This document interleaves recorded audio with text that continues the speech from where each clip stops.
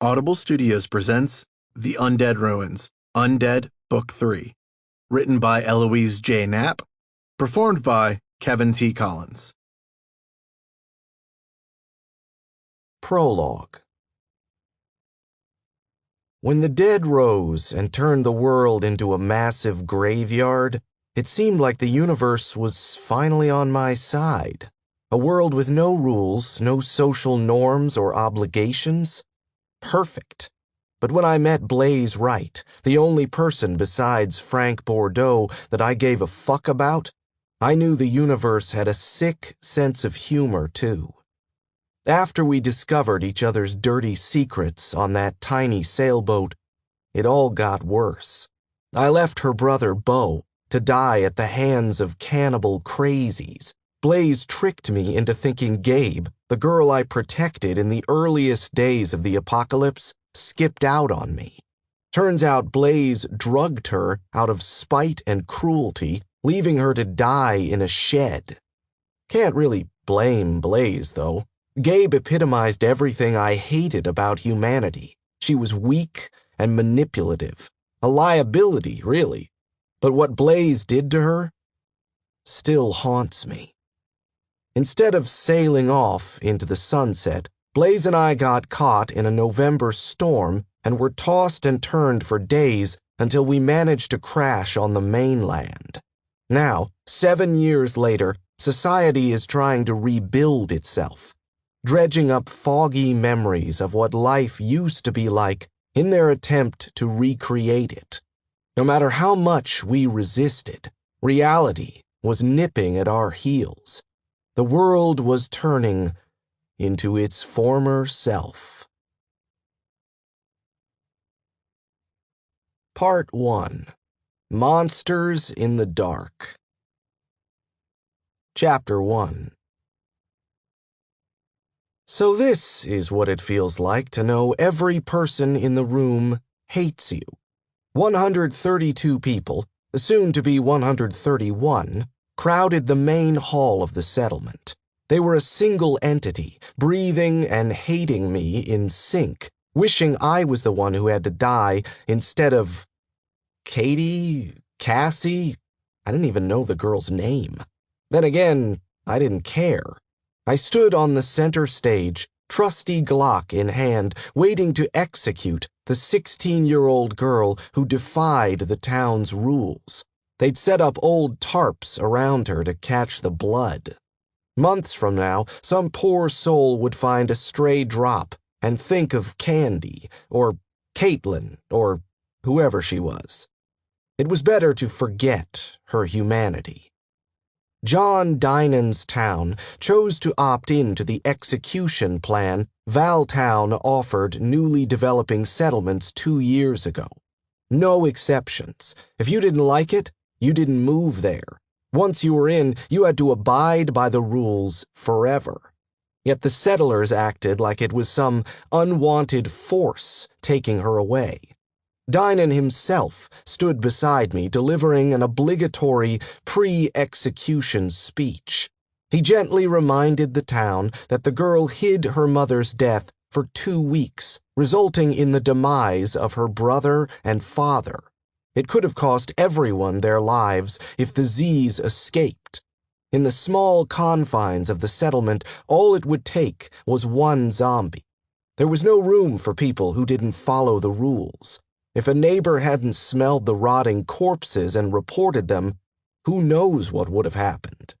Scratch that. I knew what would have happened because I'd seen it before. Valtown offered the execution plan after an incident in Surville 3 years ago.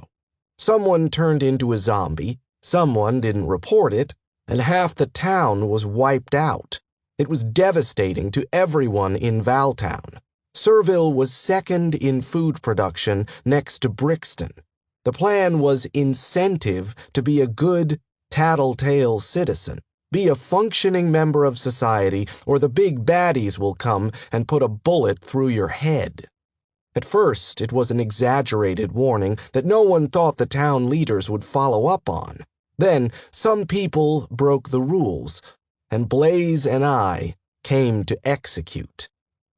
I'd been to this settlement, too useless to even have an official name, 4 times before. They whispered savage and murderer when I walked by. 7 years after the apocalypse, and people were still looking for new sources to blame. Zombies weren't good enough anymore. They were piles of papery skin and bones, millions of them turned to dust, only some capable of moving. Now it was me, or Arbuckle, or Blaze that became the enemy.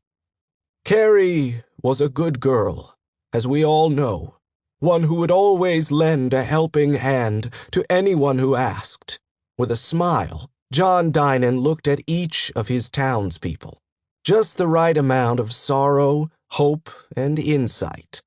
It is unfortunate we have to lose such a bright person. I bet he was a politician in his previous life. Carrie was stoic.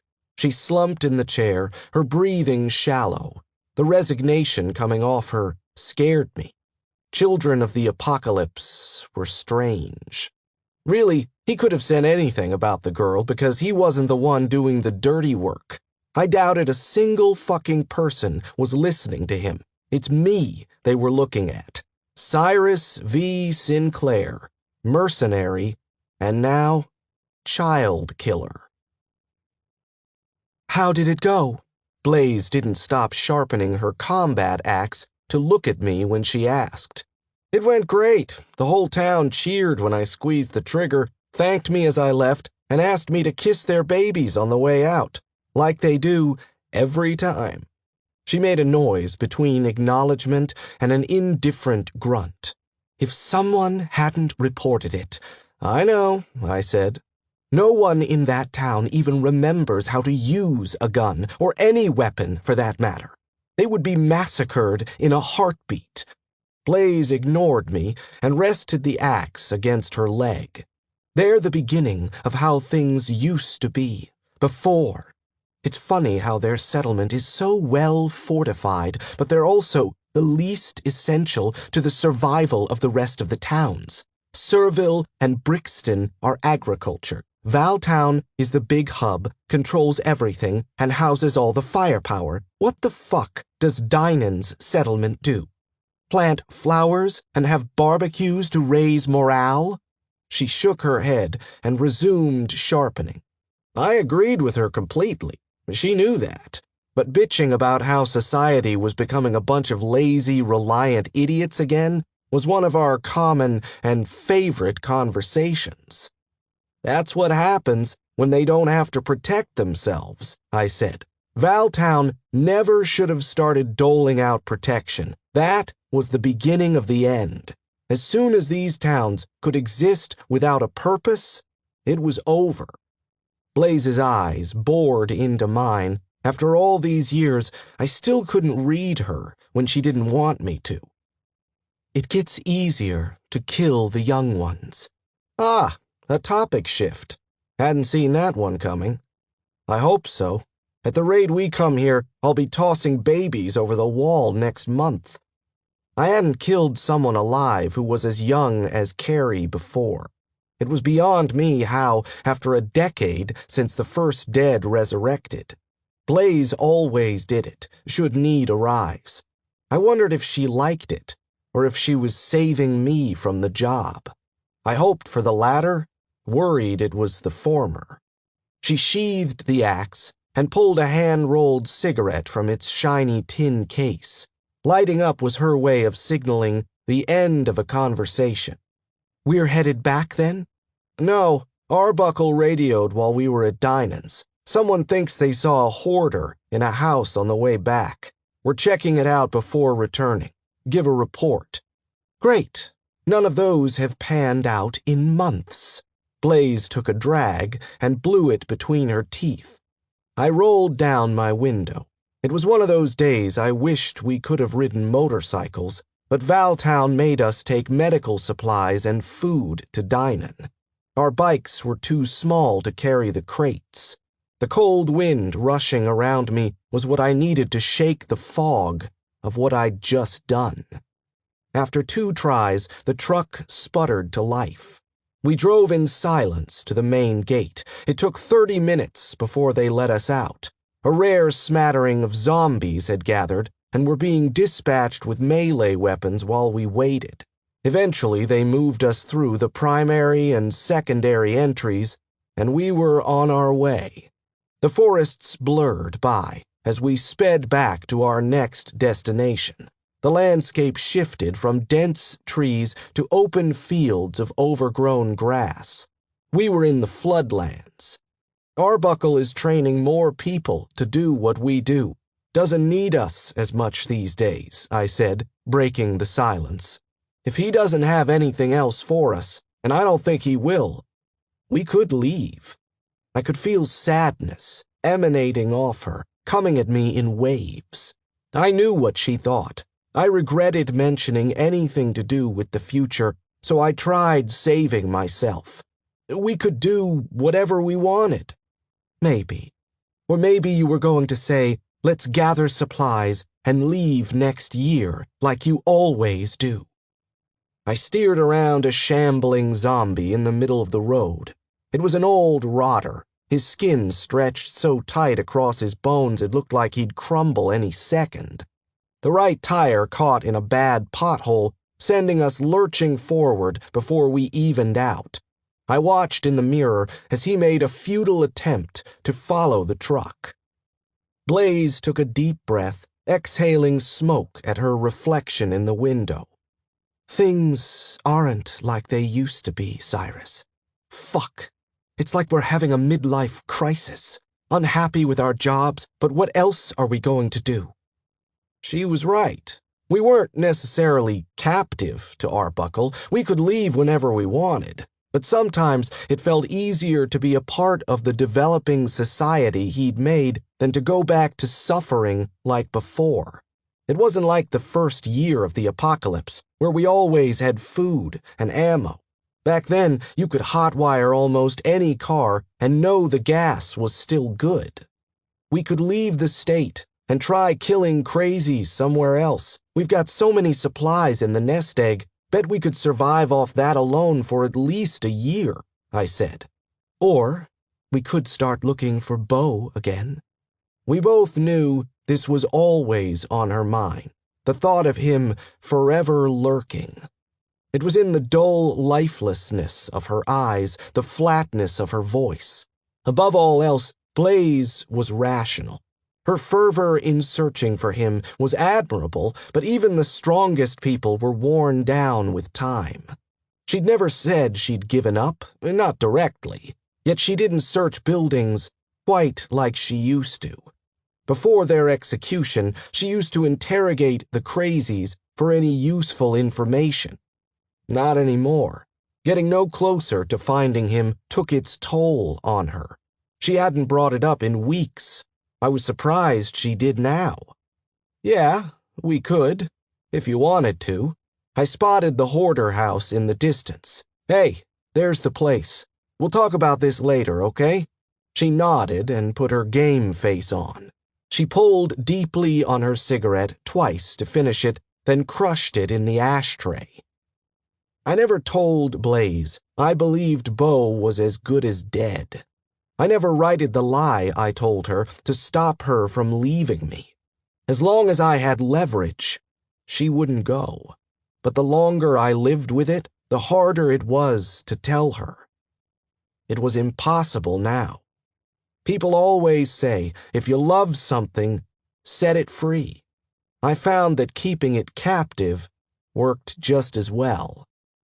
But not a day went by that I didn't regret it. Chapter 2. 5 years earlier. After we landed the boat, there was no time to fight or discuss why I had the photo of Blaze. We were in survival mode. We had little food and only a small amount of ammunition. The cities close to shore were densely populated with undead, forcing us to be on guard for days until we'd trekked outwards into the forests. The only words we spoke to one another regarded zombies and day-to-day survival, but I knew it was a matter of time before she snapped. I wondered if she was plotting or just letting the rage build up. When we wandered into a huge stretch of the snowy forest of the Pacific Northwest, finally away from any threats, Blaze laid it straight for me. We were gathering wood for a fire when she pressed her knife to my throat. "Tell me where you got it, and where my brother is," she whispered in my ear, "or it ends right here, right now." If it wasn't for the snow that slid off the branches above us, she would have done it too. As she reacted to the ice pelting her eyes, her grip loosened. The knife ran against my skin, catching enough to draw a line of hot blood. I dove away from her, almost falling, then caught myself on a low-hanging branch. I trained my gun on her. We both knew I had a last resort bullet. No matter what the circumstances were, I saved one bullet because I knew this day would come. What she didn't know was that the bullet wasn't my only card to play. I had to use it then, or I knew the next time she had a chance, she would succeed in killing me. I stole the photo. I admit it. Starting off with the truth was easy. We met in Everett. He saved my life. When he showed me the picture of you two, I had to take it. Blaze's grip was still tight on her knife, but she didn't move. Snow caked her black hair, her lips, pursed tightly, were chapped. The murky light from the setting sun cast deep shadows on her blank face. Where is he? Cannibals captured me. Their leader was the most insane man I've ever met. You were captured by a convoy of them, weren't you? She nodded. Maybe they were somehow related. These guys are everywhere. Kevin, the leader, he was obsessed with eating redheads, and for whatever reason, he decided he wanted me to be his right-hand man. Some religious thing? When he captured me, he got Bo, too. I escaped eventually, and I beat him until he told me where Bo was. Before I knocked him out, he told me he would never kill Bo. He would keep him forever because he knew Bo meant something to me and I'd come back for him. Then I had to run. It was a blend of truths and lies that, if she believed it, would work deeply in my favor. Truths. Bo was taken away. I did beat Kevin. Lies. Bo was sent away to be eaten by another Brotherhood, traded for ammo and guns. I didn't spare Kevin, and he didn't mention a word about Bo at his death. Then where is he? If I tell you, you're going to kill me. She nodded. You left me to die. You left my brother to die. If anyone is insane, it's you. That hurt. It wasn't true either. I kept my cool, so I'm not going to tell you. What I said on the island is true, Blaze. I care about you. Give me a chance to show you. I'll take you to the city he's in. I'll help you track down Kevin, and he'll know where Bo is. I'll make this right. The only way for you to make this right is for you to disappear and for me to find Bo. Then that's what we'll do, but in the other order. The lie was perfect. There was no way Bo was still alive, but as long as Blaze thought he was, I could string her along for forever, I hoped. The common cause unified us. If I could keep her from killing me, we could be together. It was a tentative agreement, but it held us together for another month while we traveled to Burlington. Here, one of Kevin's crazies told me the destination of the truck Bo left in. Bo wasn't there, but signs of the Brotherhood were everywhere. Groups of crazies straggling behind hunted survivors that came into town or were already hiding there. Their faces were often branded with the flaming sword. We fought them and were forced to retreat. The crazies always seemed to have the upper hand with their weaponry and numbers. Fatigued, desperate, and hungry, we ran away. Our successful withdrawal was a miracle. It didn't stop Blaze.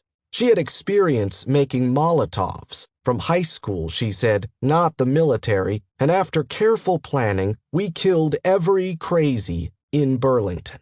We tortured 4 of them until they gave us information on the location of other developing branches of the Brotherhoods.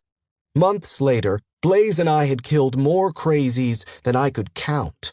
I was living my dream, killing all the crazies that made life so unfair, and Blaze felt like she made progress toward finding her brother.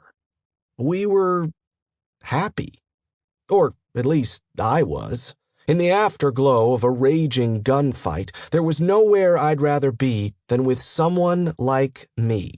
But I always saw the disappointment clinging to her crow's feet and the corners of her mouth. No bow. Still, no bow. As time wore on, it got harder. The undead world, growing quieter each day, was a difficult place to live. Survivors and crazies came out of the woodwork, looting buildings for all they could. They were an unseen presence, consuming everything left from the world before. I wondered if, this late in the game, anyone was growing their own food, or trying to create a life built out of something other than foraging. That was fodder for my daydreams. Something like Frank's cabin, with big gardens, which I'd return to after a day of busy work killing crazies. I imagined Blaze in that lifestyle, and it made me laugh and feel gloomy at the same time. She'd never want to live like that, not with me, and especially not until Bo was found. Used to be, we could hit a house and find at least a few cans of food for a week.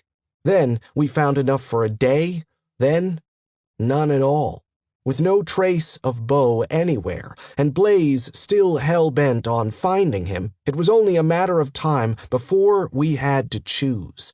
Stop looking and live, or keep trying and die. Chapter 3. I expected to notice something different about the house as we turned onto the overgrown road, passing through a sparse forest as we approached it. Yet all I saw was a plain, boarded-up house like the hundreds I'd seen before. Then little peculiarities popped up as we neared. Very faint tire marks led from the side of the house off onto a dirt road, carefully unkempt with twigs and leaves covering it here and there. I parked the truck 10 yards from the front door. We sat in silence, listening and observing. Each window and door was boarded and showed no sign of forced entry or scratches from the undead. Every house, no matter how remote its location, showed wear and tear. This one was maintained, just enough to be safe, but not draw attention. I leaned my head out the window and inhaled deeply. Under the crisp air hung the scent of burnt wood. The house was a moderately big 2-story, built in the usual design of homes in flood areas, with a huge base of concrete to keep it above flood level. Being unable to see inside made it a tricky situation. There could be one person living inside, or there could be a dozen. A group of Servile's deer hunters spotted the house the previous day. They hadn't seen anyone, but reported a truck in fairly good condition behind the house in a carport. Following protocol, they didn't investigate it. No, that was saved for Blaze and I. If the general pop knew how many resources we discovered through the supply hoarders we raided, they'd know what kind of state the town was in. They'd know some people got treated a lot better than others. So, we kept it hush-hush and reported back to Arbuckle. He'd send his 2 trusted guys to load up trucks and ferry the secret goods into town. Blaze and I used to do that too, but now we took whatever we wanted, usually a lot, and left the rest for Arbuckle. I rifled through the back seat and retrieved the suppressor for my Glock. I used spikes and blades as much as possible with zombies, but humans still reacted to guns with more fear than an edged weapon. Plus, the suppressor would draw less attention from nearby Z's, if there were any. Blaze liked her blades, no matter what the circumstances. Perimeter check. Meet in the back? Blaze nodded. Wilco.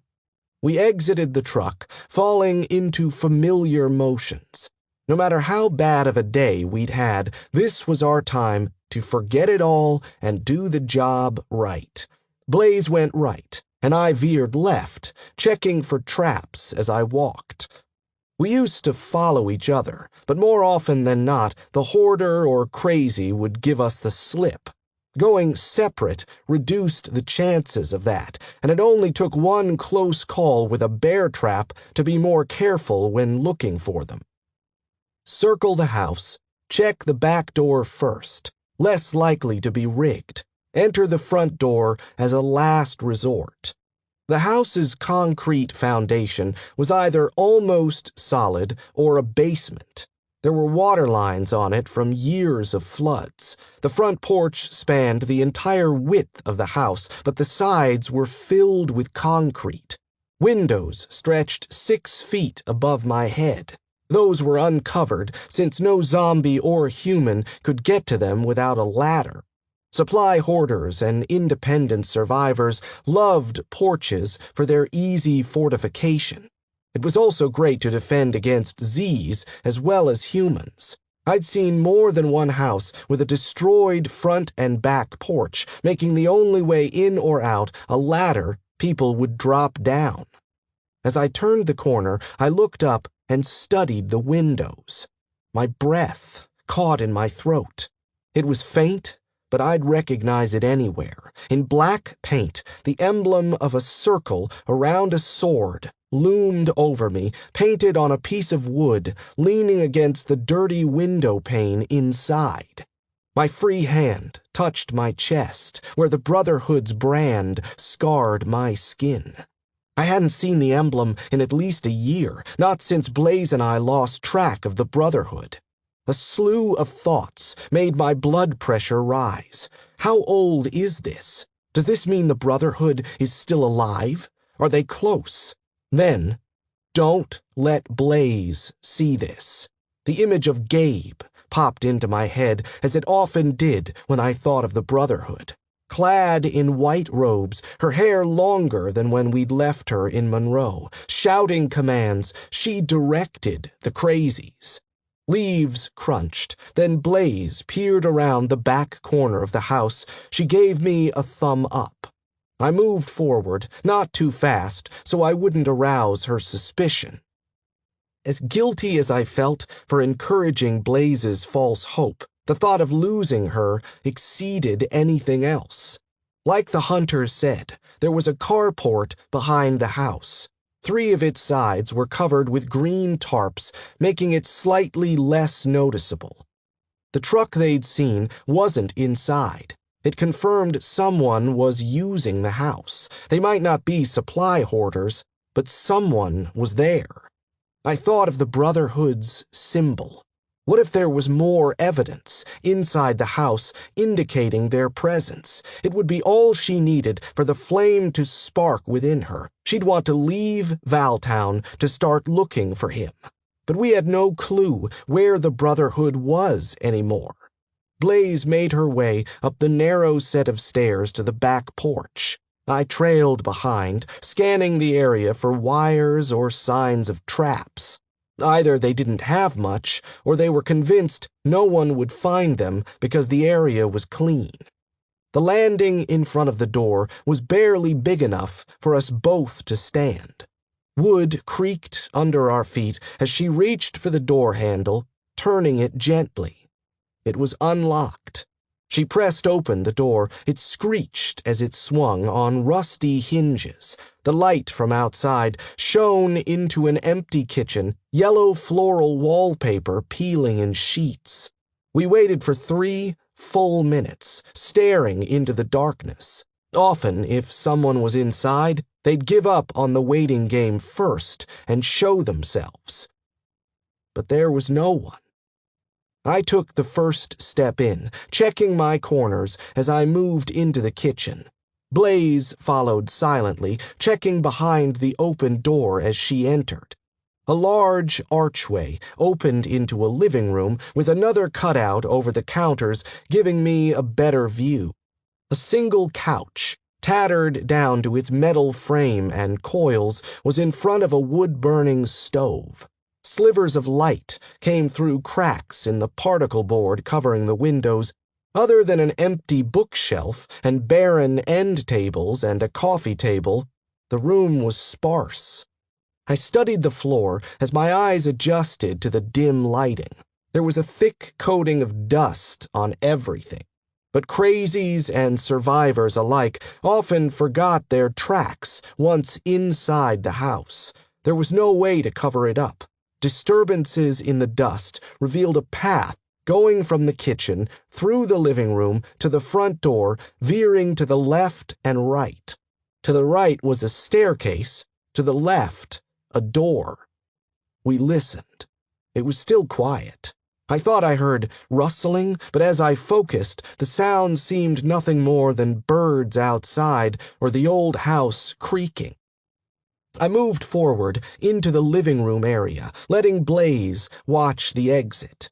I noted the absence of leaves or other natural debris in the room. The windows had either been boarded before the supply hoarder, or the Brotherhood, got here, or at some point they'd taken the time to clean it all out. No traps, no supplies, so far at least. Supply hoarders was arguably a derogatory term for the people we hunted. Often, they were just very prepared individuals pre-apoc who preferred the term self-reliant. They'd rationed their years of food supplies and raided towns, adding to their inventory, giving them an abundance of resources. Most of them succumbed to assimilation in one of Arbuckle's settlements, although grudgingly. I felt a pang of sorrow every time we found one. They didn't want any trouble. A long time ago, that could have been me, or Frank. The ones we had to worry about were the crazies. They killed other people for their food, weapons, supplies, and bodies. Whereas the self-reliant individual's survival was victimless, the crazies was rooted in the suffering of others.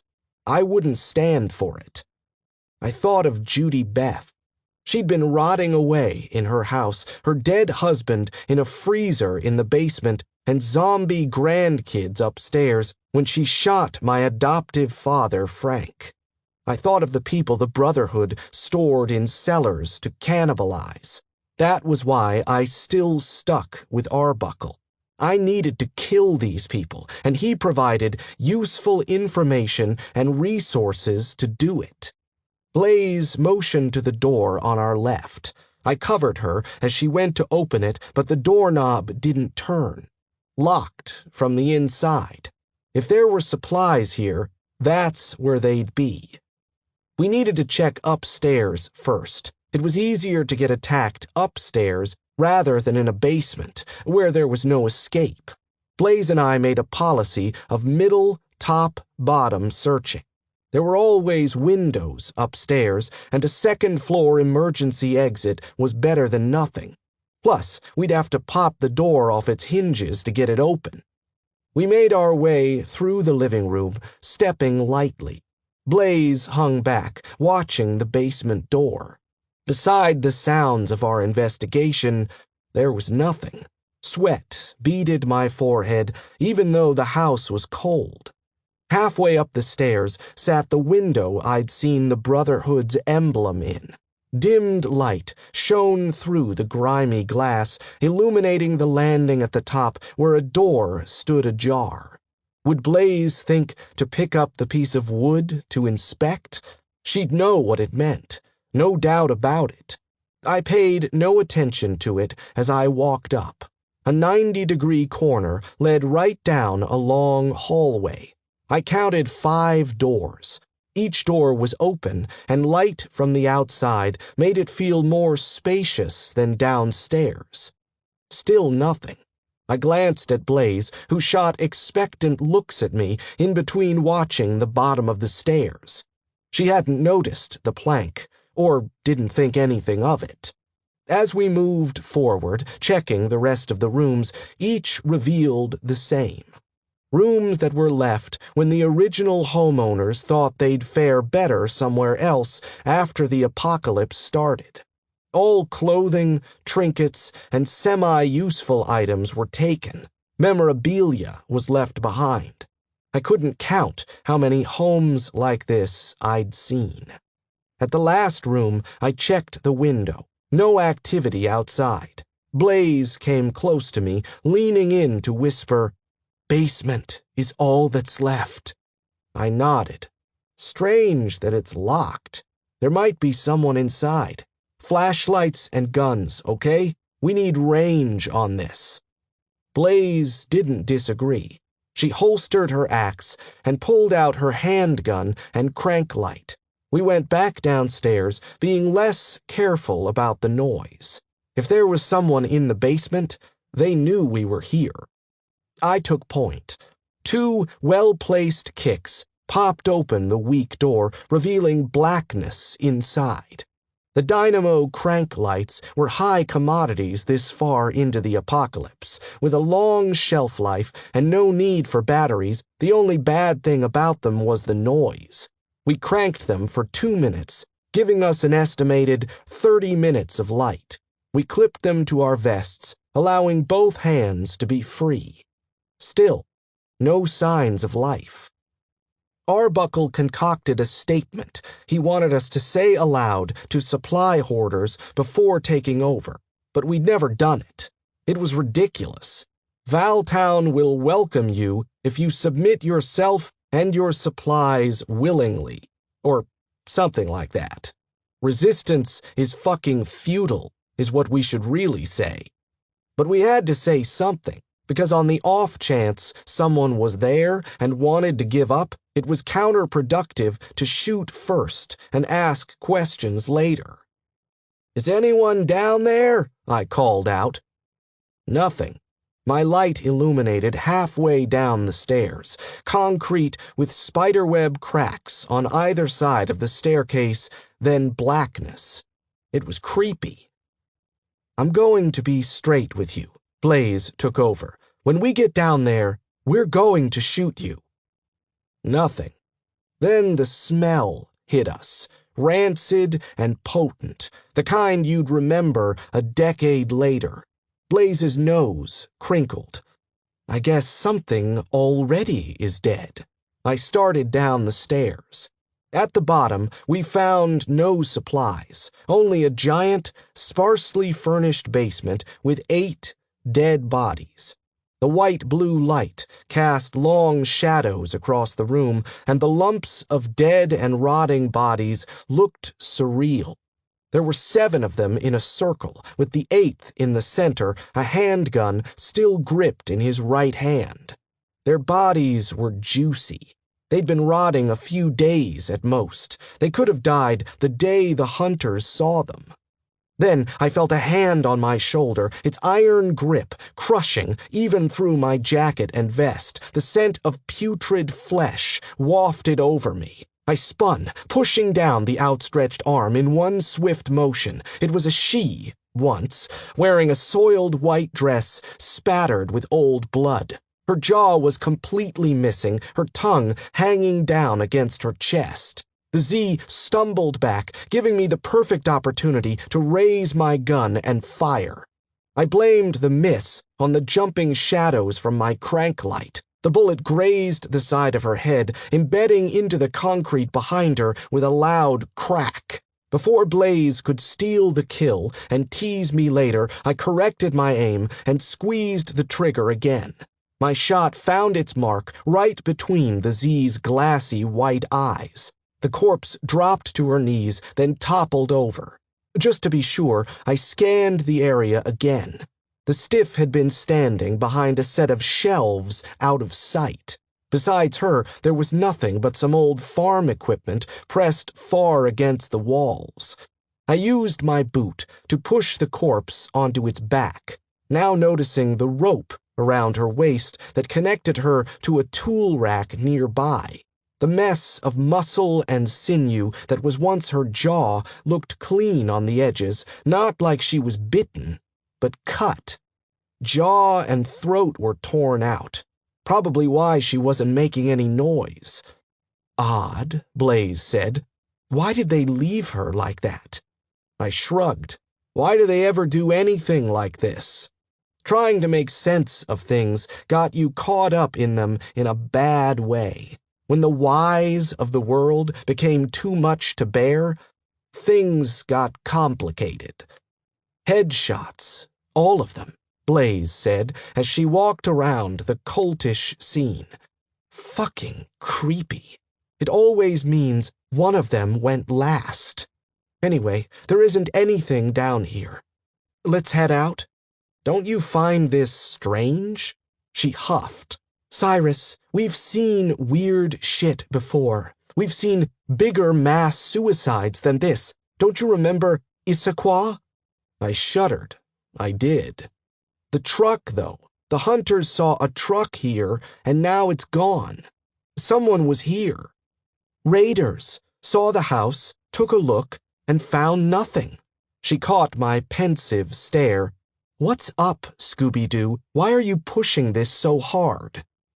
Because I think this might have something to do with the Brotherhood. Because it's weird, that's all. She pried the gun out of the body's hand, wiping it off against his shirt and placing it in her backpack. She bent down and started searching the other bodies. Hey, why don't you go outside and take watch? Have a smoke or something. I'll take care of things down here, then we'll head out. Blaze patted her breast pocket where she kept her cigarettes as she considered the idea. She stared a hole through me. She was skeptical. I would be too. I held my breath, waiting for her response. Right, you want to dick around here by yourself? Fine by me. The double entendre didn't escape me. I tried not to look relieved as she left the basement. Her boots softly clunked out of earshot. When she was gone, I peeled up the shirts of each of the dead men. A cold chill crept up my back as I saw the faded scar of the Brotherhood's emblem on each body. Find anything good? I kept my breathing steady as I followed Blaze down the porch. No, looks like they had that one gun. Suicide cult, maybe? A plume of smoke billowed around her head and wafted over me as we walked. I sidestepped it and came up beside her. Maybe. Wouldn't be the first one we found. Let's check the shed before we go. The shed had nothing of use. Scraps of rotting wood, some tools more likely to give you tetanus than anything else. My body was on autopilot, my mind a million miles away as I thought about the bodies. The symbolism. The scene seemed familiar, but it wasn't until I saw the marks on their corpses and remembered the story Kevin told me that it came back to me. It was how Kevin started out. He killed the men in his cult, but had no bullets for himself. So he cannibalized the bodies while camped out in a basement. This wasn't the scene recreated exactly, but it was close enough that it felt deliberate, menacing, but the presence of the girl didn't add up. I couldn't remember the last time I felt this out of control. Something was happening that I wasn't privy to. I knew I couldn't tell Blaze, not yet, not until I knew something more substantial. As we drove back to Valtown, I found myself watching the roads, scanning for another hint of the Brotherhood. Chapter 4. 4 years earlier. When we met him, we were at our worst. Years later, when Blaze and I were alone and feeling bitter, we said that like it explained everything. We were at our worst, Blaze would say solemnly, her lips hovering against whatever bottle of bathtub alcohol she'd traded for on the streets. We couldn't have done anything else. It had been a month since Blaze and I had seen other living people. We were sticking to the back roads and small towns, raiding anywhere we could for supplies. Living nomadically was becoming increasingly difficult. Buildings and houses were succumbing to the forces of nature without human aid, often ruining whatever supplies they might hold. Animals wandered into them. Previous raiders looted them dry, leaving only family photos and other memorabilia that served no use. For all we were worth, we were struggling.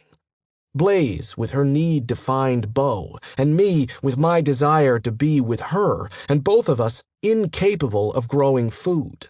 It left us with few options and a sensation of hopelessness that would drive us into the ground. We were in a tiny town, the kind you drive by in a blink of an eye, when we heard the rumble of engines. Against the stark quiet, an occasional zombie groaning, it was unsettling. 2 trucks crept into town. We watched them from behind tattered curtains and broken glass as they exited the trucks in careful formation and began raiding houses. They looked good, healthy even. They had guns, obviously loaded by the weight and care in which they handled them. Our clothes were loose against our bodies. I found myself winded after a long sprint. I couldn't remember the last time we had more than a few rounds of ammunition between us. Whatever the men had going on was better than what we did. And in that moment, I was painfully aware of my life, my meager life, and how I wasn't the man I used to be. There was a time when I'd challenge anyone and know I'd be the victor. I was the person who others asked for help. I was the one. But help wasn't something I'd ever imagine asking for, pre-apocalypse or post. It just wasn't in my vocabulary, nor Blaze's, despite my jealousy and the gnawing hunger in my stomach. I'd never ask for help. We watched as the men carried out a dining room table. It was a strange thing to be taking. Perhaps they wanted it for firewood? Others followed, bringing chairs, then smaller kitchen items. One of them stood back between the trucks and houses. He had close-cropped hair and a carefully groomed beard. Leader, I thought, recognizing the confidence in his stance. He calls the shots. What if we... Blaze's voice caught in her throat as though the words were jagged. What if we went out there? I studied her face, searching for sarcasm. None. Her brown eyes were dull and serious. They could be dangerous. We have 7 rounds. We'd have to kill each of them on the first shot, and even then, there'd be 3 left. I can't take more than 1, hand to hand. No, Cyrus. She took a breath, turning her face towards the window again. What if we ask for help? They look normal. Do you remember the guys in Renton? They looked normal too. They had kids and women with them. They were nice. Until they tried to kill us. I set my hand on her shoulder. She shrugged it off. You're desperate right now. It'll pass. The group of men were only 2 houses away, drawing nearer. Yes, I am fucking desperate, okay? She whispered. I'm so fucking desperate. I'm willing to take a chance and ask them for help. If they kill us, fine. At the rate we're going, we'll die anyway. I stood, my knees cracking as I left the crouched position. My movement drew attention. The men standing guard caught sight of me. They didn't raise their guns, but pointed at me and took cover near the truck. If it's what you want, I'll do it. I sheathed my machete and walked past Blaze, hands raised in peace, as I left the house and faced the men, ready for them to kill me, help me, or eat me. And even though it was her idea, even though she was the one who actually said the words, Blaze would blame me for everything she hated about Valtown and Arbuckle's people, for staying with them too long, for being with them in the first place. It was in the still moments, when her guard was down, when her thoughts were uninhibited, that she'd whisper the words. We were at our worst. Chapter 5. Welcome to the post-apocalyptic world. Survivors still believed we could make things normal again, even though we sure as fuck couldn't. We were far enough away from Z-Day that it's a memory, but not far enough that we'd forgotten how life used to be, what it could be. Venti coffees, reality TV, happy hour after work, weddings, vacations, a whole fucking life spent in front of a computer. Me? The only things I missed about life before were ordering stuff off the internet and an endless supply of junk food. Even those were unnecessary luxuries. I always thought the zombie apocalypse would weed out the weak, allowing the strongest to survive. That seemed to be the case, at first. I'll admit, Valtown was an impressive city. It began in a storage unit complex months into the apocalypse. Arbuckle, the owner, saw potential in making it a permanent safe haven for him and his family. The basic structure was already there, surrounding concrete walls, almost 6 feet high, sectioned buildings to turn into homes, open space for gardens. He started with building up the walls, making trips to construction stores to raid for concrete and rebar. Forced to work in small segments to avoid gathering a crowd of Z's, Arbuckle and his friends took a year alone to add width and height to the walls. From there, they cleared out storage units, turning it into a town. Many units yielded valuable tools, weapons, and supplies. Valtown, I'm not sure what it was called before he took over, was a small city before the apocalypse and was easy for him to repurpose. He named it after his wife, Valerie. The storage complex was near an industrial building and a gym up a hill from the main city. He developed systems for creating new walls, slowly encapsulating more and more of the old city into his new town. A bird's-eye view of it would resemble a quilt-like maze. It worked. Eventually, he dominated the whole town, building walls out of anything and everything around the entire city. Apartment buildings, grocery stores, and regular houses had all been taken over and repurposed. From what I understood, it was long, tedious work expanding the town. It took skilled, determined people to do it. They had to constantly lead Z's away from the workers and stop when their numbers were overwhelming. Fortunately, the town was in a remote location and the population sparse before the shit hit the fan.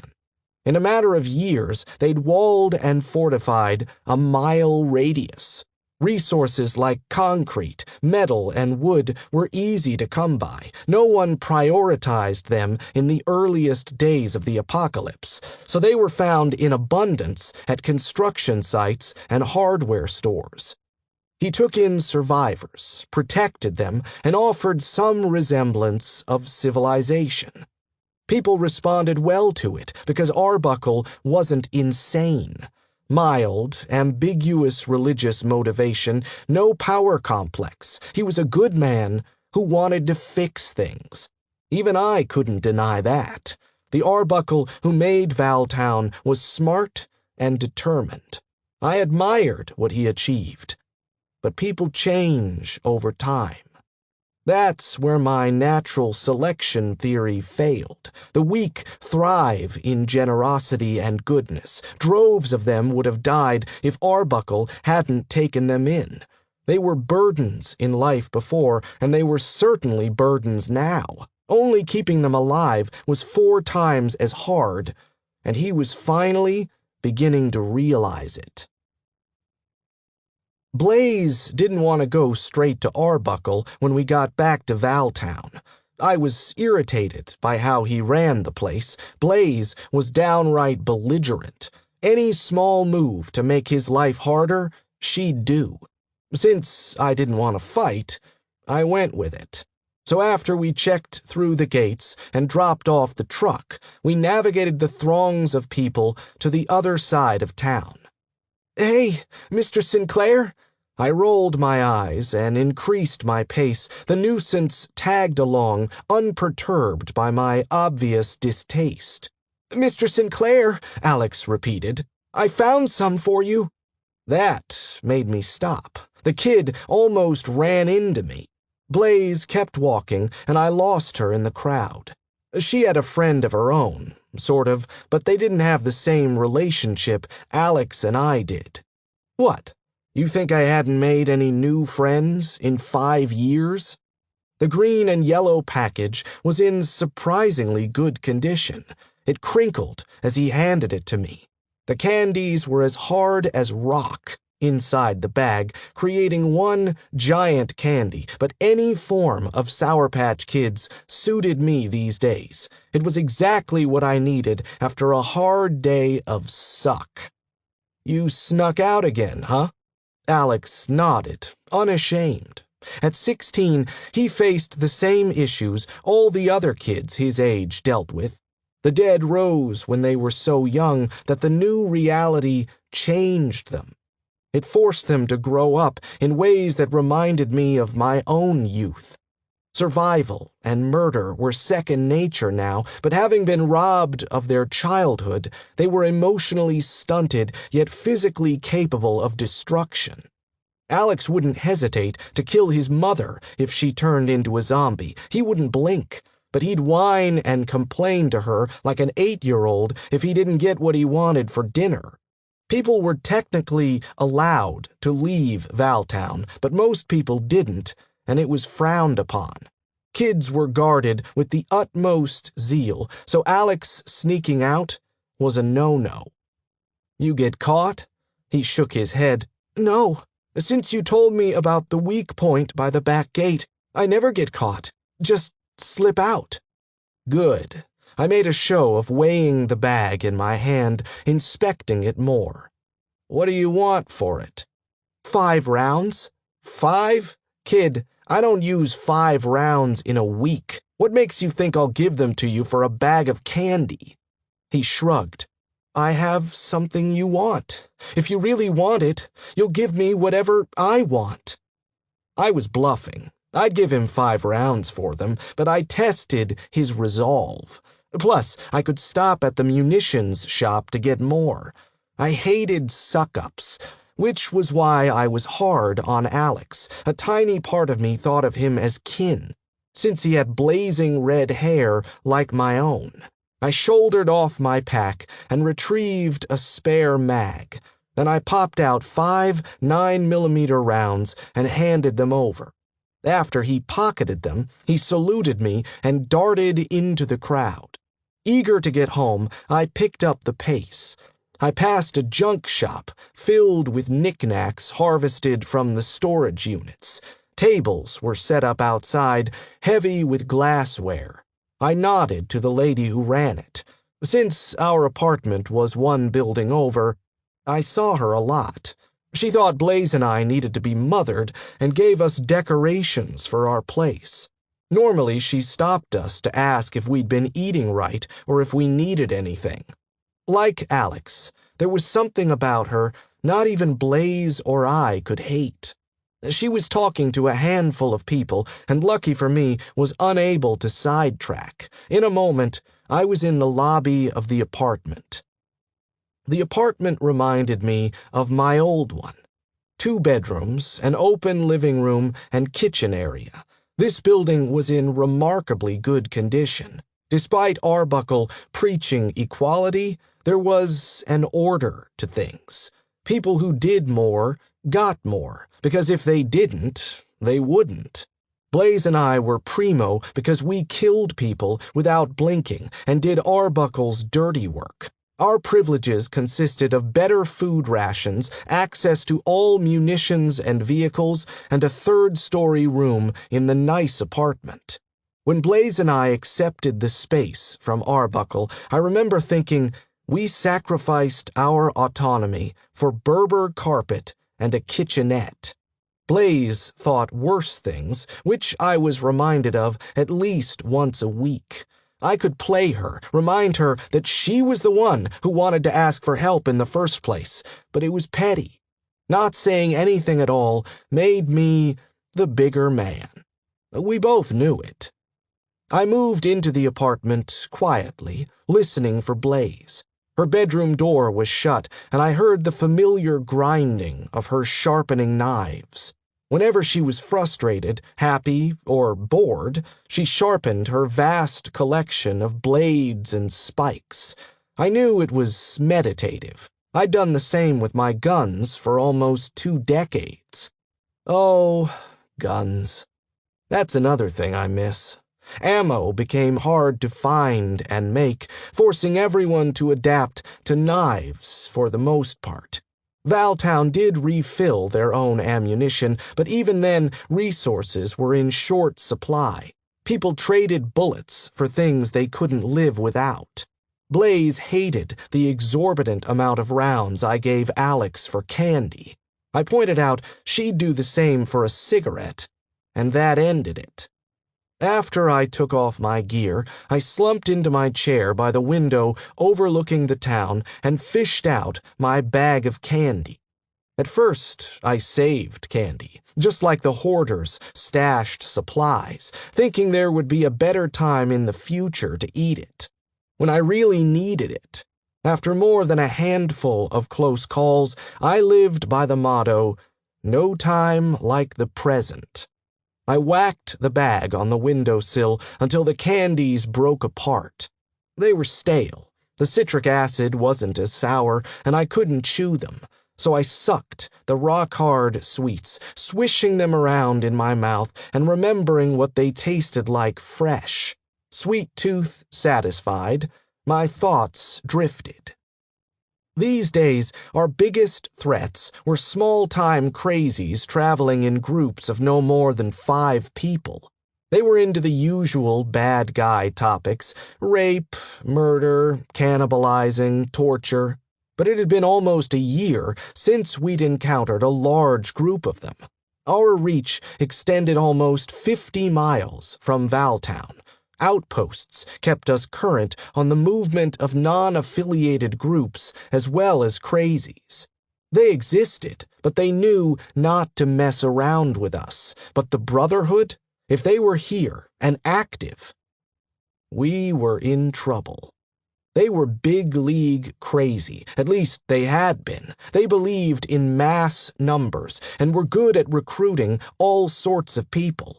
Kevin's doctrine appealed to some, but his guarantee they would be fed and all their sick desires indulged really did it. If they were anything like what they had been when Blaze and I were fighting them, they could do serious damage to the settlements and Arbuckle's way of life. They could jeopardize everything I'd built for myself. The only thing I wondered about was Gabe. Could she still be with them? Was she even alive? If she was, and if she led them, she was behind all the terror the Brotherhood caused, the abductions, raiding, and murder. Someone told them what to do. I mulled over the possibility of it being her. "Aren't you going to see Arbuckle?" Blaze hovered in the kitchen, watching me. I hadn't heard her exit the bedroom. She had removed her jacket and wore a black, sleeveless shirt. Her dog tags hung against her chest. "Yeah, taking a breather. You coming?" She tapped her fingers against the counter. "No, you get this one." Blaze came to me, standing behind the chair for a moment before leaning forward. Her hands softly closed around my shoulders. She bent down, pressing her face against the side of mine. My pulse quickened as I took in her scent, smoke and honing oil. We'd been intimate a few times over the years, quick and cautious affairs that neither of us spoke about afterwards. I didn't like or dislike it, just happened. Each time typically coincided with us thinking we would die soon. You know what's strange, Cyrus? Her hand slipped under the neckline of my shirt, over my heart. Her fingertips were calloused. What? Every time you lie to me, no matter how good you do it, I find out. My body tensed. I shifted to stand, but she gave me a firm shove. She pressed her hand against the scar on my chest. I saw a marking in the window at the house, the Brotherhood's emblem. You didn't say anything. Then, on the bodies, when you stopped me from checking them, did they have scars, like you? Blaze, answer me. Her nails dug into my chest and shoulder. I jerked away, came to my feet, and spun around to face her. She didn't have a gun or knife out yet, which meant things hadn't escalated. I could still talk her down. Yes, they had the scar, but I wasn't sure what to make of it, so I didn't say anything. She paced the room across from me. What do you mean? Why would they show up now, like that? A group that size could have done damage to a small settlement. Instead, they killed themselves in a basement. I took a breath. Some truths, some lies. Omit the bit about it resembling Kevin's death. Add some of my own theory to make it plausible. And the truck that disappeared, it's all off. Why didn't you say anything? Because what if this was an isolated incident? What if they were old members who escaped, but the Brotherhood isn't active, and this was a fluke? Fuck me, Blaze. I didn't want to get your hopes up only to disappoint you when it turned out to be nothing. Blaze knew I was right. What were you going to do if I hadn't brought it up? I moved closer to her, hands by my side, palms open. I'm not completely sure yet. I was going to try and follow the tracks by the house, see where they went, keep an eye out for more signs of activity. I haven't had much time to think it over, you know? Her body sagged. Did the sight of the symbol and the basement make her hopes soar? Despite her being the strongest person I know, her brother made her emotional and hazy. I closed the distance between us, hesitantly reaching out to brush my fingers against her arms. She didn't resist. I came closer, pulling her into my arms for a brief embrace. Blaze was becoming a husk, dried out by years of worry over her brother. Some days I saw a shadow of what she used to be. At first, I thought she could move on. I told myself it was a matter of time before she gave up on him. I'd moved on after Pickle and Frank, though their memories still stung. But it was different, not knowing. If I'd come close to finding them, then they slipped away, I wasn't sure I'd give up either. My understanding of her misery came too late. It was only recently her sorrow truly pained me, long after we had any shot of finding Beau. I'm sorry, I said. I can go to Arbuckle right now and tell him we're leaving. We can pick up the search as soon as you want. With our moment over, she broke free and stood tall. No, that's irrational. She took a deep breath and ran her hands through her wild black hair. If we don't find him this time, after we've done everything we can, I'll let it go. We'll tell Arbuckle we're taking a break, need a week or so free. You said Kevin would never kill him, and if Kevin is still leading the Brotherhood, then we have a chance.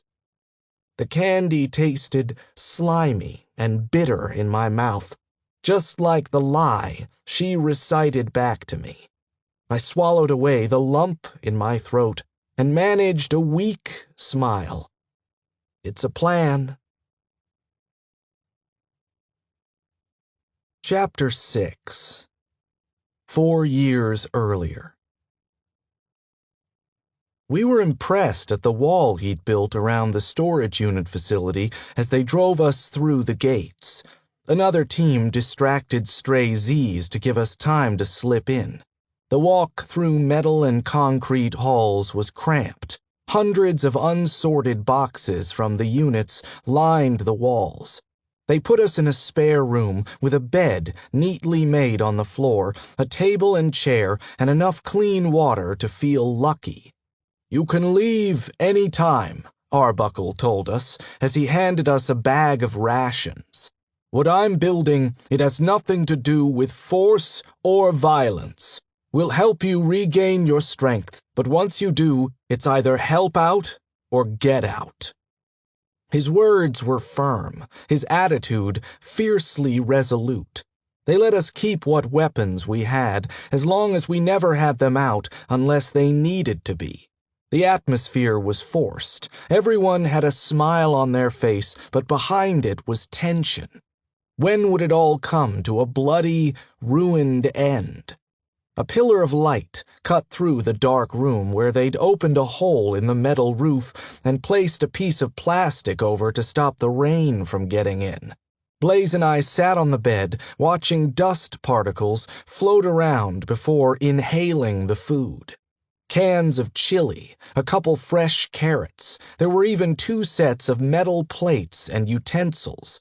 Between that and the 50-gallon drum of water in the corner, it was fucking paradise. The first few nights were hard. Neither of us slept for fear of getting killed by the group of people running the facility. Anyone could look normal if they needed to, until they got what they wanted. We stayed in the room, leaving it only to relieve ourselves or to get fresh air. When we did try sleeping, it was in shifts. Then our bodies released, like they knew we were safe. Muscles, knotted and woody from being tense for so long, finally relaxed. I took deeper breaths, and though I couldn't be positive, felt like my blood pressure dropped. We slept like the truly dead, lulled into comfort by the food and people being so kind to us. We recuperated from a year of exhaustion. Next to her, in the little concrete room, laying side by side in our tiny bed, I wanted to think the past was behind us. I thought that way for a blissful 2 weeks, getting fed by Arbuckle's people, receiving tours of the facility and friendly glances from the townsfolk. They had a winter garden that produced small amounts of fresh vegetables. The planter boxes were built from wood and raised 2 feet off the ground. 2 storage units were full of preserved food, carefully organized and rationed exactly for the amount of people in the town. One room was devoted to an in-the-works ammunition refilling operation. It was a highly functional colony with big aspirations, perhaps even more than the one in Sultan so many years ago. But as we bulked up, we sobered up. The freeloading had to come to an end. Arbuckle made that clear during tours when he'd casually question what we could contribute. "Are you a green thumb, Cyrus? Do you have any nanny experience, Blaze?" At that one, I choked back a laugh. Blaze? Nanny? Right. Arbuckle frowned, pausing in front of the water collection area. "What did you do before?" Before. Anything and everything before the dead rose was before. It was catchy, and I found myself using it after hearing it only a few times. "I didn't garden, that's for fucking sure," I said, feeling some of my pep spark up. I can tell you're hardened." Blaze's smirk made her scar crinkle. "Hardened makes it sound heroic." He shook his head. "You don't have to be that way. We're not playing who's the bigger man here. The fact is, you're both at a point where you decide if you're with us or not. What if we're not? I asked. Will you really let us leave, after all the food and shelter you've given us, without a second thought? No such thing as a free lunch, Blaze said. Arbuckle stroked his beard. His perpetually watery eyes searched mine. Yes, I will. Like I told you, we're good people. But why would you want to go? We have food, sustainable water, and shelter. I have plans to expand this place. In a few years, this could feel like normal again. Like before. Nothing is going to be normal again, Blaze said, her voice low. And that's why we want to go. The world before, the normal world, wasn't good to us. She looked at me and added, either of us. Why would we support you in trying to recreate that? But credit was due. While Blaze would lash out at anything, I knew when to play into someone. Arbuckle, we're extremely grateful for what you've done for us, but trust me, we wouldn't fit in here. No matter how long we're here or how much you do for us, we're in it for ourselves. The second a zombie gets through, or the second things get rough, we're gone and we won't look back. A group of people walked by. They smiled at Arbuckle, who patted some on the shoulder and greeted them warmly as they passed. Picture perfect. He could be a sculpture in the middle of a fountain someday. He motioned for us to follow him, and he led us behind the water collection tubs and tarps. I want these people to feel safe, he said, when we settled far away from any other colonists. The children, they're already acting so callous and indifferent to all the death and struggle around them. I don't want them growing up having to kill their parents and friends when they turn. Until whatever is causing the dead to come back stops, they don't have a choice, Blaze said flatly. Arbuckle continued, choosing not to acknowledge Blaze's statement. He had a spiel, and he wanted us to hear every word. So far, the settlement has been great. People work together. We all have a unified goal of surviving. But as things get better, people start wanting— He paused, hesitant to utter the next words.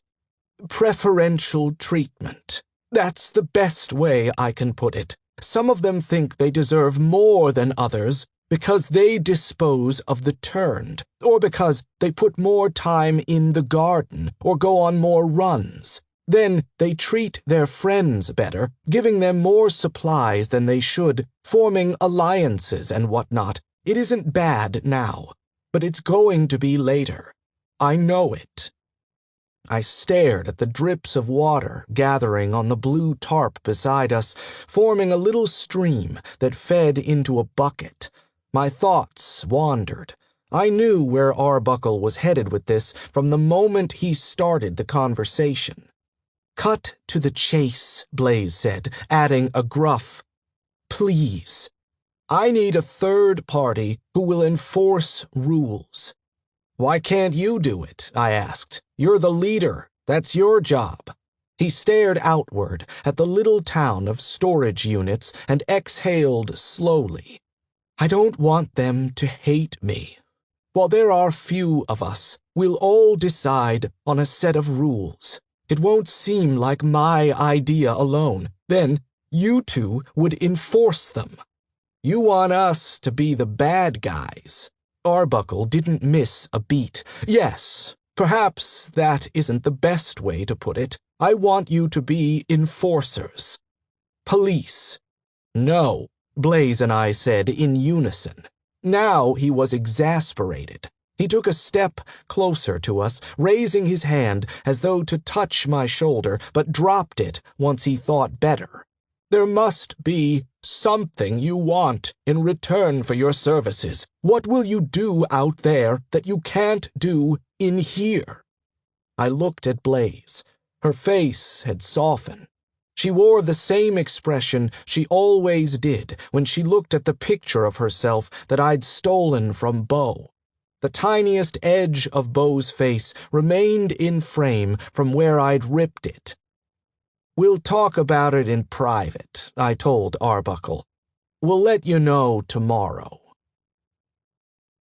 Besides the ho-hum decisions we made, should we raid this house, is it too dangerous to leave, the decision to stay with Arbuckle was the most mutual, honest one. Back in our unit, Blaze leaned against the wall and lit a cigarette. After sparking a brief connection with our neighbor who served as a cook in the Marines for some years, he gave her one from his last pack. She told me in passing afterwards that Tim was planning on setting up his own indoor tobacco garden eventually. Though she tried to hide it, she couldn't mask the interest. I sat on the bed, stretching my legs out. The scar from a bullet wound in my leg still ached when it rained, and being that we were in Washington, it ached a whole fucking lot. As she exhaled smoke towards me, I cast an obligatory glare at her. I took the lead. Not surprising he wants someone to do his dirty work for him. If you ask me, it's kind of arrogant. What makes him think he'll survive long enough to need rules and enforcers? She shrugged. I guess she wasn't interested in making it easy, even though she was the one who hesitated outside. "Blaze, do you want to stay here?" She came and sat next to me, tapping ash into an empty water cup beside the bed. "I think he'll give us anything we want. If we stay here, dick around, and play Tweedledee and Tweedledum for him, we could learn a few things about growing food. Make him give us a cut of all the supplies he finds, especially ammo. We make a nest egg for ourselves." She chuckled. "Yeah, we can still search for Beau while we're doing this. I doubt Arbuckle will really have that many tasks for us." Why can't she just forget about him? There's no way he is still alive. It's us now. Just us. The thought was bitter and selfish, but I didn't care. I agreed that staying with Arbuckle could have advantages.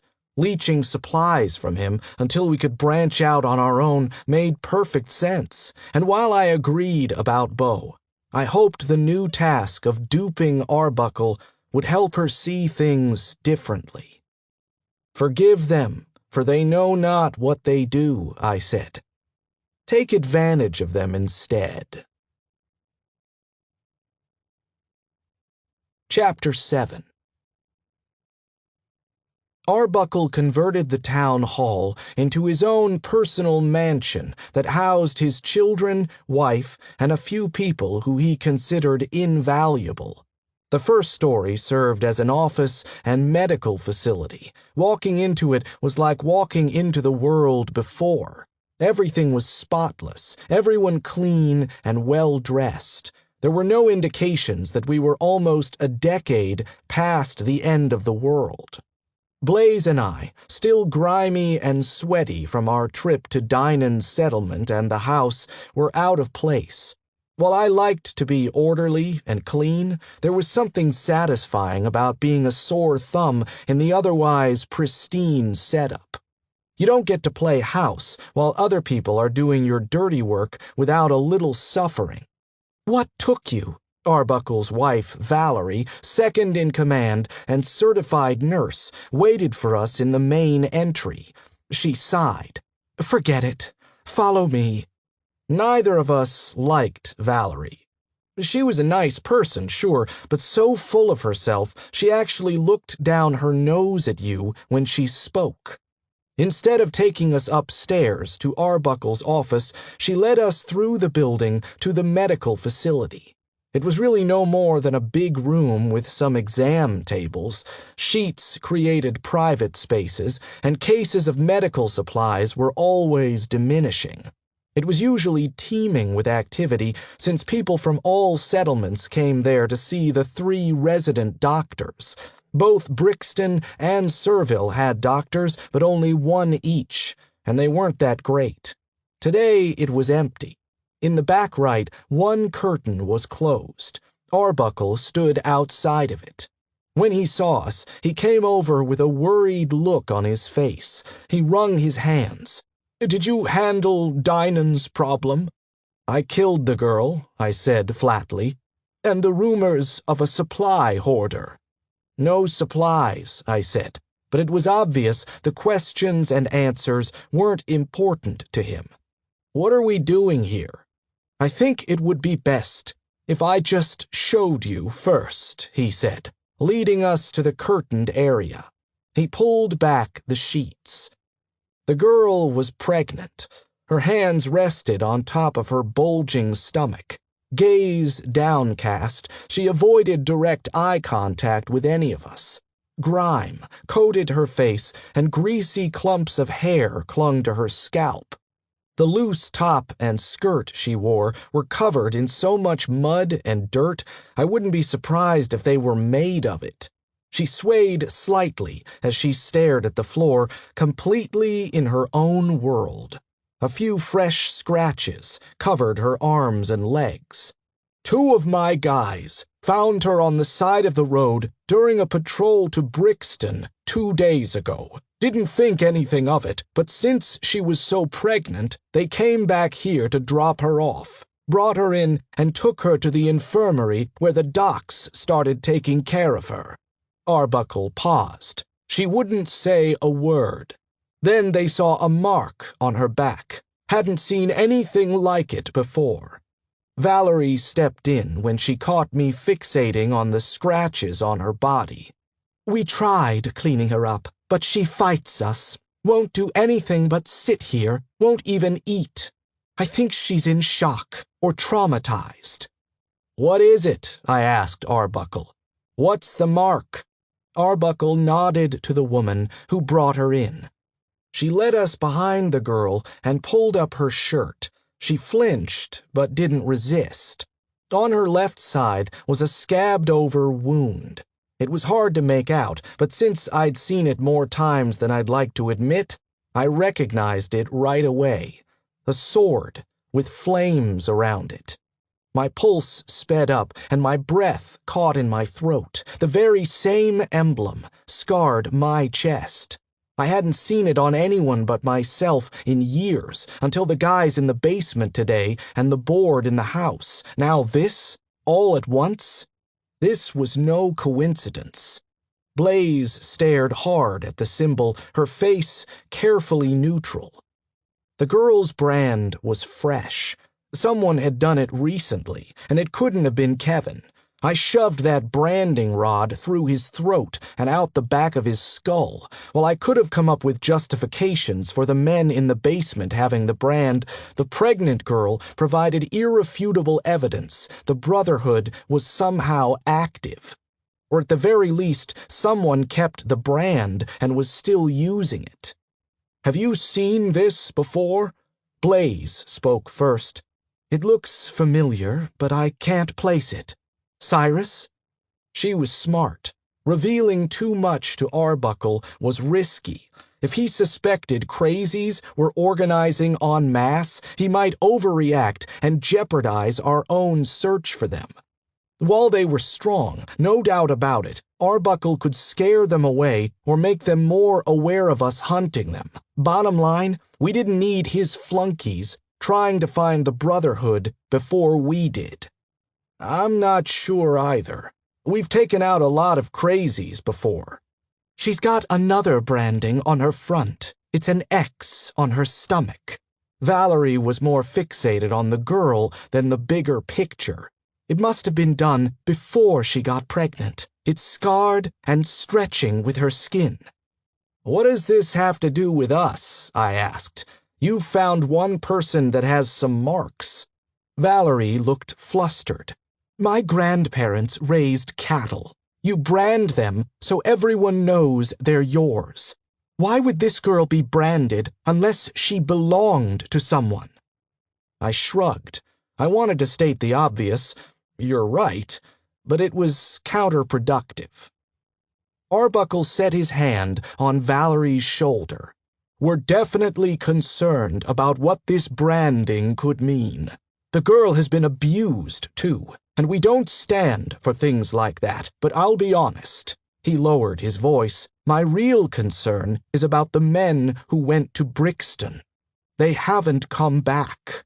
The trip is short. They should have been back by now. When you pair that with this girl they found on the way there, well, I think something is wrong." It was a good segue into telling Arbuckle we were taking some time off, which I was about to say when Blaze spoke. "Did you try radioing them?" They had a CB radio set up between the 3 main towns, but used it sparingly. An excommunicated citizen of Valtown listened in on a broadcast about supplies being delivered to Brixton and intercepted it, killing 4 men and taking 2 weeks' worth of food and some weaponry. Valerie rolled her eyes. "Of course, which is why we're so worried. There was no response."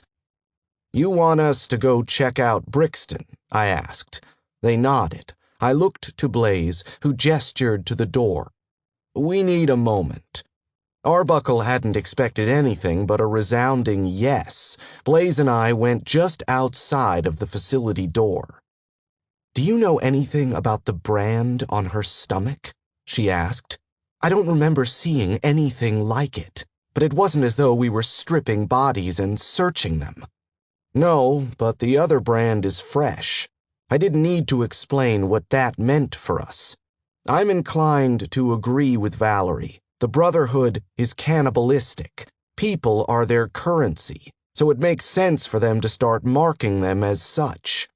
If they found the girl on the way to Brixton, what if the Brotherhood was headed to it, and she escaped or was left behind? It was possible. It also meant that the radio silence at Brixton was because they were dead, or they were overrun by cannibals or Z's. I stared up at the ceiling.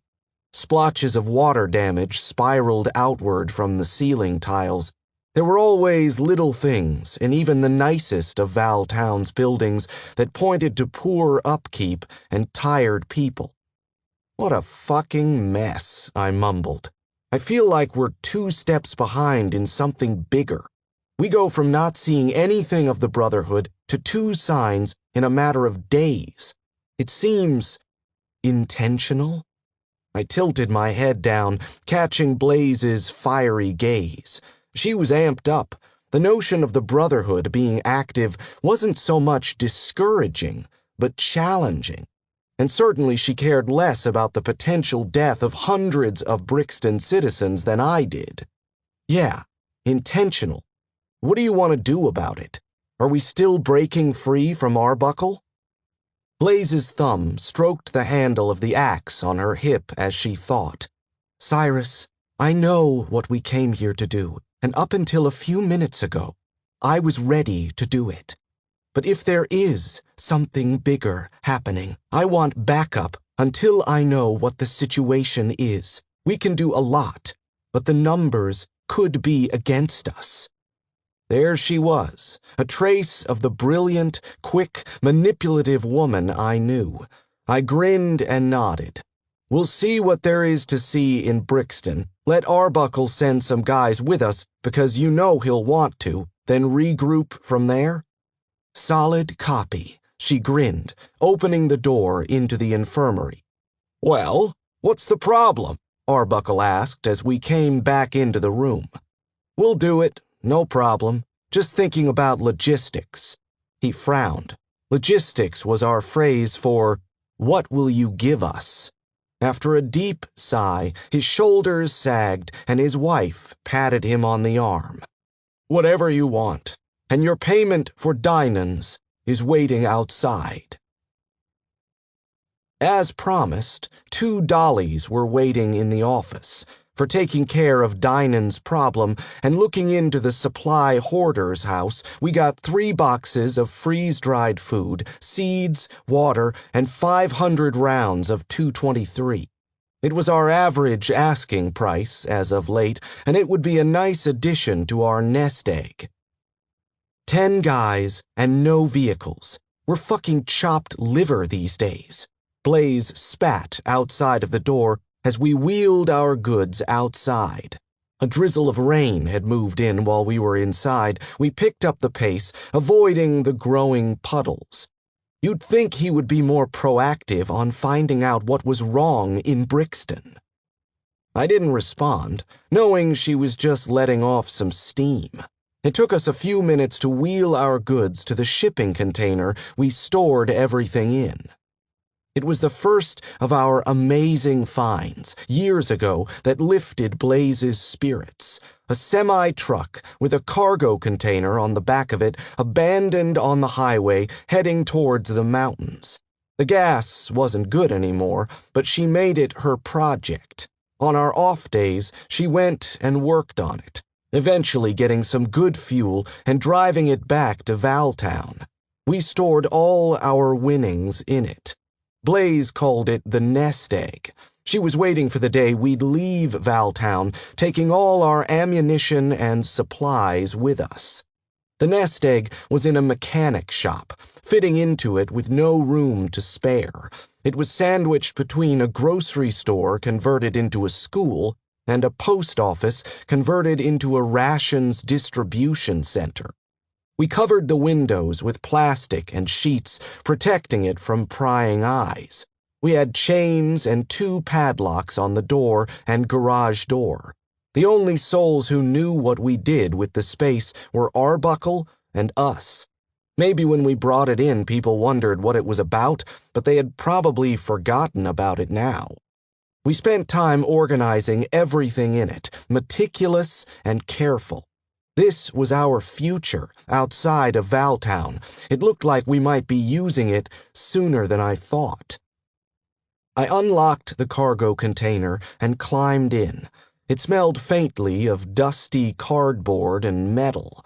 Blaze passed me boxes, which I added to the sorting area. A box of seed packets rattled as she tossed it up. I set it with the rest. We had seeds for virtually everything you could grow in Washington, and even the supplies to build hoop houses and water catchment systems. Even while living at Frank's cabin, my growing skills were subpar. Most plants died under my hand. I lived off canned and freeze-dried food, supplementing my diet with whatever managed to stay alive outside. Over the years spent in Valtown, we gained experience on year-round harvesting and growing. Once Blaze and I saw the benefits of it, we included seeds and farming supplies on our bill. After we stored the new goods, Blaze and I outfitted ourselves for the trip. Medium-sized packs with some freeze-dried food, relatively tasty and stored better than anything else, and water. We both opted for our AR-15s, even though the ammo was sparse, because we might be fighting the living.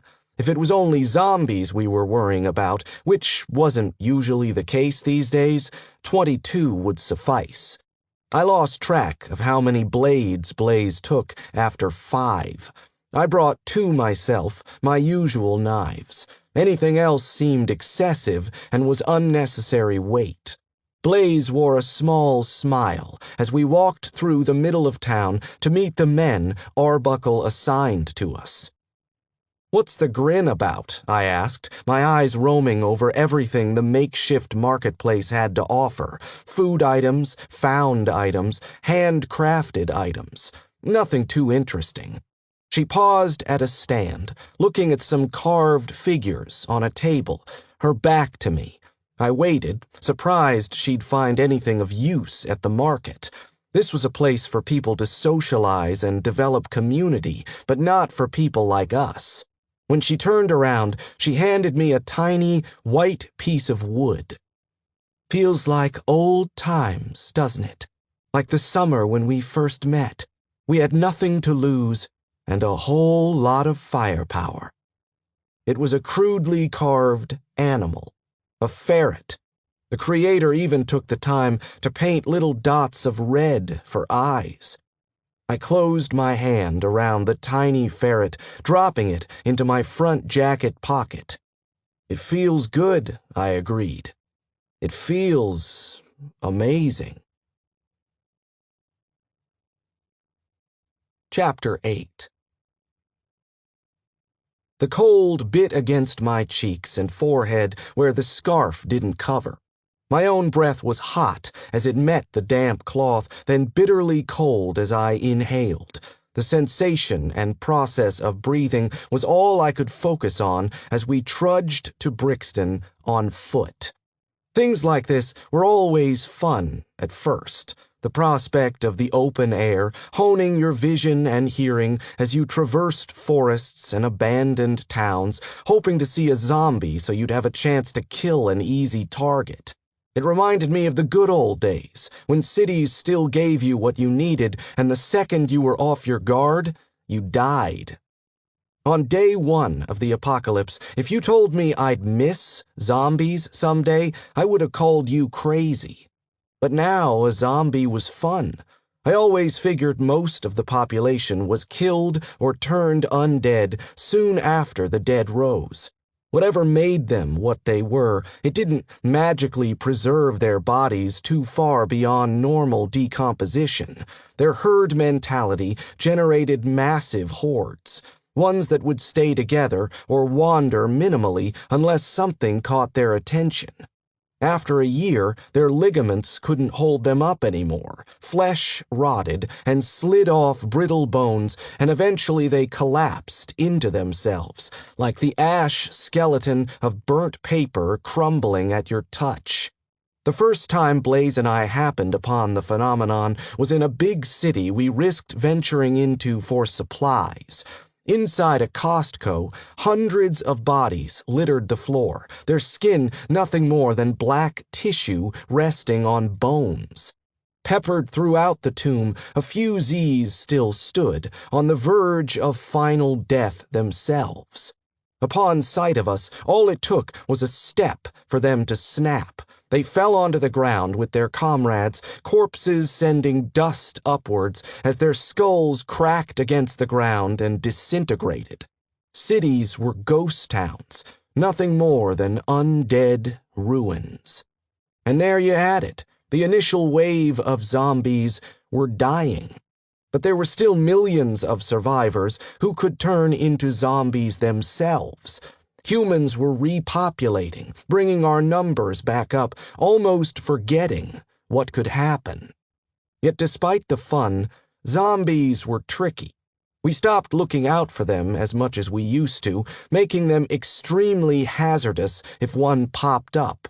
Now we worried most about crazies, an enemy capable of thought, deceit, and tactic. That's why I missed the Z's. I missed the time when threat number one was the undead, and crazies were only an additional minor threat. I missed that, and a million other things, but hell if I would waste a breath complaining out loud.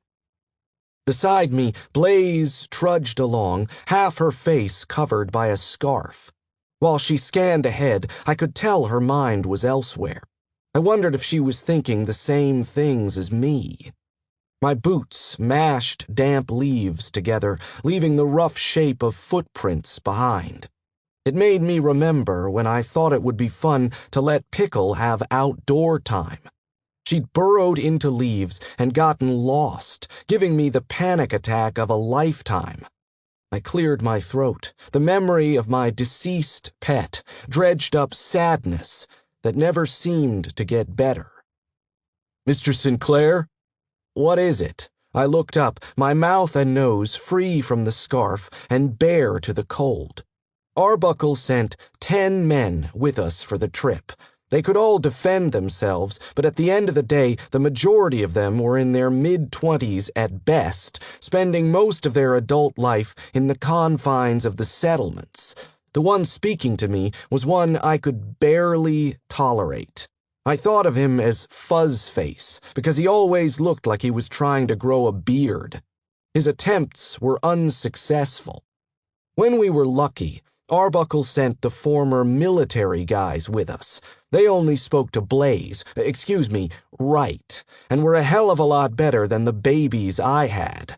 This time, Arbuckle kept them, wanting them by his side in case someone attacked Valtown. "We're at the rest point. Do you want to keep going through the night?" Another jackass move from Arbuckle. He didn't let us take any cars in case they had to evacuate back home.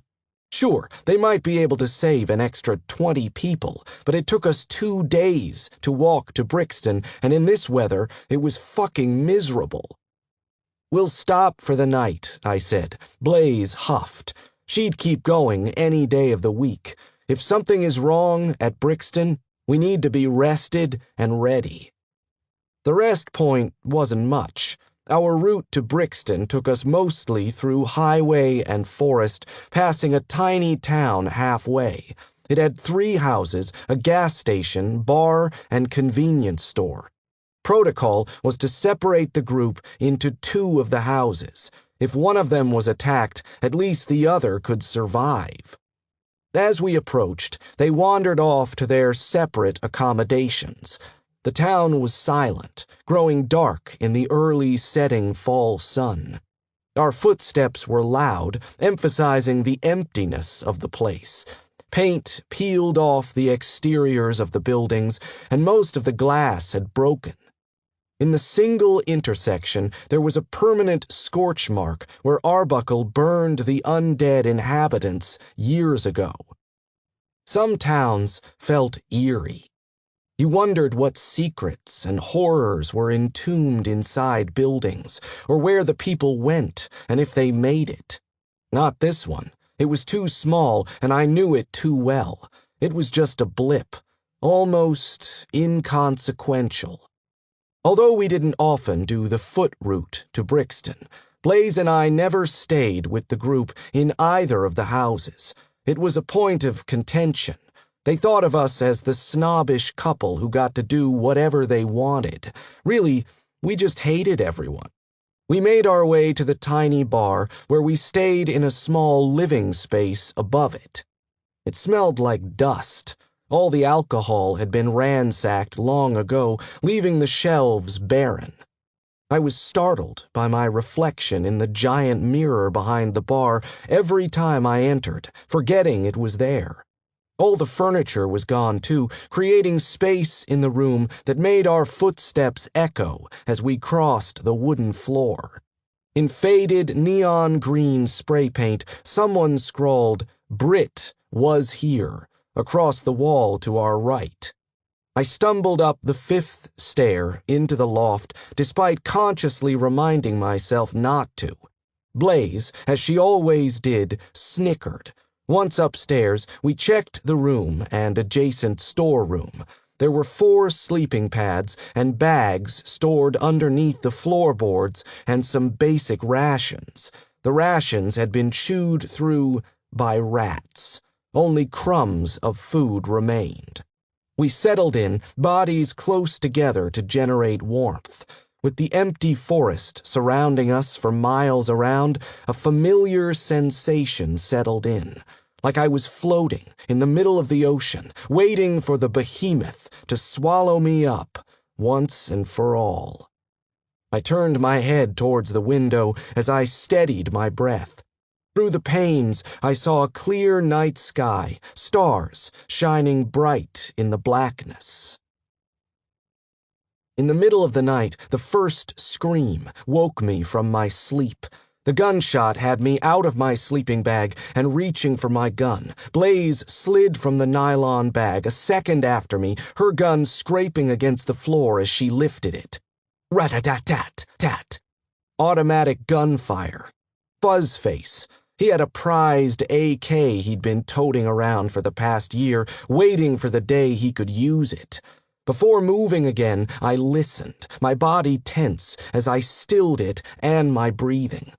Footsteps pounded against pavement, making my blood run as cold as the air around me. There had to be more than 10 of them. Way more. Behind me, Blaze moved closer, her shoulder brushing against mine as she passed me and went to the window. I followed and peered through. The moon was directly overhead, hanging heavy in the clear sky, lighting the mass of runners and slows converging in the street and migrating towards the two houses. I stopped counting once I realized they were still pouring in from the road leading toward Brixton. "Total clusterfuck," Blaze whispered, ducking down away from the window. "Shit. I don't remember the last time I saw a horde that big.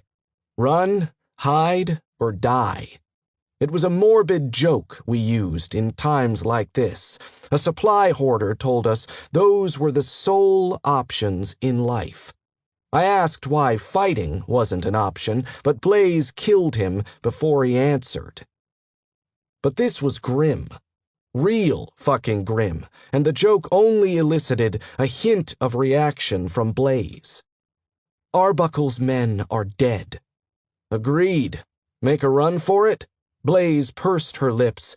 "No, most of them are runners, and it'll be pitch black once we're in the forest." The implication hung in the air. We'd die if we tried to run. There was endless, unfamiliar forest on either side of us, but there was no way we could take on the horde ourselves. Gunfire grew more frantic on the other side of the street. Damn, I gripped my gun, hoping the metal would soothe my nerves. Hide? We have to hide. The last part was more of a reluctant question. My brain was going a mile a minute, yet it all became an unintelligible, reactive blur. "We'll hide in the rafters," Blaze said, nodding upward. My eyes strained as I looked. "I'll boost you up, then you lift me." Half of the rafters were exposed.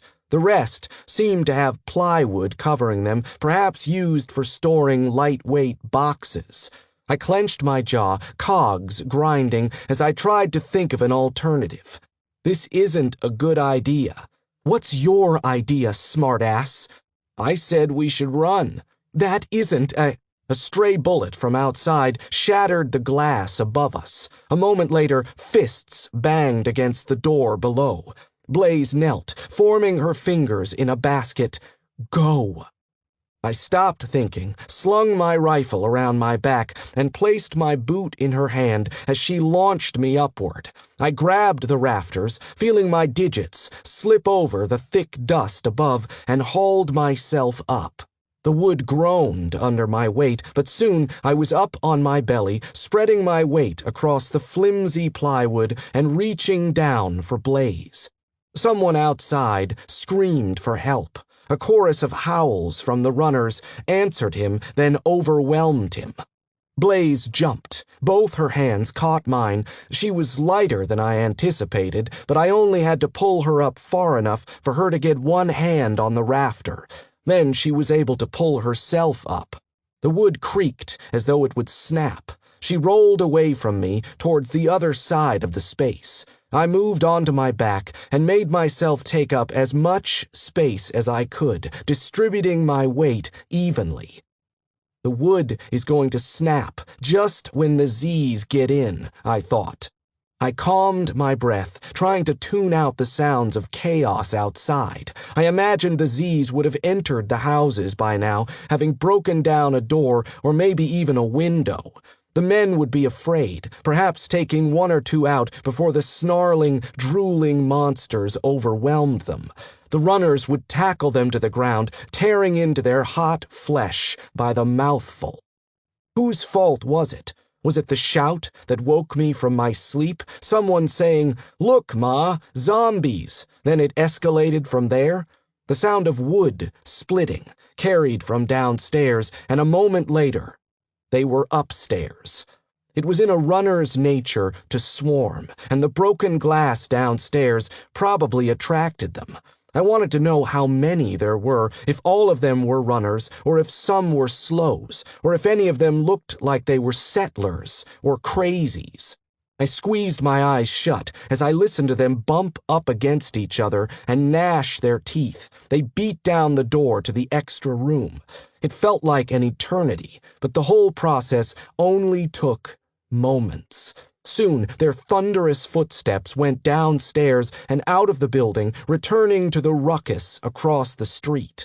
But even though it was faint, I heard soft shuffling below. One of them, maybe more, was still underneath us. Runners weren't as solitary as the slows. Once it became apparent there wasn't anything else in the vicinity to kill and eat, they'd disperse in hopes of finding something else. The slows would stay. We could outrun them and dodge them. It was a matter of waiting and hoping. Two things I never cared for.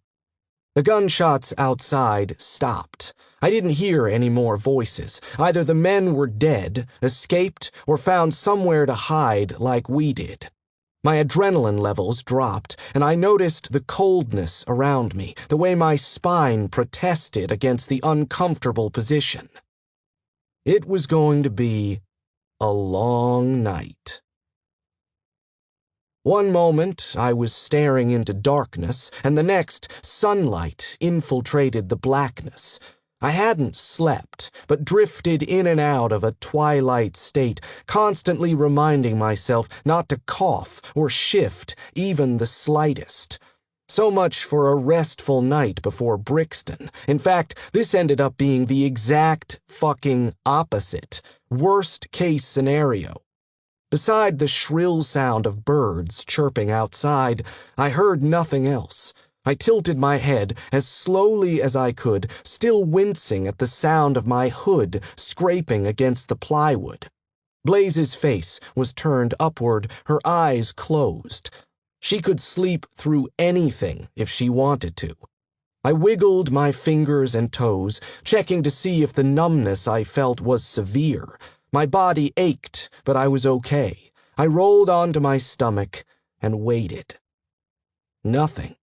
I shimmied close to the edge of the rafters and looked down. I saw half the room from my vantage point, and there were no undead. Our sleeping bags and packs were knocked over and askew, results of the zombies ruffling around last night, but other than that, it was quiet. But there was still the other side of the room and the supply room, and downstairs and outside. We were nowhere near clear yet. Blaze.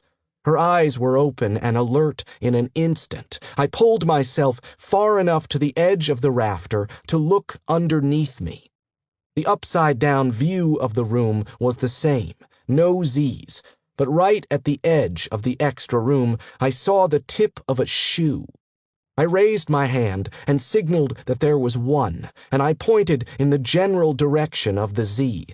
Blaze turned away from me, toward the window on her side. After a few moments, she signaled a number of her own. 26. It wasn't as though we had many options, and it was always best to consider what was inevitable first. We had to drop down from the rafters. We had to go downstairs in order to exit through the back of the bar. Those things were much simpler than what we had to decide after. We either did them successfully or we died trying. But the after part, would we still go to Brixton, back to Arbuckle, or would we go it alone? What were the advantages and repercussions of each option? Yeah, I liked the live or die options. I mouthed "on 3" to Blaze and raised my fingers, counting down. On 3, we were in motion. My joints popped as I moved, dropping down into the room. My ankle rolled as I landed, sending me tumbling onto my side. The zombie I'd seen earlier activated, shambling out of the room. Her entire chest cavity was ripped up, all the organs gone or eaten, to reveal glimpses of her spine on the other side. One leg was bent at an awkward angle, slowing her movements even more. Blaze hoisted me to my feet and shoved my pack into my hands. I pulled it on, and we were off, running down the stairs. Right at the landing, another slow lurched toward us. Blaze, in the lead, shoved it aside, knocking it flat on its back. The back door was right by the stairs. As we entered the main bar area, at least 10 Z's shifted towards us the second they saw us. Blaze had the back door open. I just cleared the doorway when I felt a tug on my shoulder. And there was Fuzzface. Only his right cheek and eyeball had been gnawed away. His glassy white eye locked onto me. I brought up my forearm. The thick jacket stopped his bite from breaking through, but the pain was intense. With pleasure, I thought, as I withdrew my knife, held him back, and then rammed it through his temple. I tried to pull it out, but it was stuck. I let him drop to the ground, taking the knife with him as I caught up with Blaze, who was already entering the forest behind the bar. Scores of Z's rounded the corners of the bar, running toward us. I followed after Blaze, trying to stay light on my twisted ankle. Set aside the complete slaughter of Arbuckle's men, the sleepless night, and the loss of my knife, we were in good shape. The cold air made my lungs and throat feel tight as we ran, but we were okay. The bar situation could have been much worse. Blaze led us straight away from the bar, putting as much distance between it and us as we could. We jogged for about 10 minutes before stopping. There was no visual on any Z's behind us, but if I listened hard enough, I swore I could hear moans in the distance. "Real clusterfuck," she said, like she was resuming a conversation. "If even one of them survived, I'd be surprised." I nodded as I sat on a fallen tree, taking in ragged breaths. I felt lightheaded. No point in denying it. I needed food, and my tense body needed a moment to gain its bearings. Blaze sat next to me and pulled off her pack, retrieving a silver package. She used her knife to slice open the corner. Freeze-dried beef chunks. Yum. Valtown and Brixton are about the same distance away, I said, after I swallowed a mouthful of the dry food. What are you thinking? Apparently, she'd put a lot of thought into it because she answered without a second thought, Brixton. I took a swig of water from my canteen. It made the flavor of the beef more intense, but helped wash the chunks down. That's where the Z's probably came from. I know, Blaze said, but most of them are out of the town now, and if there are signs of the Brotherhood, it's worth going. Say we go back to Valtown. Arbuckle would try to send us to Brixton anyway to look for survivors or retrieve supplies. We're just being proactive. It was true.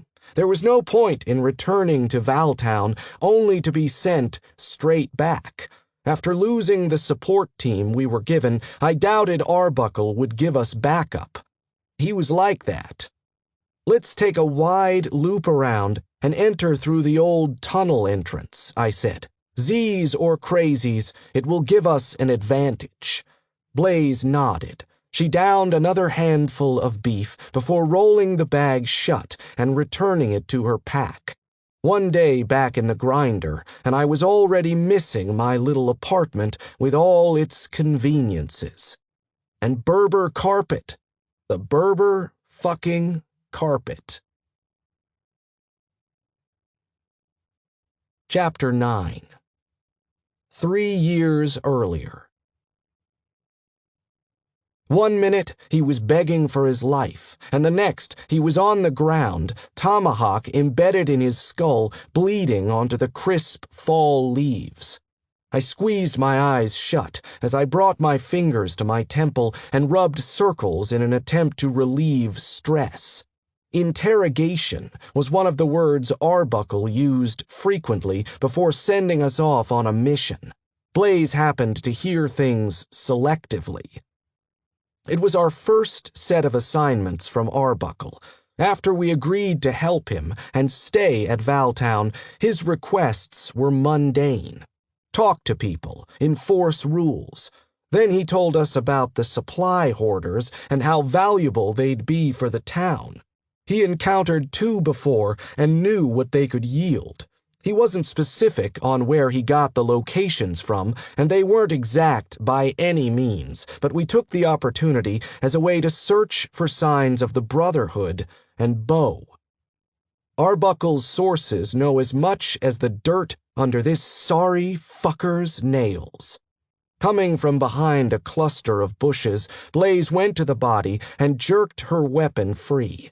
It cracked and squelched. The gaping hole oozed blood. She wiped the blade on the back of his shirt. "Nothing. No drugs. No food," she said. "Arbuckle is clueless. Supply hoarders? Really? Some hoarder this guy was." The guy hadn't put up a fight. He told us exactly where his cabin was, said he didn't have anything, and waited patiently on his knees while Blaze searched it. It was my policy not to kill anyone who cooperated fully, unless we had solid evidence we should do so. Or they really pissed me off. She knew that. This wouldn't be the first fight we had over a similar situation. Then why is he dead?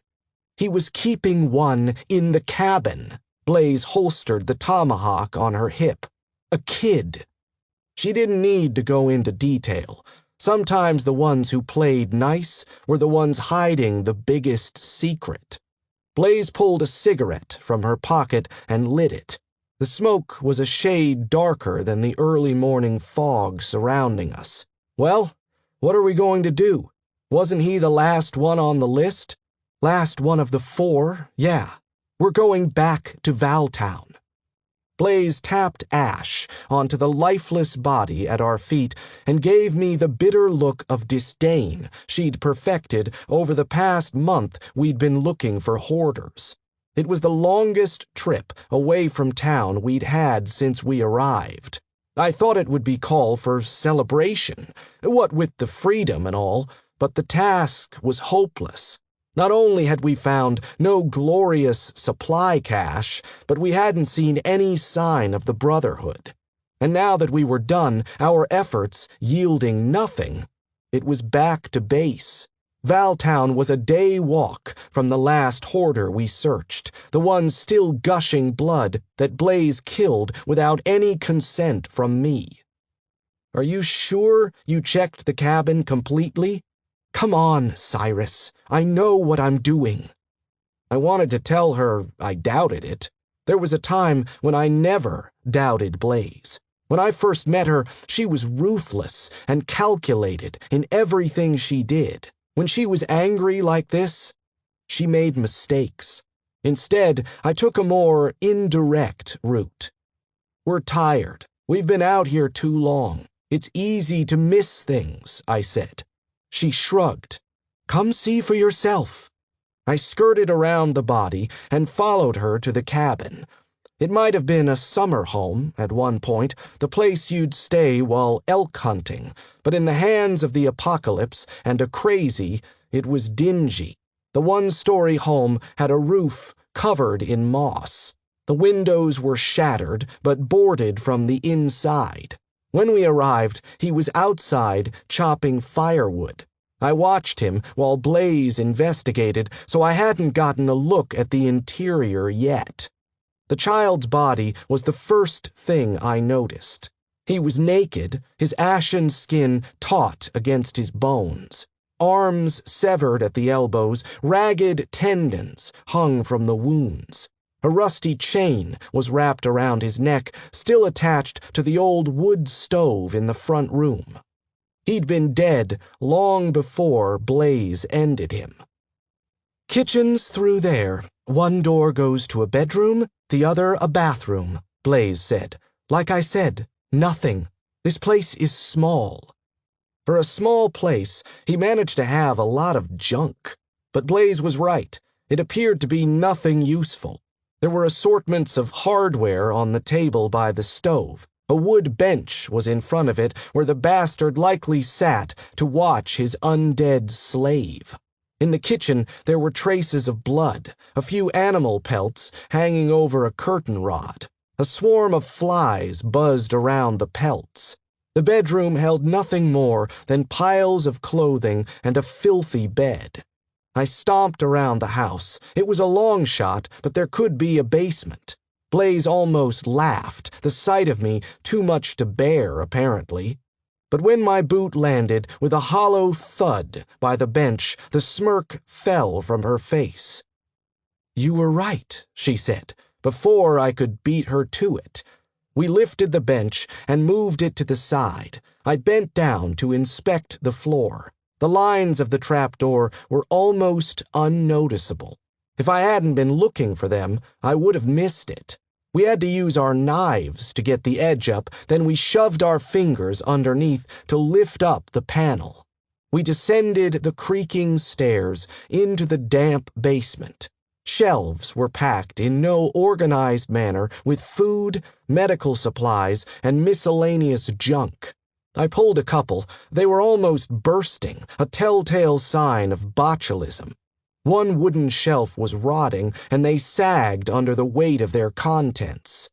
You'd think he'd take better care of this stuff. Blaze crouched down and rifled through a metal box. "They're sick," I said. Blaze glared at me, and I quickly rephrased, "I'm not defending them. They've shut down mentally. They aren't even human anymore. They're so used to doing whatever makes them feel good and in control, they give up everything else." She didn't respond. Instead, she shoved the box back onto the shelf and stood. "There isn't anything here." My gaze caught sight of a large plastic tub on the ground. I yanked it free and peeled open the lid. Inside were neatly stacked boxes of .223 ammo. The plastic tub had kept them dry and in good shape. I bet they were still usable. Blaze hovered over my shoulder, eyeing the find. "There's always something, Blaze. You just have to look." Chapter 10. I chewed a piece of wild mint I found on the way to Brixton and glanced up at the sky. It was probably early February, based on when the sun set. Winter had yet to give up its grasp to spring. The sky was blue, with a brushstroke of milky white clouds, but the air held a chill, though not as bad as last night now that the sun bore down on us. I wondered if it was going to be a mild spring like last year, or if we were destined for freak bouts of snow in March. We got our bearings after ditching the rest stop, then finally crossed the faint trail to Brixton. The path was overgrown with stinging nettles that caught on our clothes. "You'd think Arbuckle would send more people out to maintain this trail," I said. "Tim told me the last crew they sent out ran for it. One of the 4 wasn't in on it and came back. He said the other 3 wanted to go solo. Didn't want to be part of the settlements anymore." Weird. That doesn't happen that often, does it? Often enough to get the idea in people's head, I guess. We lapsed into silence for the remainder of the walk back to the tunnel. Brixton was the second settlement Arbuckle built, and much smaller. Instead of having fortified gates as a primary way of getting in and out, he tried to dig a tunnel about a quarter-mile long from a secret entrance into the outskirt of the town. It ended up being dangerous and ineffective, and they built secure gates anyway. It was situated a half-mile off a highway and surrounded by vacant lots.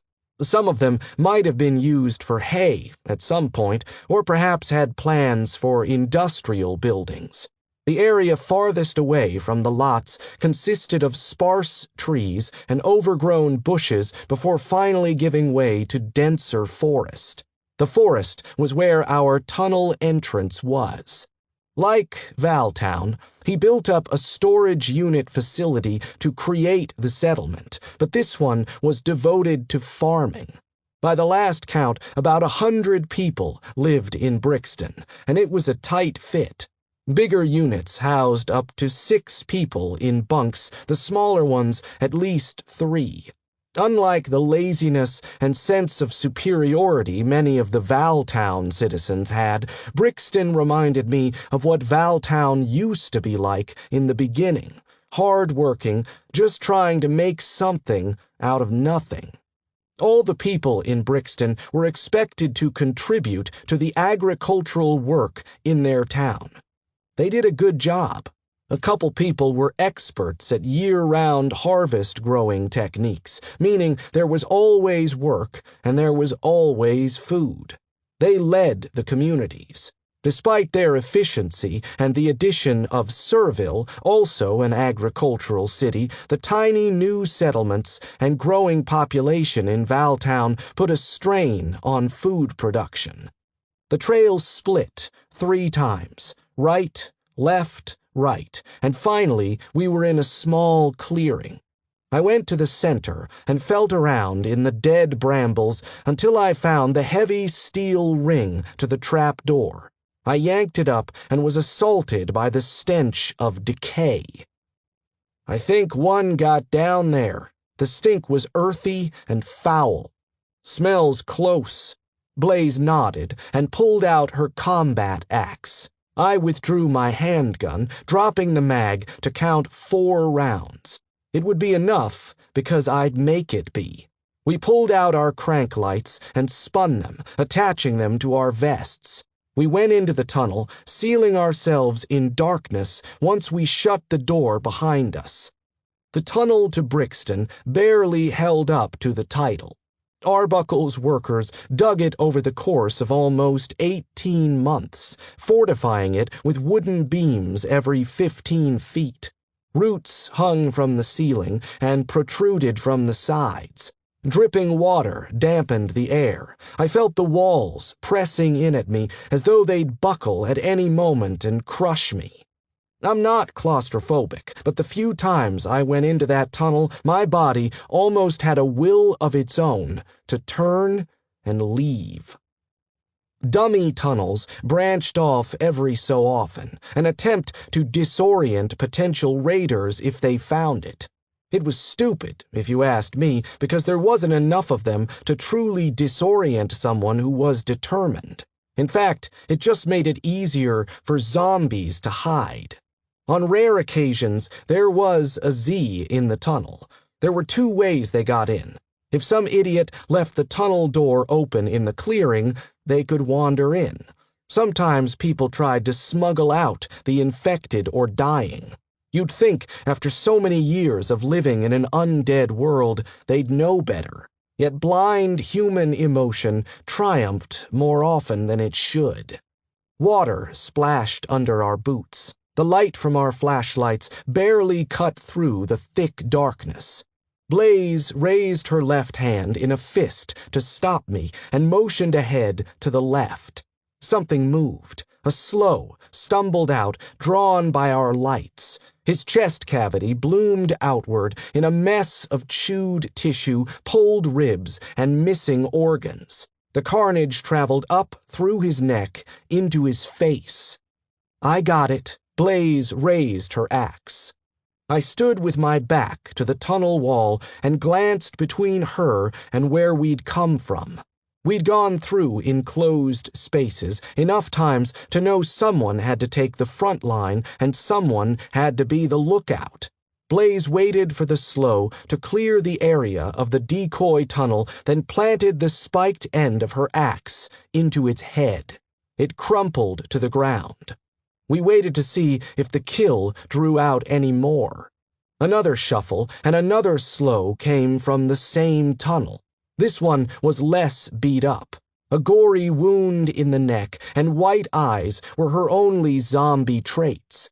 Blaze waited patiently as she came closer, then she received the same treatment as the previous. No more came. Drips of muddy water slid down my face, and I swore I felt something crawling on me. Finally, Blaze pushed forward. The rest of the tunnel was uneventful until we approached the exit, where a ladder led upward to a trap door. It gaped open, light shining through. I guess there was another way for Z's to get in if they came from within the town. Blaze went up slowly, me following close behind. The tunnel exited behind a storehouse just on the edge of Brixton. We climbed out, crouching low behind the structure. In front of us were the lots that had turned to fields. Behind us was the town. The sight of bodies registered with me before the sounds or smells. I counted 10 corpses nailed to wooden poles rooted in the ground. They were burnt to a crisp, and the plants around them were wilted or burned too. They were undead and shifted against their restraints. Cooked human flesh. I'd smelled it so many times before, but I never got used to it. I wanted to breathe through my mouth, but the thought, "Now you're tasting it," stopped me. "This took time," Blaze whispered. "They did this because they wanted someone to see it." Her mouth was set in a grim line, brows furrowed as she scanned the field. She sheathed her axe and pulled her rifle from her back. "You think some crazies are still in here?" I holstered my handgun and switched to my rifle. I hadn't fired it once since we left Valtown, putting me at a full mag plus extra in my vest. Potentially, the bodies look like they're still smoking. Everything smells fresh. "Let's go in quiet, stay low, and observe," I said. "It's safe to assume the Z's we encountered yesterday were from here, but there could still be more in town." One curt nod. "Got it." We hugged the sides of the storage shed, peeping in through the windows as we went. Big wood crates of food were tipped over, potatoes and kale scattered across the floor. Someone had ransacked it, but took nothing. Cannibals, I thought, not so into seasonal eating. We rounded the corner and came face to face with the primary wall around Brixton. It was neatly made out of concrete and cinder blocks and about 7 feet tall. There was a gate into it, then smaller gates that led out into the fields. The nearest gate was about 70 feet from us, its doors hanging wide open. I spotted empty crates stacked beside the storage shed. "Help me with this." I grabbed one, then set it against the cinder block wall. "Let's take a peek at what's over there." It wasn't the most stable setup, but the crates provided me enough height to peer over the edge of the wall, which was flush with the roof of the storage unit facility and other structures. Directly below the wall in front of me lay a motionless body. Not one of us. It was a crazy, unlike any I'd seen. His corpse was covered in hundreds of intricate scars. On his bare chest was a bigger, cleaner version of the emblem on my own. The top of his head was bludgeoned. I looked right. There were numerous, giant water barrels all along the side of the building connected to gutters. The space between the wall and building, about 10 feet, led clear to the gate.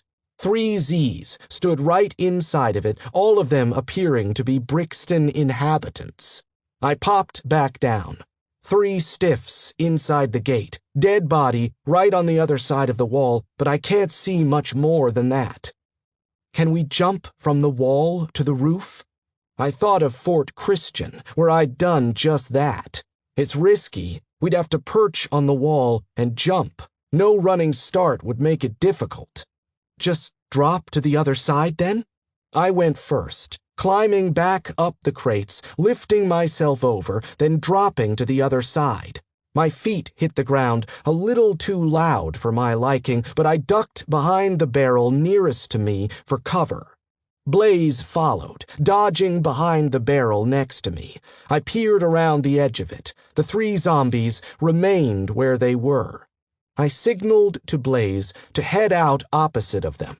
We crouched low and moved quickly down the side of the building until we reached its end. In front of us was another building. The garage doors to the units were open, showing the bunks and living quarters. More dead bodies were scattered about in there, stripped naked and mutilated. To our right was a long stretch of road that went straight to the back gate, which was bent inward and falling off its hinges. The second gate outside of it was also broken. It must have been rammed open. Blaze tapped my shoulder. We should check munitions, see what they took. I didn't think it was necessary. They'd obviously opened every unit when searching for people. There was no way they didn't take every round and gun Brixton had. I tried to remember what units they stored their supplies in. We left our cover, headed in the direction of the back gate, then took a right. Brixton used this area as a sort of open market. Tarps were put over tables, covering the area. I'd venture to call it nice, but now it was destroyed. One side of the market was burned down. Whatever was left was strewn about. At the end of this row, the last 2 units were used for storing munitions. We made our way through the mess. It was hard to tell if the damage had been done by crazies or the undead. Mangled bodies and destruction came naturally with both. I tiptoed around the small body of a child missing a head. When we arrived at the munitions units, they were both open and picked clean. In one unit, the shelves were pushed to the side, creating an open space in the middle where a symbol was painted in blood, now drying dark. The Brotherhood was here. The sword in a circle, painted with a surprising amount of nuance, stared back at us. Fuck. Blaze's tone was displeased, pleased, and surprised all at once.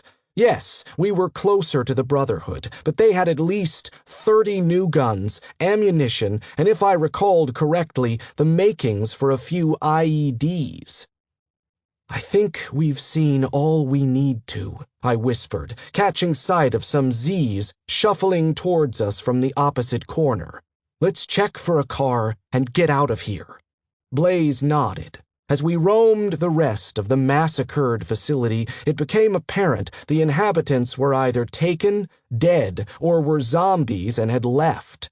Besides the few we'd seen at both the gates, there was no one.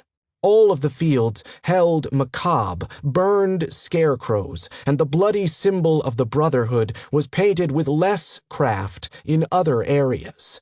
It was a message. We have your guns. We killed your people. You're next. Cyrus? Blaze looked at me expectantly. We were in the workshop units. Had she asked me something? What? The cars are all jacked, but they didn't get these bikes. She patted a motorcycle. Found them covered up with some junk back there. I tried to smile and keep my revelation at bay, catching the keys as she threw them to me. Good. She straddled the motorcycle, securing her gun on her back. We're close, Cyrus. I know. But what we were really close to? I wasn't sure. Chapter 11. 2 years earlier. There were 15 kids in Valtown by the end of our 3rd year there. One of them was only a couple months old. The baby had been conceived and birthed in the little post-apocalyptic settlement. I'd heard people joking, saying all the new kids were part of the Z generation. I didn't have much experience being around kids. They were a hazard, loud, needy, and dangerous, and that was before the apocalypse. I couldn't imagine how difficult it would be to take care of one now. The day the girl was born, the entire town got together to celebrate. Blaze refused to go, even though Arbuckle made it clear we were expected to, and it would draw unwanted attention to us if we didn't. I had no reason to go, so I sided with her. We manned the single watchtower at the front gate. The long summer days were sweltering, making the storage units unbearably hot to stay in. From our vantage point, I watched the little get-together in the main center of the town. "I heard they made Jell-O," I said forlornly, "kept it cool in the root cellar by the gardens. Cherry Jell-O, no less. My favorite." Blaze said nothing. She cradled her rifle. Sweat dripped down her neck and face. She squinted as she watched the area outside the wall. Occasionally, she'd bring the rifle up, a gorgeous 30 cal hunting rifle with a scope, and check the tree line. "Someone told me they were going to put sweetened condensed on it, too," I said, trying to get something out of her, even if I made her snap at me. If they had even a single can of sweetened condensed milk, I'd have gone in a heartbeat, no matter what Blaze said. My last remark received no reaction, so I quieted down. The sun sat at an angle that made the tarp useless cover. I was working on a bad sunburn on one side of my body. I shifted around to at least even it out. Blaze developed a flat tan in the summer that led to more fine wrinkles on her face once fall came around. "You like kids?" I'd almost choked on the water I was sipping. "No, not particularly." "I didn't used to hate them," she said. "Because of how I grew up. In high school, I really wanted to have them, so I could give them a different kind of life. Better than I had. You know, the usual." I didn't, but it made sense. I recalled a bit of information from the house in Monroe with Frank and Gabe when everyone was telling their stories. "You got that hysterectomy, though, before you joined the Marines." She shrugged. "I didn't say I got it for the military." "Why did you then?" Blaze, usually inclined to look you hard in the eyes whenever she spoke, kept her gaze forward. "Senior year of high school, my friend and I went to a party. I didn't want to go. Didn't like that scene. I lost track of her and found her in the basement. One of her exes and a couple of his buddies raped her. I walked in on it." I didn't know what to say. Blaze didn't talk much about her life before, and this was something tragic. I chose to say nothing, giving her space to continue. "There were 5 of them. I walked straight up to the guy, Jeremy Sammons, mid-act, and smashed his head into the TV behind him. I managed to land a few punches on 2 of them before Jeremy got up, pulled a knife, and stabbed me. His friends lost it and ran." She gestured to her lower abdomen. I'd seen the handful of scars she had, but I never knew what they were from. "Almost died. I suffered so much internal damage, they had to take out everything. I was bitter for a while. I felt fucked up from all the medications I had to take. After a few years, I evened out and tried for the military. I was surprised the Marines took me with something like that in my past, but I met the physical and mental standards. The medical exam was a breeze. It helped that my dad was one too. After all that, once I came to terms with the fact I'd never have a kid of my own, I started looking at things differently. It dawned on me how much they took from you and never gave back. They're a huge gamble. When my half-sister had her kid, it sealed the deal for me.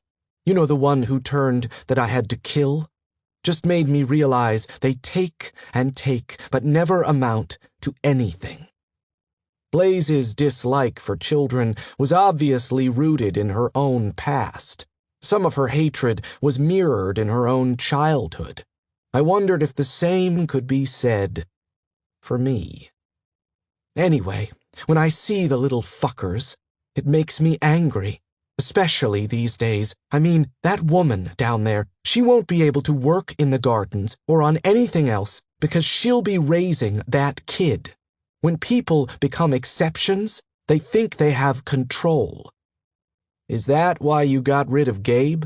Because she thought she could get away with whatever she wanted? The question took her by surprise. It surprised me that I even asked. I typically avoided the subject of Gabe. It might seem surprising that we hadn't spoken about Gabe, what with almost 3 years having passed since I found Blaze again. But it was easier than you'd think. Between surviving and running errands for our new boss, talking about undesirable subjects was the last of our concerns. I was still coming to terms with Gabe. I used to think she was my responsibility. After I saw her with the cannibals, I was disturbed and felt like I failed her. I took her under my wing, and for whatever reason, she ended up with cannibals. With time, I did realize Gabe manipulated me. She was clever in her own way. She saw people's weaknesses and exploited them however she could. The topic of children strongly reminded me of her. She had been so young, a child to me. How could someone that young twist me around her finger without me seeing it? If she did that to me, what else was she capable of? Yeah, I suppose so. Shit. I'm pretty fucked up. I did a lot of stuff I regret during those first months. I swirled the lukewarm water in the canteen while thinking. No matter how I looked at it, Gabe didn't deserve the fate Blaze gave her.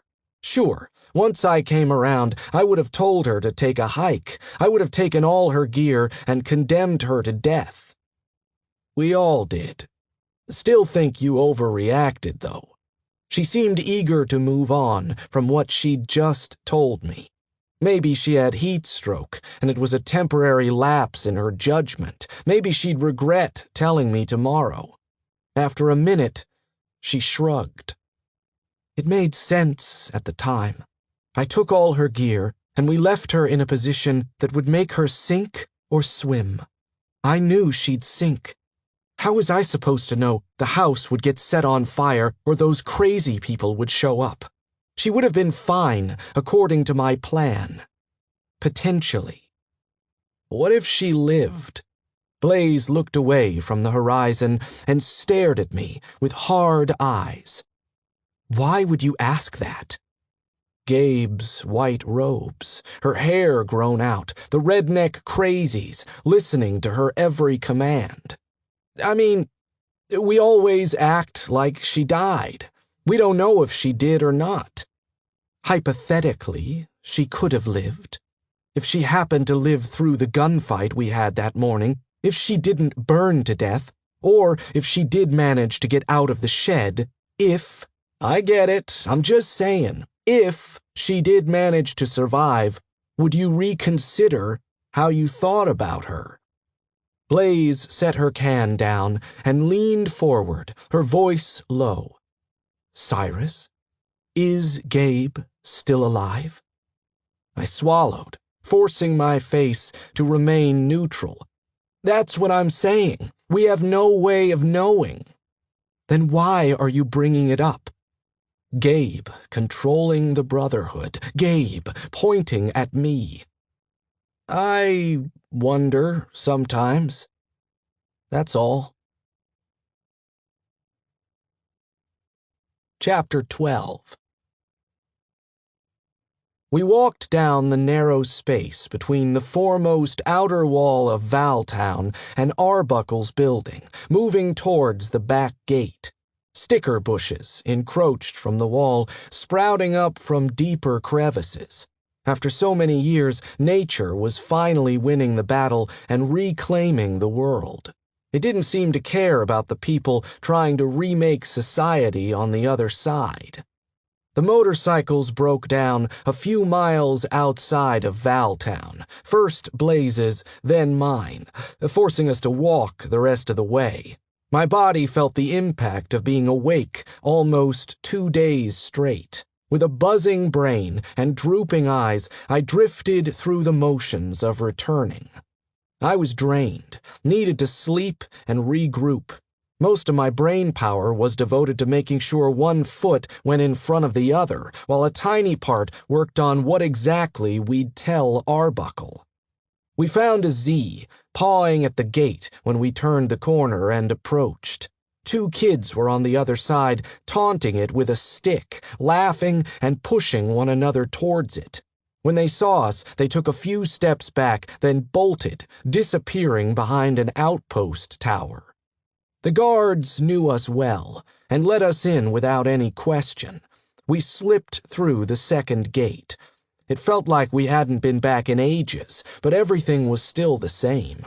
People bustled down the streets, thinking their lives were important. Food ration lines were long. "We can tell him everything," I said, once we were a minute away from Arbuckle's. "Tell him everything we saw, except don't use the word Brotherhood or show we know anything beyond what we saw." "Got it." Blaze slumped slightly.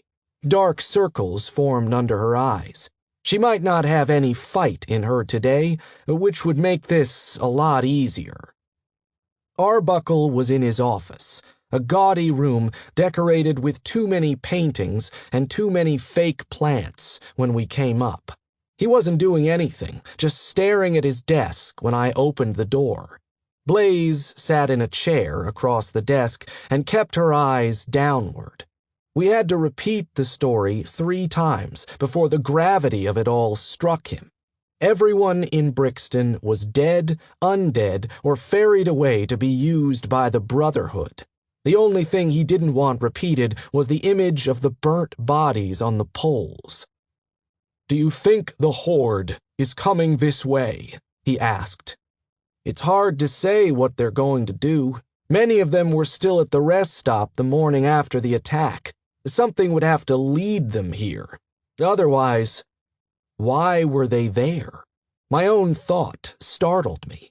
How did such a huge horde make their way to the rest stop? Something had to have led them out, or at least set them on a path. I tried to remember seeing anything beside the horde that night, but the image of their heads bobbing in the moonlight was all that I could rummage up. If someone was leading the horde to Valtown, one of the men might have seen them and foiled the plan by opening fire on the group. Arbuckle had the same thought. This was orchestrated. Whatever group of people did this, they must be leading them to us. Blaze finally spoke. "It's possible when the crazies left, the Z's followed them. It might not be intentional." While Blaze was right, assuming the best-case scenario was synonymous with being naive. I diverted his attention from Blaze, since she had sparked a bit of hope in him. "Intentional or not, I think you should put the town on lockdown. We know there are a lot of stiffs out there. The walls will hold them back, but the crazies we have to worry about." It was okay for Blaze and I to want to leave, but discouraging Arbuckle from putting the town on alert could be sending everyone to their deaths. "You're right." He stood, then paced around the room. "We'll lock down the gates and put extra people in the watchtowers. Silent protocol." "Whatever you have to do," I stood. "We're exhausted." "Of course, I'll contact you if I need anything else." Blaze's face remained neutral. I nodded for the both of us. "Fine." After we left, it was surreal to walk by the people in the streets. None of them knew an entire settlement was dead, that their food supplies would lessen, and they could be under attack soon, too. I wanted a hot shower and good food, no matter the cost, then a good sleep. I sensed it would be a long time before I got any of those things again. Blaze wasn't interested and headed straight home to no doubt mull over the events and ready her weapons. She could eat a medley of dehydrated meat and vegetables and call it good. Me? I had finer tastes. Chapter 13. Depending on my mood, the city was sometimes quaint. If I was delirious, out of my mind tired, or the stars were aligned, the whole place actually felt good. I had 2 out of 3 on the criteria, so as I walked through, it was tolerable. I smelled food, wood smoke, and a bit of animal.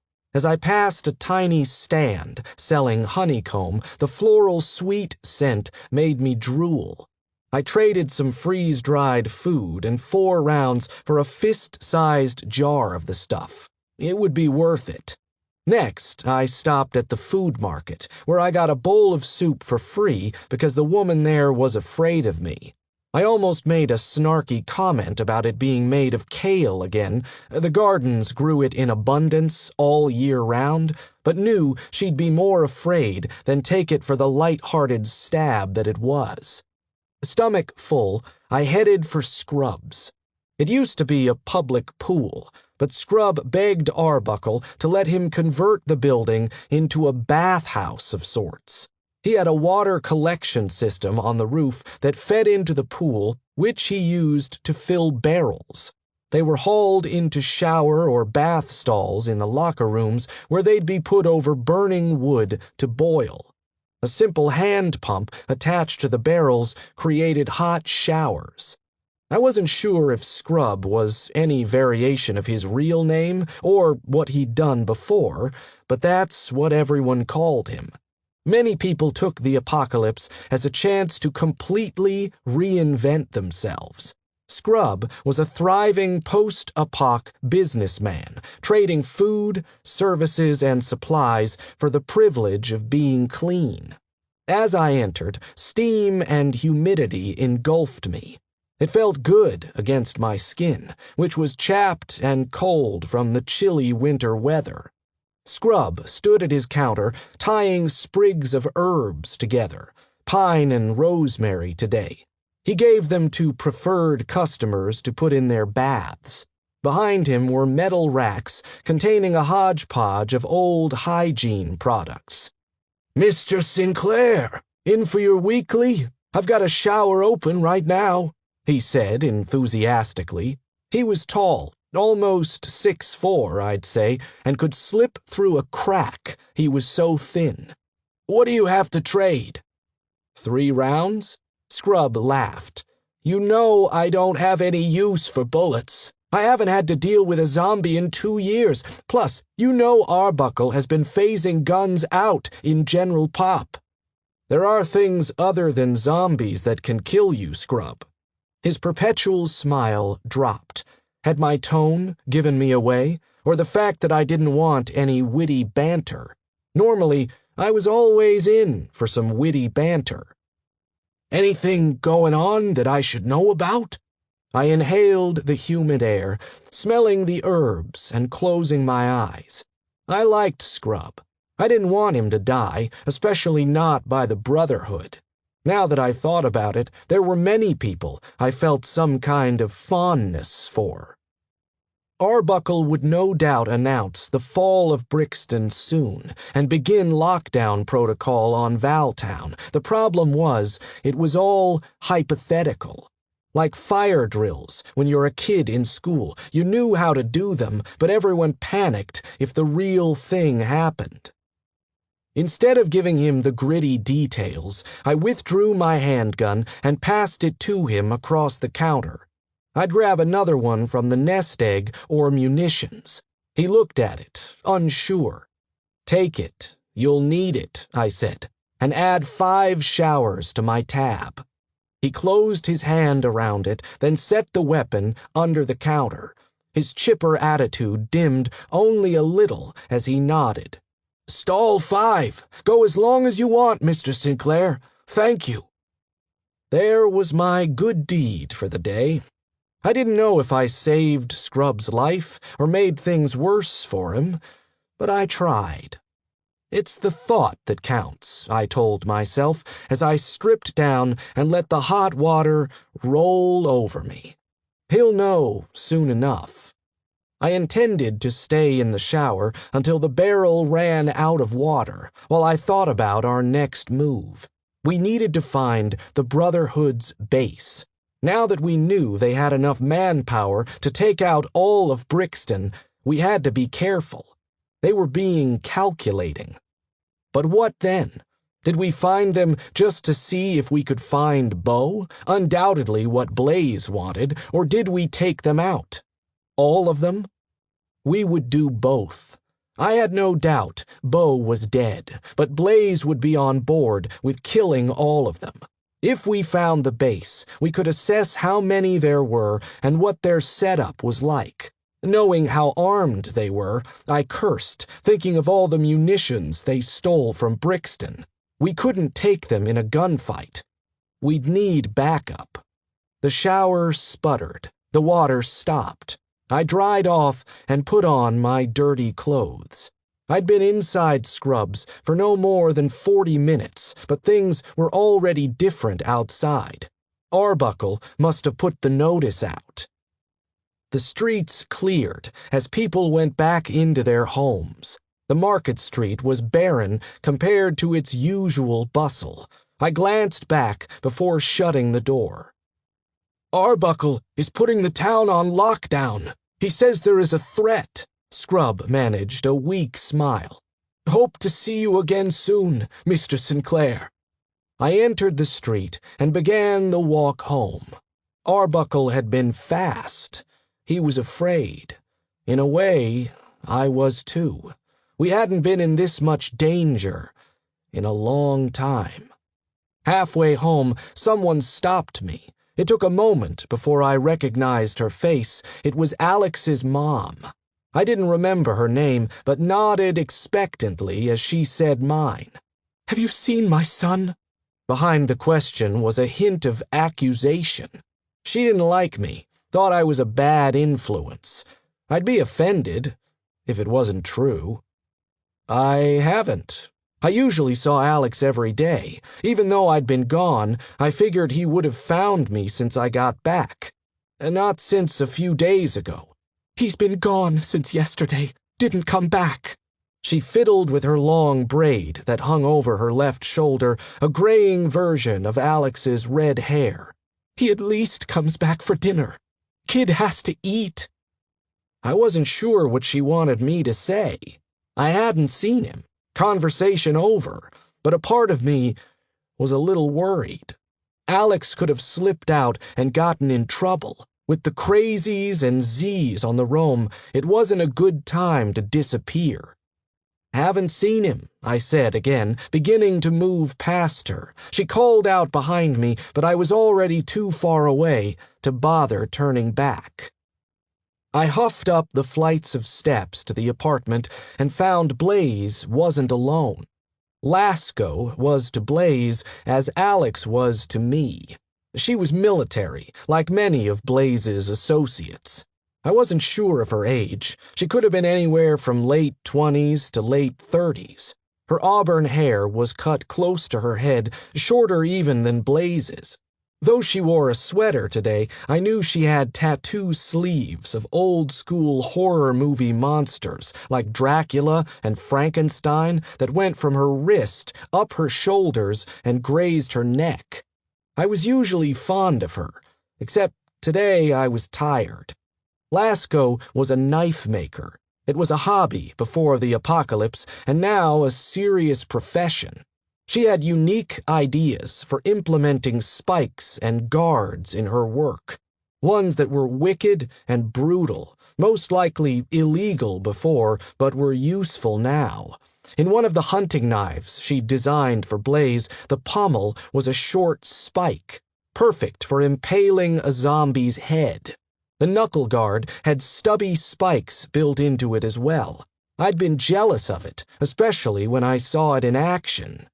Either the knife-making or the tobacco growing made Blaze swoon for the woman. Tim and Lasco were the only ones who endured the tedious, delicate process of growing tobacco. She'd explained it to me the previous month after I asked how it was possible. In her heavy East Coast accent, Boston maybe, she said, "The UV lights are what kills me. They're for hot germination, about 80 degrees. So if I don't have enough energy to run them, I'm done for. I do everything I can for energy, solar and wind, but eventually I'll run out of bulbs and then that's it. No more. Whenever Blaze and I went on raids, we searched for the special lights she needed. The rest of Lasco's explanation, I'd forgotten. Things about misting, temperature, and avoiding hybridization of seeds. She sold the tobacco for a high price, but gave it to Blaze for free. Only small amounts. Because we're friends, I'd heard her say once. They sat at the kitchen table, a couple knives spread out. When I entered, Lasco looked up and smiled. Her teeth were yellowed from tobacco, but the smile was always genuine. "Hey, Cyrus, I've got something for you." "Oh, yeah?"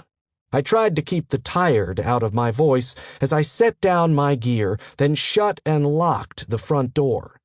"What is it?" She plucked something off the table. The metal sparkled in the sunlight as she rotated the spiked brass knuckles. The spikes were more like pyramids, an inch high and deadly looking. On the front, the word victory was etched in clumsy handwriting. I sat at the table and took it, lightweight and a good fit. "I like it. Thanks." "Been scavenging scrap aluminum from all the cans around town, melted them down, and poured them into a mold. They're strong but lightweight, won't do that much damage on a stiff. Spikes aren't long enough. But from what I understand, zombies aren't the only thing we should be worried about." Lasco leaned back in her chair. Her sweater had a faded image of a fat cat on it and a tiny hole in the shoulder where the eyeball of one of her tats peeped out. You couldn't be picky about clothes in the zombie apocalypse. Plus, for some reason, it looked tough on her. "I told her everything," Blaze said, "about the Brotherhood." I wasn't sure what to say. Lasco could be trusted, but I wasn't sure what Blaze intended to accomplish by telling her. I fiddled with the knuckles. The aluminum had a rough texture. The top of the pyramids weren't very sharp, but they'd do serious damage against any part of the body, clothed or not. "Wright says you guys might be doing some reconnaissance and might need some assistance." I looked at Blaze. We were on the same page without even talking about it. We hadn't talked about it, but yes, I think we should look for the Brotherhood's main base. They must have one. Lasco reached into her pocket and pulled out a tin case. Inside were thin squares of paper and her homegrown tobacco. No one ever cared. I hated being around the smoke. She rolled a cigarette for Blaze, then herself. "Copy that, man. Got any leads on where they might be?" I moved away from the smoke, drifting over the kitchen table. "Not exactly, but I have a few ideas of where we can start looking. Remember the house we checked out a couple days ago?" Blaze nodded, adding for Lasco's benefit, "Hunters thought they found a supply hoarder's house. It was empty, but there were signs of the Brotherhood there." "They'd been there at least a few times," I said. "We saw tire marks in the area. It's between Valtown and Brixton, making it a good halfway point if they were scoping us out." Scoping us out. My own thought left me unsettled. Had they? Were they watching the walls now? Checking for weak spots, ways to get in? Valtown had the highest and strongest of walls in all of the settlements. If I were going to attack it, I'd spend time observing it. If the Brotherhood had become that smart and organized, we might be fucked. Something told me they weren't the hillbilly cannibals I'd encountered 5 years ago. Lasco exhaled smoke through her nostrils, tapping the table with her free hand. "Why don't we ask Ghost to come?" I'd spoken to Ghost a few times. He generally accompanied hunters to help track down deer, but from what I understood, he had a hush-hush military past that no one seemed to know about. All the military folk grouped together, feeling more comfortable with each other than the general pop. Yet even Lasco and Blaze didn't know the specifics of his past. He kept to himself and avoided fighting, even though from the few times he had fought Z's or crazies, he knew his way around any weapon and was an expert at stealth. On any other day, I hated teaming up. It was a combination of two things, primarily the inadequacy of most. Secondly, I just hated the majority of people. Plain and simple. But Lasco and Ghost were powerful assets in what Blaze and I were going to do. If I was to team up with anyone, it would be them. Ghost would be a valuable asset. If anyone can track, it would be him, I said. Blaze? She nodded. Yeah, he's good. Killer, Lasco said, standing up. When do we move out? Tomorrow, I said. As soon as the sun rises, we go to munitions and get gear. I'll make sure you and Ghost are geared up. If munitions gives me trouble about taking gear, I'll pull in every favor with Arbuckle, I thought. After Lasco left, I crashed in my bed, swearing to kill anyone who tried to stop me. Chapter 14. It was the kind of dark, drizzling morning that sent a chill straight through your body into your core. The sky was gray, with puffs of charcoal storm clouds drifting in from the coast. Despite a dreamless sleep for almost 9 hours, my body felt achy and in need of more. Blaze was ready to go. She'd been to the market street and back and brought food, an unusually civil gesture. Hard-boiled eggs and more of the dreaded kale soup. Usually Valtown would be waking up by this time, but today the sounds were absent. Market Street was dead. Only a skeleton crew working food and supply distribution. She crunched away at a handful of something freeze-dried. It smelled like fruit as I approached. They're afraid. Any idea what Arbuckle told them officially? I sat down at the table and slurped up the soup. It wasn't bad. Today's tasted like they made it with chicken broth. The fatty broth warmed my core. The basics, group of Z's spotted nearby, as well as a large group of crazies. Nothing specific, though. Security on the wall is tight. There was a knock on the door. Blaze answered, finding Lasco and Ghost waiting. Ghost seemed like a misnomer. He was nearing 7 feet tall, and his skin was so dark it seemed to absorb light. Like Lasco, his hair was cut close to his head. His beard wasn't a fashion statement so much as lack of interest in shaving. When he spoke, he used the minimum amount of words to convey the maximum amount of information. They wore heavy jackets and boots. Lasco donned a somewhat silly fur hat that had flaps covering her ears. Neither had brought much gear beside packs and some blades, knowing Blaze and I would outfit them at munitions. I downed the rest of my soup and chewed up the eggs as we walked. Outside was miserable. Rain misted my face and beaded on my coat.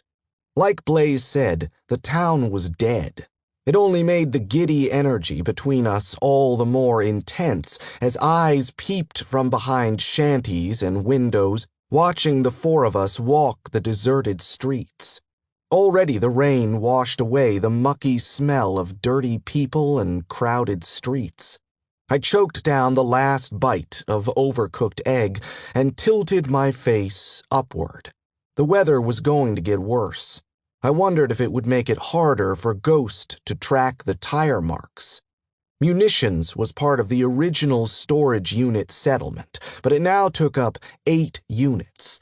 3 were used for storing weapons, 2 for the machines used to make new ammo, 1 for explosive and explosive-related equipment, and 2 for miscellaneous gear and broken items that needed fixing. The units comprising it were on the outer side of the buildings, so the garage doors could be pushed open during active hours, letting fresh air get in. Makeshift awnings were built to stop water from splashing in on days like this. The sound of rain pattering on the blue tarps was soothing. The guys that ran it, always to my surprise, weren't military like those who manned the walls and did other jobs for Arbuckle. I think he kept it that way because there was camaraderie between the military folks that went deeper than their allegiance to a self-proclaimed leader. The past showed they'd make exceptions for their own, which is why he phased them out. They would give out ammo to people they weren't supposed to. Lasco and Ghost used to work in munitions at one point, but both had been kicked out after a few guns went missing unreported. Whatever they'd done, I was on their side. From what I knew of Ghost and Lasco, they wouldn't do something like that for no reason. Long story short, the guys there now made it hard to get what you needed. When we walked in, it smelled like gunpowder and was loud. All the case cleaners, presses, and other ammo reloading equipment were in full spin, each of them manned. The process required no electricity, but ample raw materials and time. Arbuckle was getting ready for a war. The guy in charge was a squat little man who seemed to be fatter than was reasonable, considering how everyone was supposed to have rationed food. His name was Gary, and he hated that I was more important than he was. Blaze and I came in at least once a week to gear up, but it wasn't because we were being tyrants. It was always before or after a job for Arbuckle. That's what made me angry, but his attitude was unjustified. Gary's chest puffed out the moment he saw me. He abandoned hassling someone at the case cleaning station to come over. I never did anything to deserve his resentment, unless you count when I broke his nose over a tiff about taking an extra box of 223. "No one told me you'd be here today." His tone was hesitant as he sized up Lasco and Ghost. "We're really busy, as you could imagine. The town is on lockdown." There were two ways to deal with a person like this: sweet-talk them or scare them. I was about to take the latter option when Ghost stepped forward. He leaned down, a foot at least, to put his mouth close to Gary's ear. I couldn't hear it, but whatever Ghost said made Gary's eyes wide, and his mouth formed a shocked "oh."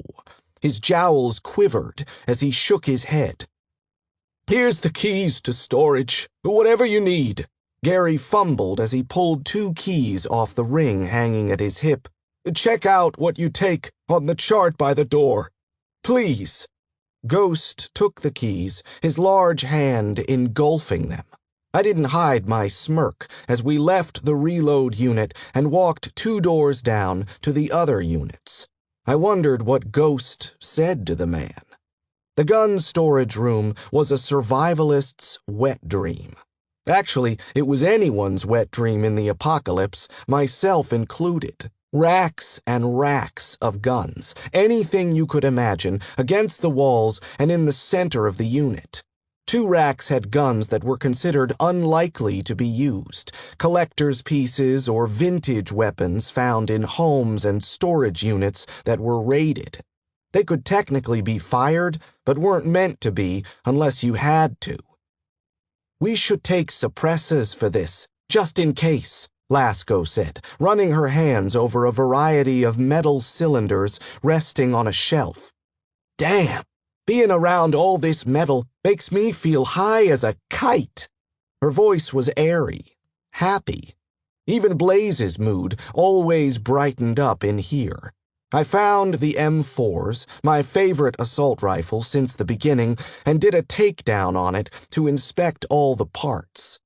The workers were supposed to clean and maintain the guns as per a constantly rotating maintenance and inspection schedule. And it was flawless up until Arbuckle removed the people with real weapons experience. Some of the guys in there now couldn't reassemble a Glock if their life depended on it. After one experience, I checked my weapons each time I took them from munitions. Blaze and I were under fire from a small group of raiders on our way to a tiny settlement. My rifle wouldn't fire, forcing me to use my handgun for the entire ordeal. I discovered it hadn't been reassembled properly after a cleaning. The M4 was fine, but I felt reassured knowing I'd inspected it myself. I outfitted it with a suppressor and took 8 extra mags, since I could, and set it in the rifle sheath. I holstered a SIG Mosquito on my thigh in addition to the Glock I usually carried and put a suppressor in my vest. The little .22 wasn't visually impressive, not like the H&K USP Tactical 45 I saw Lasco taking, but it was accurate, light, and good for silencing. I nabbed a kukri and attached it to the front of my backpack. The up-and-over draw never looked cool, but it put me in the right position to do real damage with the blade. With the 2 other blades and knuckles Lasco gave to me, I felt ready. Overkill? Never. The other 3 outfitted themselves with similar weaponry. It was comforting to be around people who I knew could handle themselves. We finished tightening straps and securing gear. Lasco insisted we write down what we took, as Gary requested. He's a dick, sure, but keeping inventory goes beyond that, she said as she checked off boxes and scribbled what we'd taken. I pulled on my pack, adjusted to the weight of it with the rifle, and raised my hood up as we exited the storage room. The rain picked up while we were getting our gear. We were going to get a car and leave through the front gate. We could walk to the location, using up about half a day, but there was no telling how far we'd need to drive if we picked up on a trail. Checking out a car and 2 motorcycles ended up being drastically easier than taking guns, especially since we weren't trying to get one of the heavy-duty cars like a Humvee or Hummer. Ghost wanted a nondescript 2-door, stating it would be quieter and less suspicious. Indeed, the thing was a POS, the color of rust, since it was mostly made of it. Blaze and Ghost took the motorcycles as backup. I drove the car, and Lasco rode shotgun. The guards who were working there today ended up being 2 of Lasco's friends, who let us through without too many questions. I didn't even have to lie and say we were going on a mission for Arbuckle. Lasco told them we were going for a drive, none of your business. And they laughed like it was an inside joke. Then out we went. The interior of the car smelled faintly of urine, but mostly just old metal and cracking leather.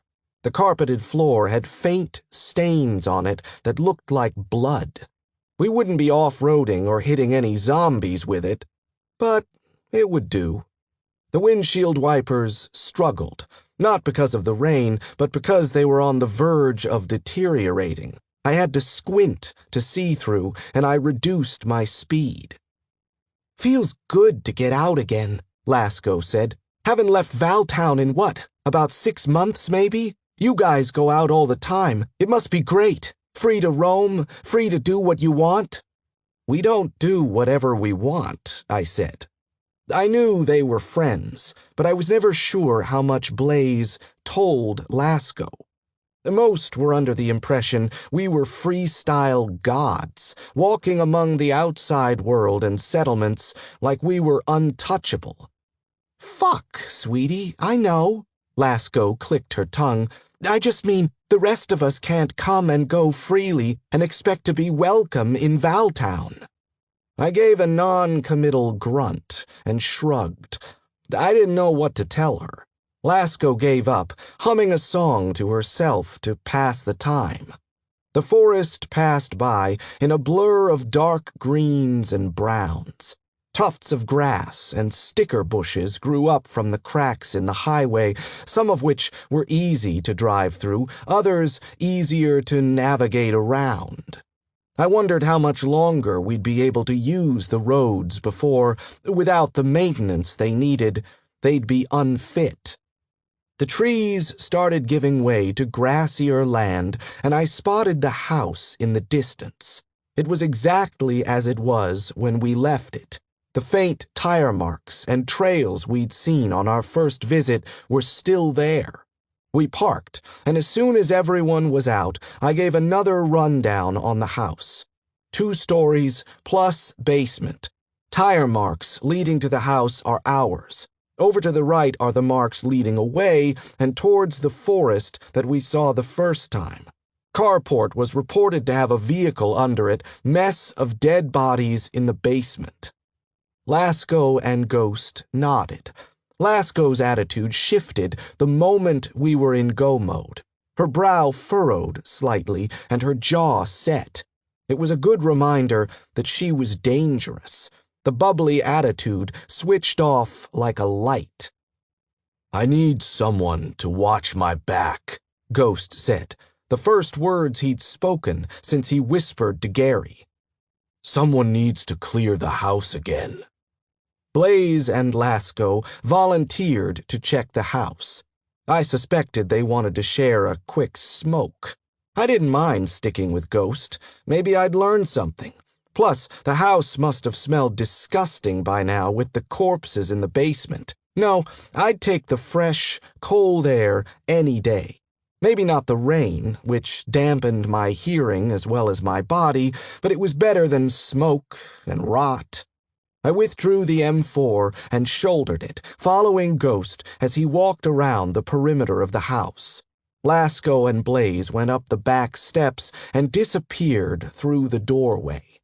We went to the carport first. Ghost crouched in the center, studying the cement. He brushed aside dead leaves and walked around. It didn't seem like much to me, but I didn't know how to track and wasn't in a position to criticize. The area around the house was clear. There was a river nearby. There had to be, since the house was designed to handle floods. It would be a good place for the Brotherhood to stay close to, since they'd have access to water and animals that frequented it. Fields of stubby grass, patches of high grass, and brambles surrounded the house, stopping abruptly at the forest. The forest was sparse, the trees spaced far enough apart that a car could drive through. Finally, Ghost made his way to the tire marks. He spent only moments looking at them before standing. "Fresh. 4 days ago fresh, or today fresh?" He nodded. "Today, within the past hour. Grass is compacted, and the bend in it is fresh. Don't you smell that?" Smell what? I inhaled deeply. I smelled remnants of the car's scent, clinging to me. Pine trees, raindrops, a tinge of ozone in the air. A bad storm was coming. "Oil," Ghost said. I inhaled slowly. Maybe there was a trace of oil underneath it all. It was hard to pick up on. I could easily be imagining it, since Ghost planted the idea in my head. "There was new oil leakage in the carport. Someone has been here recently." It wasn't bad news. It was good news, if anything, but it didn't stop a chill, unrelated to the cold, from running up my back. We were getting close to the Brotherhood. Blaze and Lasco came back from searching the house. There was an edge to their demeanor that was very different from when they went in. Blaze's eyes were hard as she spoke. "The bodies are gone. All of them. Someone came to retrieve them." "Ghost says someone was here today. Tracks are all new." "Yeah, I smell gas or oil in the air. Maybe they're driving a real clunker," Lasco said. Damn, was I the only one not picking up on things today? We follow the trail until we can't anymore. It could lead to their main base, or at least more people. If there are only a few, we'll take all of them out but one and interrogate. A tiny smile tugged at the corner of Blaze's mouth. Interrogation was one of her favorite things to do, mostly because of her reputation to skew the balance of violence and question-asking. "Drive or walk?" I asked Ghost. He shrugged. "Up to you. We drive, they'll hear us coming for certain. We walk, it takes longer, but we'll be able to sneak up on them." I'd packed 4 days' worth of modestly rationed food. The rest of them packed about the same. We all knew enough about the basics of hunting and foraging at this point that we'd make it even if the trip took longer. Let's hide the car and bikes up the road and set out. We have at least 5 hours of light left. I parked the car off the side of the road. It wasn't the best hiding spot. You'd see it immediately if you drove right by it, but from the house, it wasn't visible. There were no traces of us in the car, so even if someone did find it, they wouldn't know what we were up to. The motorcycles were much easier to push into the forest.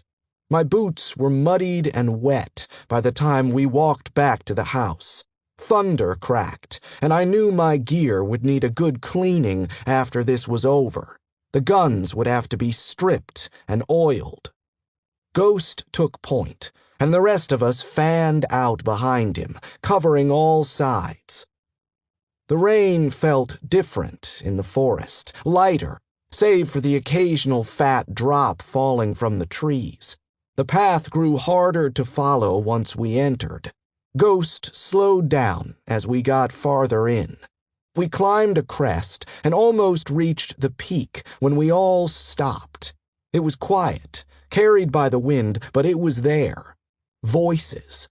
Ghost motioned for us to go low. We crouched as we approached the top of the crest. It took a sharp drop downward into a valley. It seemed to be an old stone quarry. A huge circular area dipped straight into the earth, surrounded by huge piles of gravel and stone.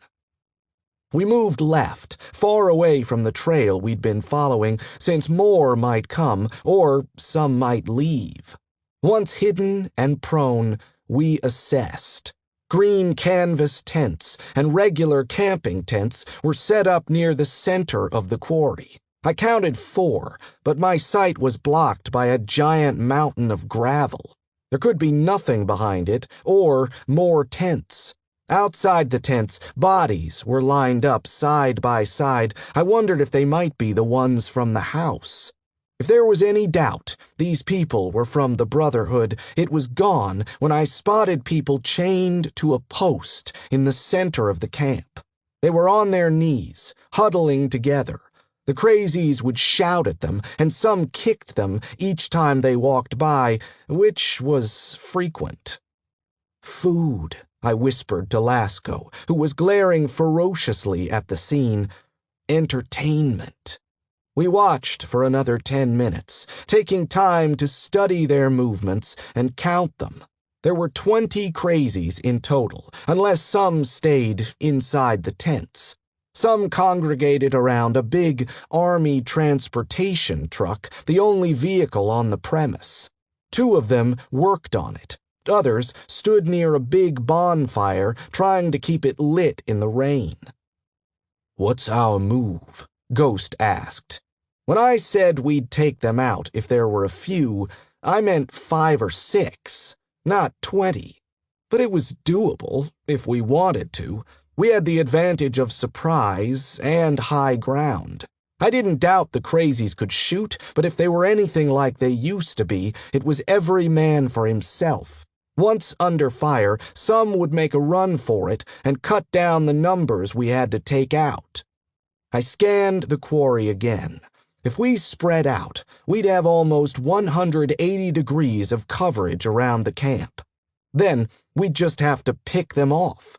Ghost was deadly with his sniper rifle, and no doubt could take out a quarter of them before they knew what was happening. "We cover this half of the quarry," I said. "Take cover and snipe as many as we can. Lasco, Ghost, you stay up here and cover Blaze and me. Once things get quiet, we'll move in and finish off stragglers and hopefully find one to question." Lasco shook her head. "What about when they turn?" I couldn't resist. "Only get headshots. Problem solved." She rolled her eyes and ignored me. "We regroup and move in after the initial onslaught. It's safer." "Fine. Commence in 10. Got it?" Everyone checked their watches and synced them up. We divided the camp into quarters according to location with the intention of eliminating crazies in every section for even coverage. We separated. Blaze and I made the longest trek around the quarry, eventually settling 30 feet apart.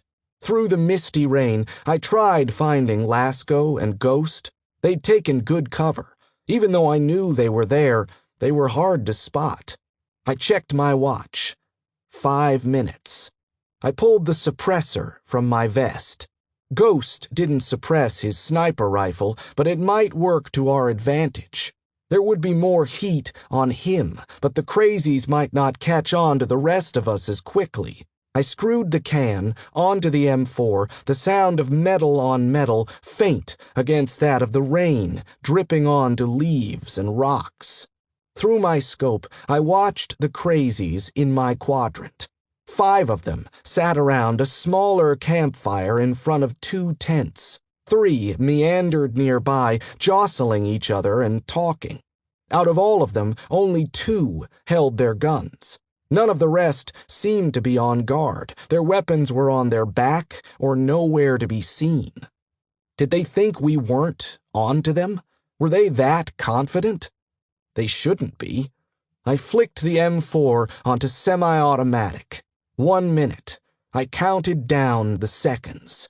I'd take the 2 holding rifles first. From there, I'd shoot whoever was closest.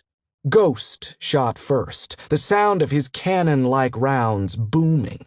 I squeezed the trigger, watching as the first burst of red misted around my target's head. That split, oh shit second afforded me a shot on the second crazy. The round whizzed through his neck. The steady rhythm of Ghost's shots provided the beat to the pop-pop of our suppressed rifles. The crazies blindly fired up at the ridges of the quarry, mostly towards where Ghost hid. I took out 2 more crazies with body shots. They'd taken cover behind one of the tents, unaware we had them at almost all angles. They were frantic, like ants, scattering around the camp as they looked everywhere for the shooters. Bodies crumpled to the ground as we rained bullets on them. It went fast, and my sight stayed on each person only long enough to verify they fell. A handful of them were confirmed headshots. I had my work cut out for me when I got down there. A round thumped into a pine tree. Shards of bark flew around me just as my gun clicked dry. I scanned the area, but was unable to find the shooter before more gunfire rained down on me. I dropped to the ground, losing sight of the area below. The others found me. I looked to my side to find Blaze working her way towards me. Her cheek bled profusely, creating a streak of bright red against her pale skin, a new scar to add to her collection. "You good?" I asked. "Fine. They had me pinned back there. Keep circling." Since I couldn't resurface either, we moved farther left around the quarry, hoping a new vantage point would throw them off. Taking cover behind a fallen log, I ejected the mag and tossed it into my dump pouch. I grabbed a fresh one from my vest and reloaded.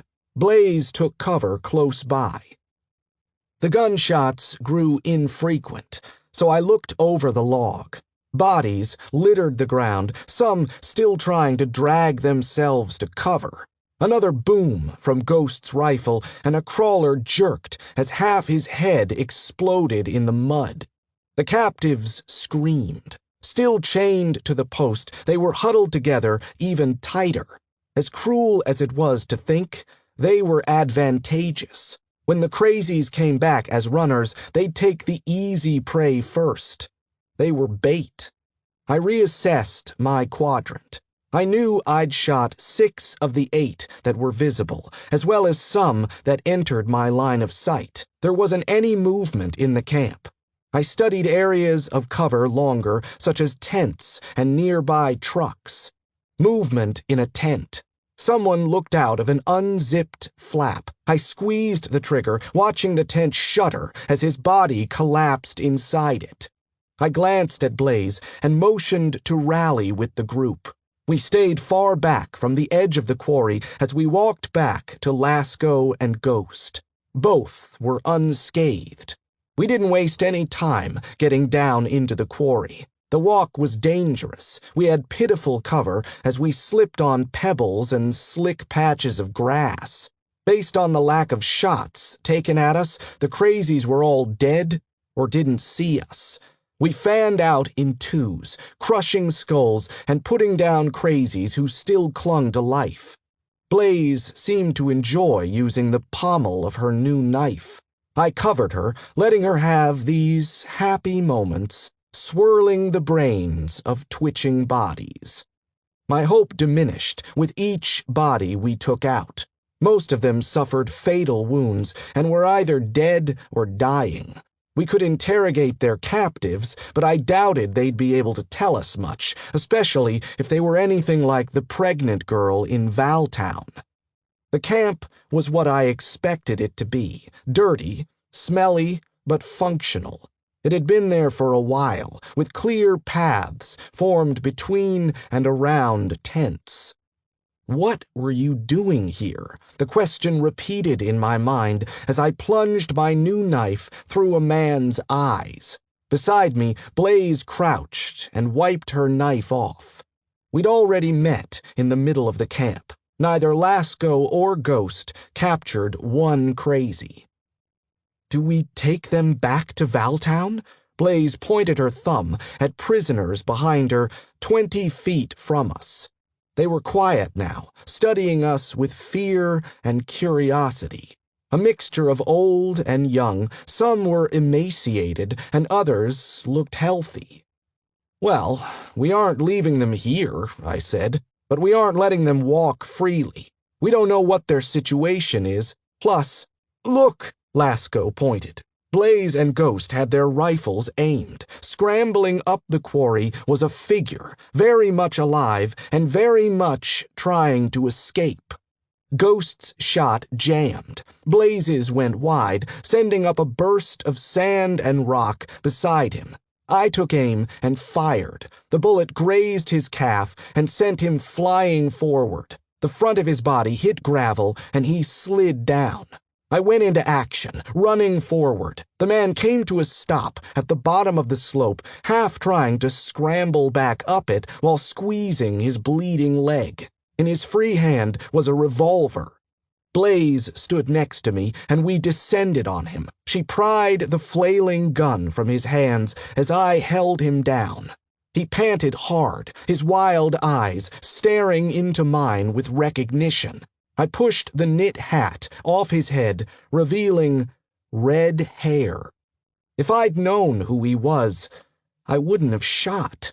I would have run after him or let him go. But in the bulky clothes and hat, all I saw was another member of the Brotherhood trying to make things difficult for me. Not Alex. Not the teenage kid who brought me candy and thought I was cool. You're fucking kidding me, I sighed as I hauled him up by his jacket. What are you doing here, and why were you running away from us? Alex shook as I dragged him back to the middle of the camp and sat him down by the bonfire. Unlike most times I saw him, he didn't have much to say. Lasco, see if you can get that truck running, I said. Both she and Ghost recognized Alex. Valtown wasn't really that big. Don't ask, I don't have answers yet. Ghost and Blaze, start getting the survivors ready. We'll drive them back to Valtown and grab the car and bikes on the way. There won't be a Valtown soon.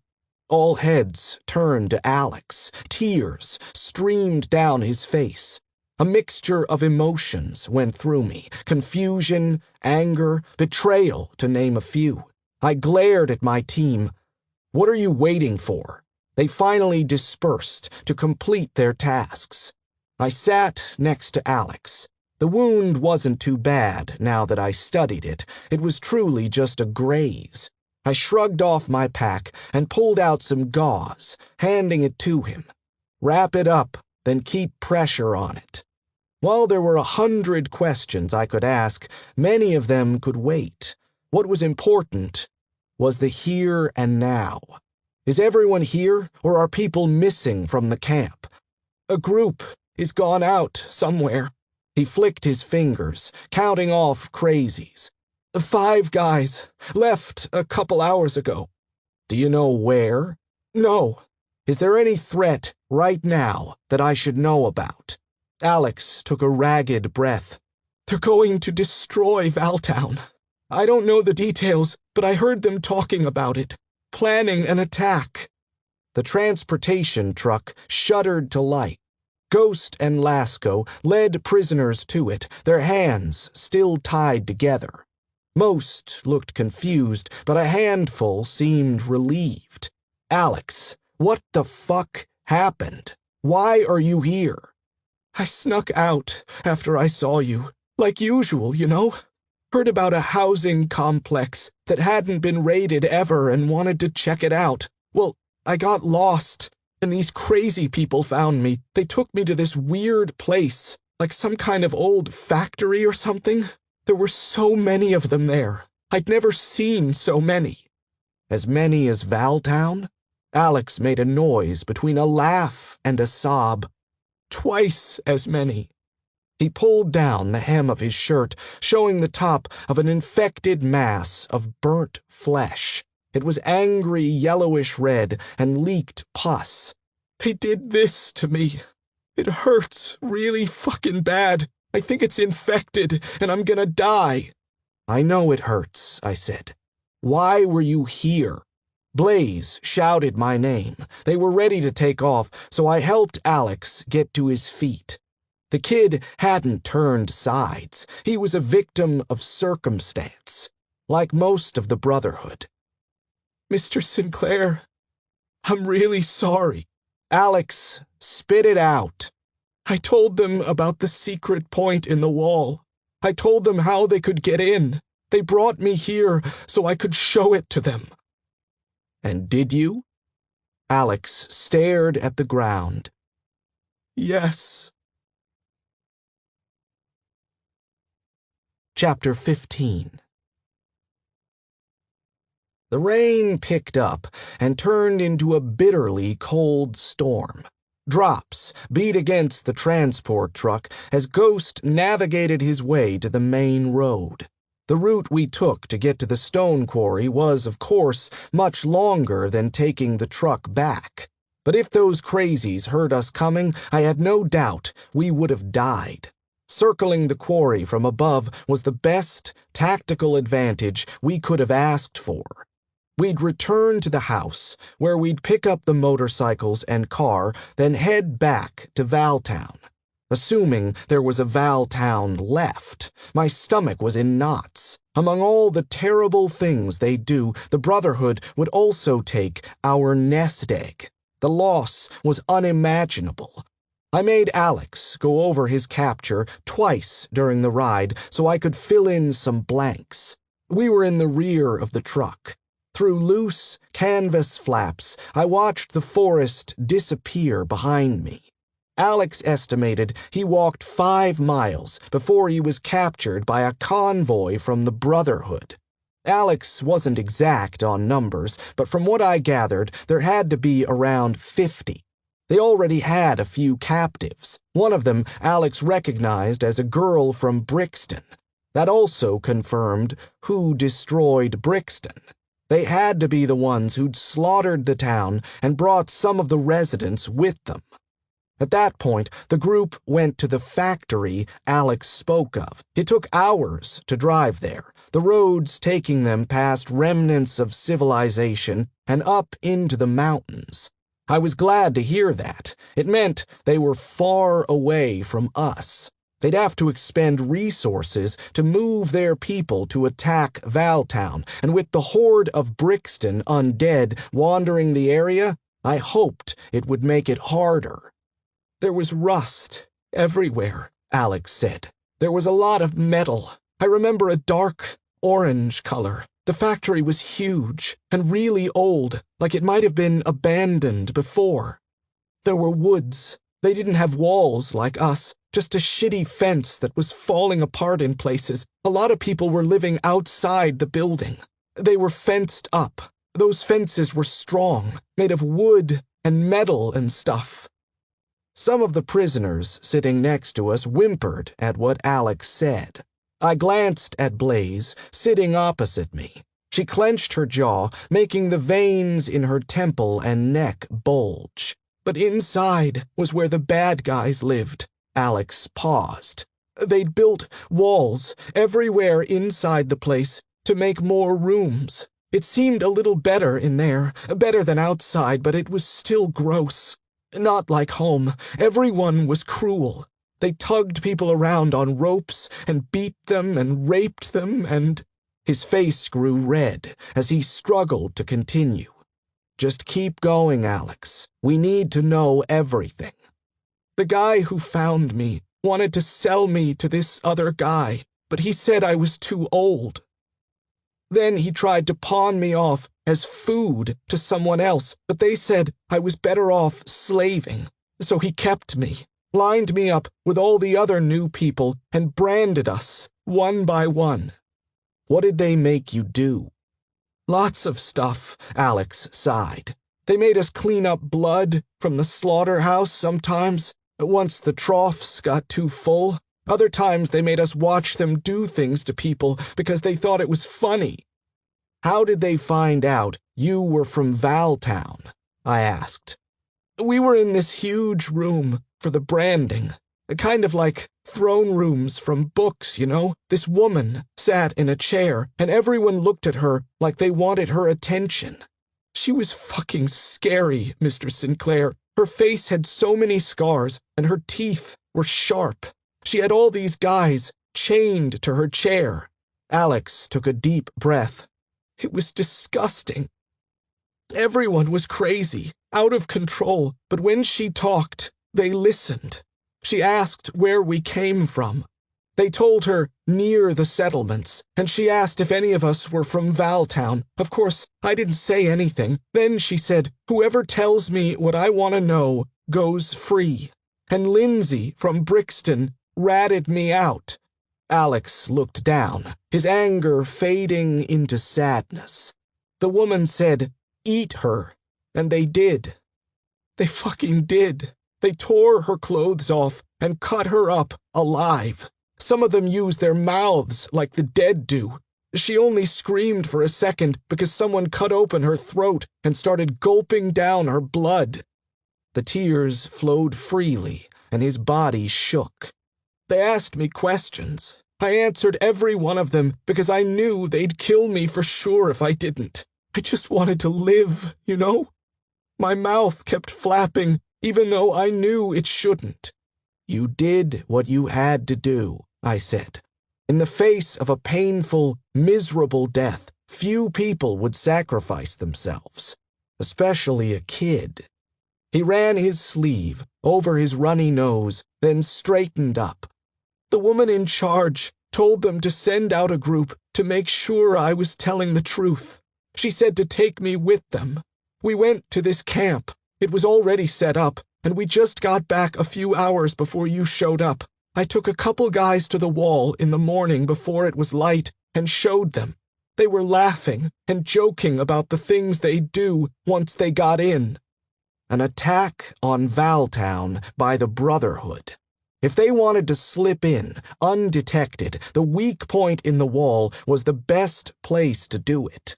The wall wasn't as secure because an old door to the outside was there. It was supposed to be a secret escape for Arbuckle, but it was easy for people to break in and out of. It was boarded over, but kids had a way of getting through it, whether on a dare or because they thought it would be fun to run away.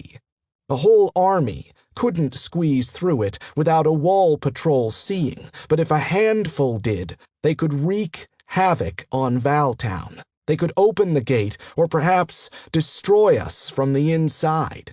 Damn, so much of the city was built out of wood. They could burn it down if they wanted to. Do you have any idea when they're going to attack? Blaze asked. No, Alex said.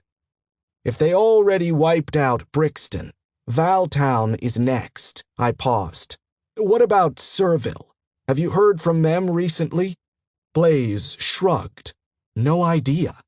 ETA 10 minutes, Lasco shouted from the cab, making the prisoners jump.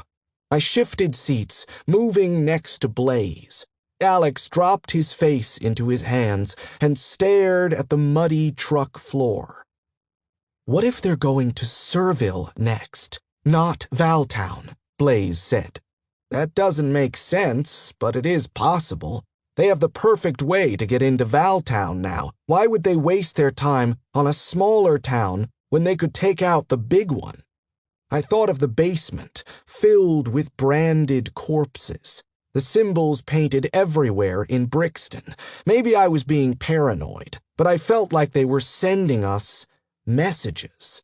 Plus, if Gabe was alive, the thought lingered in the back of my mind. Could she be the crazy woman leading the Brotherhood? Assuming she knew my role in Arbuckle's towns, and if she knew Blaze was around, it made sense she would want to terrorize us before killing us. But I was speculating. I was vain, so naturally I'd assume the plot was centered around me. Crazies didn't need a reason. Scratch that. They had all the reasons they needed. Lots of people's lives to destroy or end, supplies, weapons. I'd seen people kill for far less than that. But it is possible. Listen, when we get to the house, I want to split off with a bike and warn Serville. We need our numbers and resources. By the time we get back to Valtown, it might be too late to warn them on CB. Blaze nodded. I'll go with you. No. I lowered my voice, leaning in. What I had to say could be heard by no one. We need to save the nest egg, no matter what. You go to Valtown. If they aren't under attack, you'll be able to warn them, fortify, and move the truck. If they are, meet me back at the house, and we'll go from there. Everything was a risk. Splitting up, hoping neither town was under attack, but without any form of communication, it was the best we could do. If I had a chance of preventing more resources from falling into the Brotherhood's possession, it was worth it. Blaze agreed, though she seemed hesitant. The truck stopped. I pulled the canvas aside to find we'd arrived at the car and motorcycles. Blaze jumped out, and we met Ghost and Lasco by the cab, where I told them the plan. I'll go with you, Lasco said. I know some people in Serville in case we get into any trouble. I knew she referred to the leader of the town, Christine. She hated men, especially redheads named Cyrus. I had to kill her husband last year, and she took it personally. Their youngest son died from some kind of disease, and they kept it hidden. Didn't have the heart to kill him. Christine was in on the whole thing, but the husband took the fall for it. Even though everyone's lives were on the line, her hatred for me might cloud her vision. When will you be back? Blaze asked. Tonight, maybe tomorrow morning at the latest, I said. It all depends on what's going on there and what we encounter. Stay frosty, Blaze said, giving me a stiff pat on the back before she got into the car. She and Ghost drove away in the direction of Valtown, leaving Lasco and I alone on the highway. "Haven't driven one of these in a while," Lasco said cheerfully. She'd taken off her funny hat, and the rain plastered her short hair against her forehead. An intense look of concentration wrinkled her face as she scanned the motorcycle. She plucked the helmet off the seat, then studied it. I sighed. Maybe Lasco wasn't the best choice. I ran over the basics, and we got started. After a few stalls, Lasco seemed to resolve her issues quickly, and soon we were on our way, rain soaking us as we navigated the cracked highway to Serville. It felt good to be on the move. The air was clean and fresh, especially after being in the truck with the prisoners, so I kept my visor up. The stench of body odor was borderline unbearable near the end. The prisoners' confusion was obvious, and I didn't blame them. One second they were captured by crazies, and the next they were being ferried off somewhere else. They wouldn't be quiet about that for long. Damn. We were treating them like animals, too. Had anyone even explained we were the good guys? At least there was Valerie. She'd take care of them, and if possible, assimilate them into Valtown like she had the rest. We continued north for an hour before Lasco's bike made a loud clunking noise and lost power altogether. My hands and feet tingled as I dismounted my bike, now that blood flowed into the appendages. I did windmills with my arms to warm up. The last remnants of light barely illuminated the highway. Beyond the overgrown ditches on either side was dense, dark forest. A few skeletons of wrecked cars lay beyond. I estimated another 10 minutes of driving to Serville.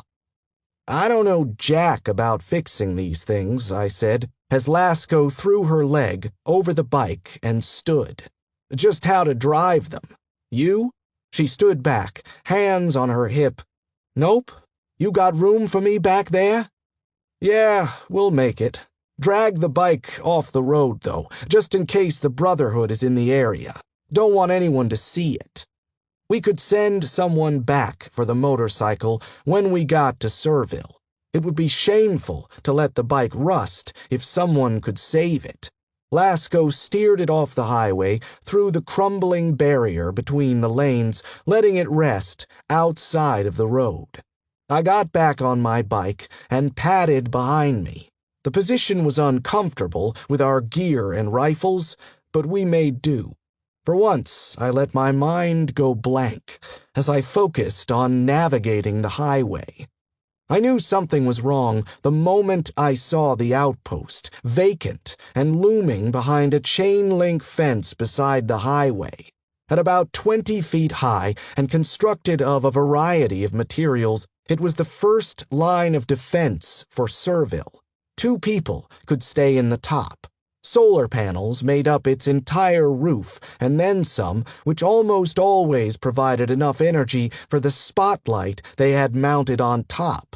Even if the spotlight wasn't working, they had a fire lit. Tonight, it was dark. The headlight on the bike barely illuminated the legs of the structure. The fence was closed. The sliding metal gate, reinforced with car doors, remained shut. I scanned the rest of the fence, left and right. There were no breaks in it, as far as I could tell. In addition to Servile's main fortifications, this fence acted as a net for straggling Z's that might wander into the farmlands. Patrols walked its entire perimeter multiple times a day to dispatch any catches. Serville was, in a sense, more streamlined than Valtown. The storage unit facility was bigger and shrouded by forest. It was a pit stop on the highway, 15 miles before a bigger city that was decimated by bombs early in the apocalypse. When Christine opted to lead the settlement, She expanded systematically by first reinforcing the storage units, then chopping the forest in a mile radius around it for farmland. The trees were used to build the town and another stronger wall closer to the city. The process was tedious, but it resulted in open fields surrounding the entire town, yielding great visibility. The highway ran straight through the original storage unit town and the newly built town. Far beyond the fence, glowing dimly through the mist, was Serville. "Looks promising," Lasco said, peering over my shoulder. "I'll jump the fence and let the bike through, okay?" Lasco was slender, and her boots were much smaller than mine. She'd have an easier time climbing the fence. I held on to her pack, lightening her load, while she inspected the chain link. It rattled as she climbed. Beads of water shook free and sparkled in my motorcycle light. At the top, she fumbled a bit, catching herself as she maneuvered her leg over to the other side. A few feet from the ground, she jumped. Still no activity from the outpost tower. The sound of metal scraping against metal drew my attention back to the gate. Lasco pushed it open just enough for the bike to slip through. "Hey, what are you doing?" I braked and set my feet on the ground. Walking into the light, guns pointed at us, were two men and a woman. They were dressed in warm clothes and looked normal enough. Definitely not crazies. "Easy," I said, raising my hands up in peace. "We're from Valtown." The woman nodded to her companions. "I know him. He's Arbuckle's guy, Sinclair." My name preceded me. I liked it. "Still, what the hell are you doing here?" her friend asked. He was a sallow man, my height, but stick-thin. His hands shook, making his gun sway. I doubted he could hit me point blank in his state. "Why did you open the gate? Chuck, go shut it." Seeming uninterested in us, Chuck did exactly what he was told. Limping, he walked past us. I spotted a dark patch of blood on his tan pants. "We could ask you the same thing. This outpost should be manned at all times," I said. I wasn't a stickler for rules, but when I was on the receiving end of an interrogation, I'd use whatever I had to. Then I recognized the woman. Her name was Dory, and I killed her brother some time back. If people didn't try to hide their undead loved ones so much, and I didn't have to kill them, I bet they'd like me much more. Maybe. We were attacked by a small group of raiders a few hours ago on the East Gate. "Everyone has been doing damage control," Dory said. A scowl tugged at the edges of her mouth. "Not like I have to explain it to you." "How many were in the group?" She conferred with the willow man beside her. I got off the bike, kicking the stand out as I stood. Dory returned her attention to me.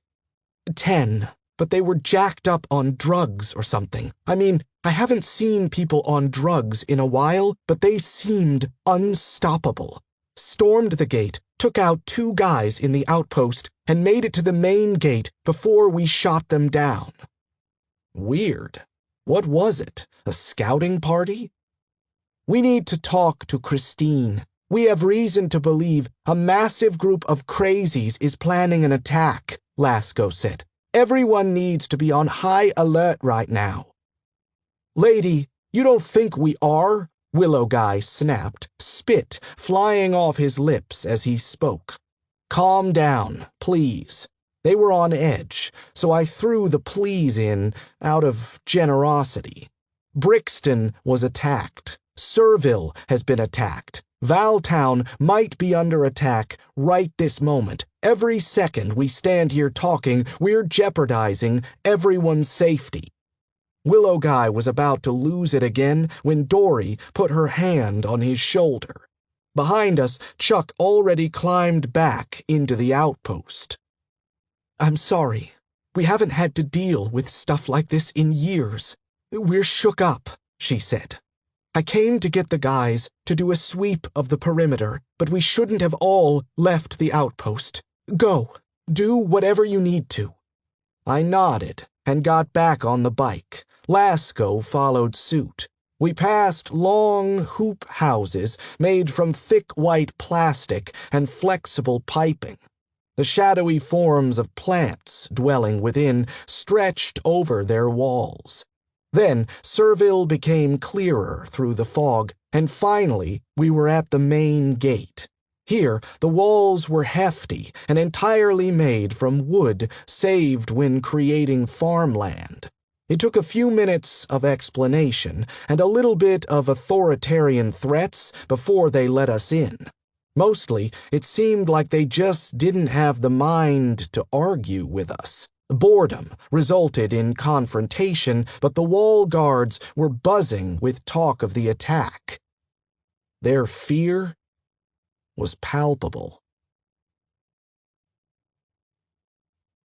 Chapter 16.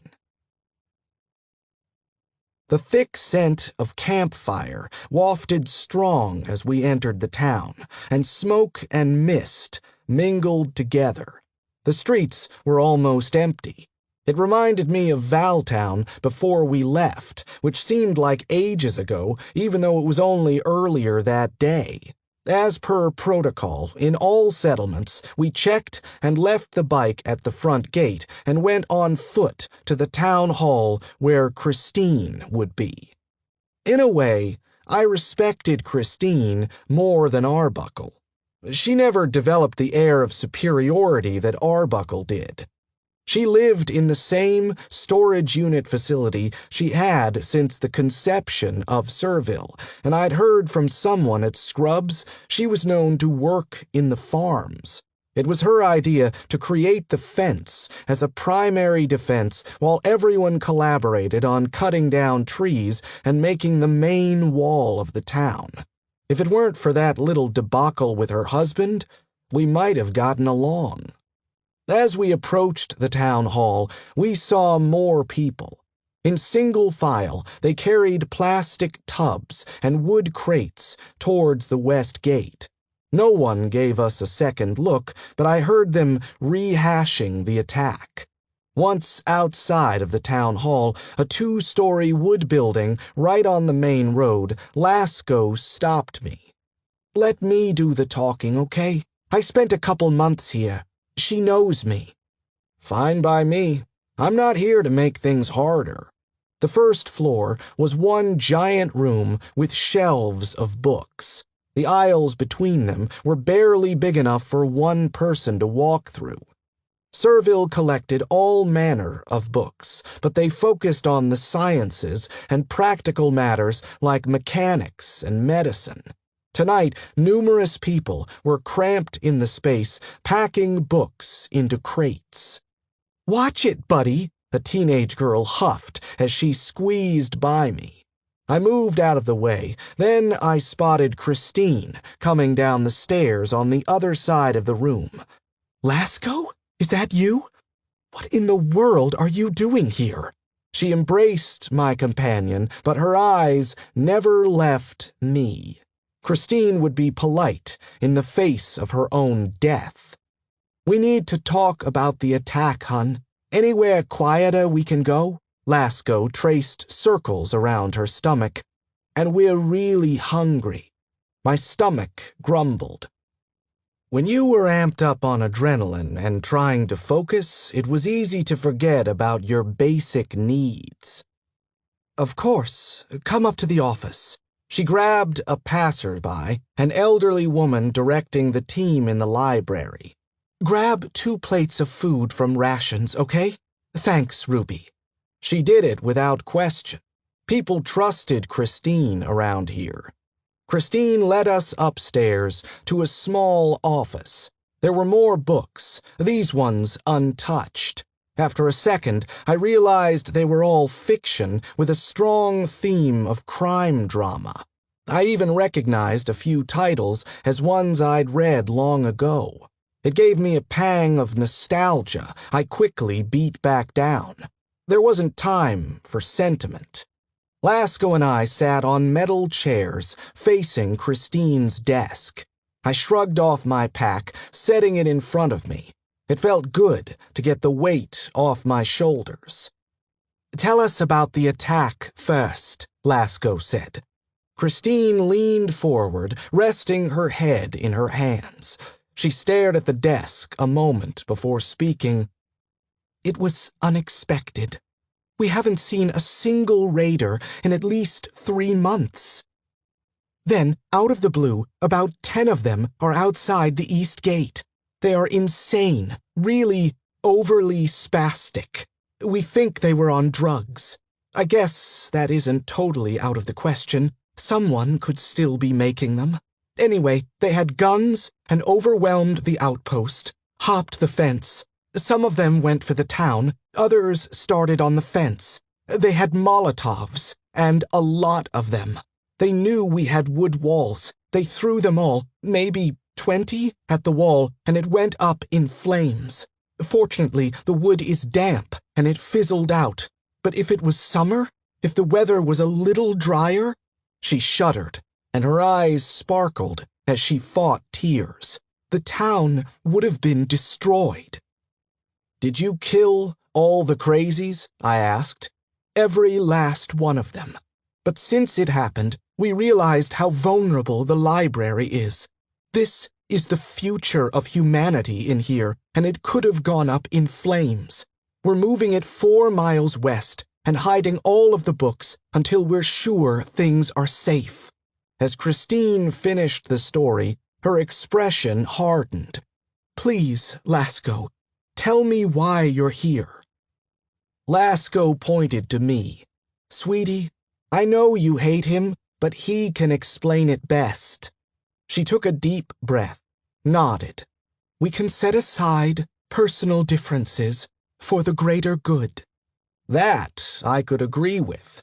There is a massive group of crazies that call themselves the Brotherhood. We think there could be hundreds of them. We intercepted a group a couple hours from here and took them out. They're planning an attack on Valtown. They've already destroyed Brixton. Christine's jaw dropped. "Brixton is gone?" Yes. The word made her flinch. She wrung her hands together nervously, biting her lip in a grimace before getting herself together. "That's why we haven't got a hold of them on the CB. I thought it was just on the fritz." She sat straighter now, eager for answers. "It happened a week ago. I think their intent is to wipe us out," I said, throwing in a bit of my own conjecture. "If they brought that much fire, it's because they knew it was a weak point in the town. They used someone from Valtown to find a discreet way in. Maybe they got similar information from someone in your town." She stood and paced behind her desk, shaking her head. "Not possible. We never leave the town, and we never let anyone in. The only movement in and out is when we deliver supplies, and everyone is accounted for. That couldn't be what caused this." "That is beside the point," Lasco said, her voice soothing. She shot me a quick glare for derailing the conversation. "The important thing now is that you're aware this might not be the first attack. Everyone needs to be armed, all outposts manned. Until we figure it out, we're at war with them." "What about the books? We have to save them. Cyrus and I will escort the group on our way back to Valtown." Christine ran a hand through her wavy blonde hair, catching knots as her fingers went through. When her hand came away, she looked more frazzled than when we arrived. "Fine, thanks. We're getting everything ready, but my mechanic says he won't have the truck fixed for a few hours." "That's fine," I said. "We don't want to do something like that at night, anyway." "We'll leave at dawn, then. Is there anything else we should be doing to prepare? Did you try contacting Valtown over the CB? Lasco asked. Yes, but we didn't get a response, Christine said. Like I mentioned, we thought our radio was broken, since we didn't get a response from either town. Try contacting them every half hour, just to be safe. It was time to get things moving. If we had to help them secure the books, Lasco and I had to get some rest first. We need to see the bodies to be sure they're from the Brotherhood, or see if we can get anything useful off them. The request wasn't unreasonable, and I was glad Christine didn't question me or put up a fight. She sat down at her desk and leaned back in the chair, staring at the ceiling. They're all over near the east gate. We haven't moved them. Been too busy making sure the fire is put out completely. I checked my watch. It would be morning in about 5 hours. It gave us the perfect amount of time to check out the corpses and find somewhere to get some sleep. Lasco said she knew a bar-like facility in the new part of town we could stay at. We parted civilly, Christine giving both of us a curt nod as we went downstairs. Ruby waited with a small burlap sack in hand. People still bustled around, packing books and kicking up dust that made my eyes water and nose itch.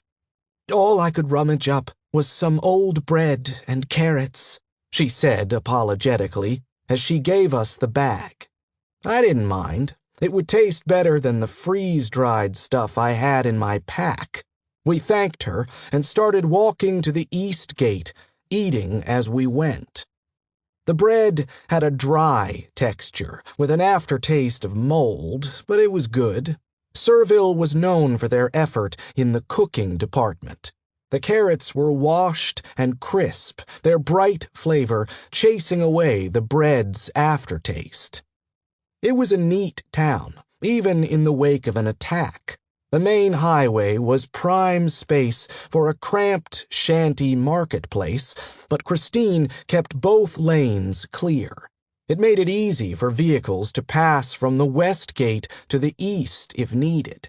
The entire town layout still connected to the original storage unit layout, with everything placed on a neat grid. On our right were the long rectangular wooden buildings. To the left, behind the wall, were the storage units. This was where they stored much of their supplies, like Brixton had. One of the gates into that part of town was open, with a long line of people waiting outside the munitions units. Each was given a gun and a few extra mags of ammo. Instead of the fear and panic I expected to see, they were holding themselves tall, their faces set in grim expressions. They were ready to fight. As we neared the end of town, smoke wafting in the air became more pronounced.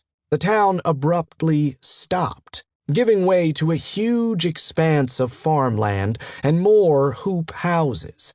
Embers of red smoldered in the wall across the farms.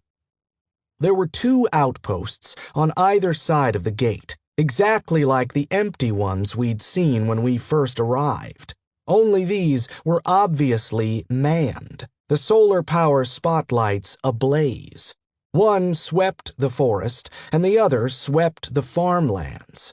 There were lanterns set up to light the gate and surrounding area. As we came closer, I took note of the buzzing activity. While the gate itself, reinforced with metal, was intact, the wood wall around it was blackened. A few pieces had already fallen to the ground. The area surrounding the gate had been set ablaze too, and lazy tendrils of smoke spiraled upward from it. There were at least 15 people working on the gate. Some pumped water nearby, painstakingly bringing bucket after bucket, climbing ladders and dousing the wood. Others placed new planks, patching up the damage, while 2 men dragged bodies into a pile. "Look," I said to Lasco, pointing at the corpses. "Let's go check it out." The men heaved another body onto the pile and looked up as we approached. They were both sweaty, and blood flecked their clothing. Hunting knives hung at their sides, covered in blood. "You here to help?" I shook my head. "Sorry, no. We need to check the bodies." He looked at us skeptically, then gestured to the head of one. "We destroyed the brains. They aren't coming back." I didn't want to explain the entire Brotherhood scenario to yet another person.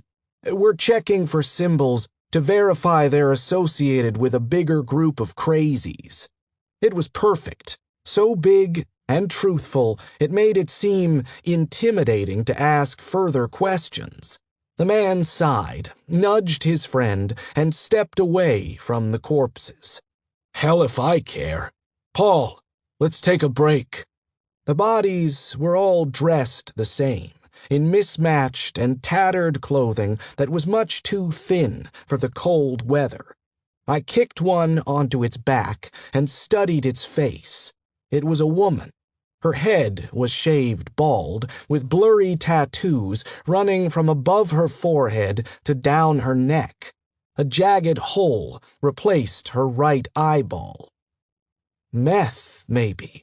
I looked up at Lasco, who also inspected a corpse. "What? See the sores?" She withdrew a blade to pry open one of their mouths. I winced as teeth broke. Ugh, gross. Definitely meth, or some kind of bathtub junk. You can smell it on them. They've got sores, rotting teeth, and the smell of it all over them. She wiped her blade against the body's clothing. "How are they still making meth?" She laughed. "Fuck, Cyrus. You can make meth out of anything. All they'd need is a bunch of random chemicals to cook." Why did they come, hopped up on drugs? The ones we fought in the quarry were all fine. This only proved my theory more. This wasn't an official attack. It was a scouting party or some kind of diversion. The druggies were expendable. Send them in, fearless and high, to try and compromise the wall. They weren't meant to live or succeed. I checked another corpse, this one male, but just as thin and covered in sores. He had the same array of indistinguishable tattoos on his face and down his neck. I couldn't make out what any of them were. The ink was blotchy, and shapes and lines seeped into one another. I pulled up his shirt. The brand was huge, spanning from his sternum down to his belly button and all the way across his chest. The scars themselves were old, white and shiny in the lamplight. Apparently, the Brotherhood had made a bigger brand. "There it is," I sighed. "The town is armed and on guard. They aren't sitting ducks, and at least Christine is taking precautions. We're on the same page now." Lasco scratched her neck, the collar of her jacket shifting to show the top of Frankenstein's head. She headed back toward the town center. I wish we knew what page that was. The bar Lasco said we should go to was dingy and small, exactly what I expected it to be. She met the guy, Schuler, who ran it during the early days of Servile's genesis. They survived together for a long time before they landed in Servile. He knew how to distill alcohol and decided to make a place for himself. It was in the new part of town, in the cellar of a rations building. It reminded me of the speakeasies from Prohibition times. There wasn't any sign it was there. Only a door with a set of narrow wooden steps, and the smell of mash revealed the place's existence. Yet it was surprisingly welcoming, despite the pitfalls. Schuler stood behind the counter, talking to some of the patrons in a deep, soft voice. Bottles behind him lined the back of the bar. Some were brands I recognized from before, while others might have been homemade. An assortment of candles were spread throughout the joint, lighting the place just enough to see. 4 little empty tables filled the space. I spotted another door on the opposite side of the room. When Schuler saw us, he excused himself from his patrons, came over, and embraced Lasco. "Katie, is that you?" "Hey, Schuler. We need a place to crash. You got any space?" He grinned. "You know I always have a place for you. Let me get you a drink, then I'll set up the back, yeah?" Without another word, he poured 2 glasses of unnamed liquid for us and disappeared behind the closed door. Lasco leaned against the bar and threw back the shot of alcohol. "So, Katie, is it?" She looked at me and laughed. "Lasco is my last name. Do you think Ghost is his real name? Obviously, Blaze isn't her name either." I shrugged. "Guess not. Just never pictured you as a Katie." The drink in front of me smelled toxic. I pushed it away. It was never a good time to be drinking. Lasco took it, tossing it back effortlessly. She slammed the empty glass down on the bar, eliciting looks from nearby patrons. "What are we going to do?" "Help them move the books, I guess. Then go back to Valtown. Hopefully, you can stay sober for all that." I studied her face. Her usually carefree expression was replaced with one of intense concern. "No, Cyrus. I'm talking big picture. What we're doing now is confirming what we already suspected. We're doing all these little tasks that don't amount to anything. Not in the big picture of war." War. War was a big word, one I didn't associate with only a few thousand people on both sides at best. When I thought of war, I thought of millions of lives, an endless battle for land or resources. Yet there it was, right in front of me. We were at war. Lasco was right. Our new way of life faced a threat. We were at a huge disadvantage. I hated feeling helpless. "I know. We need to get the upper hand, but I'm not sure how." Lips pursed, Lasco tapped her fingers on the bar. "In a way, we have had small wins. We destroyed the stone quarry. Serville defended whatever this attack was, and they are ready for more. You forget Brixton was leveled, an entire town. Don't be a fatalist. Yes, that was a huge loss, but we're in a good position right now. When we get back to Valtown, if there is a Valtown, we'll take the offensive. We'll find their main base and make those fuckers extinct." It was a simple train of thought, but really, it was all we could do. Lasco was right. If the remaining towns maintained a strong defense while we tried finding the Brotherhood with the right strategy, we could stop this threat forever. Plus, in this world, your enemy's death wasn't the only thing that benefited you. Their resources, guns, supplies would be absorbed into the colonies. One of the bar patrons left his friends and wandered over to us. He was a burly guy with more beard than face and stunk of the same stuff Lasco had been drinking. "Heard you guys talking about saving the towns." He burped loudly. I took a step back as I got a whiff of what the guy had eaten for dinner. "What we all need to do, and I tell this to Christine all the time, is pack up and go to Generator Town, over the mountains. I heard they got the wind turbines all working and built a giant city there, surrounded with big walls. and it's just like how things used to be." I couldn't help but laugh. Over the years, I'd heard my fair share about glory towns, an island that was free of zombies, and the dead stayed dead. A mountaintop sanctuary where zombies died on their own upon entering. A city on stilts on Lake Washington. This one was a tad more logical, but still highly doubtful. "Yeah? Where'd you hear that from?" I asked. He wiped his hand across his nose, holding his head high. "Around, you know. People hear things." His companions came over. 2 men the same age. All were boozed up, but the newcomers were slightly more sober.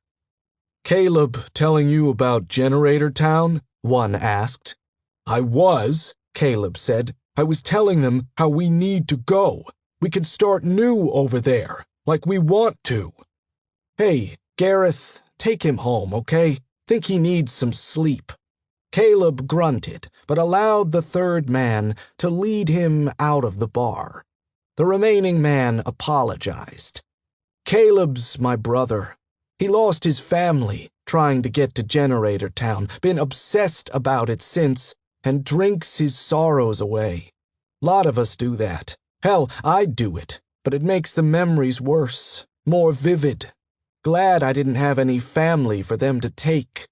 My curiosity was piqued. Who took them? Crazies?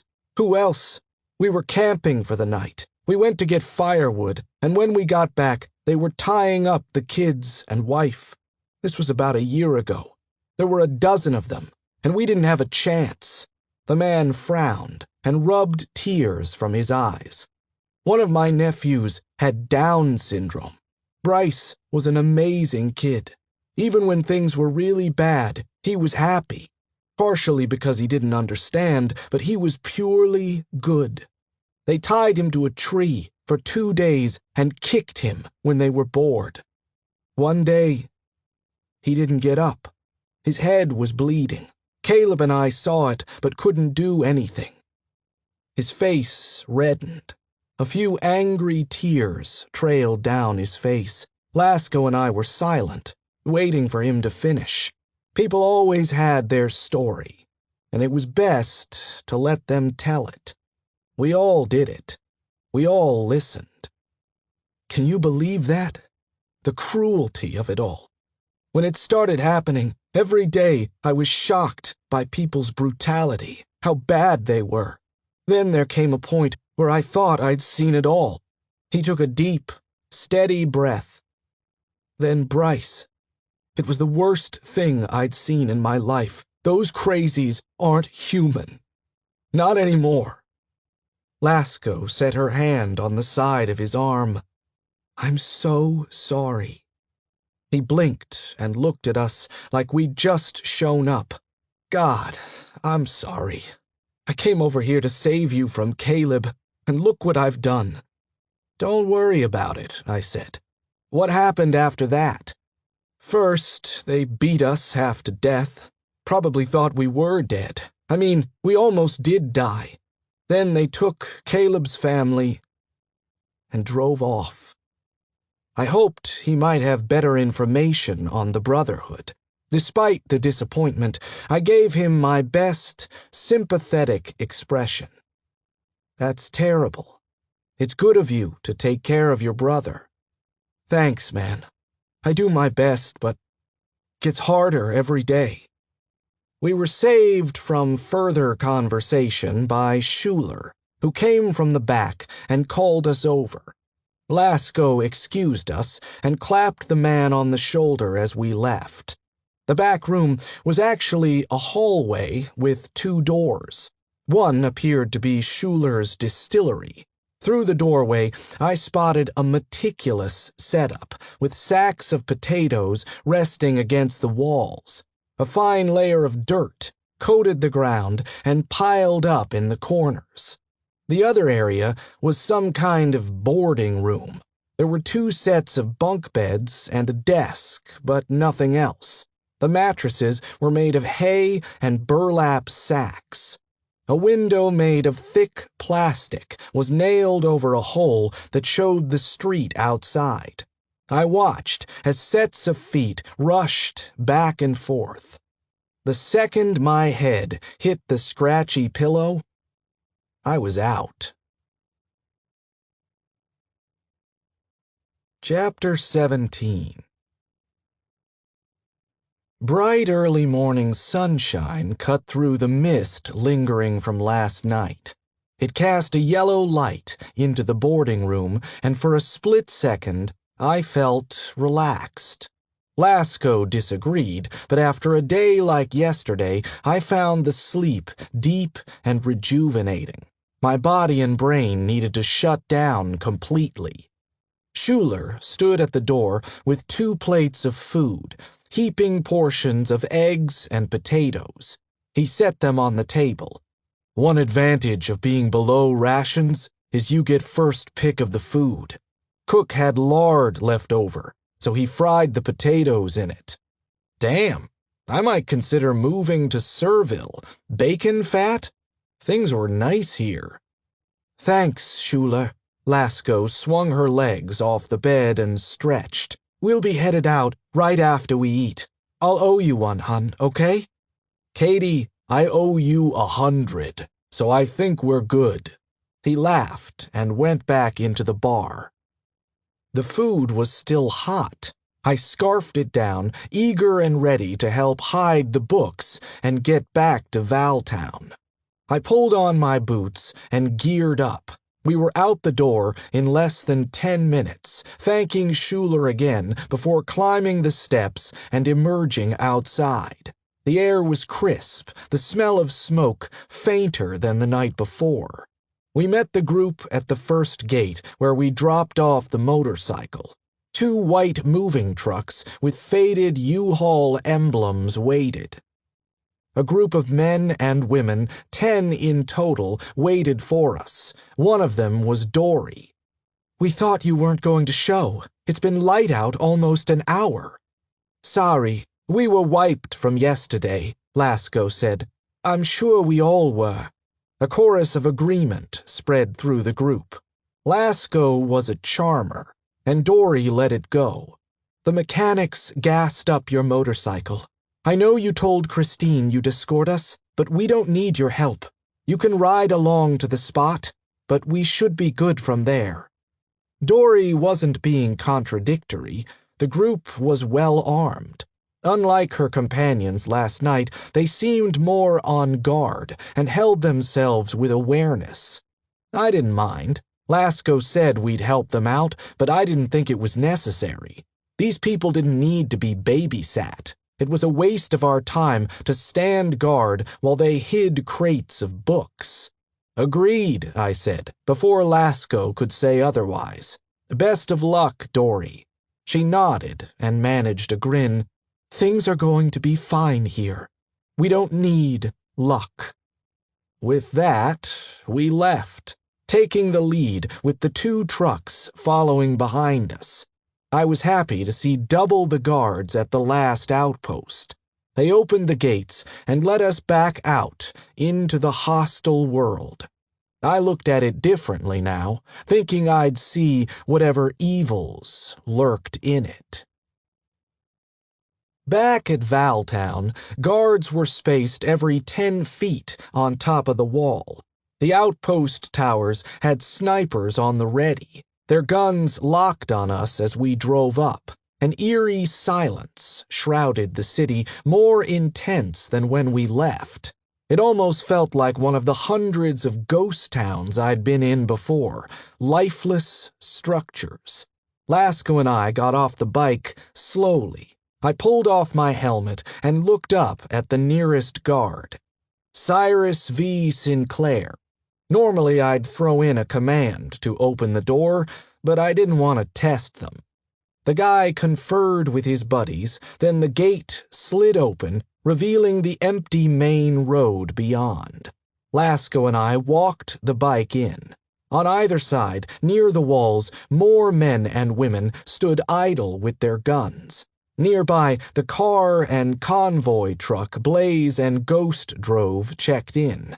A wave of relief flooded over me. They made it back. I checked the motorcycle in with the same guy who loaned it out. Then I wondered what Blaze told Arbuckle to get so many people on watch. "What's the situation here?" He shrugged. "Not sure exactly. Before you left, we put extra people on the walls, but last night, after Wright came back, word got out to triple the watch. Been rotating out since then, but haven't seen anything." "The entire wall is this secure?" He nodded. "Yup. I'm about to rotate out in a bit here. You need anything else?" "No." I handed the keys over. "We're good." Lasco and I went back to my apartment and trekked up the stairs.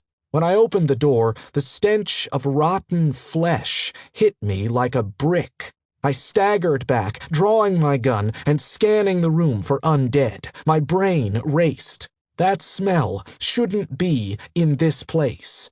Only a huge wooden crate sat in the middle of the room with the lid slightly askew. The symbol and name of a shipping company faded into the wood. A dark liquid seeped from its corners, ruining the carpet. Fuck! Ruining the carpet? I made a mental note to never be concerned with the state of our carpet again. Blaze sat at the kitchen table alone, and Ghost was nowhere to be found. "What the fuck is that?" I asked. She stood and crossed the space between us. Then Blaze handed me a folded piece of paper. I wasn't sure what to think. I felt like I entered the Twilight Zone. After holstering my gun, I unfolded the note. "You should have killed me. You thought I was weak. You thought I would die. You were wrong." My stomach twisted into a knot. I looked up, studying Blaze's face. She pointed to the box. "Take a look." Lasco shifted beside me, staying back as I walked to the box. I tugged the lid aside. Inside was the body of a young girl, almost a teenager, curled up in a ball. Her hands and feet were bound with rope. She'd been blonde once, but her head was shaved. She'd have blue eyes if I pushed open her eyelids. I didn't have to look to know.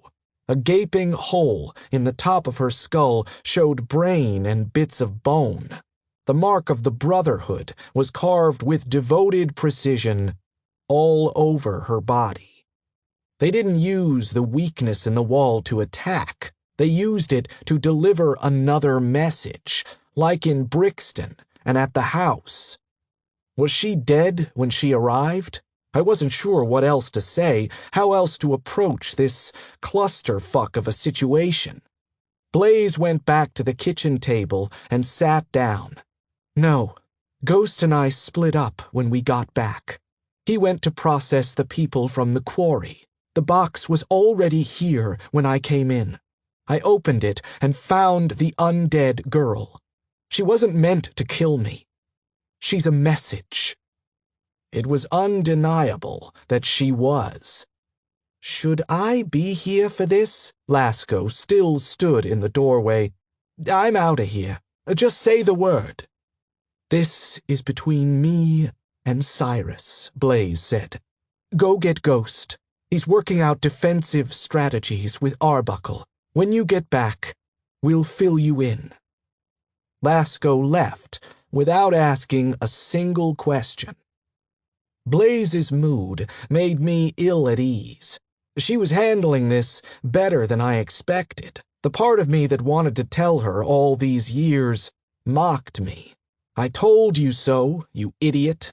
Yet every time I ran over this scenario in my head, it ended badly for one or both of us. "Gabe is alive," I said. "I saw her the night I was with Kevin and the crazies, but I haven't seen her since then." "I knew she was." What?" Blaze laughed, genuinely amused. "Fuck, Cyrus. You think you're discreet? I can put the pieces together. You've brought her up so many times, asked me so many what-ifs. I knew something was going on, though I couldn't put it into words. Let me rephrase. I suspected she was alive, but this confirms it. I hadn't gotten used to the smell of the body yet, but I didn't suggest we go elsewhere. I wanted to prove my strength. If she could bear it, so could I. Rolling my shoulders, after I set my gear by the door, I savored the pops and crunches. Then I sat down at the table with her. It was out in the open. There was no point in dancing around it any longer, especially since it confirmed my own suspicions about a few things. The house with the bodies and the girl, that was a recreation of the origins of the Brotherhood. Kevin was part of a cult, and he killed all the members. I wondered about the girl, but now that I see this, I think she represented Gabe. Do you think Gabe is the leader Alex talked about? Unfortunately, I did. The thought scared me. With a vendetta against Blaze and I, and a mass of crazies under her control, she was capable of anything. I thought of the man's story at the bar, of Alex's recollection of the leader. That was Gabe. I felt sick. The memory came back to me with staggering force. I was tied up to the chair while Kevin explained his doctrine. It was nonsense to me, just another crazy explaining why he was crazy. But now it made sense. I was drawn to a house, and trapped there was the future bearer of the chosen one. We cleansed the house with fire. Within it were wicked souls. She spoke of a red-headed man. It made crystal fucking clear sense. When we were in Monroe with Frank, after you locked Gabe in the shed, we were attacked. I think that was them. It was the Brotherhood, and they found Gabe and took her. That's insane. Blaze leaned back and laughed. That's insane. You think that's implausible? It explains everything. They took her, and for whatever reason, she managed to... I struggled for words, especially since my theory gave so much credit to Gabe. Manipulate them. She would have been with them for over a year by the time I saw her, and now she would have been with them for almost 7. Kevin thought she was divine or something, so the crazies would have thought she was important. She found out about us somehow and is trying to kill us for what you did. What we both did. What makes you think she doesn't want you dead too? Yeah, she probably wants to kill me too. What about their leader, Kevin? If Gabe is calling the shots, where does that put him? This was it. If there was any time to tell her the truth, it was now. I braced myself emotionally. More importantly, I braced myself physically for a fist fight. Kevin is dead. I tried taking a breath, but my chest felt like lead, and not a bit of oxygen got through. If this was what the truth felt like, I wanted no part of it. She remained still, waiting for me to continue. Here it is, Blaze. I lied to you because I didn't want to lose you. I was desperate and said whatever would get you to stay with me. When Beau and I were separated, they traded him and a truck full of people for guns. They intended to eat them. I was captured, and when I escaped, I killed Kevin. That's when I saw Gabe. She stood, crossing the kitchen in swift, long strides, then she braced herself against the sink near the window. I couldn't see her face, but her shoulders heaved. I wondered if she was staving off tears. After minutes, she spoke. You have no idea if he is dead or alive? No. Blaze rubbed her palm against her neck, then sighed. When she turned, her eyes were red with unshed tears. I'm fucking enraged you didn't tell me this up front. Whatever you think you feel about me, it pales in comparison to how much I care about my brother. These past years, the only thing that kept me going was the thought he could be alive. Blaze, shut the fuck up and let me finish. Right now, we don't matter. At this very moment, there are people out there who want to murder us all. As much as I hate these towns and how they're ran, there are good people here. I might not like them, and I might not want to stay myself, but they shouldn't have to die because of us. I might have become a Marine because I wanted to prove something to my father, but I stayed because I wanted to serve my country. There's a part of me that still cares about doing right by the people who need protection. Beneath the callous and bitter exterior, she wasn't truly selfish. I always knew that about Blaze, but she made it easy to forget. I always liked to ignore those parts of her. Sometimes I thought she forgot it herself, and that's what launched her into periods of utter darkness. I used to think I was the kind of person who would choose myself over 1,000 other people. But now I was in that position, and it seemed ridiculous to abandon the colonies over something that was entirely our fault. If I didn't know them, if I were a bystander, I could walk away. I'd done it before and would do it again if ever faced with the decision, but I couldn't turn my back on Valtown, not after being part of its creation and predicament. Just promise me one thing, Cyrus. Name it. When we find her, I get to kill that crazy bitch. No defending, no talking. I kill her. I nodded. Whatever you want.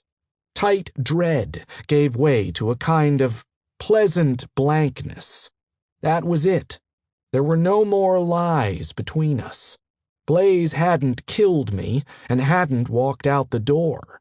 I didn't know what would happen once it was all over, but I didn't think we'd be together much longer if we made it out. She reached into her jacket to get a cigarette and her lighter. A blissful expression washed over her face as she inhaled. Then she stalked over to the living room and collapsed into her chair. I took care of the nest egg, she said. Sent Ghost to update Arbuckle while I did it. The guys at the gate gave me a hard time about leaving. Shit, I was surprised the thing ran. You made it to the warehouse without any problems? As far as I know.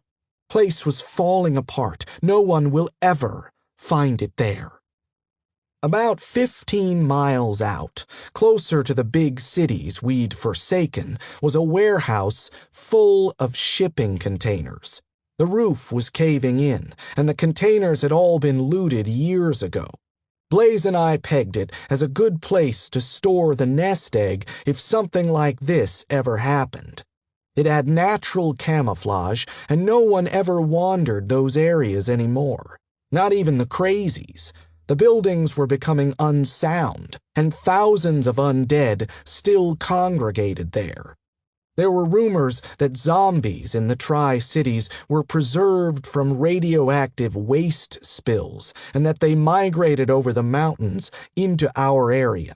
It was possible that's why some Z's hadn't crumbled into dust yet. But who could truly know? Good. Did the Brotherhood's prisoners get settled yet? We'd treated them terribly, not telling them what was happening. I hoped Valerie made up for it. We took them to the hospital. Some of them came around by the time we got there and asked questions. She paused to take a drag on her cigarette. Wanted to know where we were, if the government had built the town, shit like that. Some of them were spouting off about a place called Generator Town. They were delirious. I let Valerie take care of it. If they're coherent enough, we might want to ask them some questions. It might help us figure out where the Brotherhood's main base is. I eyed the wooden crate. Then my focus returned to Blaze.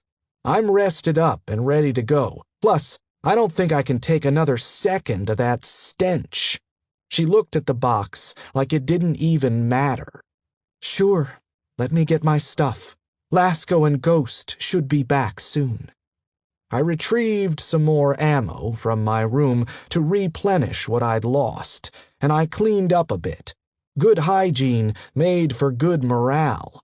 By the time I was done, Blaze waited by the door. Lasco and Ghost were just arriving at the apartment when we exited.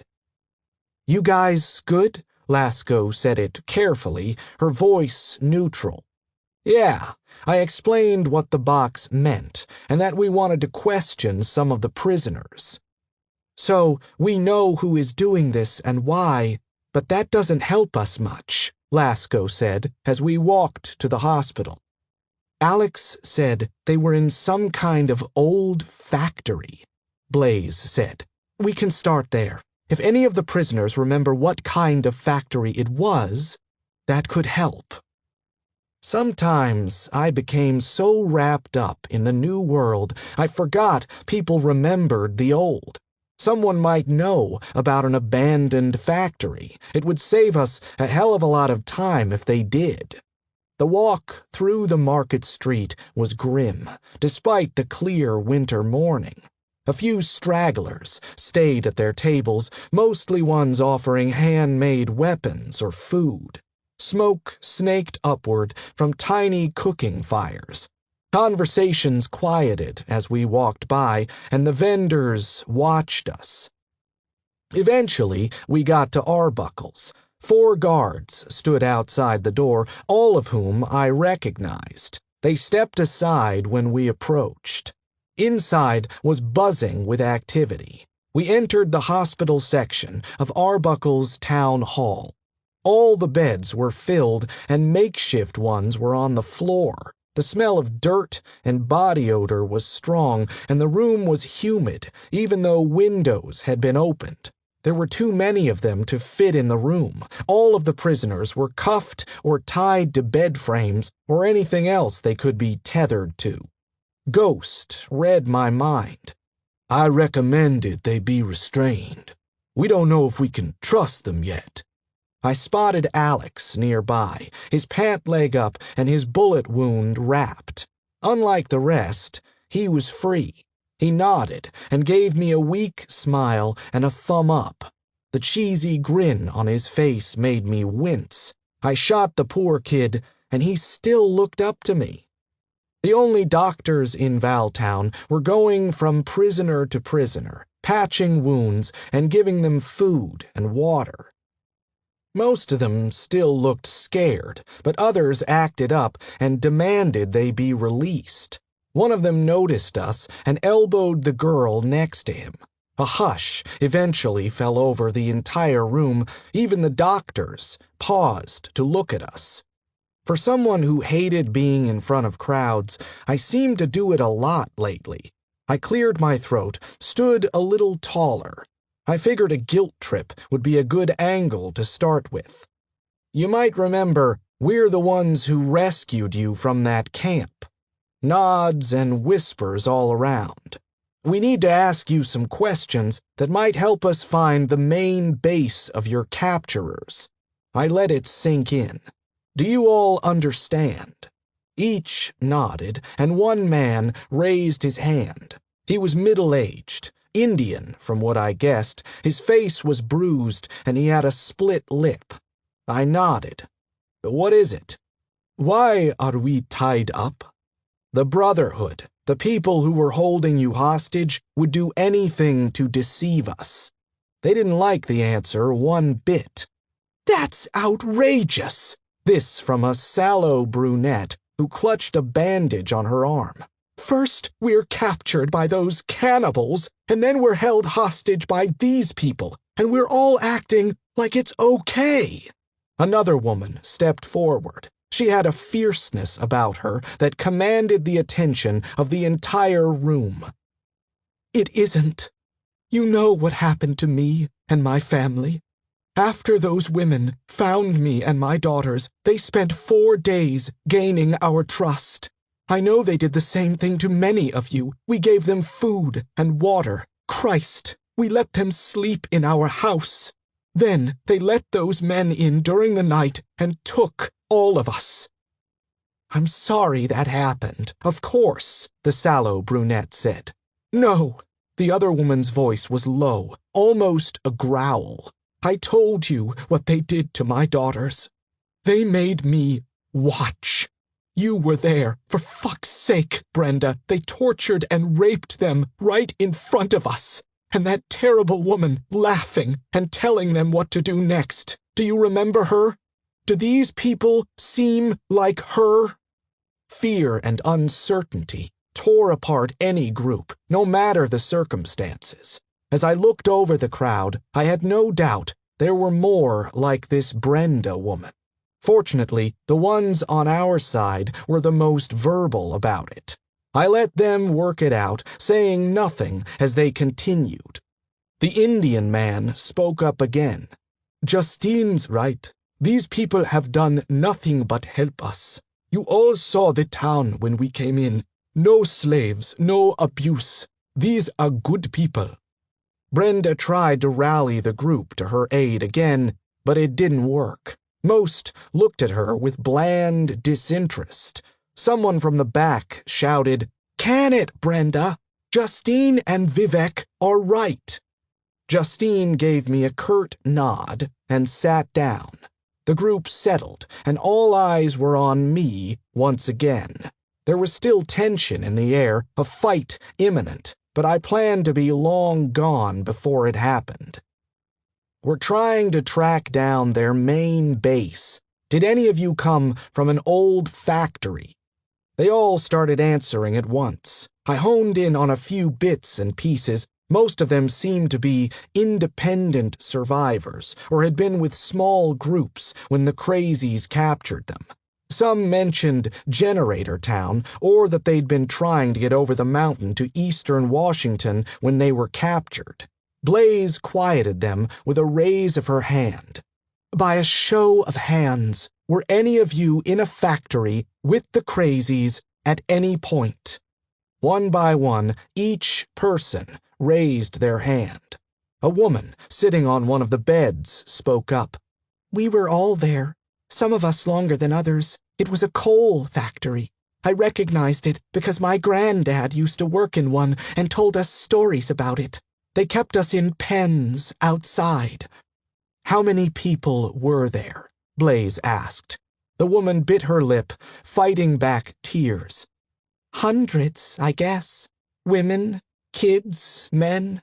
They got me when I was going to eastern Washington, like a lot of us were. I was headed over the mountains to see if that Generator Town everyone talks about was true. They were coming from the east when they captured me and my sons. They had at least 15 trucks carting people. They took me back down the mountains and eventually to the coal factory. Most women get raped until they get tired of us. Then they eat us. But then they took some of us away. I was taken to that place you found us. We'd been there for days. Food to go. Takeout, a little voice in my mind said. Do you have any idea where the factory was? Blaze asked. I know we drove on Highway 2 for a while, before they turned off and drove on overgrown roads for a long time. She hugged herself, looking down at her lap. I'm sorry. I don't know anything else. Do any of you know anything else? I asked. They were all quiet before an old man in the center of the room stood. His graying beard reached to his chest, and he was filthy, but he held himself tall.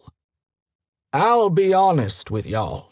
They made it clear to us if we ever say anything or try to escape, they'll find us and kill us. If you've been with them long enough, you know it's true. We're afraid. He looked around at all the prisoners, but we don't have to be anymore. I know it don't seem possible, but we're saved now. He pointed at me. Son, you get me a map. and I'll show you where they are. I know exactly where, 'cause I went hunting there every year until Judgment Day." Ghost produced a map from his backpack. We went to the old man. I felt the survivor's eyes on me, questioning. I realized how right the man was. They were afraid this was too good to be true, that the Brotherhood would capture them again, and they'd have it even worse than they did the first time. I didn't blame them. I would be afraid too. The old man's hands shook as he pointed the route to the factory. It was far east on Highway 2, then up a series of national forest roads into the mountains. The crazies must have picked up Alex in this general area near Valtown. They were definitely on their way back to home base. Small towns littered the highway before the national forest roads, which was where a handful of housing developments were located. The man gestured to an area close to the factory. "It's nearby here. They made their own road to it, one way up. It's an old coal factory. Ain't been used since before I was even born." "They've been there a long time, if they've settled it that well," Lasco said. "We need to think about booby traps, alternate routes in, their defense." "She's right. Plus, they have an advantage," Blaze said. "They've been planning this. I doubt they haven't considered an offensive attack." Alex was trying to grab my attention. He stared intently at me and fidgeted as he cried to catch my eye. I shook my head, "Not now," and turned my attention back to the man. "What else can you tell us about the layout of the place? Anything could be The first explosion shook the building, sending dust from the ceiling and shaking items on tables. A glass of water slipped from someone's hand and shattered on the ground. Shrieks and gasps rose from the group. My hand went to my gun as I crouched for cover, scanning out the windows. Another explosion shook the building. Ghost clicked off his safety. "We're under attack." Chapter 18. We ran from the hospital section to the double doors. A few people I recognized from the market were in the act of closing them. A thin layer of dust covered their clothes and faces. The first echoes of gunshots rang through the town. "What's going on?" I asked one of the newcomers. "Bomb! Someone set off a bomb at the gates, and they're coming in! They're headed straight for us!" Someone bumped into my back. It was Alex, shaking and leaning on his good leg. "We need to get out of here, Mr. Sinclair. That guy lied to you. There's more than one way into the crazies' place." Lasco and Blaze flanked the doors. Ghost stood back, his gun trained on the area behind us. We had two choices: defend the town or make a run for it. Suddenly, Arbuckle and Valerie ran down the stairs into the main reception area. A look of pure horror was on his face.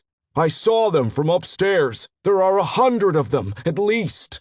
I took a deep breath. This was what we were waiting for. Now wasn't the time to clam up. "Blaze, Lasco, take watch down here. Ghost, come up with me to see what we've got going on. Arbuckle, we need to try and contact Surville on CB. Clear?" "Copy," the women said firmly, holding their ground. We thundered up the stairs to Arbuckle's office where the radio was. He rushed over and grabbed the radio, turning it to the right frequency. Ghost went up another flight of stairs, giving him the highest vantage point. The main window overlooked the street that went almost directly to the main gate. A giant cloud of smoke obstructed my view of the gate itself. People were flooding in from outside, disappearing behind buildings and down streets as they entered. The Valtown guards on the walls were being shot down. Some of the crazies climbed ladders and pushed guards off or hacked at their bodies with melee weapons. Ghost came down a moment later. "Back gate was attacked, but it held. Enemy is rounding the town to the front gate. There is no more than 100. If what Alex said was true, then the crazies had double our Valtown population. So this wasn't their coup de grace. This was another attack like Serville, not their full force, but intended to maim us somehow. Is Serville, what is your status? Over. This is Arbuckle from Valtown. We're under attack. Hundreds of bloodthirsty crazies are out there. Need assistance ASAP. Over. I dashed from the window, snatching the radio out of Arbuckle's hand just as it crackled to life again. Arbuckle, this is Christine. We'll send everything we can spare. Hold tight. Over and out. Stop, Christine. This is Sinclair. Do not send reinforcements. Defend your own. I repeat, under no circumstances should you come here. Static. Arbuckle lunged for the radio, but I sidestepped him easily. His hip slammed against the table. He cursed in pain. Valerie stood by the door, stone still, obviously in shock. Sinclair, are you sure? Over. I took a deep breath. This is not their full force. We can handle it. Stay safe. Over and out. What are you doing? We're doomed if they don't come. You told me to get help from them. Arbuckle righted himself and tried grabbing the radio, but I shoved him away. In that moment, he no longer looked like a grown man, a leader of a group of settlements. He was an anxious child, only interested in himself. We need to run. We need to get out of here. Listen, you cowardly fuck. I stepped closer to him. Invading someone's personal space encouraged submission. His chin tilted downward as he backed up. He glanced at Valerie. It will take Serville hours to get here. By then, we'll be dead or have won, and what's going to happen while their people are away? His mouth hung open, and he didn't say a word. They'll be defenseless. The Brotherhood could be outside of their city right now, waiting for them to rush to our aid. We can make it through this. We aren't going anywhere. I asked you to contact them so we could stop them from coming, to warn them this was happening. Now either get a gun and help, or get out of the fucking way. Got it? I'm going up top, Ghost said, leaving the two of us to take post. I guess he wasn't interested in politics.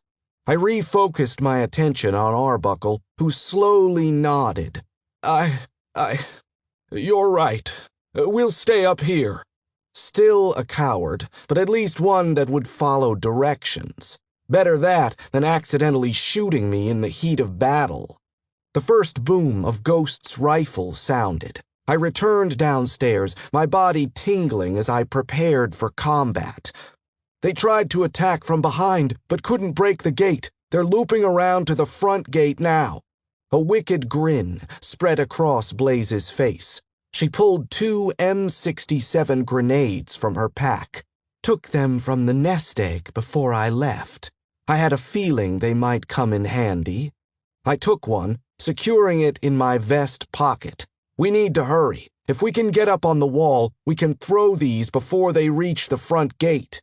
I told Alex to stay put. Then we left Arbuckle's, entering the fray outside. The smell of smoke and cordite was thick, the sounds of gunfire and screaming louder. A few stray crazies had already made their way closer, but they didn't spot us as we dodged behind the building and headed for the wall to the nearest ladder.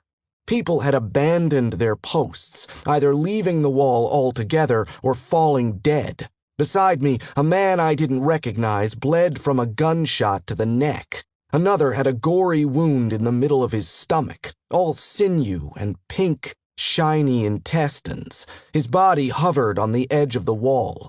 Lasco and Blaze followed behind me, Lasco providing cover as we ran the length of the wall to the front. The path was treacherous. Between the blood of the fallen, they're going to turn soon. Fuck the problems that never end, and debris falling off the wall, we tripped as we ran.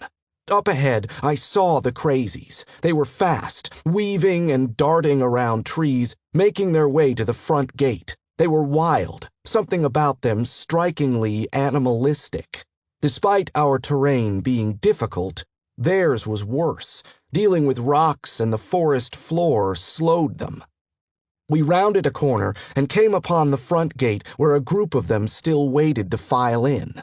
Some of the smoke had cleared, revealing one gaping hole in the gate only big enough for 2 people to squeeze through at once. I was grateful for the little things, like how it perfectly cued the group up for a grenade.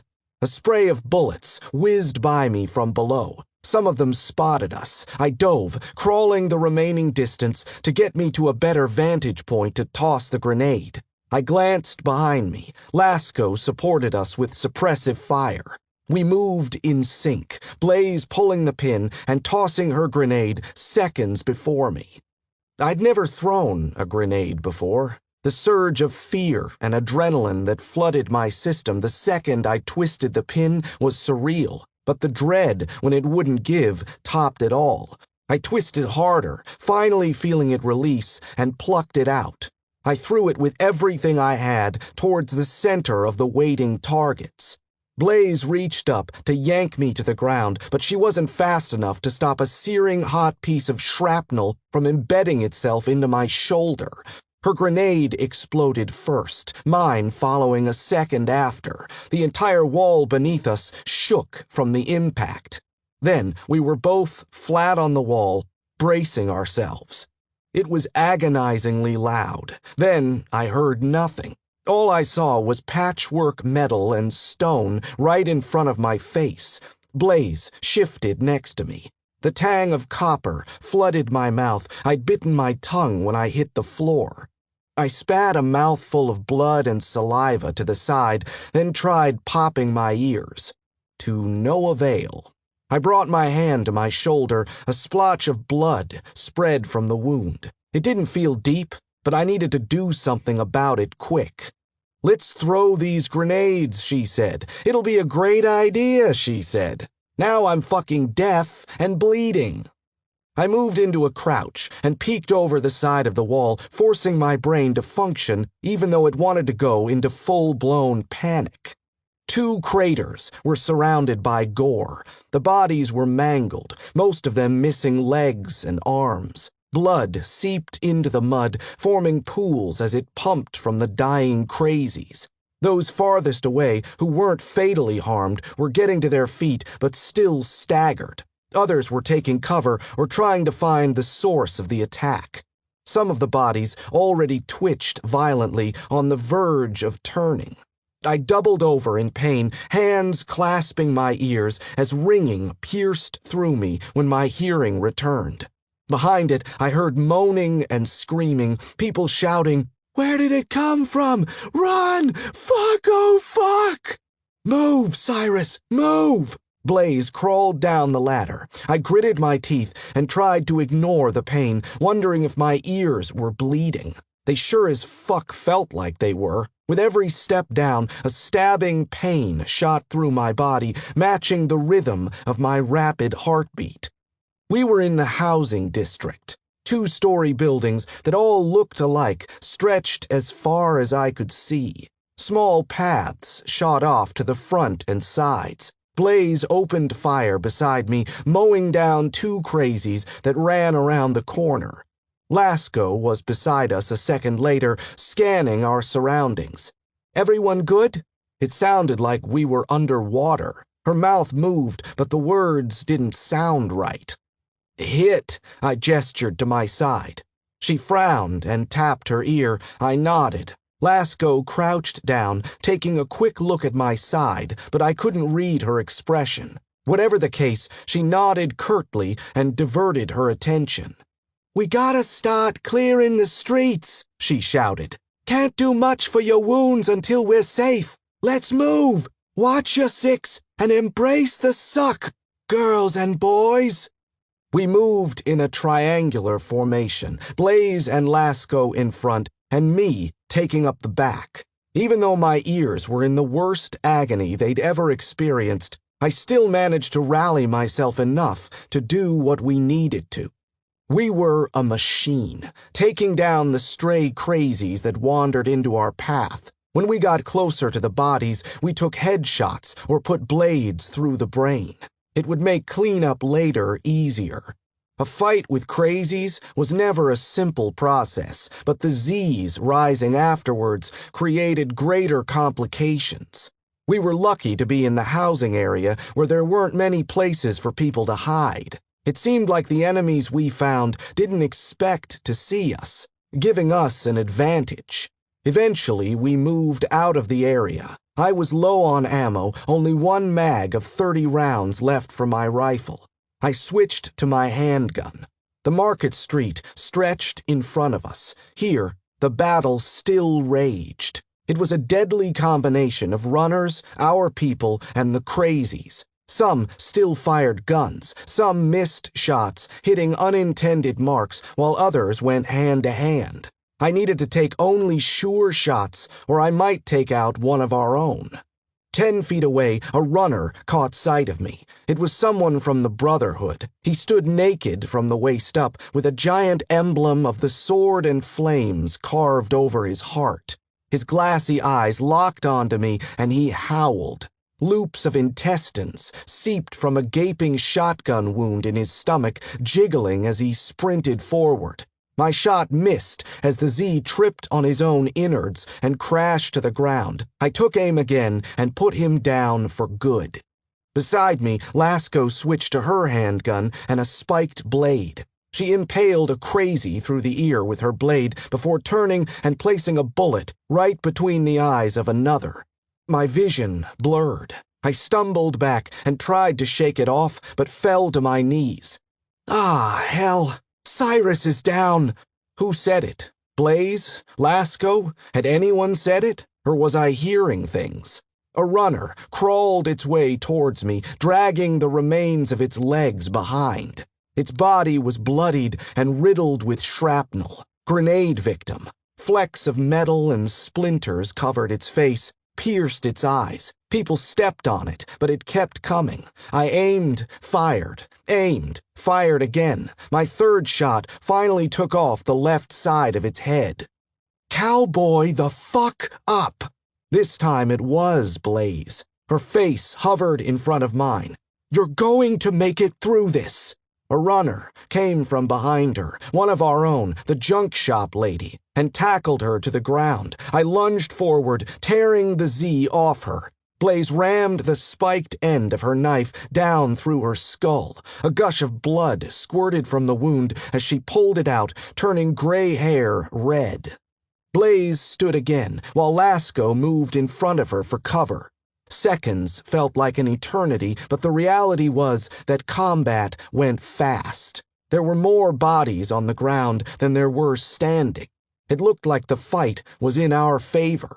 She hoisted me to my feet. We stuck together as a unit, Lasco mowing down anything that tried following us. I managed to use the rest of my mag to take down 2 more Zs before we reached an empty market stall on the edge of the fight. Numbness overcame my body. My hands and feet tingled, and blackness crept into the corners of my vision. Blaze guided me around to a side entrance, then set me down in the small space. From under a table, I watched feet scuffle. Blaze took my hand and put it over my wound. Keep pressure on it. It's almost over, Cyrus. Just... Chapter 19. 1 year earlier. I almost didn't recognize her. Her skin was rotten, so different from the ivory I remembered. Her green eyes, the exact shade as my own, now shriveled in her skull. I imagined what they looked like before, the way they always gave her away. No matter how much she tried to lie, our grandparents knew. "What are you waiting for?" Blaze asked. Her body swung from the banister of our childhood home. She'd always been good at tying knots. When we were kids, she liked to untangle fishing line from Grandpa's tackle box for fun. "That's my sister." Ivy reached out for me. A whispered groan escaped her lips. We'd been in the area. I thought I'd stop by the house just to see if my grandparents kept any memorabilia from my childhood. Sometimes I wanted something to remind me of my life before, as bad and unusual as it was. I hadn't expected Ivy to be there. Before the dead rose, it had been 5 years since I saw her. Visits before that were sporadic since I ran away. She spent most of her time in adult care homes, psych hospitals on a few unfortunate occasions. I never thought she'd come back here. A knot grew in my heart the moment I broke through the front door and saw her there, swinging. As dead as she was, I'd know my sister anywhere.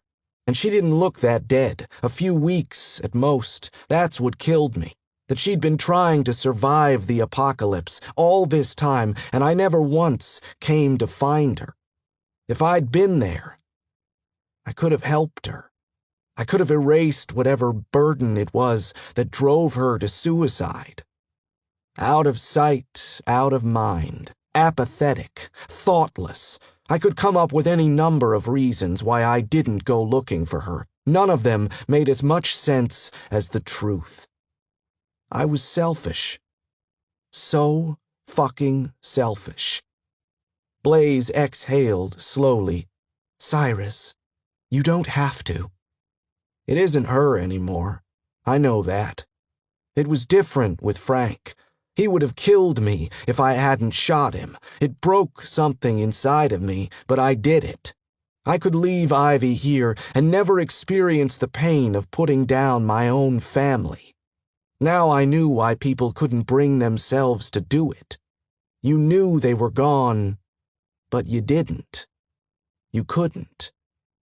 Do you want me to do it? Blaze said. I gripped my machete. Ivy's shadow swayed across the wall, drifting over the photos of us as children, of our grandparents and parents. We have Mom's eyes, Dad's skin, and insanity.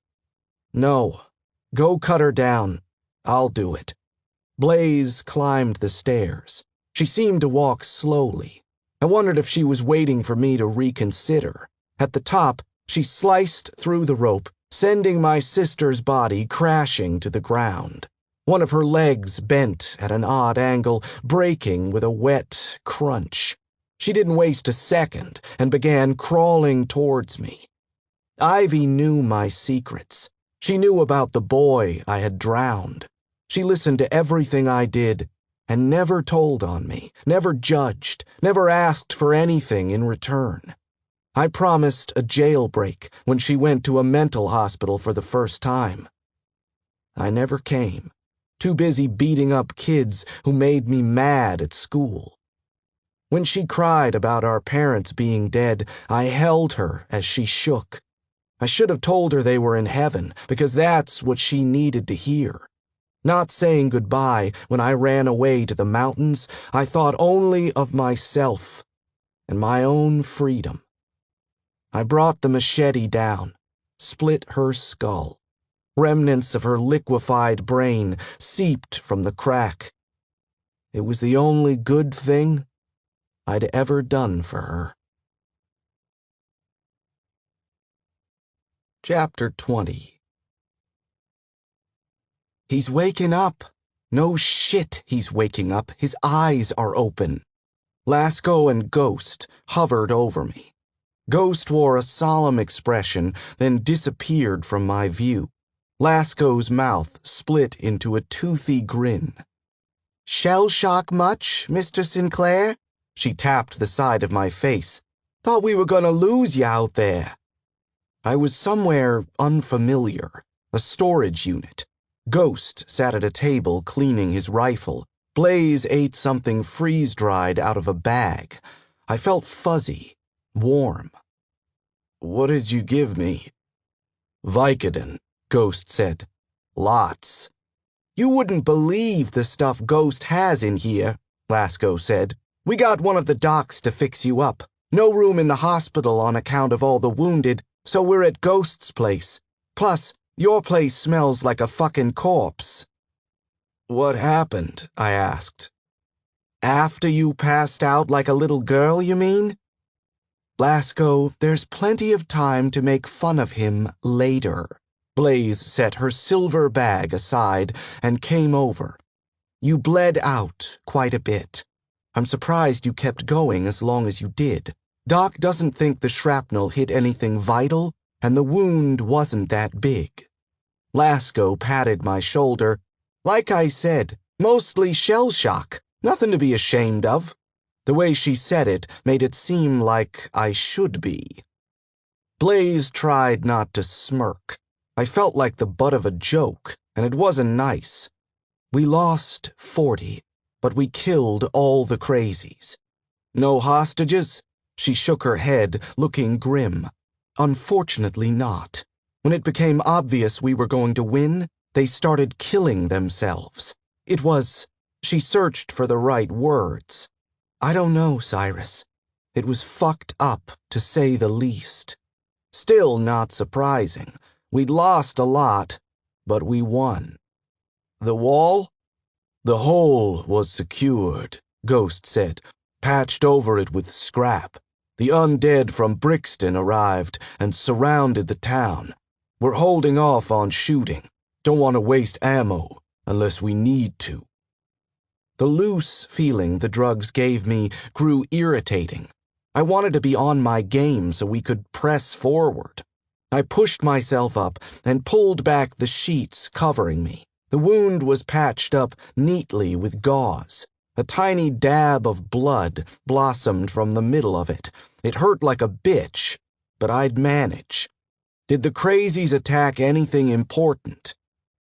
They were headed to the town hall by the looks of it, but only made it to the doors before it ended.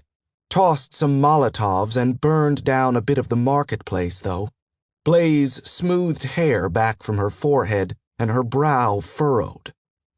Remember what Alex said? Memories of the past hours were blurred together, made more difficult to recollect from the hazy state I was in. Before we left, something about the base. He said the old prisoner was lying. We questioned him again while you were out, but his story stayed the same. And Alex claims the old guy is damaged. Stockholm syndrome, basically. He wanted us to take that route because it would be certain death if we did. Blaze went over to Ghost's table and picked up a map. She set it on the bed in front of me. 2 red lines were drawn on it. One appeared to be the path the old man told us about, the other, another NF road some miles away. While we were there, we talked to Alex more. He says there are mines under the factory and that one of them leads out near a road. That's what the old guy wasn't telling us.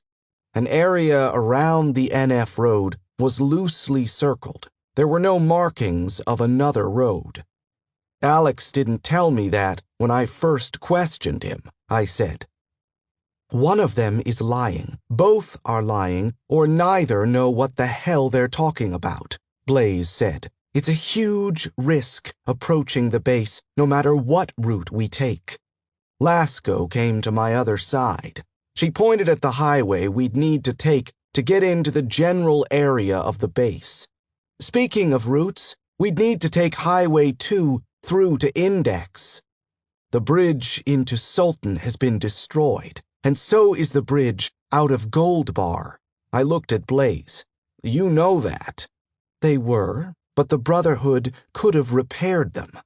They also could be taking a longer route around. I shrugged. True. Anyway, Lasco said, if the bridges are broken, we can still get as far as possible via car. No matter what, we're hiking the rest of the way. If this mine entrance does exist, we can use it to infiltrate the base underground. I sighed in frustration. I'm hearing a lot of ifs and a lot of coulds, and that's never good. We need to face the facts. We have no idea what we're up against. We don't know what kind of traps there will be, if this mine entrance exists, or what we're going to do once we get there. No, Blaze said. We do know what we'll do when we get there. Ghost?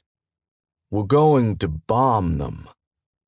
And was that any better than the fanciful hypotheticals we were running on? Plus, I thought I'd had it with explosives. My eardrums felt bruised, if that was even possible, and throwing all our grenades at the place seemed dangerous and futile. I was beginning to think I should feign passing out for a while longer rather than hear more of their plans. Ghost sensed my skepticism. I know a man in the Index area. Name's Crow. He'd be considered a supply hoarder. Never reported him. It's his own business if he doesn't want to be part of the settlements. He'll be able to rig something for us. Maybe daisy-chain some claymores together. We plant them, clear the area, and wait for the brunt of the damage to finish. We'll have to eliminate the remaining targets manually. What about the prisoners, if they have any? I asked. A silence swept over the three. I sensed the tension between them and wondered what the argument was like while I was out. We have two options. Try freeing them and hope they can run into the woods before it happens. Or Lasco took a deep breath, staring hard at Ghost. Well, collateral damage. I'd never heard Ghost use a tone other than flat or informative before, so when he raised his voice and stood, all hulk and mass, it made me nervous. They're dead either way, Katie. We're giving them a better death. You're a cold-hearted son of a bitch, you know that? Enough. Blaze stood between the two, blocking Lasco's view of him. Lasco, go get Alex. Walk it off. Her chest heaved. Lasco stood and stormed out of the unit, slamming the flimsy door on her way out. Ghost sat back down, staring at his gun parts.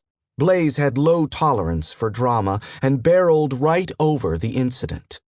Alex said he would explain more, but would only say it to you. Kids are finicky, so I didn't push him. Waste of my time. Okay. I felt a flicker of pride that Alex would only trust me. Doc say anything about when I'd be good to move? Blaze laughed, returning to the cot where she took a handful of what looked like freeze-dried strawberries. He said a couple of weeks, but we'd like to move out first thing in the morning. Hell, the Brotherhood might not even know we beat them here yet. Are you up for it? Of course I am. This is just a flesh wound. Once the drugs wear off, I'll be right as rain. Had I passed out because of the wound, or did the grenade and overall drama of the attack psychologically mess with me? Frank always had lapses of time where his PTSD got the best of him. He never fell unconscious, but sometimes he wasn't there. He was back in Vietnam, reliving the hell he experienced while serving. You'd better hope, Blaze said. We sat a while longer. Blaze brought me some water, which quenched a thirst I didn't realize I had. Ghost finished reassembling his rifle and sat, staring stone cold at the wall. When Lasco returned with Alex, he acted as though she wasn't there. Fuck. We needed to be a happy family again, ASAP, or things were going to be tough. Alex still limped as he walked. He sat on the edge of my cot as soon as Lasco let go of him. Good to see you're alive, Mr. Sinclair, he smiled. It takes more than a grenade and some crazies to kill me. Alex, what else do you know about this mine entrance? I didn't tell you before because I forgot. It isn't totally true. I mean, I've never seen it myself, but I heard about it. Alex ran a hand through his matted red hair and exhaled a shaky breath. Sorry, just nervous. Back at the hospital, when I heard you were trying to find a way into the base, I remembered. Near the main hall, where the leader stays, there's a door to the outside, and there's another building with these holes that go deep underground. The crazies throw shit down there, literally shit and piss and dead bodies they're done eating and whatever else. I heard people talking about how it's an entrance to a mine, and it comes out near a road and a river. People say you could escape through it if you found a way to climb down and could see. But no one knew anyone who'd escaped. There's no light, and people say the drop would kill you if you jumped. I didn't believe it because it sounded like the exact kind of bullshit people tell themselves when they're going to die. I thought it was a hole into nothingness. That's all. I looked down at the map again. The circled NF road was nearby a river. If that route in did exist, we could end the Brotherhood. Gabe. Once and for all. Collateral damage seemed a small price to pay, considering we'd save the lives of everyone left in Serville, Valtown, and the small settlements.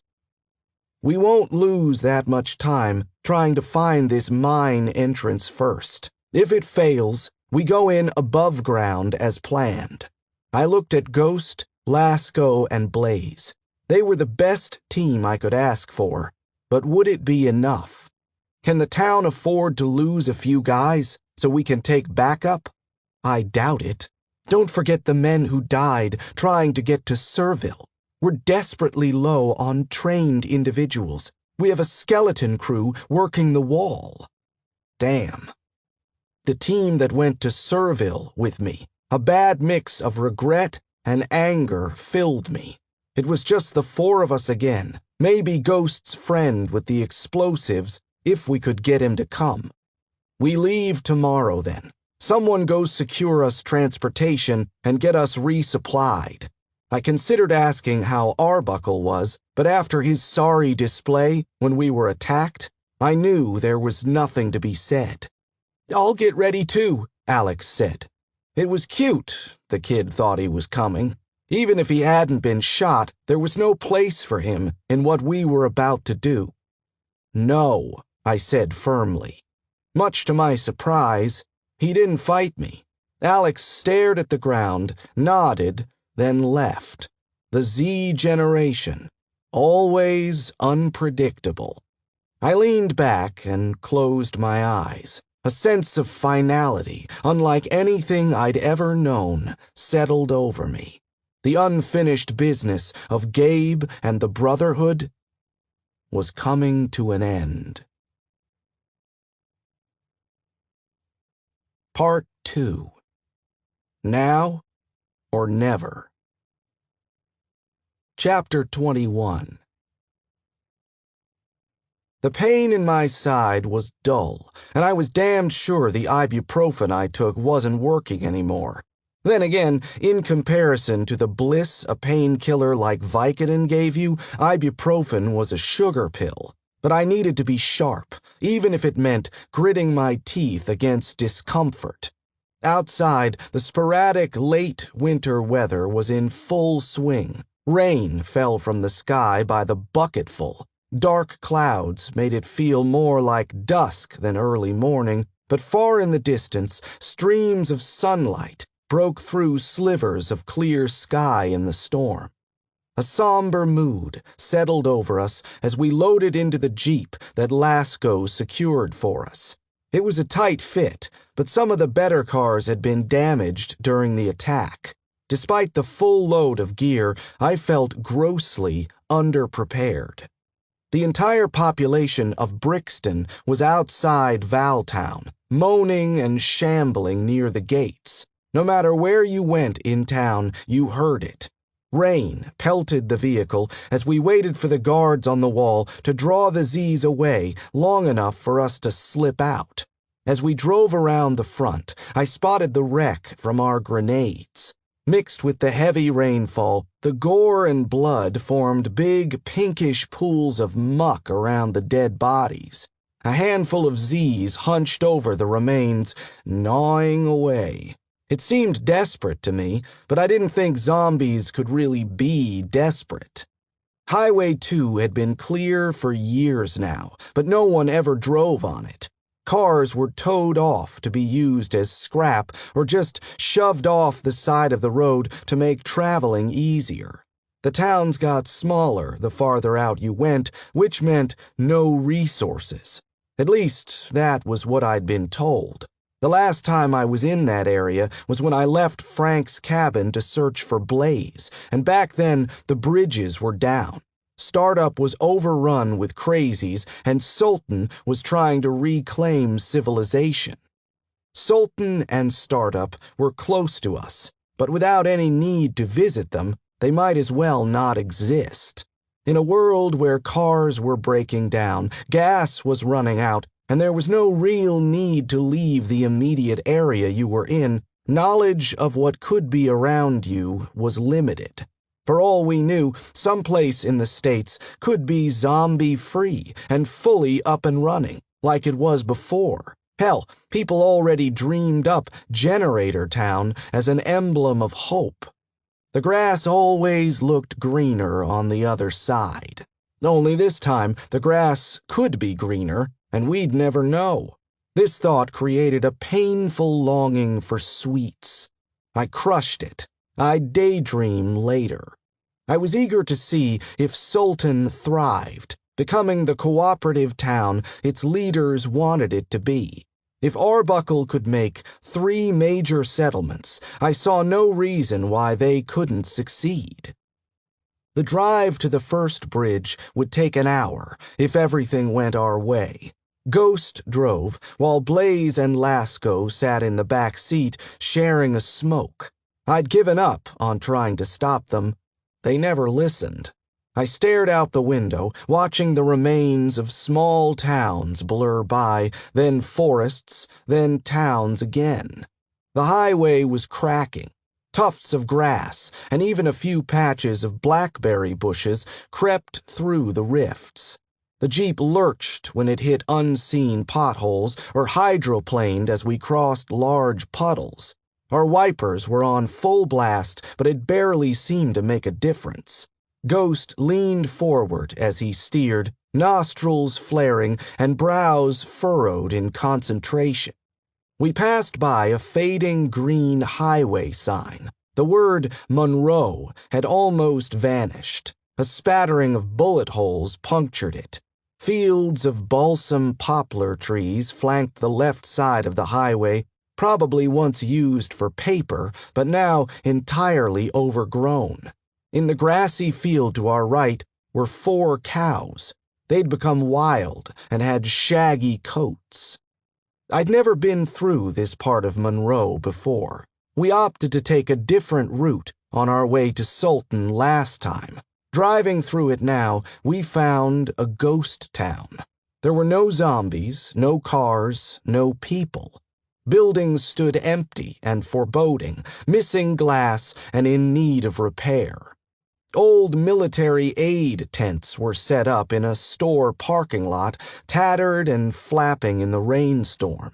Military barricades were pushed aside, creating plenty of room for the Jeep to navigate down Highway 2.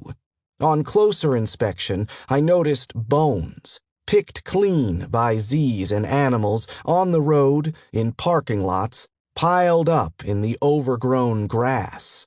The entire city was picked clean. It felt hollow, through and through. After I woke up, I came back here. I caught Blaze looking at me in the rearview mirror, and I knew she referred to the accident. Can't believe how different it was then. Stank so bad. More than Arbuckle's people cleared out this town.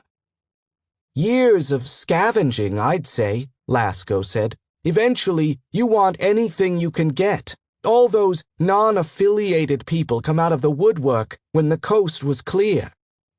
I thought I caught movement on the rooftop of a motel, but as I kept my gaze on the area, nothing showed up.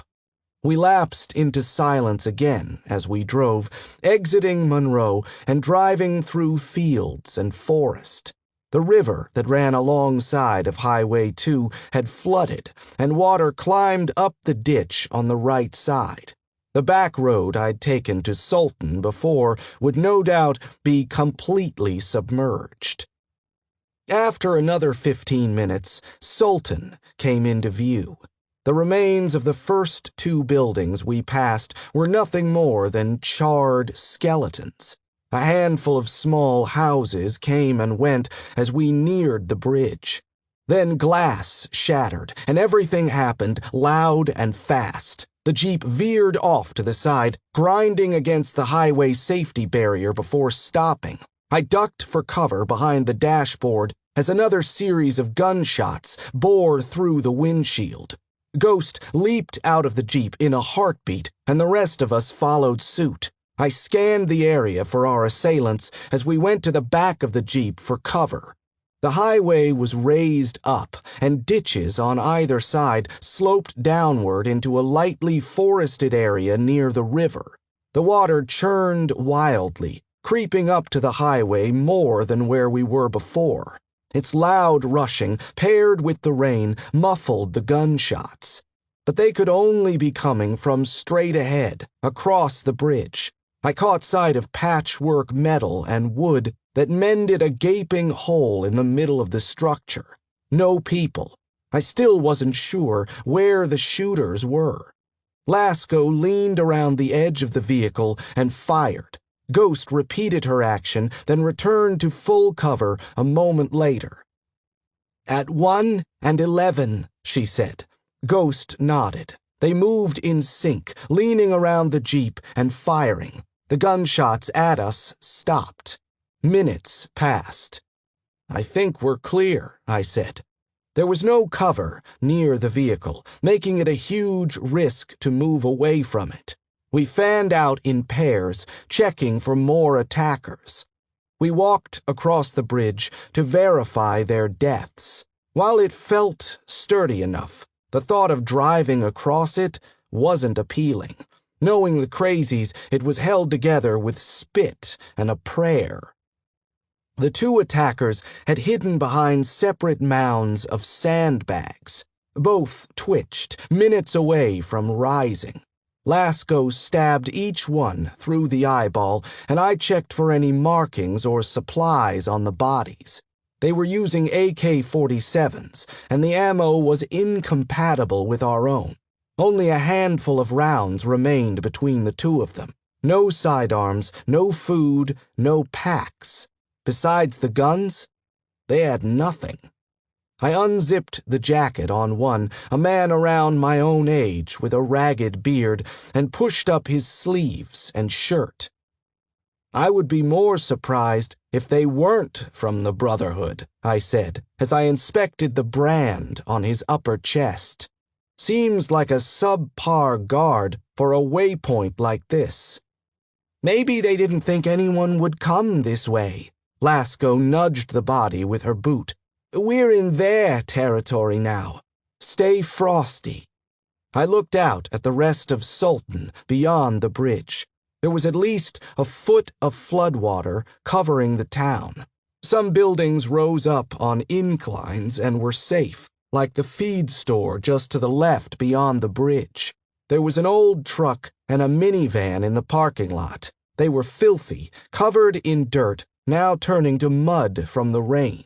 I couldn't tell if they were usable or only abandoned. Ghost hefted the bodies off the bridge. Soon they were engulfed by the foaming river. Better someone thinks they ran off. Is the Jeep okay to drive? I asked. I don't want to do this on foot if I don't have to. I welcomed moments of adrenaline. It gave brief respite from the pain in my side, but agony returned with a vengeance once I calmed down. The thought of trudging through water the rest of the way made it hurt even more. Windshield needs to be popped out, but it looks like the rest is intact, Blaze said. I vote one person drives it across, Lasco said, so the rest of us don't have to drown if it goes under. We exchanged looks, and everyone said not it or not me at the same time. It even got a smile from Ghost as we laughed. Look at it this way. The crazies must drive across it, so we should be okay. It seemed logical. I shrugged. I'll do it. Ghost and I kicked the windshield out, and I got in the Jeep. The engine turned over without a hitch. The three stayed back as I slowly drove across the bridge. Cold wind and rain whipped inside the Jeep. Creaks and moans from the bridge didn't reassure me, but seconds later, I was on the other side. I released a breath I didn't realize I'd been holding. My brain stopped imagining how it would be to drown if I fell through, and I took a closer look at the feed store. A faint tendril of smoke drifted up from the rooftop. It was odd, but I was sure of what I saw. I pointed it out to the group as they got back in the Jeep. "Makes sense if they're camping out there during the day," Lasco said.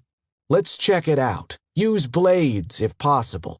We need every round we've got for what's to come," I said.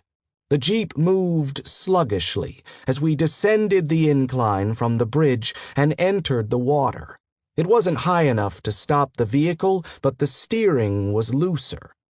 An entrance to the left went back up a hill.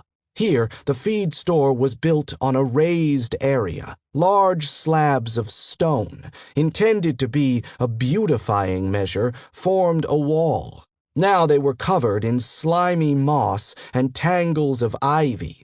Floodwater lapped up against it. I stopped the Jeep at the crest of the hill. 50 feet away was the front of the store, and on the opposite end of the parking lot were two vehicles. The front of the building had two glass double doors and one large display window. This window was covered with plywood, but the door was unbarred. Smoke still came from the roof of the building. Around the side was a path for delivery trucks, blocked off with a heap of metal carts and shelves. Beyond it was a closed garage door.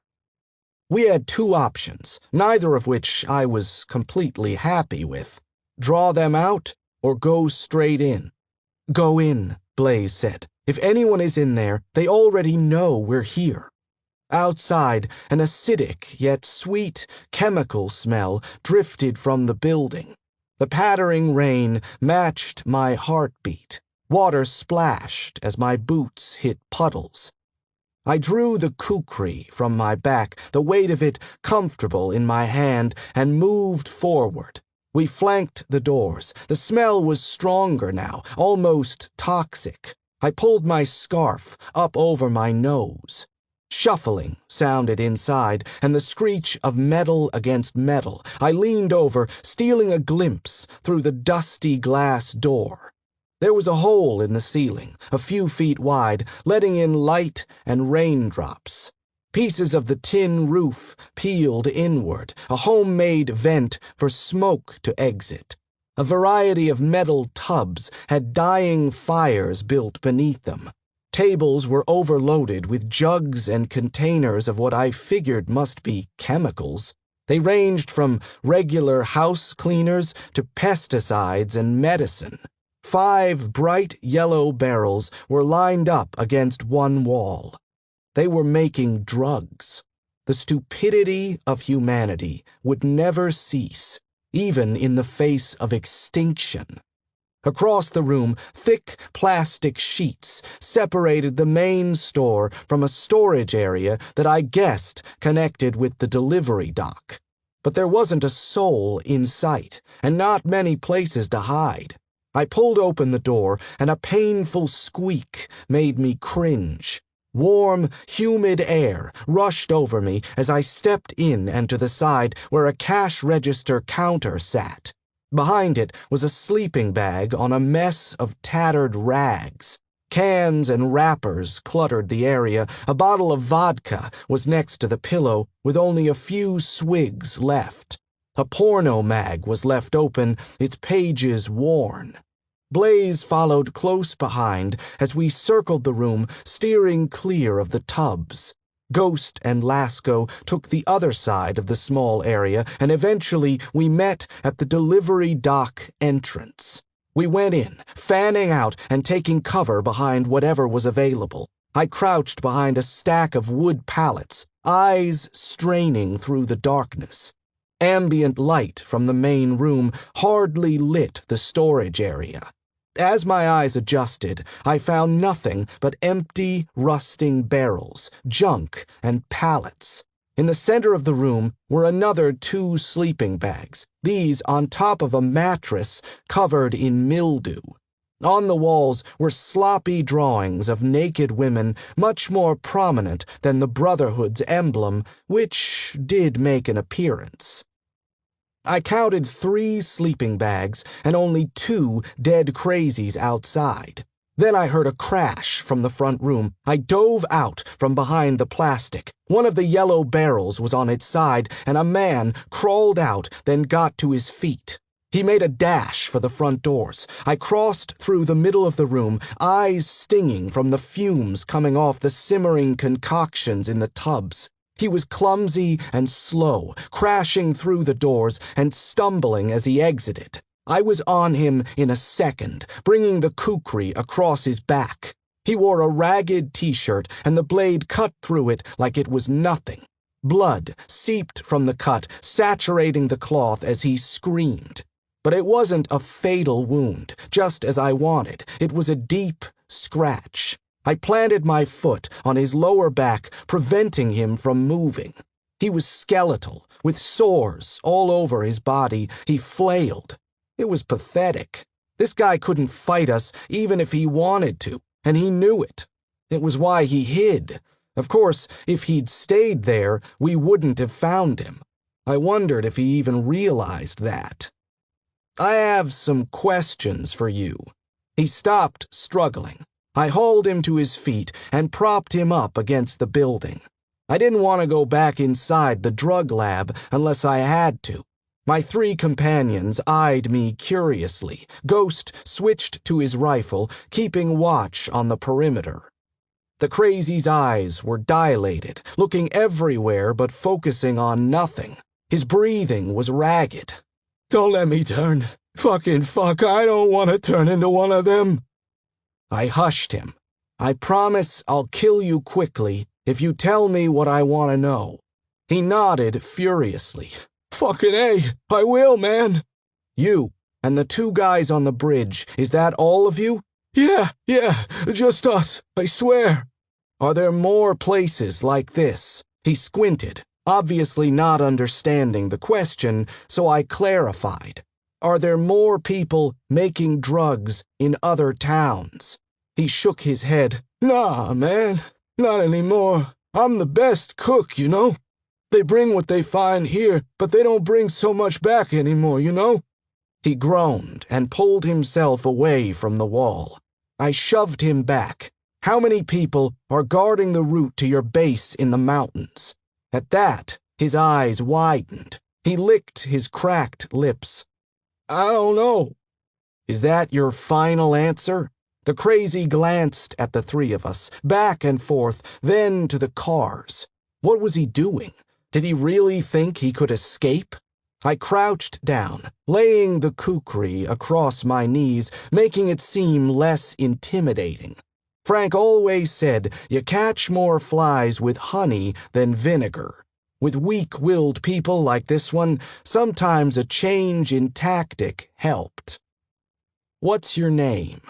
"Manny?" He was afraid, off-put by the change in topic. "Manny, how did the Brotherhood find you?" When his eyes sparkled with tears, I knew I hit the spot. Blaze stepped closer to me, wearing an expression of disgust and impatience. "This little druggy fuck isn't going to give us anything new, Cyrus. We're burning time." I ignored her, eyes locked on Manny. I nodded. "Go ahead. You can tell me." He hesitated, then gushed. "I was with my girlfriend in Snohomish. We was doing really good. Not many of the dead people around. We had a good setup. They found our house and were real nice and got us to come out, but then they chained us and put us in a truck. I don't even know where Tasha is. I bet they eaten her like they were gonna me. I was good. I never been to jail, never hurt no one. Held a steady job at Les Schwab. Never done anything besides some grass, but then they got me on all this, and I hate it, but I can't stop." This is what I wanted, his catharsis. The Brotherhood's way of operating was flawed, and I saw that from the beginning. Some of its followers were in it because they were naturally bad people and liked the camaraderie and safety it offered. Like those who attacked Valtown, they were inhumane monsters who'd always been that way. Others were forced, like Kevin tried to do to me, like they did to Manny. Join us or die. Resistance is futile. Sounds familiar. But you could never truly assimilate. Even with a gun to your head and someone telling you what to do, the real part of you always remained. Sometimes I remembered that, like now. The Brotherhood? They're bad people, Manny, I said. Then it hit me. I knew exactly what to say to convince him. We want to blow them off the face of the planet so they can't do anything to you or your girlfriend anymore, so they can't do it to anyone anymore. Don't you want that? It was a stretch. Manny wasn't sure if his girlfriend was alive, but he wanted to think she was. I took advantage of that. He choked, spit dribbled from his chin. Definitely pathetic. I felt a twinge of sorrow for him. I do. I really do. I glanced at Blaze. Her smug expression faded, replaced with alertness, as she realized I'd successfully interrogated the man. Without torture, I might add. Cyrus V. Sinclair. Not a one-trick pony. Then tell us everything you know that can help us get to the base. Manny took a deep breath. As he exhaled, I felt the need to reel back from the scent of his lethal breath. I held steady. He was opening up, but he could shut down just as quick. There are road spikes all down Highway 2, but the water is covering them. I don't know exactly where, but there are at least 5 until you pass the windmill. If you keep going, there's a McDonald's and an old auto shop. There are at least 30 guys there, maybe more. Lasco groaned. She kicked the glass door, making it shudder on its hinges. Fuck! We can't take on 30 guys. No, ma'am. I wasn't finished. There's a road through some houses in the hills. They're called Sultan Basin. Loops around a long ways to another road and reconnects with the highway somewhere near Startup, way past that base. Might be a couple guys in campers along the way, but mostly they're there to catch stragglers still hiding out or passing through. Are there people in Gold Bar? He squeezed his eyes shut. Yeah, that's where they breed. A chill ran down my spine. The image of the pregnant girl with the X branded on her stomach flashed in my mind. It wasn't possible. It was too fucking sick. Breed what? Manny wrapped his arms around his bony frame. Babies. Holy fuck. Blaze's laugh was fraught with nerves and disbelief. They don't just breed them for numbers. They make them to eat. Silence. All eyes were on Manny. His entire body trembled, and it looked like he might keel over at any second. His face took on a green hue. They keep most of them to raise, but sometimes they make a bunch of us eat one to show that we're loyal. It keeps everyone in line. You gotta know, I never wanted to do it. I never wanted to. Lasco rammed the spiked hilt of her knife through Manny's head so quickly he was dead before I knew what was happening. Tears flowed down her cheeks as she inhaled and exhaled ragged breaths. Her hands shook as she jerked the spike free. Ghost put his arm around her and guided her to the jeep. I stood, dumbstruck, with Blaze beside me. What the hell just happened? Lasco had a baby before it all happened. That's why she wasn't on active duty. I knew she lost it, but I don't know how. Blaze struggled to make sense of what happened, too. This hit a sore spot. We still had a few hours of daylight to keep moving forward. I had been prepared to travel through the night, too. We had more information than we did before, even though Manny probably had more, and were in a good position to press on. But I'd never seen Lasco behave that way, and it worried me. I hate saying this, but I think we need to take a break, Blaze said. At least I didn't have to broach the subject. I agree. Manny said there's housing up in the hills. Let's make it down the highway, then we'll stop. What if Lasco says no? I looked at the Jeep. Lasco leaned her head against the backseat window, eyes closed. The lively, spunky woman I knew was gone, replaced with a husk. I don't think she will. Chapter 22. The spiked chains on the highway were easy to remove once we created a system. Ghost drove, while Blaze and I waded ahead of the Jeep, using pieces of scrap wood to feel through the muddied waters. When we found one, we dragged it aside so the Jeep could pass. If the survivors of Sultan were alive, they certainly weren't there anymore. I spotted the X's on the doors, faded a little but still there, and some signs of their existence, but the town was abandoned. Had they been forced to join the Brotherhood? Had they died in a fight with the dead or moved on? I was wet and freezing up to my knees. My pants and boots were water-resistant but not insulated. I hoped we'd be able to dry out before resuming the mission. Little things like that ended up wearing you down more than the actual fight. These days you were more likely to die of dehydration, starvation, or infection than from a Z attack. We didn't get into the Jeep until we reached a gradual hill leading out of the valley, far beyond a windmill converted into a latte stand.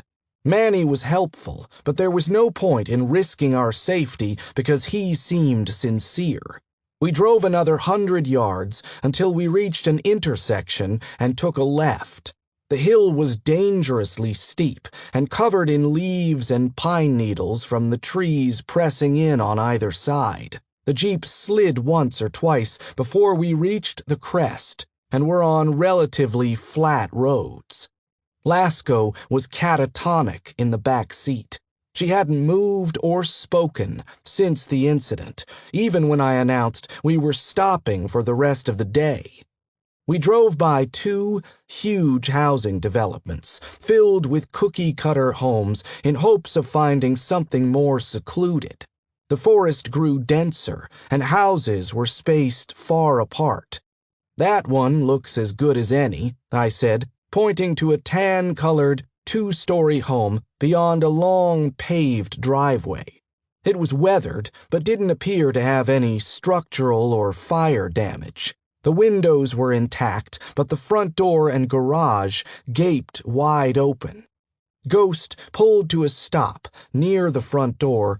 "You two check it. I'll stay with Lasco."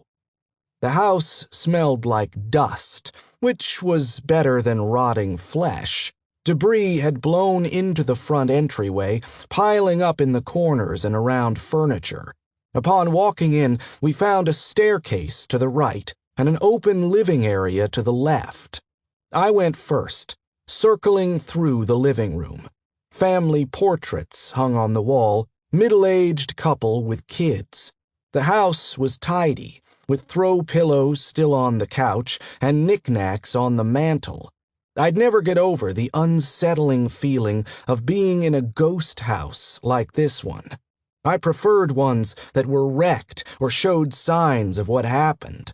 There was something reassuring about it. These houses held too many questions left unanswered. Yet one thing always remained the same: the kitchen. All the cupboards were open, with not a scrap of food in sight. We cleared the rest of the first story, a bathroom, family room, laundry room connecting to the garage, before heading upstairs.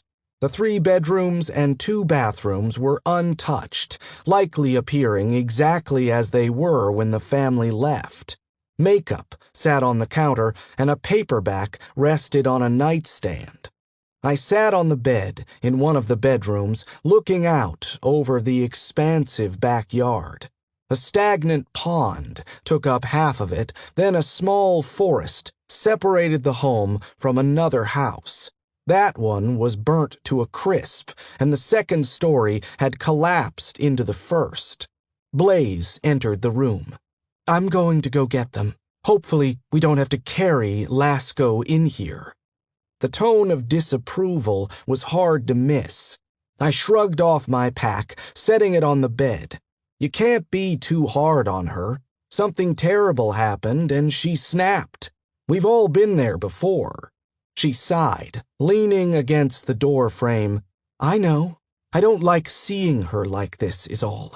I thought she was tough, an emotional fortress, a version of Blaze that no longer existed." "What?" She clicked her tongue, perhaps thinking, then shrugged before leaving the room. I unlaced my boots and peeled off my socks, marveling at how shriveled my damp feet looked, then placed them upside down on the floor to dry out. My pants dried faster, so I let them be. It was still early. We had at least 2 hours of daylight left, and I was wide awake. I surveyed the room around me. It was the bedroom of a teenage boy. Faded posters of musicians and football players covered the walls, none of which I recognized. A desk and computer sat by the window, with a full backpack on the chair. The closet stood open, revealing a laundry basket overflowing with clothes. And a bow case. I pulled it out from the corner and unlatched the case. Inside was a dark green compound bow. In addition to the arrows in the case, I found a few loose ones behind the laundry basket. It was nice looking. For hunting, I'd guess, though the arrowheads looked like they were for target practice rather than killing. I drew the string back, getting a feel for the weight of the pull. There was no way in hell I could kill someone with it, but I figured I could kill some time instead. I set it on the bed, rifling through the dresser and rest of the closet to find more arrows. All I found was a fifth of whiskey buried in the bottom sock drawer and a pair of shoes a little too tight, but good enough. I put on the shoes and took my findings downstairs. Lasco and Ghost sat on the couch. I tossed him the whiskey. A quietness settled in the group that didn't leave room for conversation. We were all waiting for Lasco to do whatever it was she was going to do. A fleeting thought crossed my mind that we might have to leave her behind. "Where you headed, Robin Hood?" Blaze came through the front door, carrying her pack and Lasco's. "Very funny," I said. "Going outside." I went to the dining room, where a sliding glass door led to a covered patio out back. The rain had thinned out, and golden sunbreaks cut through the dark clouds. It smelled fresh, and was, dare I say it, peaceful. I stood under the patio roof, listening to the rain patter against the cloudy plastic. 40 feet away, near the pond, was a maple tree. I pulled back an arrow, aimed, and fired. It sailed too far right, going past it, slicing into the pond. I pulled another arrow, and as I was about to go for the tree again, spotted movement a few feet away from it. A huge rabbit rooted around in the leaves. I aimed at it, compensating for how right I shot, exhaled, and let loose. I didn't know rabbits could scream, but this one did. The arrow pierced its hind quarter. The animal struggled, thrashing around wildly. A minute later, it stilled. I set down the bow and jogged over to it. Its chest rose and fell, eyes locked onto me as I bent down. It was dying of shock, most likely.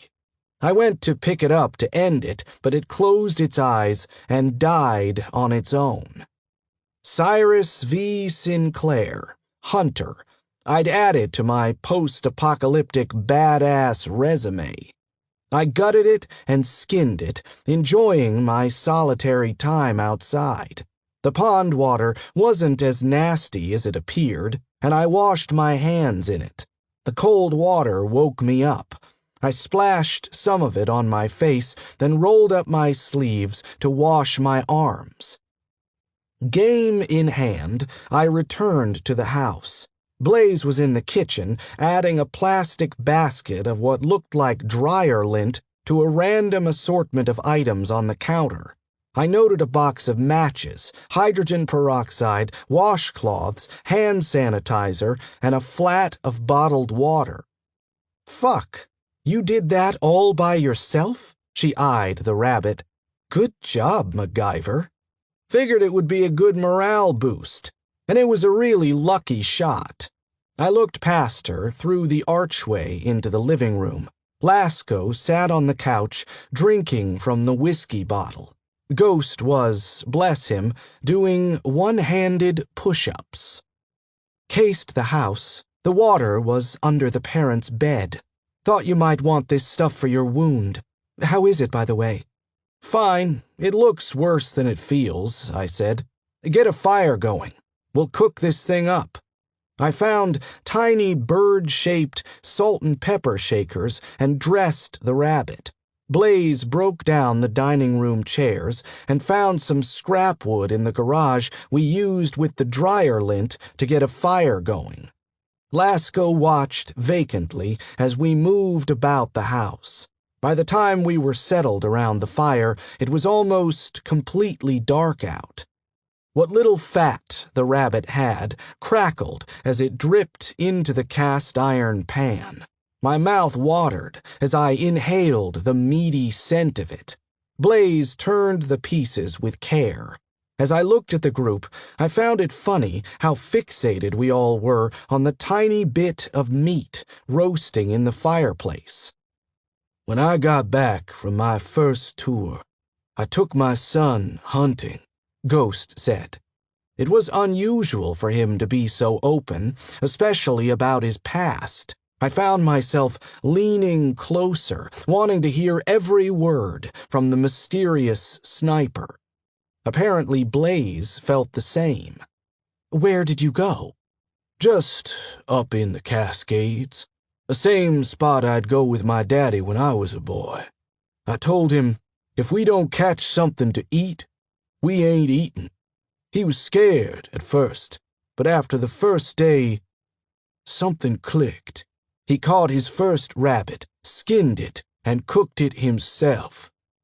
This reminds me of that, the happiness over something so small." "When did you lose him?" I asked. Ghost blinked slowly, as if the memory still surprised him. "Not when Z-Day happened, if that's what you mean. Don't know what happened to him. Wife said I had PTSD, and when I wouldn't go in for therapy, she took Jay and moved back to Texas with her family. Divorced. Never saw him after his 12th birthday. That was 2 years before the dead rose." He waved his fingertips near the fire, watching as they displaced the flame. "Didn't get my name in the service. My buddies said I was different after she took Jay, like I was a ghost of who I was.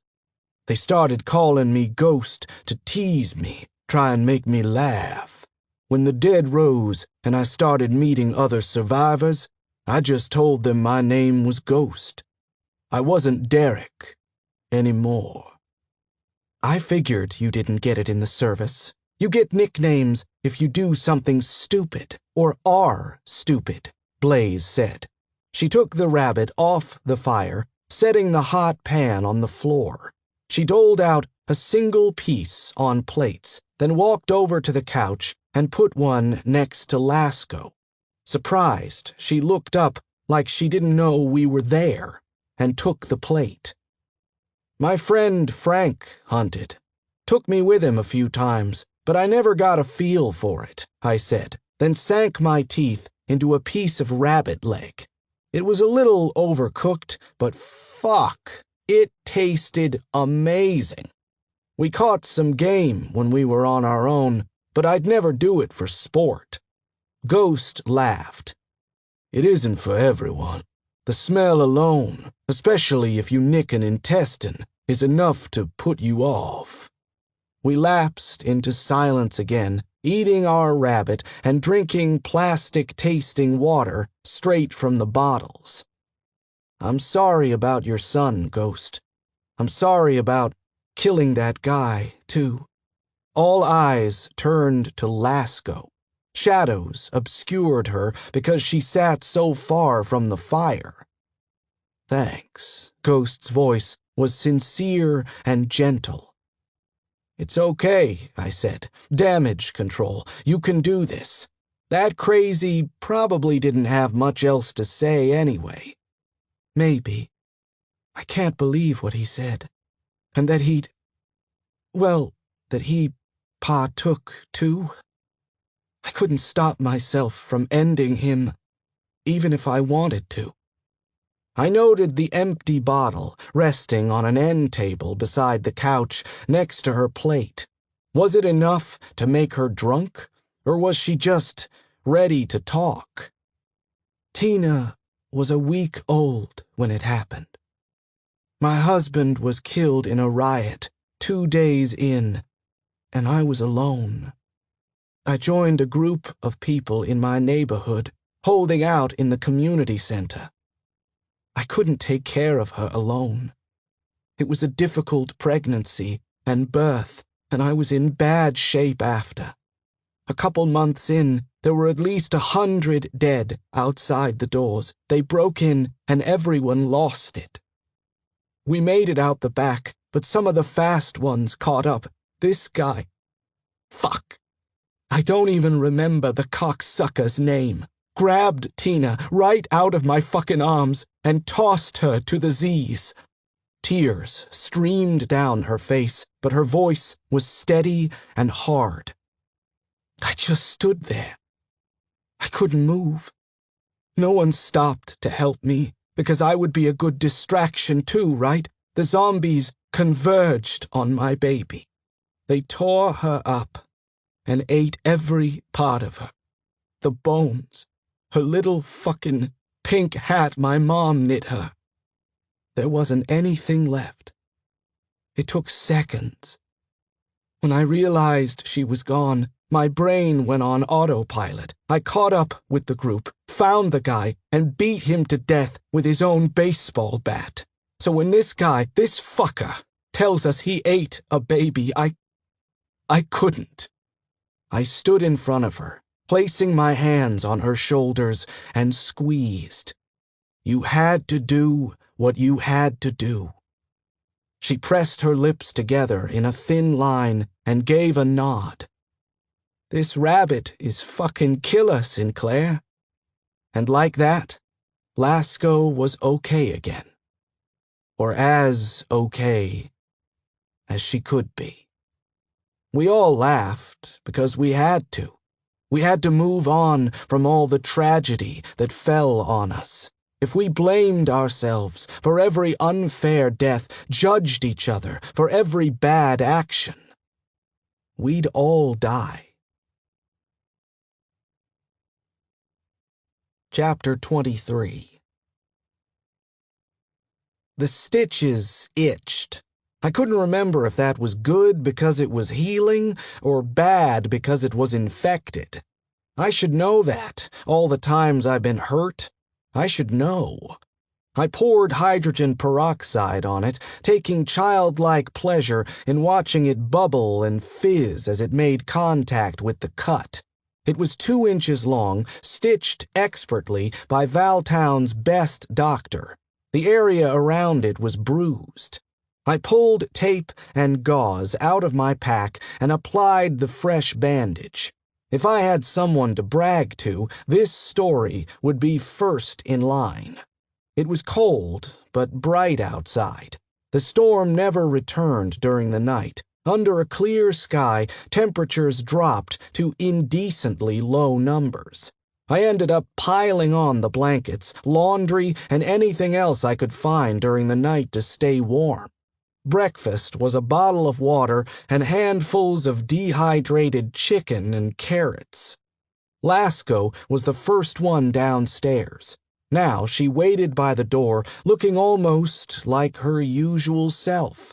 Blaze and Ghost shuffled around upstairs, getting ready. "Hey," Lasco said, her voice soft. "I know I made a bad call yesterday. It won't happen again." I wanted to be reassured, but we were about to go through a town full of what we'd just encountered, only 1,000,000 times worse. Though I would give her the benefit of doubt, Lasco needed to see I had confidence in her. "We're good." Our companions trudged down the stairs, breaking the awkward silence. The previous day was behind us, moments of weakness forgotten. Blaze had her map out. Kellogg Lake Road was shaded in pencil.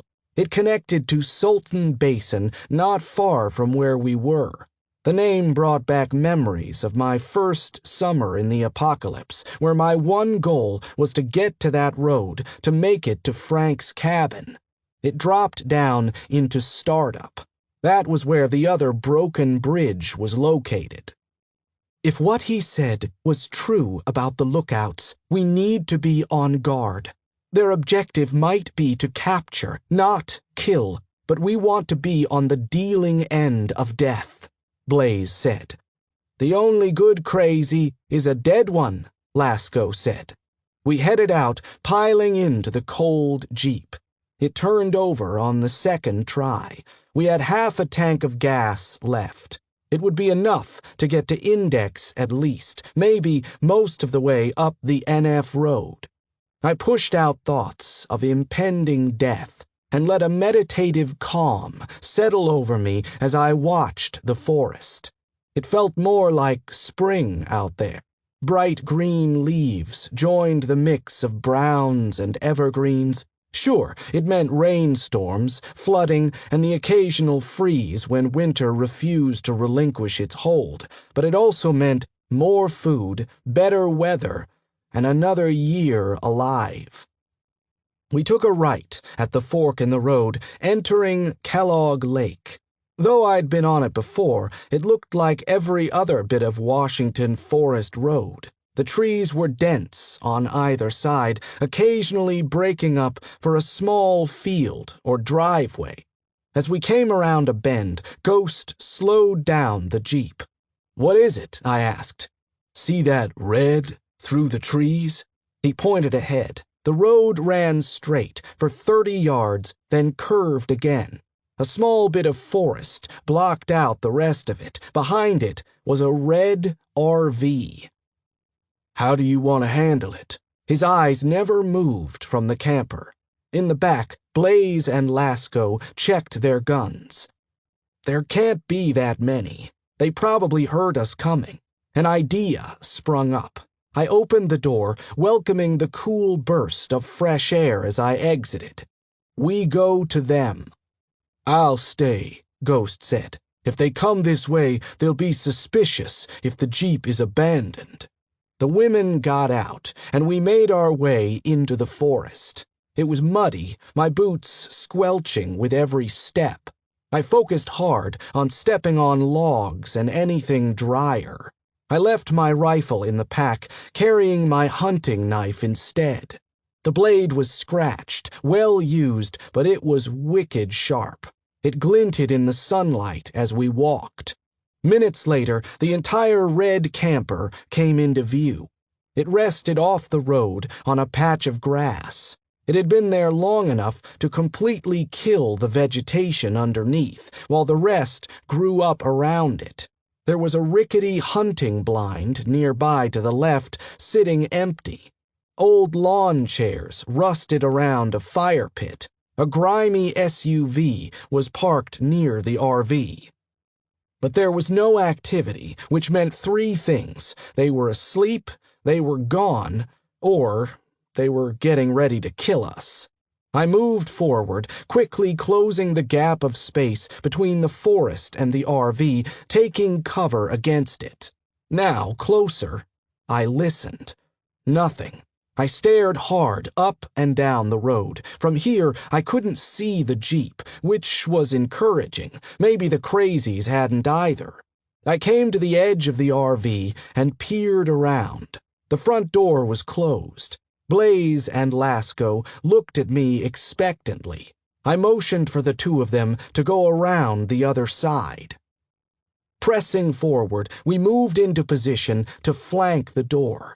I made it a foot away when I heard movement inside, then a voice. It was muffled, but there were two. The guy didn't see me as he opened the door and took one step down the detachable stairs. I grabbed a handful of his shirt and yanked him to the ground. His body hit hard. I used our momentum to swing the blade down, intent on burying it in his throat. His forearm came up just in time to block the attack, the blade instead slicing deep into his flesh. "What the fuck is going on out here?" the second male said, but then his words turned into a yelp. I focused on my own target and pushed his arm out of the way. Then I quickly brought the knife up and plunged it down. It sank into his right eye to the hilt. As I drew the blade out, a gush of blood spurted, then pooled around his head. I turned in time to see Blaze bring down the butt of her rifle on the second man's head. It dented his forehead inward. His twitching face grew grotesque and deformed. We were efficient. The entire scene happened in moments. No one else came from the RV, so I surveyed the two bodies. Both were young males. Mine was fully clothed, but the other wore no shirt and bore the mark of the Brotherhood all over his body. "One of you search the car for anything useful, and someone go get Ghost. I'll search the camper." Lasco jogged off down the road while Blaze took the car. The camper was filthy inside, and the sour scent of unwashed human, piss, and booze was ripe within. I lifted my scarf over my nose as I searched. There was a double-barrel shotgun and an extra 15 rounds in a box on the kitchenette counter. Empty cans littered the floor and all surfaces. One had slept in a bed in the main room of the RV, the other on a fold-out couch. I wiped my bloodied knife on a soiled blanket before sheathing it. Then I took the shotgun, disappointed but unsurprised by the lack of resources. Outside, Blaze finished with the SUV. "Just this," I said, and held up the gun. "You find anything?" "No. Keys are inside, but the car won't start." We left the RV and met Ghost halfway, where we hopped into the Jeep. The shotgun looked old, even unreliable. I unloaded it to be safe, setting it in the back seat with the shells. That was easy enough. If they're all like this, it won't be a problem. We're about halfway to startup. Blaze consulted the map. "Do you think there's anyone there?" "You mean Michael and Angie?" The names still stuck with me. I'd never forget those people, who thought I had nothing better to do than be their savior. "I doubt anyone is alive, not when the Brotherhood passes through this area so much," she said, "but it's still a good place for another outpost." "They'll never see us. This road comes out past the city. It's the bridge we need to worry about." We drove another 15 minutes and finally came to the main highway again. As we turned onto it, I looked back, catching a glimpse of startup in the distance. Deja vu. Ghost slowed as we approached the bridge. The river was high here, too. but the bumper of a rusted Mustang peeked out of the water. This was where it started. Blaze's face remained neutral. She didn't seem to be affected, so neither was I.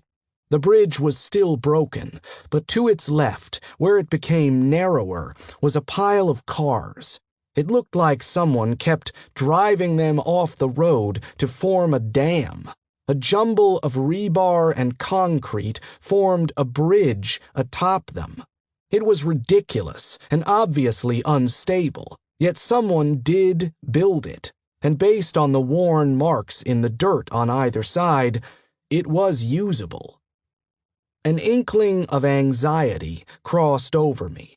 I never considered the crazies capable of doing more than living off resources they found. The thought of them constructing things, of having some kind of end goal, was profoundly disturbing. Yet the proof was right in front of us. Gold Bar was used for repopulation. They considered us the enemy, a threat, and were trying to eradicate us. They were building and planning. My determination to put an end to it tripled. Collateral damage meant nothing in the grand scheme of making sure these people didn't survive. I knew many of them were like Manny, forced into the Brotherhood, but there would never be any way to know who was unwilling and who wasn't.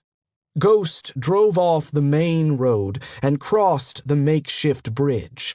Much to my surprise, it seemed solid and only creaked slightly as we drove across. We pulled onto the main highway again, driving until we saw the Welcome to Gold Bar sign, then stopped. To the right was a railroad track with a set of train cars. "There are people here," he said. "How are we going to do this?" "Is there any way around?" Lasco said. Blaze's map rustled as she unfolded it. "There might be, but fuck."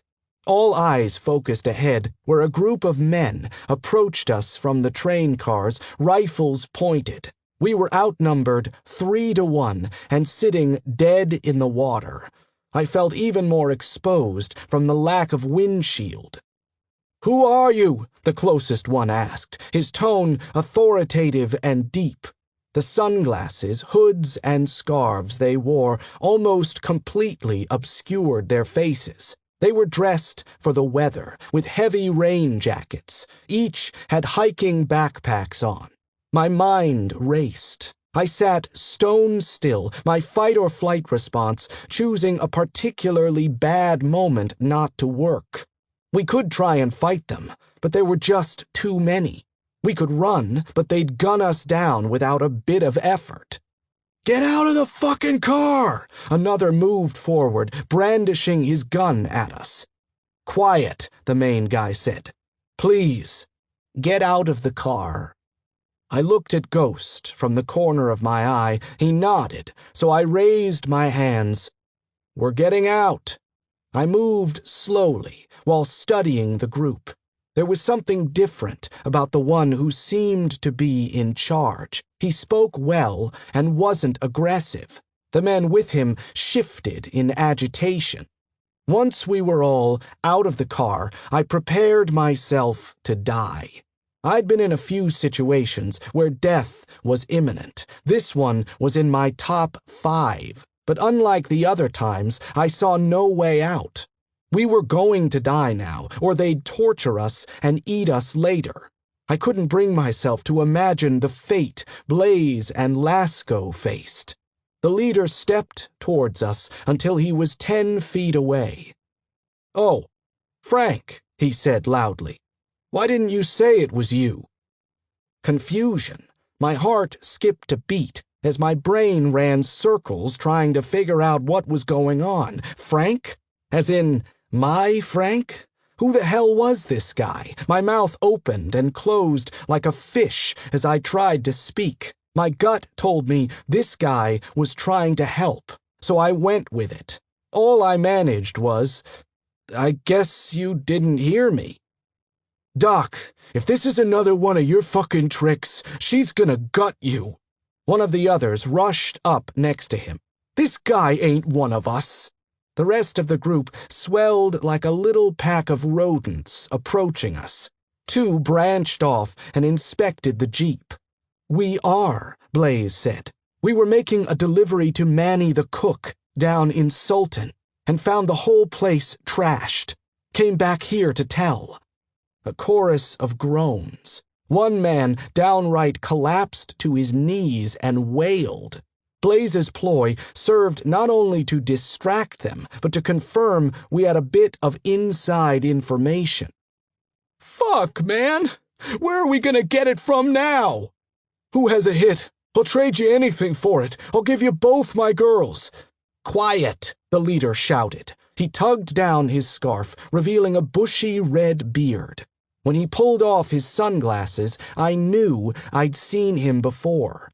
He'd aged badly. A horrific, deep scar ran from his nose into the collar of his jacket, and the Brotherhood's brand marred his forehead. Dr. Kalman, the doctor who tried to save Frank in Sultan. I'd seen him for only minutes, but I'd never forget him. For a while, I blamed him for not being able to save Frank. I never forgot a grudge. The Brotherhood must have assimilated him, or tried to at least, because there was no other explanation for what was happening. Kalman recognized us and was trying to save our hides. Using Frank's name was a ploy to both jog my memory and make it seem like he knew us. Another man came up and walked circles around me. A sawed-off shotgun in his hands pointed at my torso. It was the same one who questioned Kalman before. "I ain't stupid, Doc. You try smuggling people through to get over the pass all the time, and who gets in trouble for it? She ain't having you kilt because you gotta deliver all those bitches' babies." The rest of them were still devastated by the loss of the drug lab. Some exchanged hushed whispers, but I couldn't pick up their conversation. They seemed uninterested in us. But it would only take this one to ruin it. "I can prove it," I said. "Let me show you my mark." This made him pause. "Fine, but if you pull anything, you're dead. Got it?" I moved slowly, unzipping my jacket and moving to pull up my shirt, then thought better of it. My bandaged wounds might be cause for more questions. I opted to pull down the neck of my shirt, revealing only a portion of the brand on my chest. The cold air caused goosebumps, but I fought back a shiver. If he asked to see my companion's marks, I'd be fucked. I hoped it would be good enough for him. Shit. He clapped me hard on the shoulder. "Sorry, bud. So many new faces round here, I can't keep track and gotta be careful, especially with this bleeding heart cocksucker over here letting people through all the time." I hadn't understood everything he said, but I forced myself to grin and nod anyway. "Yeah, some people, right? Hey now, these your ladies?" He sized up Lasco and Blaze.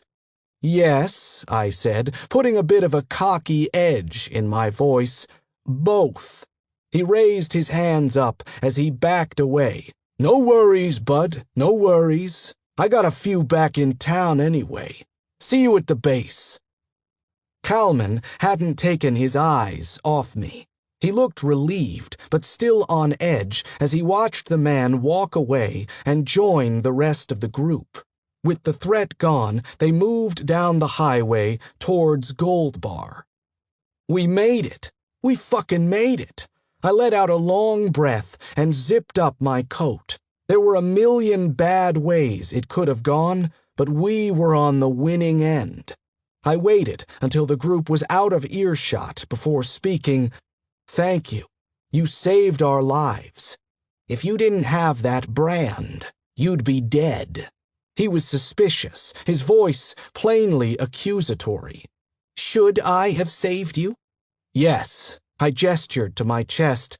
"This was by force 5 years ago. I'd call it an accident. The rest of them don't have it.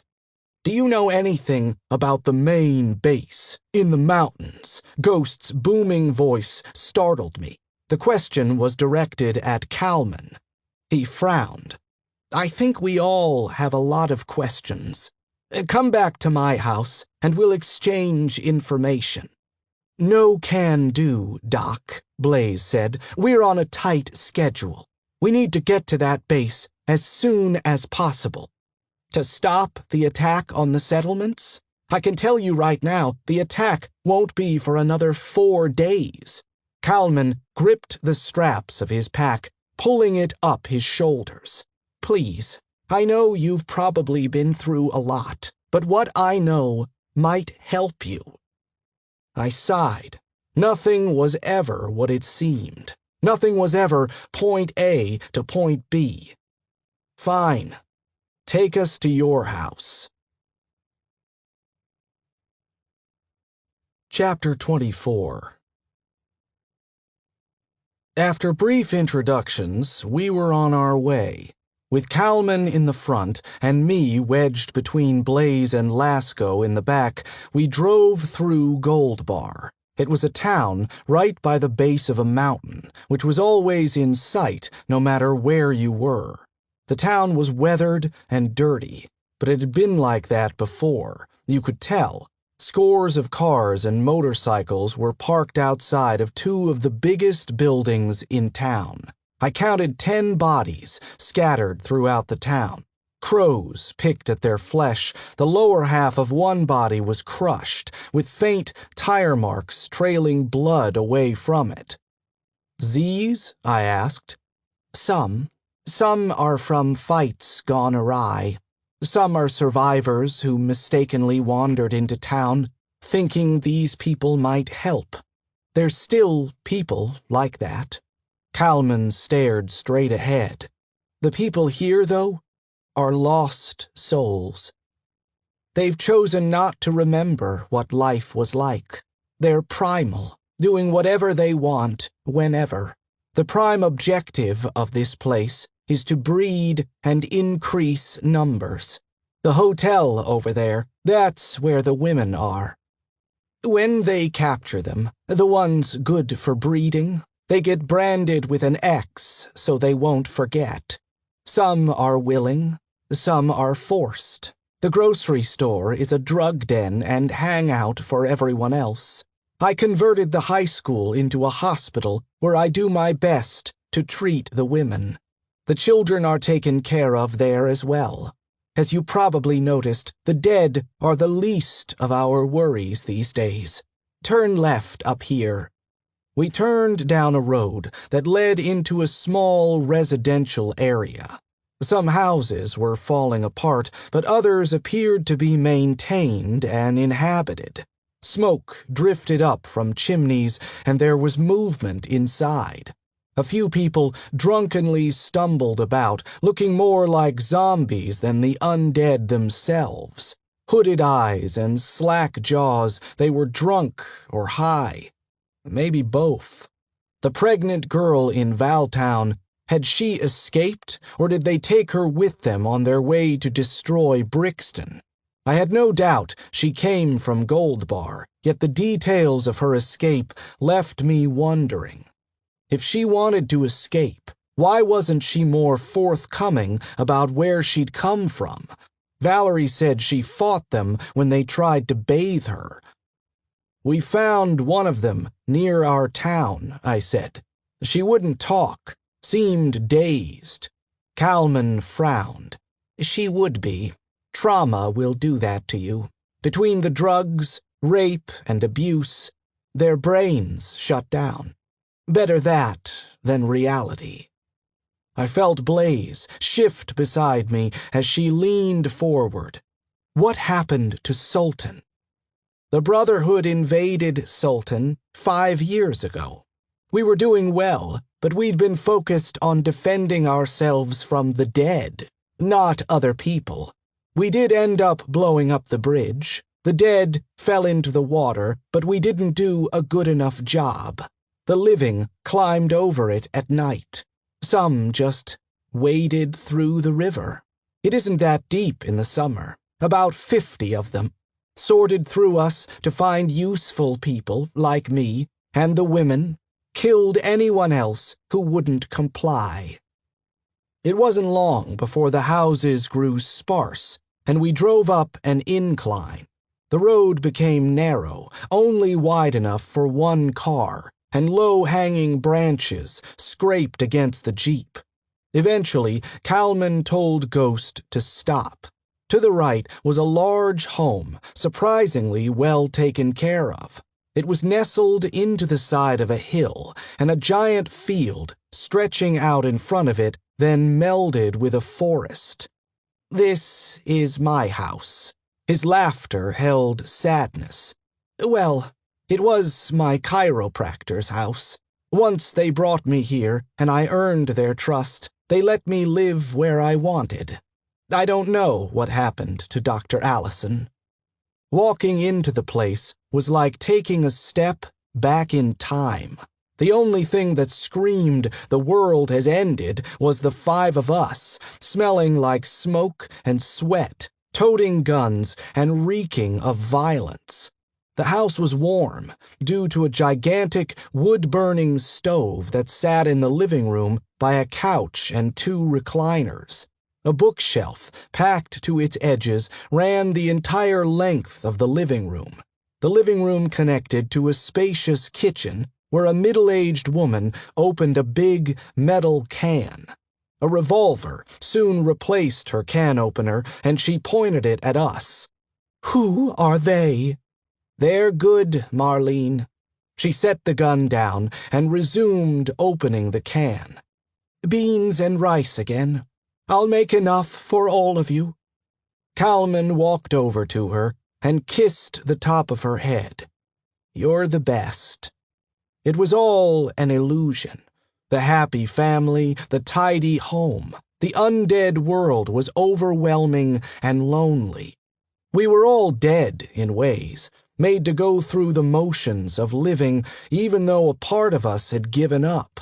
Kalman and Marlene were picture-perfect examples of it. This world didn't exist anymore, but they resurrected it with careful precision and made it dance like it was alive. The doctor shrugged off his pack and jacket, then settled at a sturdy wood dining room table and gestured for us to do the same. I could disagree with their passion for normalcy, but I couldn't say no to food. Like I was saying earlier, they're getting ready to attack, but not for another 4 days. A group of 100 never came back, save for 1 or 2. I'm guessing they're dead? They killed a lot of us and put a hole in our wall. We managed, Blaze said. Our defense wasn't textbook, but the Brotherhood was chaotic and unorganized. Kalman looked somewhere else. He wasn't interested in more details of the battle. "What's it like where you live?" The question caught me off guard. I thought about how Kalman lived. He was a slave to crazies, but wanted something better. The prospect of our settlements, full of mostly good people and structure, was something he dreamed about. Before I could answer, Ghost did. "No offense, but none of us have a reason to trust you." He looked at me when he said it. "You've been with the Brotherhood for years. How do we know you aren't wasting our time up here, or that someone is going to come kill us a minute from now?" In the kitchen, his wife stopped working. Her spoon hovered above the pot. Kalman stayed still and stared at the scratched wooden table. Ghost was right. I knew Kalman for all of a few hours. He did save us, but was that enough to disclose everything we knew? "You don't have to tell them," Marlene whispered. They branded my chest first, over the heart, like they usually do. His fingers hovered over the gnarled, scarred brand on his face. When you put up a fight or disobey, they'll brand you again to remind you where your loyalty should be. When I was first here, I delivered a baby to a girl no more than 14 years old. She asked me to kill it because she didn't want it to grow up in this world. She was dying herself of a hemorrhage. Tears welled in his eyes as he recalled the memory. One escaped, trailing down into the tangle of his auburn beard. So I did. I put my hand over the baby's mouth and smothered it. It went against everything I believed in as a doctor, but I did it. I wanted to believe the mother died with a smile on her face, but my mind did that to help me cope. One of the Brotherhood came in to check on me and caught me in the act. He took in a ragged breath. The tears flowed freely now, dripping into his beard. They got my daughter from the motel. They brought her in, and 4 men raped her right in front of me to teach me a lesson. His wife set down the spoon. Without saying a word, she walked past us and upstairs. Kalman shook himself and smeared his tears away. Lily died 8 months later due to complications from the pregnancy. Doc, listen. No, Cyrus. To answer your question, Ghost, you can trust me because no one can hate these people as much as I do. Whether I do right or wrong, the result is always suffering. A doctor, a man, can't live in a world where nothing he does brings life, where everything he does somehow hurts somebody. When I learned about the settlements out west, it was the first ray of hope I've had in years. All I've wanted is to escape here and do what I'm meant to do. I want to heal people, make their lives better, not perpetuate the evil lingering in every crevice of this cult. He spoke with a kind of fiery conviction that would convince even the most adamant skeptic. Fuck, Kalman could start his own cult if I wanted to. I couldn't speak for my group, but I believed him. I knew when someone was playing me, and Kalman wasn't. I also knew what the Brotherhood was capable of, and could only imagine how their depravity increased over the years. Ghost reached across the table and placed one hand on Kalman's forearm. The gesture was odd, coming from the generally stoic man. We're on the same side. Kalman coughed and wiped snot from his nose. Please, tell me what it's like there. I need to know. Lasco spoke. There are 2 towns. Everyone has a job, and we function almost like before. We farm and raise most of our food. There are a few doctors, but of course we always need more. People are treated fairly.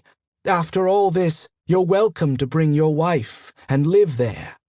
His smile was genuine. That would be wonderful. I'd come to terms with how the settlements were, good and bad, and I was sure I wanted to save them. When Lasco described them, they were an absolute utopia with no downsides. In comparison to the hell he was living in, they were. You never knew how good you had it until you saw the dead grass on the other side. Doc, what can you tell us? I asked. Right, of course. He rotated his shoulders back and raised his chin.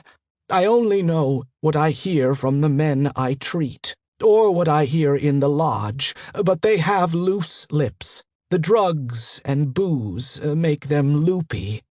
Kalman told us the attacks up until now were meant to weaken and study us. The Brotherhood had been keeping tabs on the settlements for almost a year, but hadn't been able to see past the walls to know what they were up against. The attack on Brixton revealed their reliance on wood walls, which the Brotherhood intended to burn. A handful of survivors came back from Valtown and reported it was well-armed, defended, and organized. A whole fucking year? Blaze leaned back in her chair, running her hands through her wild black hair. The first sign we saw of them came a week ago, and they've been watching us a whole fucking year? That brought on my next question. What do you know about the leader of the Brotherhood? It's a young woman, which I know is hard to believe. I saw her briefly when they first raided Sultan, then some months later to deliver her baby. Gabe had a kid? Damn, that was weird. She stayed here in Gold Bar while her people cleared it and made that bridge. I don't know how they found the base in the mountains. I've never been there, but she hasn't come down in years. As for the Brotherhood up there, not all of them are the inept hillbillies you saw earlier. The ones closest to her are smarter and loyal. I have a feeling they've been with her since the beginning. They do pass through here on occasion, often for medical care or when their wives are pregnant. There is some kind of strange religious doctrine they follow. Once a week, Gold Bar holds a sermon. Most of these people use religion to justify what they do, but the rest honestly believe she is somehow connected to God. I dredged up all the bullshit Kevin told me in the tent. Only bits and pieces came back. He thought Gabe was important, but I couldn't draw a connection between being important and how she became the leader. I was out searching for medical supplies with that group of men, Kalman said. They have to be supervised, or all they'd bring back is junk. We were just returning for the sermon tonight, actually. Kalman went into the kitchen and helped his wife cook. He carried an iron pot to the wood stove and placed it on top. I know every able-bodied person from the mountain and here will be moving in for the final attack in 4 days. Do they use the highway to get there? Ghost asked. Kalman moved about the kitchen. Yes, always. Ghost thought for a moment. Cyrus, this might work to our advantage. If we get the explosives from Crow, we can set up a trap on the highway. Let them come to us.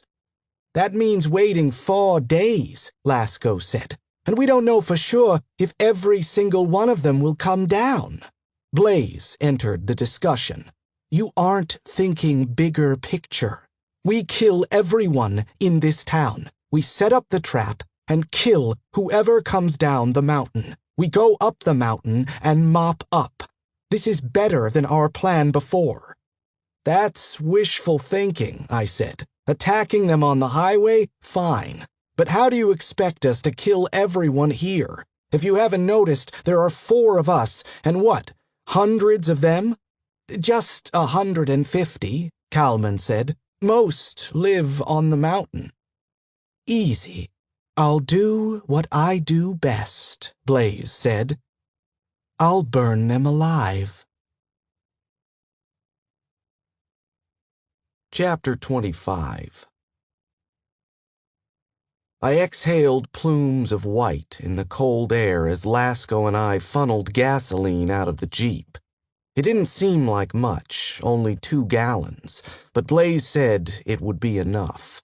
Kalman left for an hour and brought back a cache of isopropyl alcohol from his makeshift hospital. By the end of it, we would have enough supplies to make a fuckload of Molotovs. I didn't want to use what precious little stable gasoline we had left, but if her plan succeeded, we'd have plenty of resources to scavenge once every crazy in Gold Bar was dead. We left enough in the Jeep to get us down to the lodge. For once, the universe was on our side. Kalman explained that the lodge was old, made almost entirely out of heavy wood logs. Once used by actual loggers a century before, it was converted into a pathetic summer tourist attraction. A dining area, gift shop, and taxidermy display had been gutted out, and now the area was a den of iniquity, where the Brotherhood's sermons were conducted. It was located at the base of a hiking trail not far from Kalman's house. Blaze asked him a series of questions, all of which related to the flammability of the place. Inside, sheets were tacked over the windows to block sunlight. It had a double-door entrance and 2 emergency exits.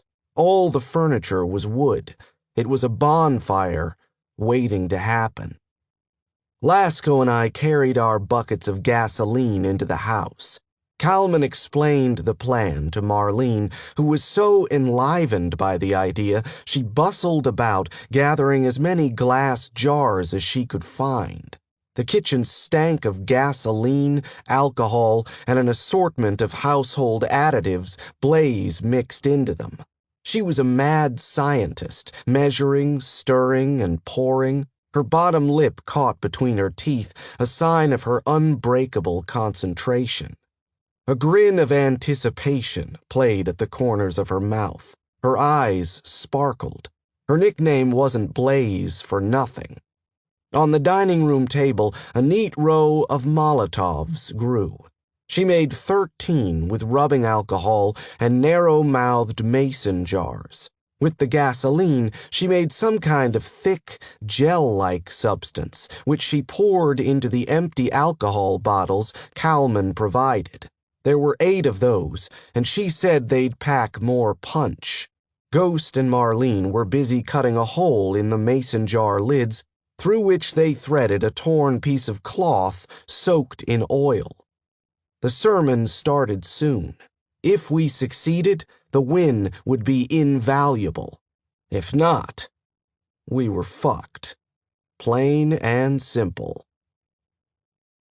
The stream of men and women flooding into the lodge was an intimidating sight. I wasn't sure how 150 people were going to fit into the building unless they packed themselves in like sardines. Then I imagined how they'd stampede each other as they tried to escape the fire and smoke. Panic killed people. They'd do some of the work for us.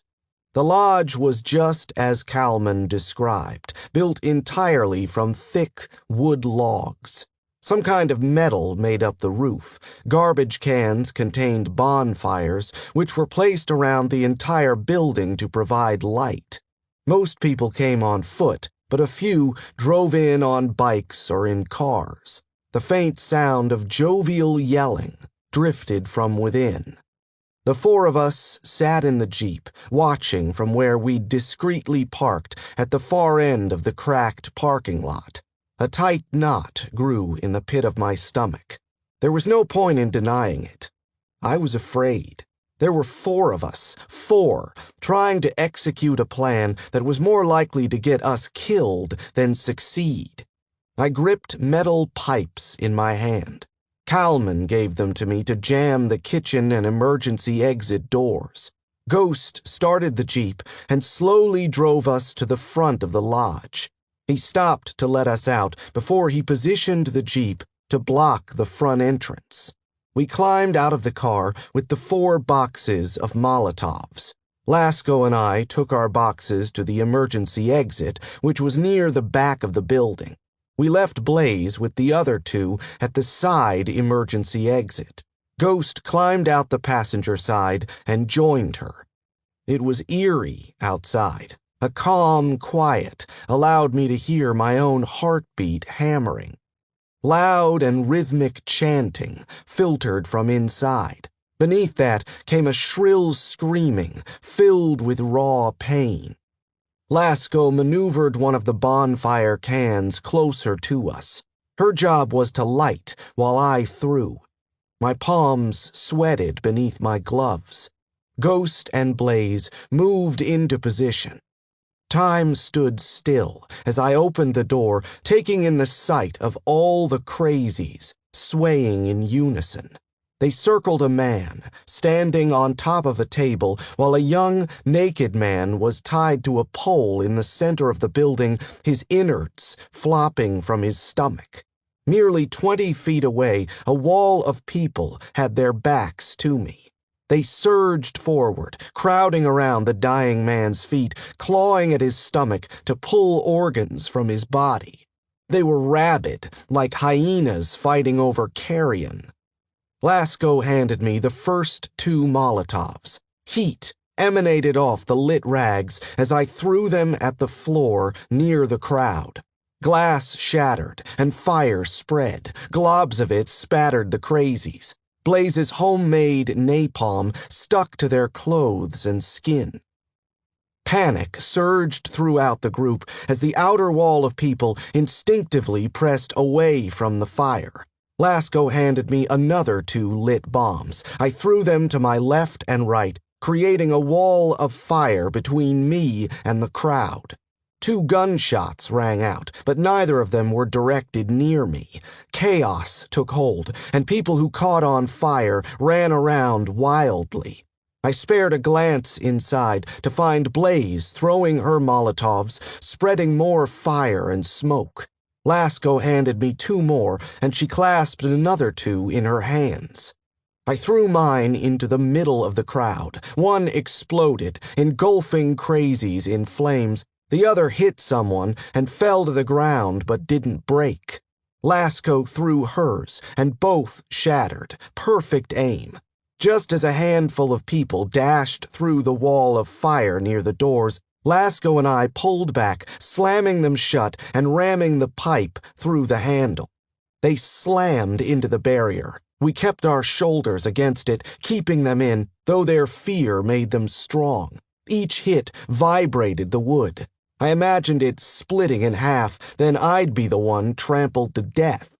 To my side, I watched as Blaze and Ghost flung the last of their Molotovs into the building, then shut the front door and braced themselves against it. The screams were deafening.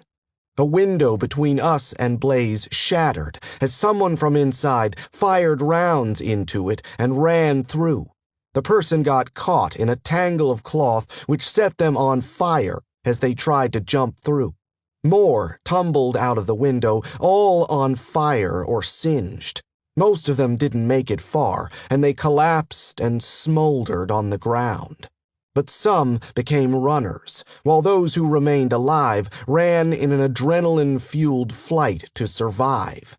I shouldered my rifle. "Clean up! Come on! Move back!" We jogged away from the door, taking cover behind a behemoth truck nearby. Ghost and Blaze were gone, but I didn't see where they went. I exhaled, bringing up the closest target in my sight. I squeezed and fired, and the flaming body fell backwards. I killed anything that moved too far from the building. With the window now broken, the inferno we'd created inside the building raged. Blaze's Molotovs worked better than I anticipated. As the minutes passed, fewer people came from the windows. The doors held strong. More of the bodies outside rose as undead. Pop, pop, pop. Carefully aimed shots brought them back down. Was it really this easy? Did we finally have a casualty-free fight with the crazies that ended in our favor? The heavy scent of burnt flesh, smoke, and gasoline hung in the air. If the fire got hot enough, it would burn the bodies and destroy their brains. Cleanup of Z's would be non-existent. My brain tried not to focus on the fact we'd just mass murdered over 100 people. All evil, murdering rapists, I reminded myself, all worthy of dying. Yet the weight in my stomach wasn't from nerves anymore. It was a sick feeling I couldn't describe. I was torn between feeling proud and puking. What if there were more Dr. Kalmans in there? Kids. I knew there were kids since I saw some go in. I tried to clear my mind as we stayed behind our cover, not speaking for the next 15 minutes. The occasional runner clambered out of the window, and we took turns taking them down. Somewhere nearby, Ghost and Blaze took out stragglers, and ammunition exploded inside the lodge at irregular intervals. Finally, the roof caved, and metal sheets collapsed into the lodge. It was then I knew it was over. We won. Got any marshmallows? Blaze came from behind another car, eyes fixed on her handiwork. I doubted she'd have an existential crisis over this. I worked up some saliva and swallowed. Nope. You guys good? Nodding, Ghost followed behind her. I knew it would put a dent in them, but I didn't think it would work this well, Blaze said. I barely went through a mag. Should we mop up the rest of the town, then head out? Lasco said. I scanned the cars in the parking lot. Might as well get this over with. Check the cars for anything useful. I'll siphon gas, and we'll head out. The motel was exactly what my imagination concocted. There were 30 rooms, each holding one or more women, some men, too, tied to grimy mattresses. Some were dead, and they snarled and pulled at the restraints as we entered the rooms to put them out of their misery. They looked like they'd been there for weeks. Marks of torture were evident on their bodies. With Kalman's help, we transported the living to the hospital where he would take care of them. I was relieved to see dozens of children there, tended to by a normal couple who Kalman assured us were good. They were never forced to attend sermons because they took care of the kids. The look on their faces when we explained how we'd killed the Brotherhood population in Gold Bar was nothing short of nirvana. It took hours to clear buildings Kalman suspected crazies might still be in. We found 5 total who'd skipped the sermon, so delusional on drugs they were virtually comatose. By the time we finished dealing with the survivors and the mop-up, we were exhausted. Before we set out for Crow's, we took the rest of the night and some of the next day to organize our supplies and gas up the Jeep. We had time to spare, since our attack wasn't for 4 days.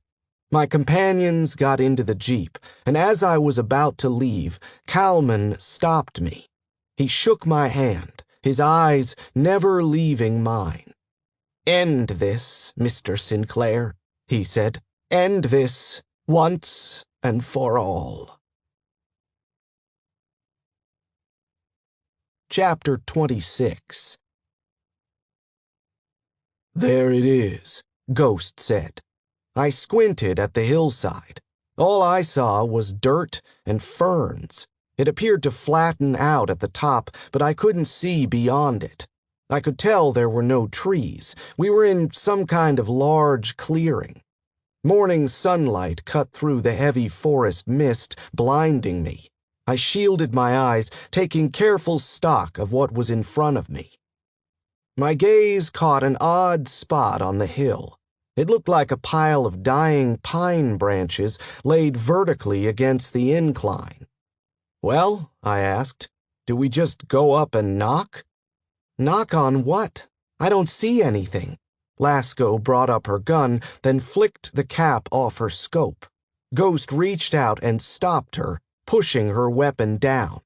"Don't. He'll be threatened." I was tired of the mystery game. "What's the deal, Ghost? Where is he? How do you know he sees us?"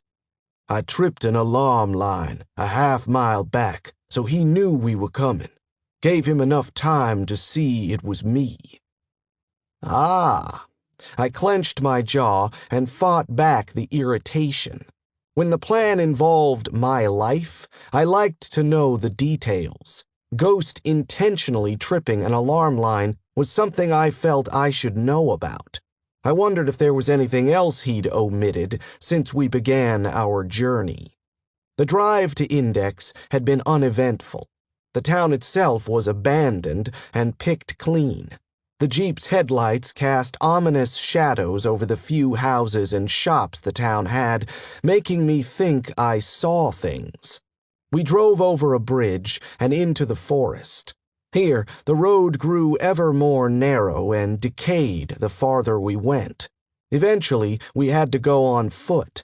My body ached, and my brain wanted nothing more than a few hours of sleep to reset. The few hours I got in Gold Bar were tense and anything but restful. Blaze and I cranked the dynamo flashlights every half hour to light our path until the faint glow of a sunrise gave us a break. Usually, I didn't mind Ghost's stoic, silent personality, but when I was slogging through the fucking forest, hungry and tired, I wanted to know exactly where we were going. After I asked him where we were the first time and he didn't answer, I figured there was no point in bothering. 20 minutes later, he said we were going east, and that was that. We were 20 yards away from the hill, taking cover against a fallen log with bushes growing out of it. We'd been waiting there for minutes before Ghost spoke. Now he stood, climbed over it, and walked towards the hill. I looked at the women and shrugged. We were at his mercy. I'd taken no more than 5 steps when I spotted movement to my right. A mound of grass and pine branches seemed to shift. I crouched, going for my gun, when the mound spoke. "Stop." The voice was firm and non-threatening. I did as it said, as did my companions. "Brandon, it's me." Ghost's hands raised above his head. "It's Derek." How long had he been there, watching us? His camouflage was impressive, a combination of the surrounding vegetation, army fatigues, and face paint. It seemed like an unbelievable amount of work to go around like that when you lived in the middle of nowhere.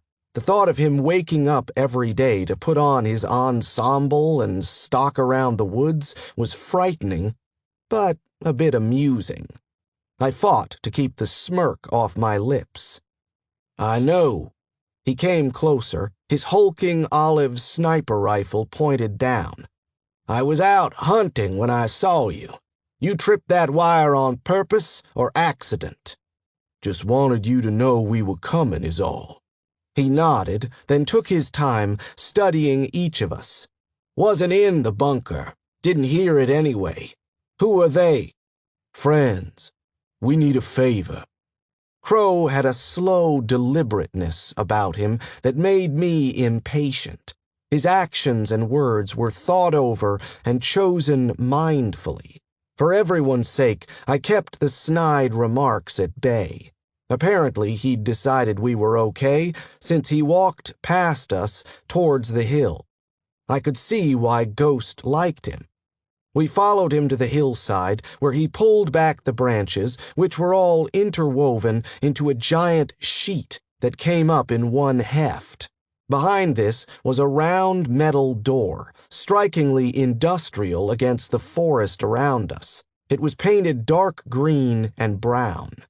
Crow turned the handle, and a loud clunk sounded. The door swung outward, revealing a concrete tunnel going downward at a steep angle. He flicked a switch on the right, and a series of bright, bluish-white LED lights came to life. "Where are you getting electricity from?" Lasco asked. "Got a field of solar panels up top." He shrugged off his blanket of shrubbery and set it on a hook by the light switch. We shuffled in. I felt claustrophobic already. He pulled the door shut, locking it in place before turning back to us. He was at least 6'3", with a clean-shaven head. His nose was hooked like a beak, and his eyes were squinty and dark. I could see where the nickname came from. "If you're friends of Ghosts, I'll give you the benefit of the doubt. But if you steal anything, touch anything, talk back, or do anything to jeopardize the security of my base, I will not hesitate to kill you. This is my place, my rules. Understood?" A chorus of understoods echoed amongst us. We walked down the tunnel until we reached another door. It looked like a vault with a combination lock on the side of a handle. Crow took his time entering a long combination. Another heavy metal clunk, then he opened the door.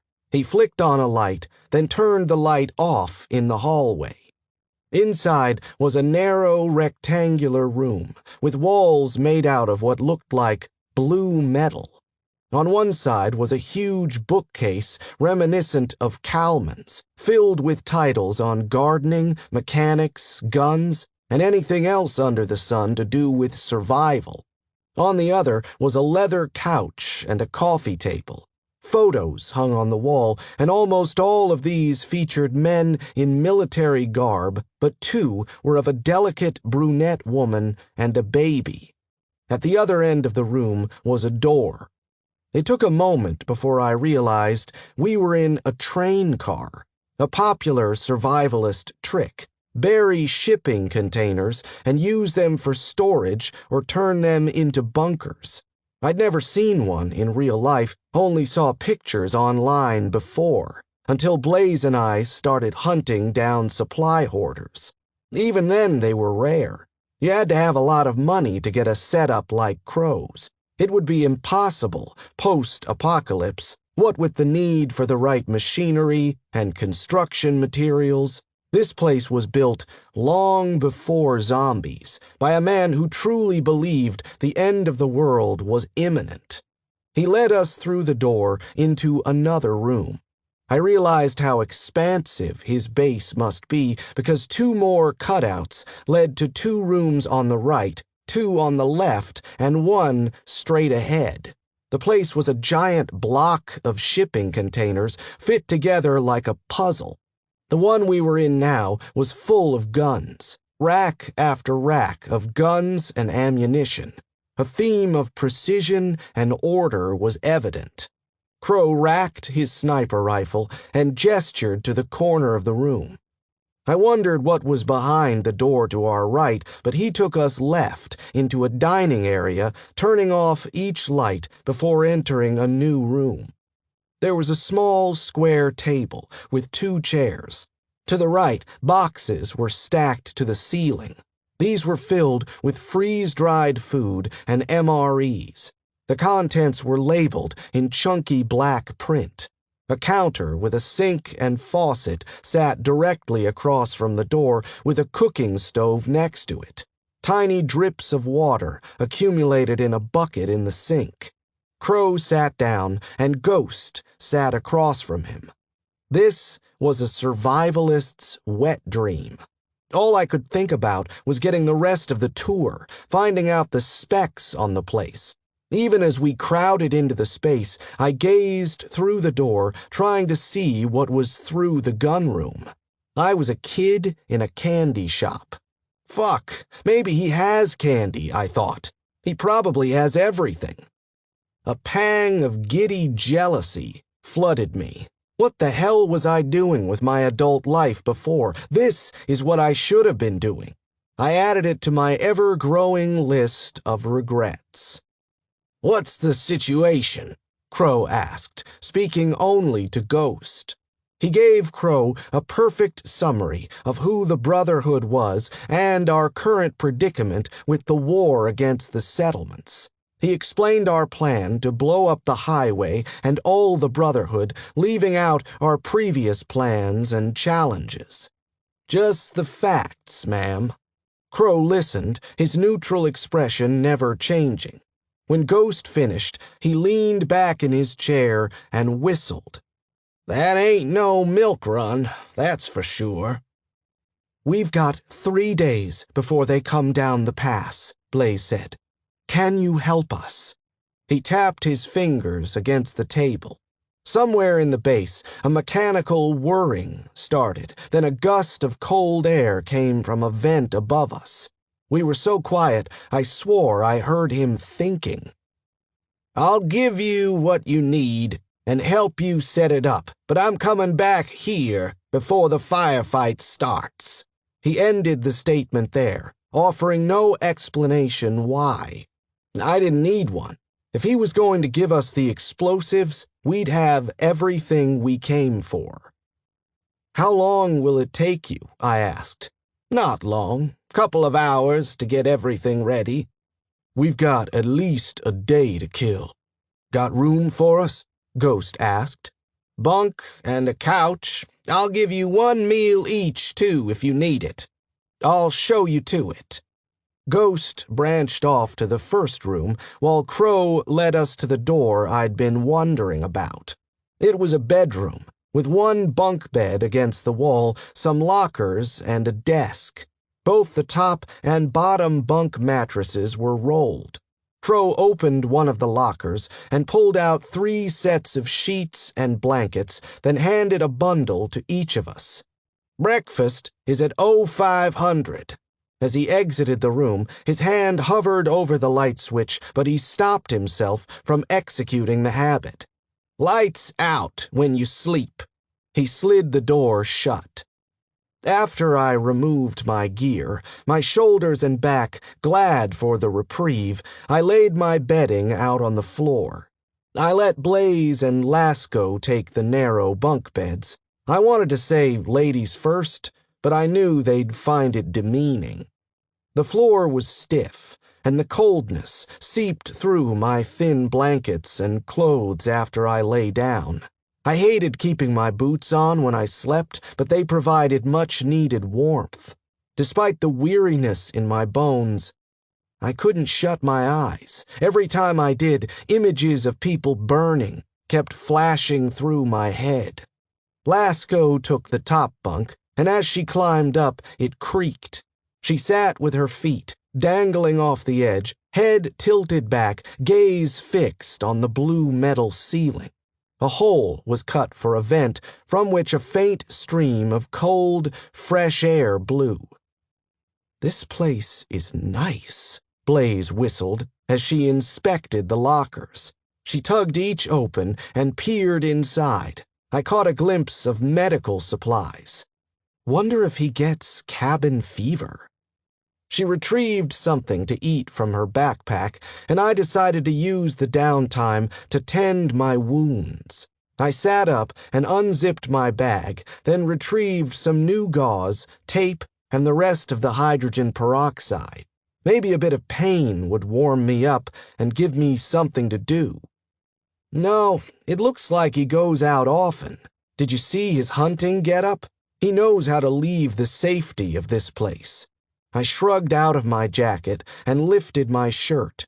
The tape had almost lost its stick and barely hurt as I peeled it away. "He isn't quarantined here." "Even in the thick of the apocalypse, he would have been safe here and still could have gone out in the forest," Lasco said. "Can you imagine? He's never been without food and clean water, a place to stay, never had to deal with other survivors. Fuck, he's had electricity the whole time." I laughed. "Jealous?" "Shit, yeah." Blaze finished crunching away at her food and swallowed. "We don't know what he's been through.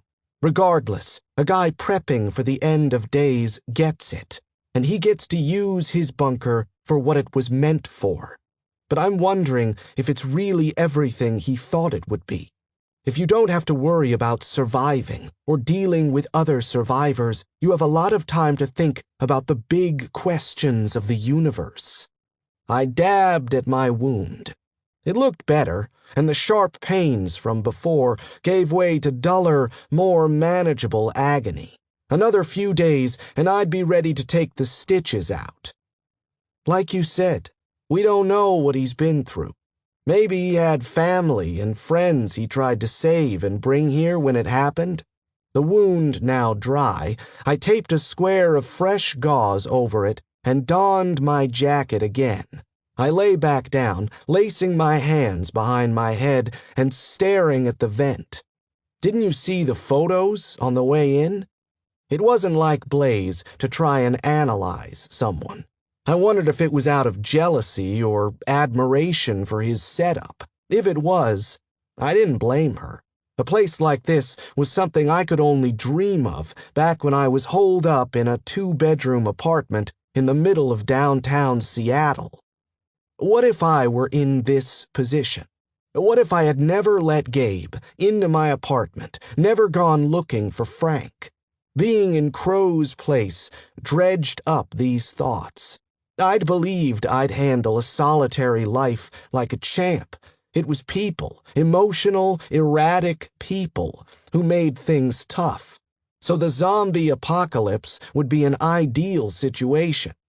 Lasco pulled her legs up and settled down on the top bunk. I'm beat. Might as well get some shut-eye. Nothing else to do. Blaze turned off the light and stepped over me to get into her bunk. From beneath the doorway, a faint, bluish glow shone. A low grating noise indicated another door slid open. I wondered what else Crow had in the secret depths of his bunker. Just as my eyes grew heavy and my brain shut down, Lasco spoke. You think about how many people we've killed in the space of, 3 days? Of course she'd bring that up.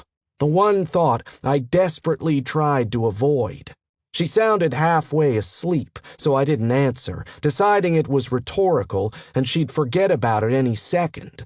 I grasped at the hazy threads of sleepiness, begging them to stay.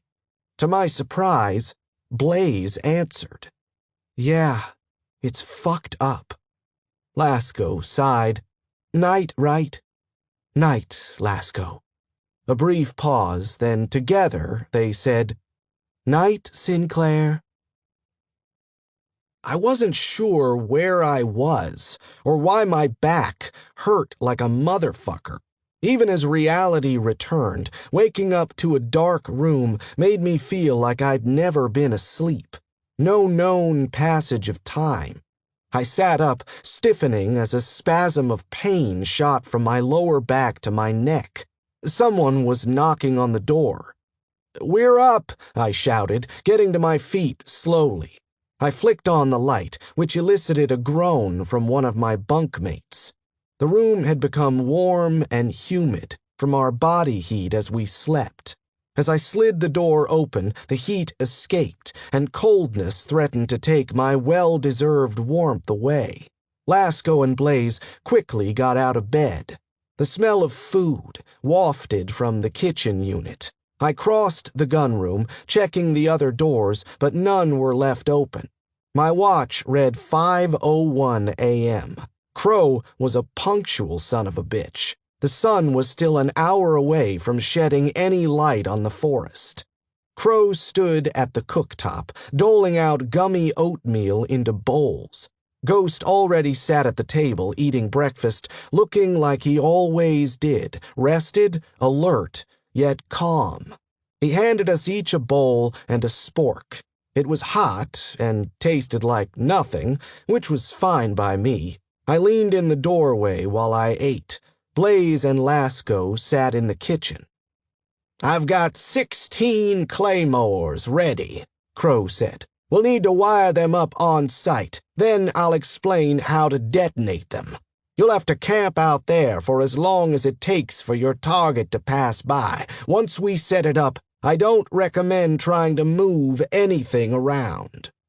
Got it, I said, then glanced at Blaze. I guess this means no wild goose hunt to find the coal mine entrance. We take them out on the road, there won't be much opposition if we go straight into the base for cleanup. Coal mine? Crow stilled, his spoon hovering halfway to his mouth. I raised a brow. You know of it? He leaned back in his chair. Derek, you didn't tell me about any coal mine plan. Ghost shrugged. That isn't our plan anymore. It was a desperate shot in the dark. We thought we'd use it to enter the base quietly, but we don't even know if the mine entrance exists. Our source says virtually all the Brotherhood will come down from the mountain base for their final attack on our settlements. Their base will be an easy target once we take out their army.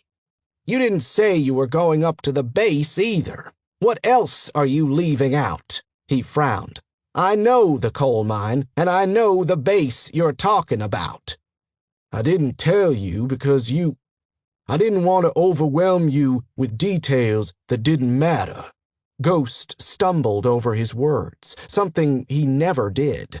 I sensed a history between the two, but knew better than to ask. That was then. This is now. He didn't seem upset, just interested. My oatmeal grew less interesting, so I moved things along. What do you know? I know every bit of this land in a 50-mile radius. I've seen the coal mine entrance. It's about 20 miles north of here, then another 3 miles east is the base. Crow paused, biting his lip as he thought. They got a road up to it. But if you think you can go in head first, you're in for it. They've got land mines planted all around the place and an alarm system like you've never seen. They tie the dead to trees all around, 100 of them by my guess. 'Cause once they see you, they all start groaning. If there's anyone left after you blow them up, they'll know you're coming. A turbulent mixture of anxiety and relief filled me. Anxiety because our plan was changing, but relief that Crow knew so much. But I was still skeptical and not ready to take his word for it without further questioning. If their defense is so good, how do you know all this? I asked. I didn't spend 13 years in this place fucking around. I know my surroundings. I know about the coal mine and abandoned factory long before the dead started rising. As for the zombies, a year ago I was hunting in the area when I saw a group of people stringing them up to trees. Watched them for a while and tracked them back to the coal mine. It wasn't any of my business what they were doing there, so I left. Did you know what was happening in Goldbar? Lasco asked. I knew people were living there, and that's when I stopped going that far west. He met her question with a hint of challenge in his voice, like he was defending himself. I needed to diffuse the situation. Do you know if the coal mine leads to the factory? It did when I searched it. It was in bad shape, though. It could be collapsed, for all I know, but you could still make your way to the factory topside. He finished the last bite of his oatmeal and pushed the bowl away. It's risky. I looked at my group. What do you think? Take the coal mine tunnel in? I see no reason not to, Blaze said. Even if there isn't a soul left at the base, we'd be erring on the side of caution. If the mine seems dangerous, we'll turn back. Lasco and Ghost nodded. Dread dissolved into confidence. Good. Let's go set up those claymores and send these fuckers back to hell. Chapter 27. Claymores are heavy, I thought, as we lugged them through the forest. Even though we split the load evenly, the extra 10 pounds of weight felt like 20 on my weary body. The only thing getting me through was the notion of ending this battle once and for all. Even that had its potential repercussions. Crow navigated the forest with ease, leading us without falter back to the main road. The hike was much faster. I didn't say it out loud, but as far as I was concerned, that meant Ghost did a poor job of leading us there in the first place. We got back to the Jeep and loaded our gear. The 5 of us squeezed into the small vehicle, and we drove back down the forest road. We knew the Brotherhood would come from the NF road, but according to Crow, the area wasn't good for an ambush. He pointed out a clear stretch of road we came in on just outside of Index. The reasonable weather we'd been having gave way to the usual freak Washington rainstorm. Blue skies were replaced with charcoal clouds and ice-cold droplets of rain. Water gathered on the dashboard, and tiny streams trickled into the car. The Jeep had taken one hell of a beating since we left Valtown. In addition to a few extra mags each, Crow gave us a compass, some green camouflaged ponchos, and precise directions to get to the coal mine entrance. As soon as he finished wiring the claymores, we were on our own. After driving 15 minutes outside of Index, the highway became flat and straight for about a mile. There was forest on the left, and to the right, about 20 feet from the road, was a sheer rock wall covered with wire mesh that kept debris from falling onto the pavement. It went on for half a mile. "This is it. Stop the car."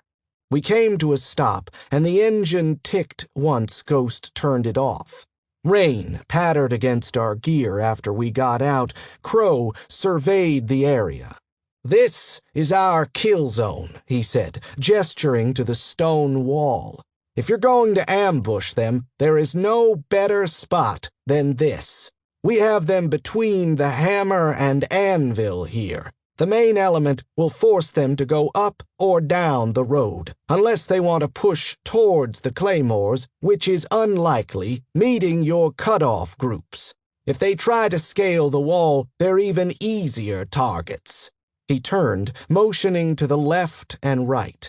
"I don't know how good a shot your friends are, but you need equal manpower in both groups. No way to know what direction they'll try to run. The cutoff groups will mop up anyone trying to escape the kill zone. I'm going to wire half of the claymores for each group to detonate. You don't know how many vehicles will be in the convoy, right?" I shook my head. "No idea, but we expect a lot." Crow nodded, staring at the ground pensively.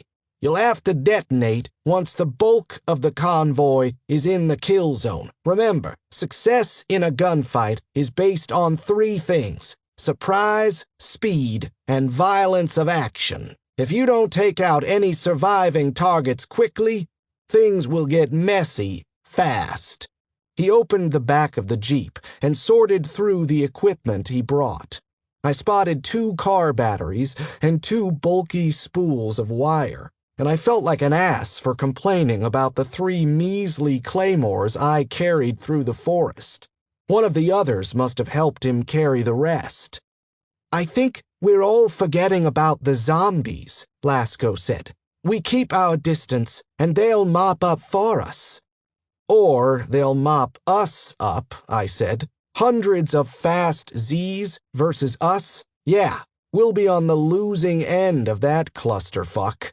We took the claymores from the Jeep, and Crow directed us to put them 20 yards from each other on the forest side of the road. We were covering a total of 320 yards of road. I wasn't an expert with explosives, but I knew our trap would be devastating. The highway was narrow, 2 lanes with almost no shoulder. Between the killing and fragmentation power of the claymores, it was like shooting fish in a barrel. There might not be any mop-up.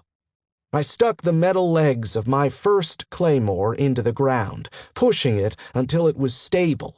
The olive-green plastic was in mint condition, not a scratch on it. How many people would it claim? For something so small, the amount of destruction it would cause was staggering. My next explosive in hand, I walked another 20 yards down the road, planting it in the soft dirt, and repeated the process with my final claymore. Crow unwound his wire, stepping backward from the middle claymore to where the first cutoff group would reside. The forest terrain looked like it sloped downward about 50 feet in. Good for taking cover when we detonated, but higher terrain would be better for everything after. Once we finished planting the claymores, there wasn't much we could do but wait for Crow to finish wiring and setting up the car batteries and detonators. We settled on locations for our cutoff groups, far enough away from the main element but with clear sight of the road. Since Blaze and I would see the convoy first, it was our job to detonate when we thought the bulk of the convoy was in the kill zone. Lasco and Ghost would follow suit. Fuck. I wished I had a radio. Crow was fast. After an hour, he'd wired half the claymores to each car battery and showed us how to use the detonator. We covered the claymores with tufts of grass, making them as indiscreet as possible. Then the group stood together by the jeep, admiring Crow's work. All you have to do is connect the clip to the car battery when it's time, squeeze the detonator, and pray to God it works. For the first time since we met him, he smiled. Damn, I'm good. This is one for the books, Derek. If it works, Ghost said, and clapped him on the back. There's a dirt road going to a fishing spot about 2 miles from here. I'll drive your vehicle there and drop it off. You got all your gear? Choruses of yes all around. Crow said goodbye and got into the jeep. The group parted, and Blaze and I went to our designated cutoff point. Night came and passed in a haze. We took shifts sleeping, but sleep was hard to come by. The ground was soft from layers of pine needles and ferns, making it somewhat comfortable. The recent rainfall made it damp and cold, canceling out anything positive about our situation. I let rain gather in my poncho as I sat, then poured it into an empty bottle that I drank from. I did it by touch to guide the liquid into the container. I'm sad to admit the task kept me amused for almost 2 hours. With the black storm clouds above us, there was no light from the moon or stars. Nothing was quite like the darkness of a forest on a night like this. From the corner of my eye, I could make out vague forms of what was around me, but nothing in detail. At least if the convoy came at night, we'd see them easily. Their lights would be a beacon, visible as soon as they were within range. That was the only thing that got me to sleep. I'd hear them. I'd see them. I wouldn't be caught off guard. The next morning, Blaze and I split a cheese tortellini MRE for breakfast. I wondered if Lasco and Ghost were up and what they were eating. Knowing those two, they were probably on their 100th morning push-up already. My nose and cheeks were numb, and undoubtedly red from the crisp weather. I felt snot dribbling on my lips and had to wipe it away every few minutes. It added extra salt to the already sodium-laden MRE. I wolfed down my food so I could wrap my scarf around my nose and mouth again. Blaze set down the food and grabbed her rifle. My body tensed. The atmosphere changed in an instant. That sluggish, morning feeling disappeared, replaced with an urgent quietness. She flicked the cap off her scope and peered through in the general area of the highway. Listen. The rumbling of engines was faint but undeniable. I removed the plastic we'd set over the car battery and prepared the detonator. My mouth went dry, and I fought hard to still my nerves. The MRE felt heavy in my stomach. 2 SUVs in lead, 2 school buses. She paused as the sound grew louder. No, 4. 4 school buses. Holy shit, they're packed. 2 more trucks in the rear. What if this doesn't work? What if only one explodes? On my mark, what's our backup plan? 3, do we have a backup plan? 2, we don't have a fucking backup plan.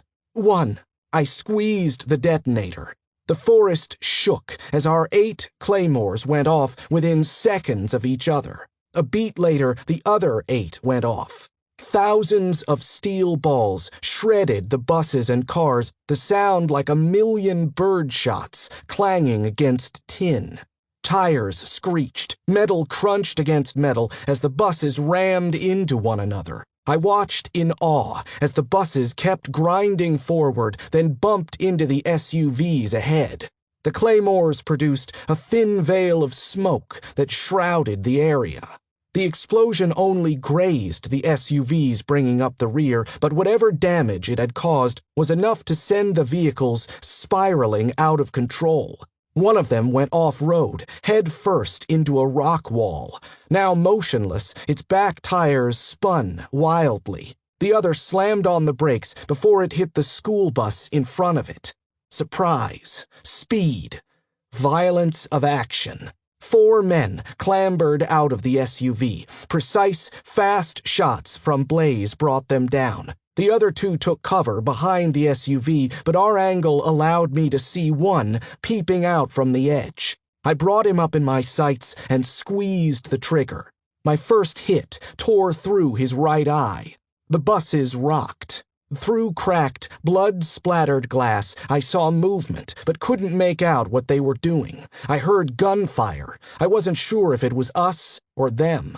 2 men came running from the crashed SUV, wildly pointing their guns everywhere as they tried to escape the carnage. Tap, tap, tap. My shots hit. Their bodies fell to the ground and twitched. One was a headshot, the other pierced the torso. The man got to his knees and tried to crawl back to the nearest SUV. I exhaled and brought his terrified, dirty face into my crosshair. Then I shot. A flood of people poured from the emergency exit of the nearest bus. It was hard to tell who was alive and who was dead until a runner tackled a living person to the ground. "Take out the Z's and living," I said, just loud enough for Blaze to hear. "While they're distracted." I picked out a runner, hunched over a woman struggling to get a handgun out of her belt. His neck gushed blood that blinded her. He leaned down and tore a chunk out of her cheek, then pulled back and howled at the sky as he chewed it. As he went down for another bite, I blew off his head. Next, I focused on the woman. Aim. Fire. A kid, not a day over 15, with his arm torn off. Aim. Fire. Hispanic man shooting an AK-47 at a runner. Bald man covered in blood, ripping the larynx out of a twitching body. Aim. Fire. People blurred together and became targets. My pulse leveled. A flat sense of bleakness and satisfaction mingled in the pit of my stomach with each kill. I shoved an empty mag into my dump pouch. Swiftly, I grabbed a 3rd full magazine from my vest and slammed it in. Finally, a minute passed with no moving targets. An occasional pop from Lasco and Ghost sounded from farther down the road. Other than that, the buses creaked under the weight of swaying, undead passengers. Beating their fists against the windows, they gave frustrated howl as they tried to get out. Some tried to climb through the few broken windows, but jagged glass sawed into their corpses. They had yet to realize there was no more fresh prey. I let out a long, shuddering breath I didn't realize I'd been holding. 6 minutes. It only took 6 minutes to kill them all. Chapter 28. Any opposition? The 4 of us met halfway through the forest, and we kept one eye on the road. Some Z's milled about, but most were still stuck in the buses. They hadn't seen us since the forest provided sufficient protection. I realized Ghost asked us a question. "Cowboy up, Cyrus. This is what you wanted, and you got it." "No, they broke out of one of the buses, but we took care of it," I said. "You?" "Not really. The explosion caught 2 SUVs in the lead. They're lower to the ground. Passengers are still inside. Dead, of course. Never had a chance." Ghost motioned to the buses. "They escaped one of them also, and we took care of it, but the other 2 got it pretty bad." "Looks like they bottlenecked when they tried to escape, and well, none of them could get out," Lasco said. "Let's head to the Jeep. This is done." Blaze pressed her fingers against her temple and gave me a strange look. "I want to clear the buses." "What?" If I was in a daze, that broke me out of it. Blaze, there's at least 50 people in each of those buses. That's 100 Zs. Do we even have 100 rounds between all of us? The last part was an exaggeration. I had 6 mags left, plus my sidearm and all of its ammo. We could afford the bullets, but the notion was ridiculous. Blaze, Lasco's voice was soft. Hun, it's suicide. Those stiffs see us, they'll go berserk. And if they really want to, they will get out of the bus and kill us. Blaze's gaze stayed on me. I want to check to see if my brother is in there, or Gabe. We leave the buses here, full of Zs, they could get out. That's a hazard. We come back to do it later, they might be gone. Someone might come by and trigger them. She was desperate. I could hear it. Until she knew Bo was dead, she'd jump on chances like this. No matter how many times she told me, or herself, she'd stop looking or stop believing, she'd never give up. We vote on it. Sorry, Blaze, but I'm not asking Lasco and Ghost to put their lives at risk any more than they have for something like this. Blaze nodded stiffly. I understand and agree. What's your vote then, Cyrus? I'll do it. They all had guns. We use what they dropped to do it, and we won't waste our own. She turned to Ghost. He frowned, glancing back at the road. Negative. All eyes were on Lasco. She studied Blaze, then me, then Ghost. I'm in. We start in the front and work our way back, I said. Take it slow. No mistakes. As we made our way through the forest to the front of the convoy, I took in the smell of cordite, blood, and death. My body was still surged with adrenaline, yet my mind was calm. I felt like I was waiting for something. We cleared the forest and stepped onto the road. Bodies were scattered everywhere, some likely killed by the claymores and others by Zs.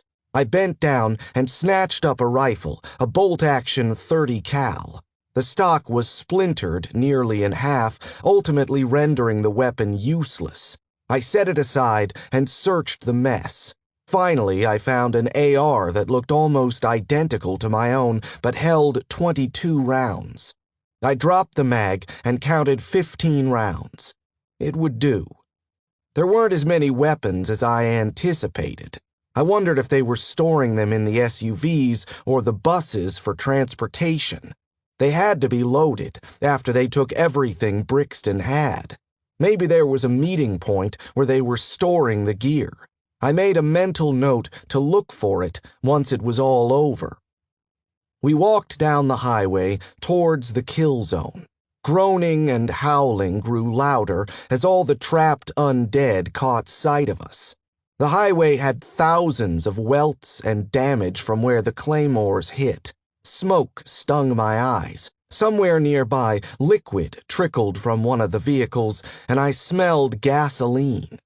The inhabitants of the lead SUVs struggled against their seatbelts, and the ones who wore none thrashed wildly as they tried to coordinate their clumsy limbs and climb out the shattered windows. In the front seat of the nearest SUV, a Z was occupied with chewing the face off the other passenger. I'll keep watch, I said. Start looking. Lasco withdrew her zombie-killing spike, and the 3 descended upon the car, quickly dispatching the Zs inside. They repeated the process on the second vehicle, with no results. We moved forward. The bus closest to the SUVs was empty. We approached the second bus in the convoy, which was full. Multiple undead tried getting through the windows, but they blocked each other from escaping. The yellow vehicle was shredded from the claymores and seeping red. Zombies snarled at me, their glassy eyes fixed on everything yet nothing. Freshly turned, their skin still looked alive. It was a bloody colander in there, full of shattered bones and dead flesh. We'll take the next one, Lasco said, as she and Ghost moved to the next bus. Get this done quick." This really is like shooting fish in a barrel, I thought, as I clicked off the safety on the rifle and aimed at the first Z. The 22 rounds were all I needed at point-blank range. Once the mag ran dry, I switched to my own rifle. We had to go to the other side of the bus to finish the job. With the pileup of dead bodies on one side of the bus paired with the upward angle, it was becoming harder to get the rest of the Zs.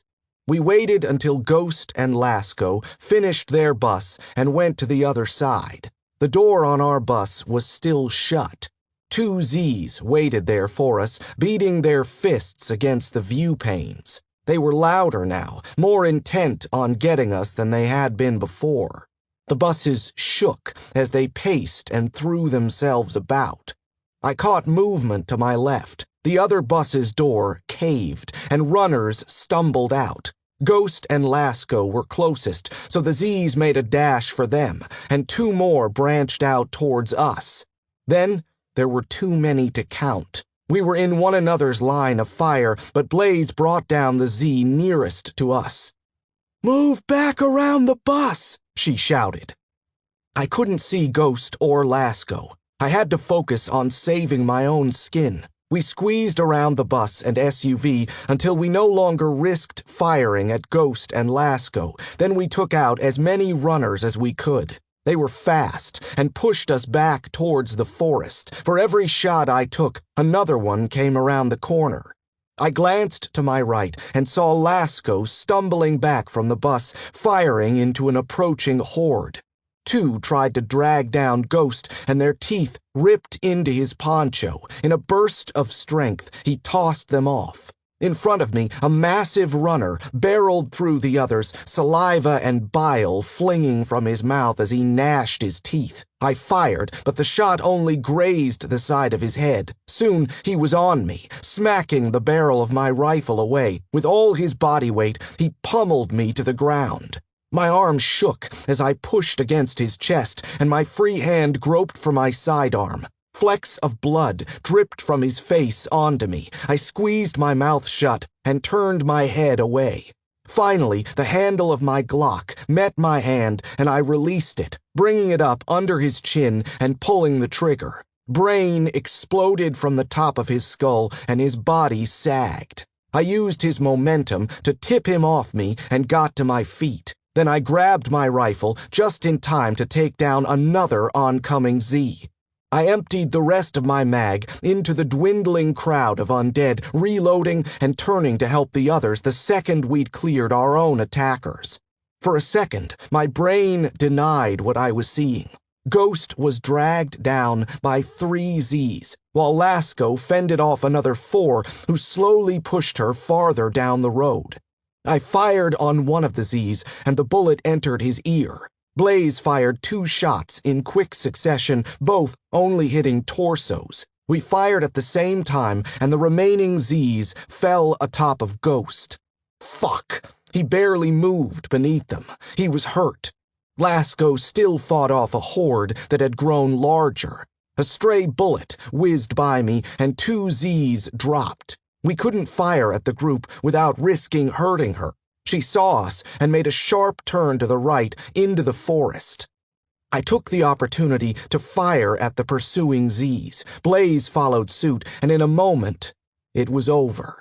Lasco ran full speed back to Ghost. He was still buried underneath the corpses.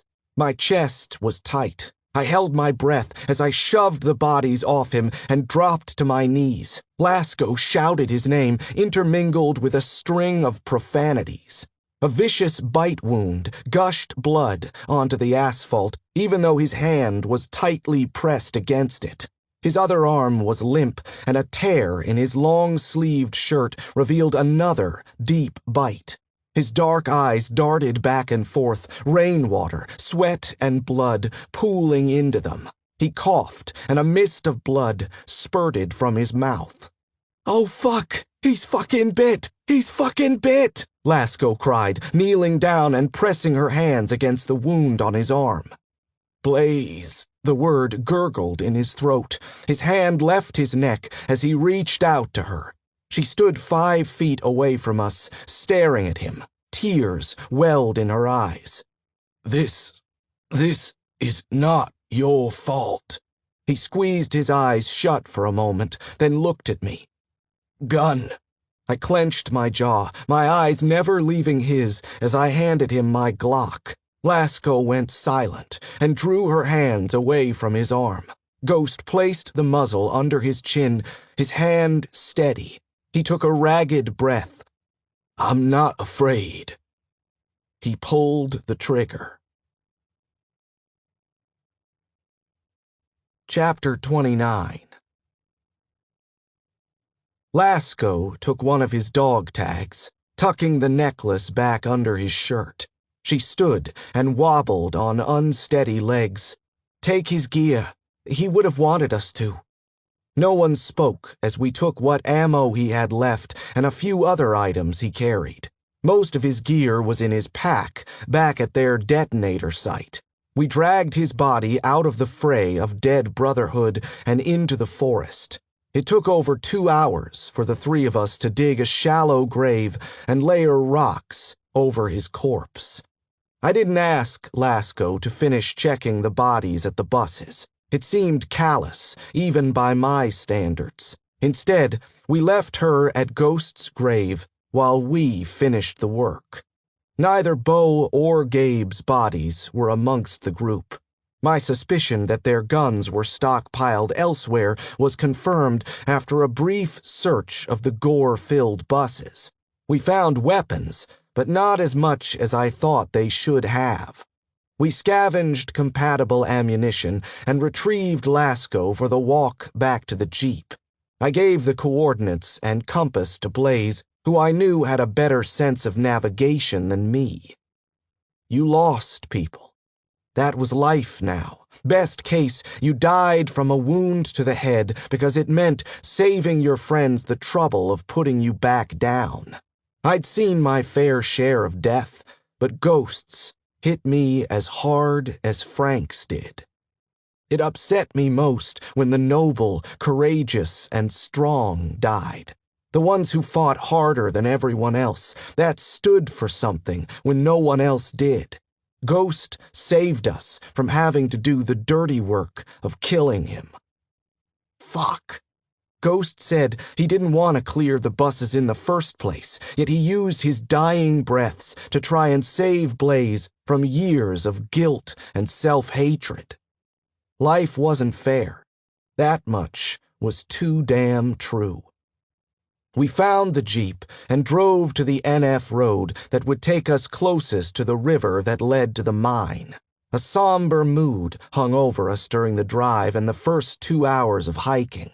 We ate on the move, chewing handfuls of whatever freeze-dried food we had left. It tasted like nothing, since all my senses had withdrawn as I replayed Ghost's death, over and over. After hiking by the light of our dynamos for 2 hours, we found the river and stopped under a massive oak tree. The rain died down, but drips of it still slipped from branches and made the ground muddy.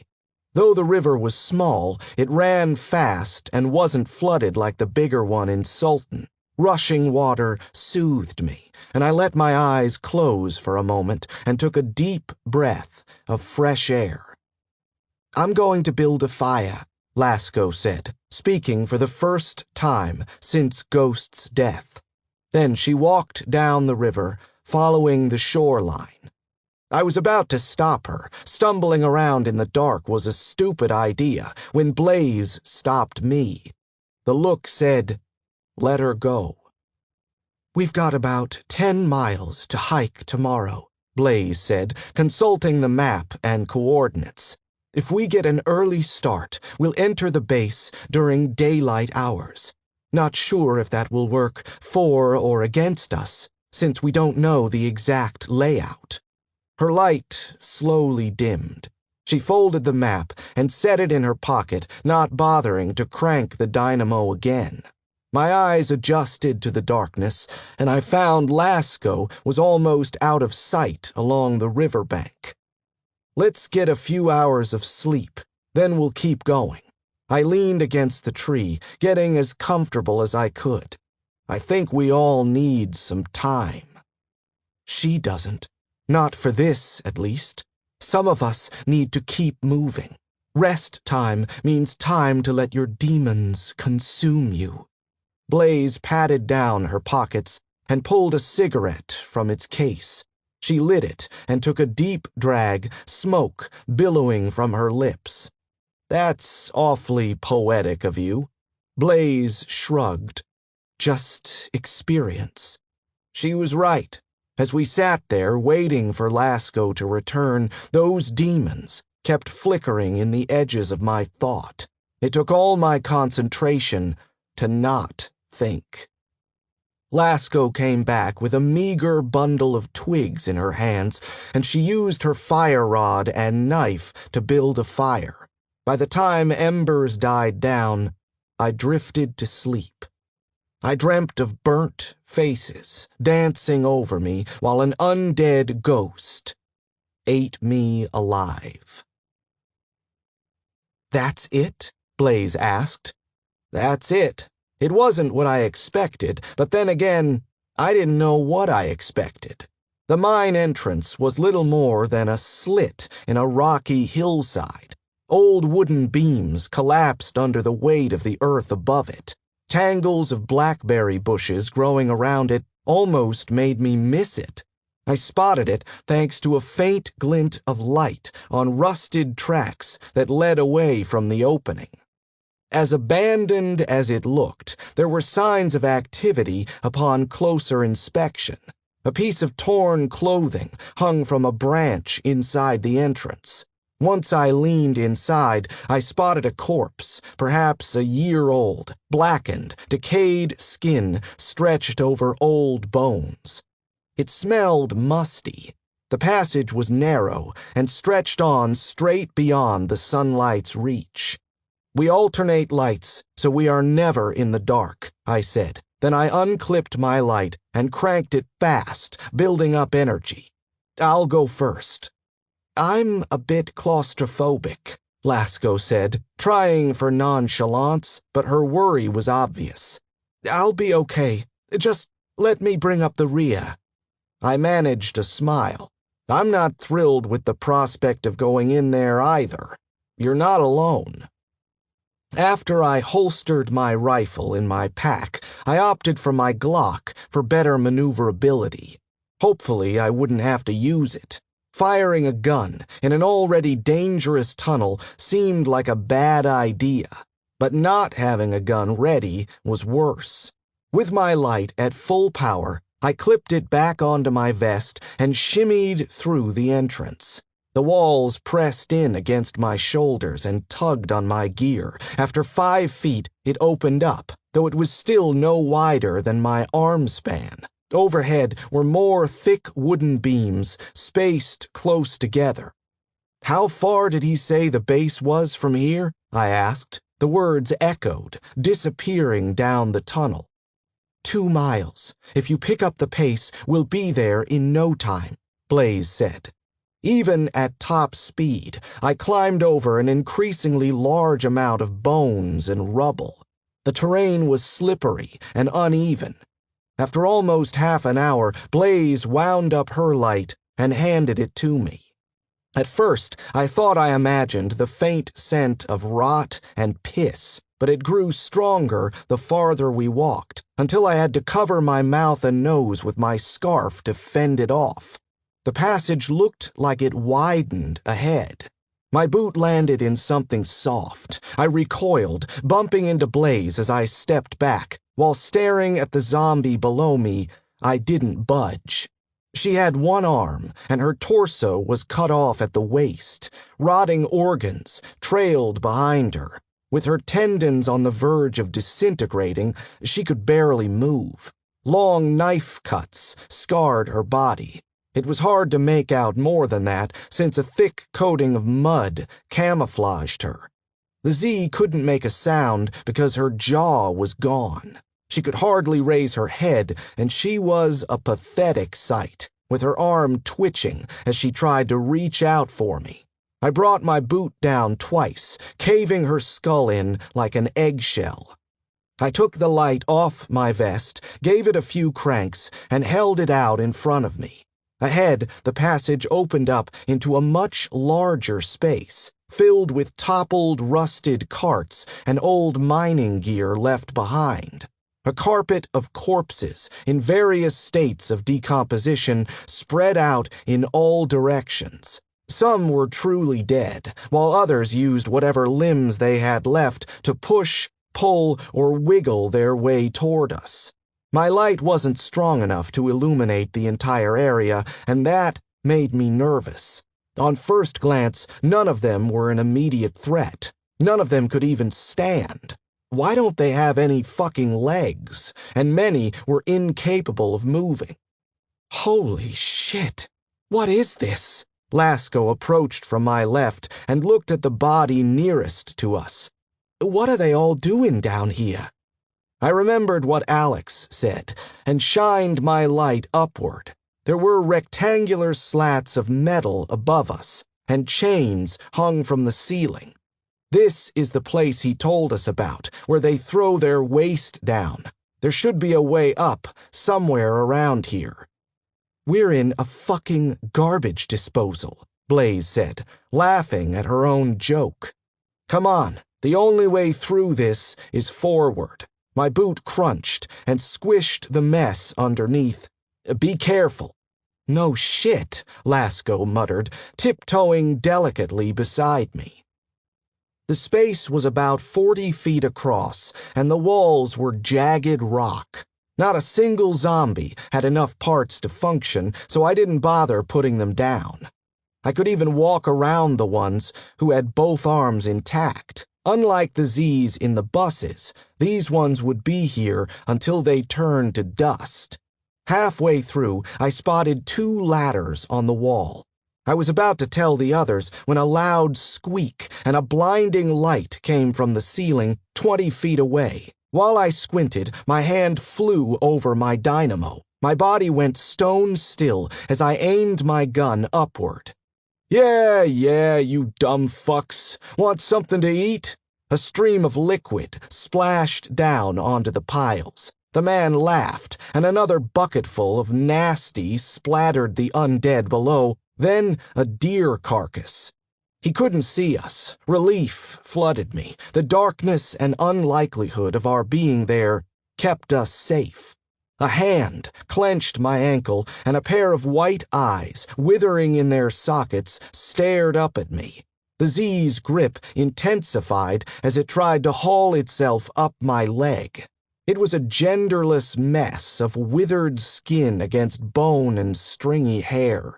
Skin peeled away from its lips, showing mottled gums and blackened teeth. I tried shaking it off, but then I stopped, worried the crazy above would hear it. Fighting the urge to do something, I ground my teeth. Its hands were on my knee, bony claws dug into my flesh. The second the metal door shut, I grabbed the thing by its hair and yanked it off me. This confirmed there were still people at the base. We needed to be cautious. I holstered my gun and started up the ladder. The rungs were slick, but my gloves made fast work of it, and I was soon at a trap door above. I paused, listening. Below me, Lasco waited. On the other ladder, so did Blaze. There was nothing. I couldn't be sure if it was because the door was too thick or because there really wasn't anything out there. I reached up, pushing gently. The hatch gave way, letting a sliver of light through. My arms strained to support the weight as I tried to peek through. Windows covered with thick dirt. Concrete walls stained brown, but no one in sight. I pushed the hatch open more, taking a quick glance before deciding no one was there. So I climbed out, holstering my handgun and retrieving my rifle in 2 swift motions. Lasco and Blaze popped up and entered, then they shut both hatches behind them. It was one giant room with 2 doors. One door was shut, but the other rested halfway open. I listened. Nothing. I crept over to the open door. Outside, a mammoth factory towered. Parts of it had steel roofing and walls all rusted a deep orange. We neared the corner of the structure.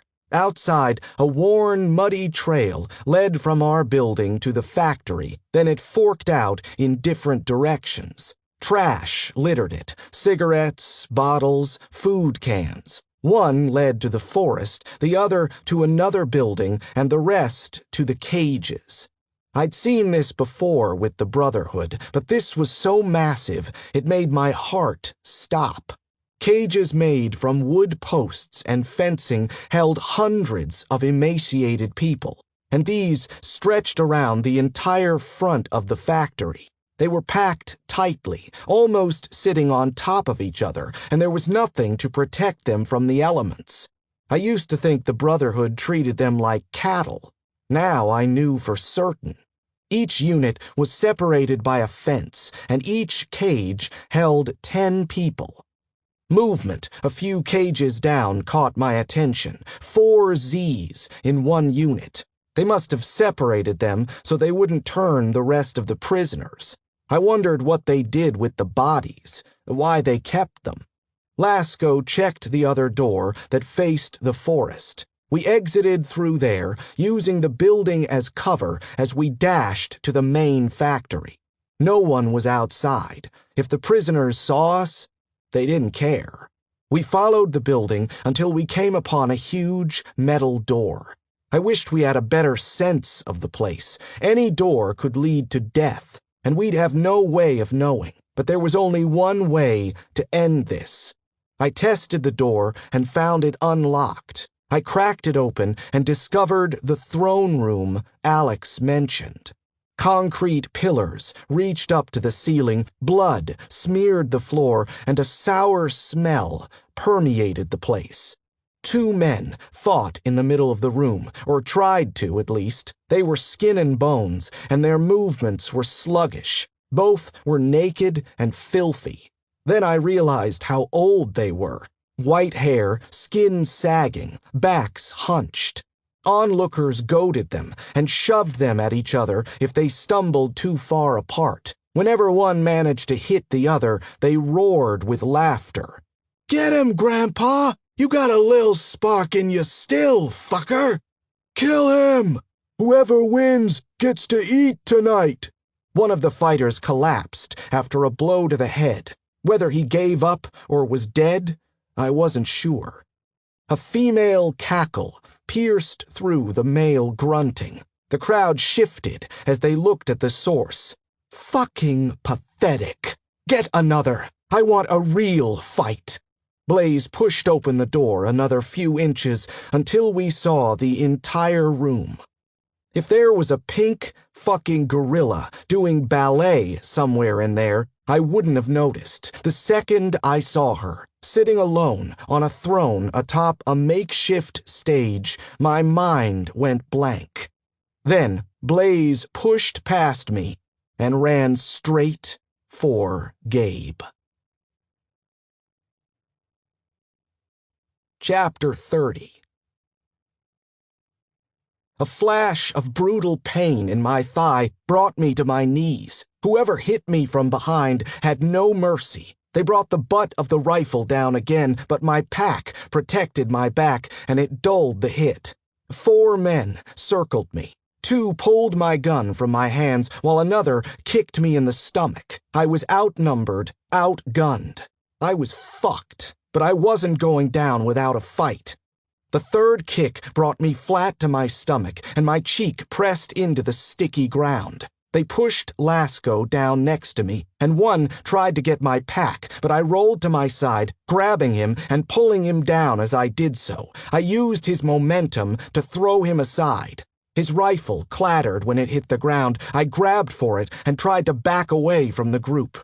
Through the chaos, I heard someone shout, "Stop, or I kill her!" Lasco still lay on the ground, and one of the crazies had their foot firmly planted against her neck. To my right, a man held Blaze in a sleeper hold. She struggled against him, her face bright red. A woman stood next to him, pressing a wicked long knife into Blaze's side.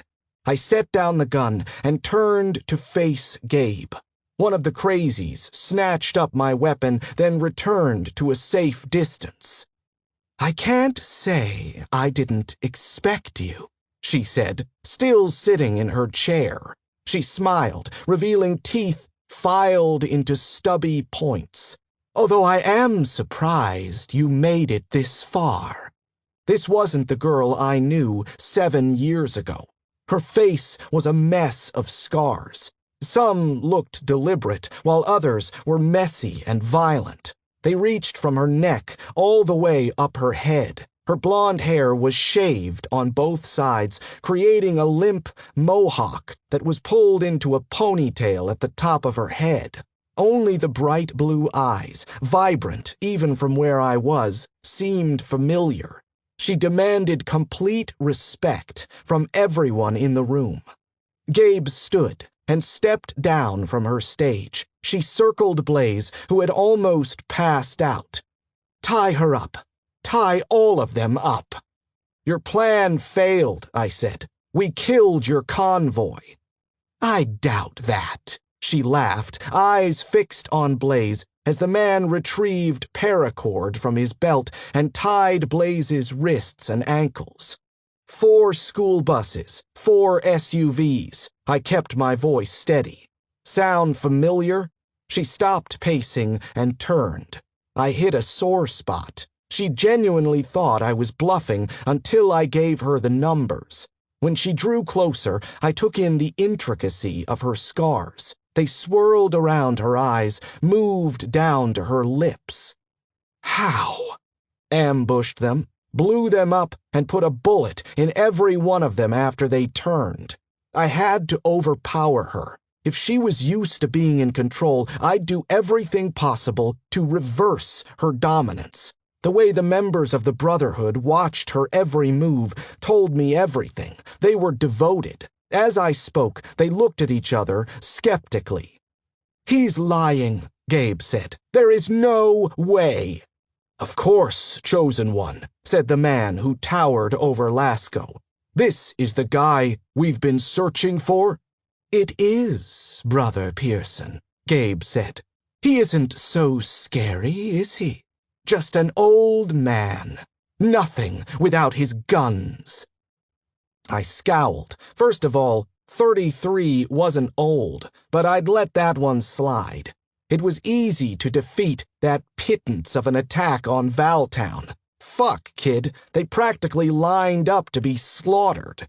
She closed the distance between us and went to strike me across the face. My reflexes were faster, and I deflected her blow, but her other hand came up, punching me square under the chin. I held my ground. The man who tied Blaze came at me next, pushing me to my knees and bringing my hands behind my back to tie them. "Really? This is it? After everything? This is it?" "Take the women to the cages." Half the group hauled off Blaze and Lasco, but Gabe shouted at the rest of them to get moving too. She took one of the rifles. "I can handle him." Her followers were hesitant, but did as she commanded. Gabe waited until the last of them were gone before returning to her seat on the stage. "They're the smartest out of everyone in the Brotherhood, but that makes them harder to control. I always keep my 8 closest to me. It's why I didn't send them with the rest. I worried they might declare mutiny, or whatever the fuck you call it." Gabe's eyes bore into me. I considered making a run for it, but without my gear or a gun, I doubted I'd get far. "I'm sure you think you've figured it all out, right, Cyrus?" "No," I said, "not everything. I think Kevin rescued you from the fire in Monroe. I saw you right after I killed him, so I know you were involved somehow. What I don't know is how someone like you could end up leading a band of crazies hell-bent on killing good people." A smirk spread across her lips. I was trying to make her angry. Angry people often make bad decisions, but she didn't fall for it. That's your biggest problem. You underestimate everyone, and look where it gets you. Your friends are going to die. You are going to die. And why? Because you thought I was some stupid kid who couldn't watch out for herself because that bitch thought she could leave me in a shed to die. She spread her arms out wide. Well, here I am, alive and kicking. I didn't think you were a stupid kid, I said. You were inexperienced. You proved me wrong. I did, didn't I? When that ass, Kevin, found me in the shed, he was nothing. He had a handful of crazy men following him because they had nothing better to do. I didn't think they believed in that bullshit he kept making up about God and how he was some kind of savior, but some of them did. When Kevin wasn't raping me or crying on my shoulder about his mommy, I became the backbone of his precious Brotherhood. You did well for yourself. You better fucking believe I did. His crazy followers liked having a reason to do bad things. It took a long time, but eventually I had them brainwashed. She laughed. It wasn't hard. They were all putty, bendy. They did whatever I wanted them to. They liked me. I was nice. I made sure they got what they needed. It was easy for me to convince people, especially women, to join our group. Kevin thought he was in control, but I was. I called the shots, and everyone knew it. Gabe was insane. She tried acting cool, but underneath it, I saw the instability. She'd been drinking her own Kool-Aid for too long. She might have had a tough exterior, but she was still the same scared girl taking advantage of people, just on a bigger scale now. If I had any hope for humanity, this would have squashed it. If Gabe could be behind an operation like this, destroy thousands of lives during her reign, what hope was there for the world? I tugged at my restraints. They were tight and cut off circulation in my hands. You did me a favor, killing Kevin. I wanted to and planned on doing it, but you doing it? Perfect. Kevin already had everyone hyped up about you, so it seemed like fate when you did the deed. I'd almost forgotten about you, but when Kevin started talking about Cyrus, and when I saw you that night, Gabe took a long breath and shuddered. Anyway, that night, the Brotherhood was mine. It became official once we found Kevin's body. From there, I built up my numbers, started settling in places. Brother Pearson used to stay in this factory when he was hunting, so I made my base here. Her brow furrowed. I guess it wasn't the best place. Kind of far away, you know? I sighed. This evil villain exposition is really classy. You took that out of Kevin's book. But if you're going to kill me, just do it. I don't fucking care anymore. I killed almost everyone in your army. Our 2 main cities are still standing. You're done. She sprung to her feet, the heavy chair screeching as it slid backward. No! You will listen to me, you stupid motherfucker! Since I knew you were helping those people, I've been waiting for this moment. To tell you that you were wrong, to show you what I was capable of. I set up those signs and, Gabe, it's over. I shifted around until I stood, then I took a step towards her. You did it. You won. Your vendetta against me has been fulfilled. 1,000 people are dead because you had a hissy fit. Blaze was right about you this whole time. Whatever she thought my reaction would be, this wasn't it. She ran her hands over the sides of her head, then shook it, like she was clearing my words away. Listen, kid, I'm sorry for whatever you went through when Kevin took you. In this world, you do what you have to survive. I can't agree with what you did, but I can't blame you. I stood tall, with my bruised chin up. Whatever you're going to do it. She stood, grabbed the gun, and rushed towards me. This is it, I thought, before the world went black. I hope it doesn't hurt. Chapter 31. I'm not dead. I was relieved, happy. I'd live to fight another day. Then I opened my eyes and found the rotting faces of zombies looking up at me. Realizing I couldn't move, I wondered if I'd be better off dead. The cage was coffin-shaped and too small for me to roll over in. I lay face down, my body pressed against wire that sagged under my weight. When I lifted my face up, I felt the indent of wire still deep in my cheek. The cage swayed as I tried moving, and chains rattled as they strained to hold up my weight. This put an end to my effort.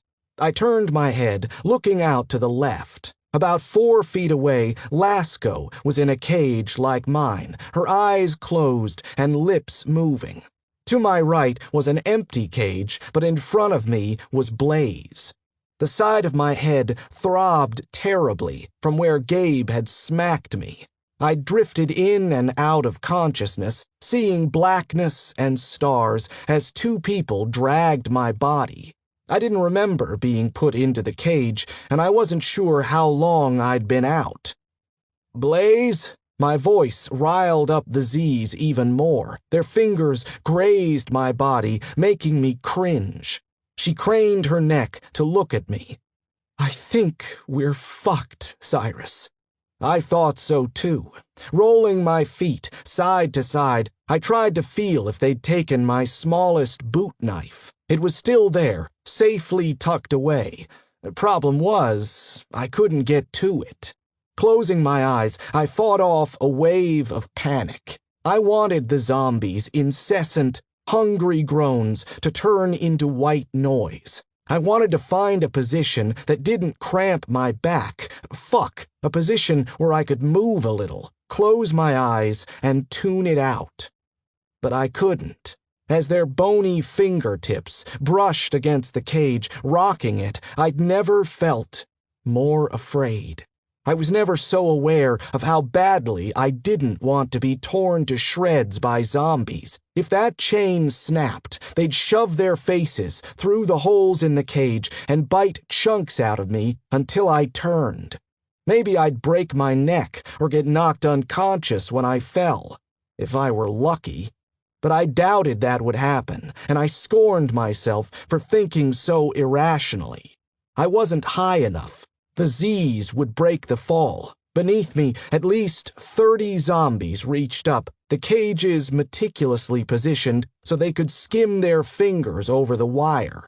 Taller ones would poke their fingers through and prod me. I tried to figure out what was around us. Instead of staring at the zombies, I looked beyond. Walls constructed out of cinder blocks and wood had been erected around them to keep the undead where they should be. I was high enough to see over the edges into a large warehouse space. Makeshift cubicles created living spaces with cots, tables, and other junk. It reminded me of Fort Christian, dilapidated, thrown together with little thought. If you asked me, keeping a torture area with undead near a living space was a bad idea. But it was empty. I guessed the people who'd lived there were killed in our ambush. We were alone, waiting for death or torture or whatever Gabe had in store. One thing was certain. The only chance for escape would come if they took me out of the cage. I closed my eyes, willing myself into a happy place, as Lasco began to cry. 5 hours. We'd been up there 5 hours, looking down at the festering corpses. My mom used to braid my hair in pigtails, Lasco said, sounding miles away. This torture was breaking us. I used to think it looked stupid. She cried when I got my first tattoo, and my second, and fifth, and 10th. She'd been talking non-stop for at least an hour. Hearing her own voice was better than the raspy moans of the dead. Mom and Dad died a week into the apocalypse, needed their heart medicine. I couldn't call them to be sure, but I know that's what happened. She rattled her cage violently. Come on, bitches! You want a piece of this? Time stretched on, and no one came to check us. We could be dead. They wouldn't care. Since they were packed together so tightly, the same zombies remained below me. So I named them. Biggie was the tall one who kept trying to get my legs. He was naked, and his torso and back had been flayed. His exposed muscle had turned brown and was speckled with mold, and his crotch was mangled. Skinhead was a wisp of a creature with tattoos of swastikas all over his body. Swiss Cheese was a woman with too many bullet holes to count. I assumed Fried Fred was a man, but with his entire body being charred, it was hard to tell. Circular thoughts dominated my mind, and I was thirsty. I wanted to scream, and I needed to move. If I couldn't move soon, I was going to fucking die. My joints are going to lock up, and I won't be able to walk again. I'm going to die of thirst, and they'll keep me here forever as a Z. A scream worked its way up my throat, but I bit my tongue and held it back. This was what she wanted. She wanted to break me like this, because she couldn't do it with words. She forgot who she was dealing with. I woke up to silence, and it was louder than the groaning dead. I didn't remember falling asleep, but I'd been out long enough that the Z's were cleared away. There was a gap in the wall that led to a hallway. Maybe the undead had been herded through there. Below me, 4 men shuffled about as they opened Lasco's cage. I recognized 3 of them from when we first arrived. The 4th was new. A thin, tall man with wild, dark hair and an untamed beard. He carried a tactical shotgun, and he did look familiar. I watched him, hoping he'd look up, but he never did. They unfolded a tall ladder, and one of them climbed up. The new guy untangled a loop of rope, and the long side of the cage flew open. The other 3 pointed guns at Lasco. Come on. Get out of the cage, sweetie. He stepped down the ladder, and they waited for her to slowly descend. A tiny part of me felt smug satisfaction over how hard it must have been to get an unconscious Cyrus into the cage.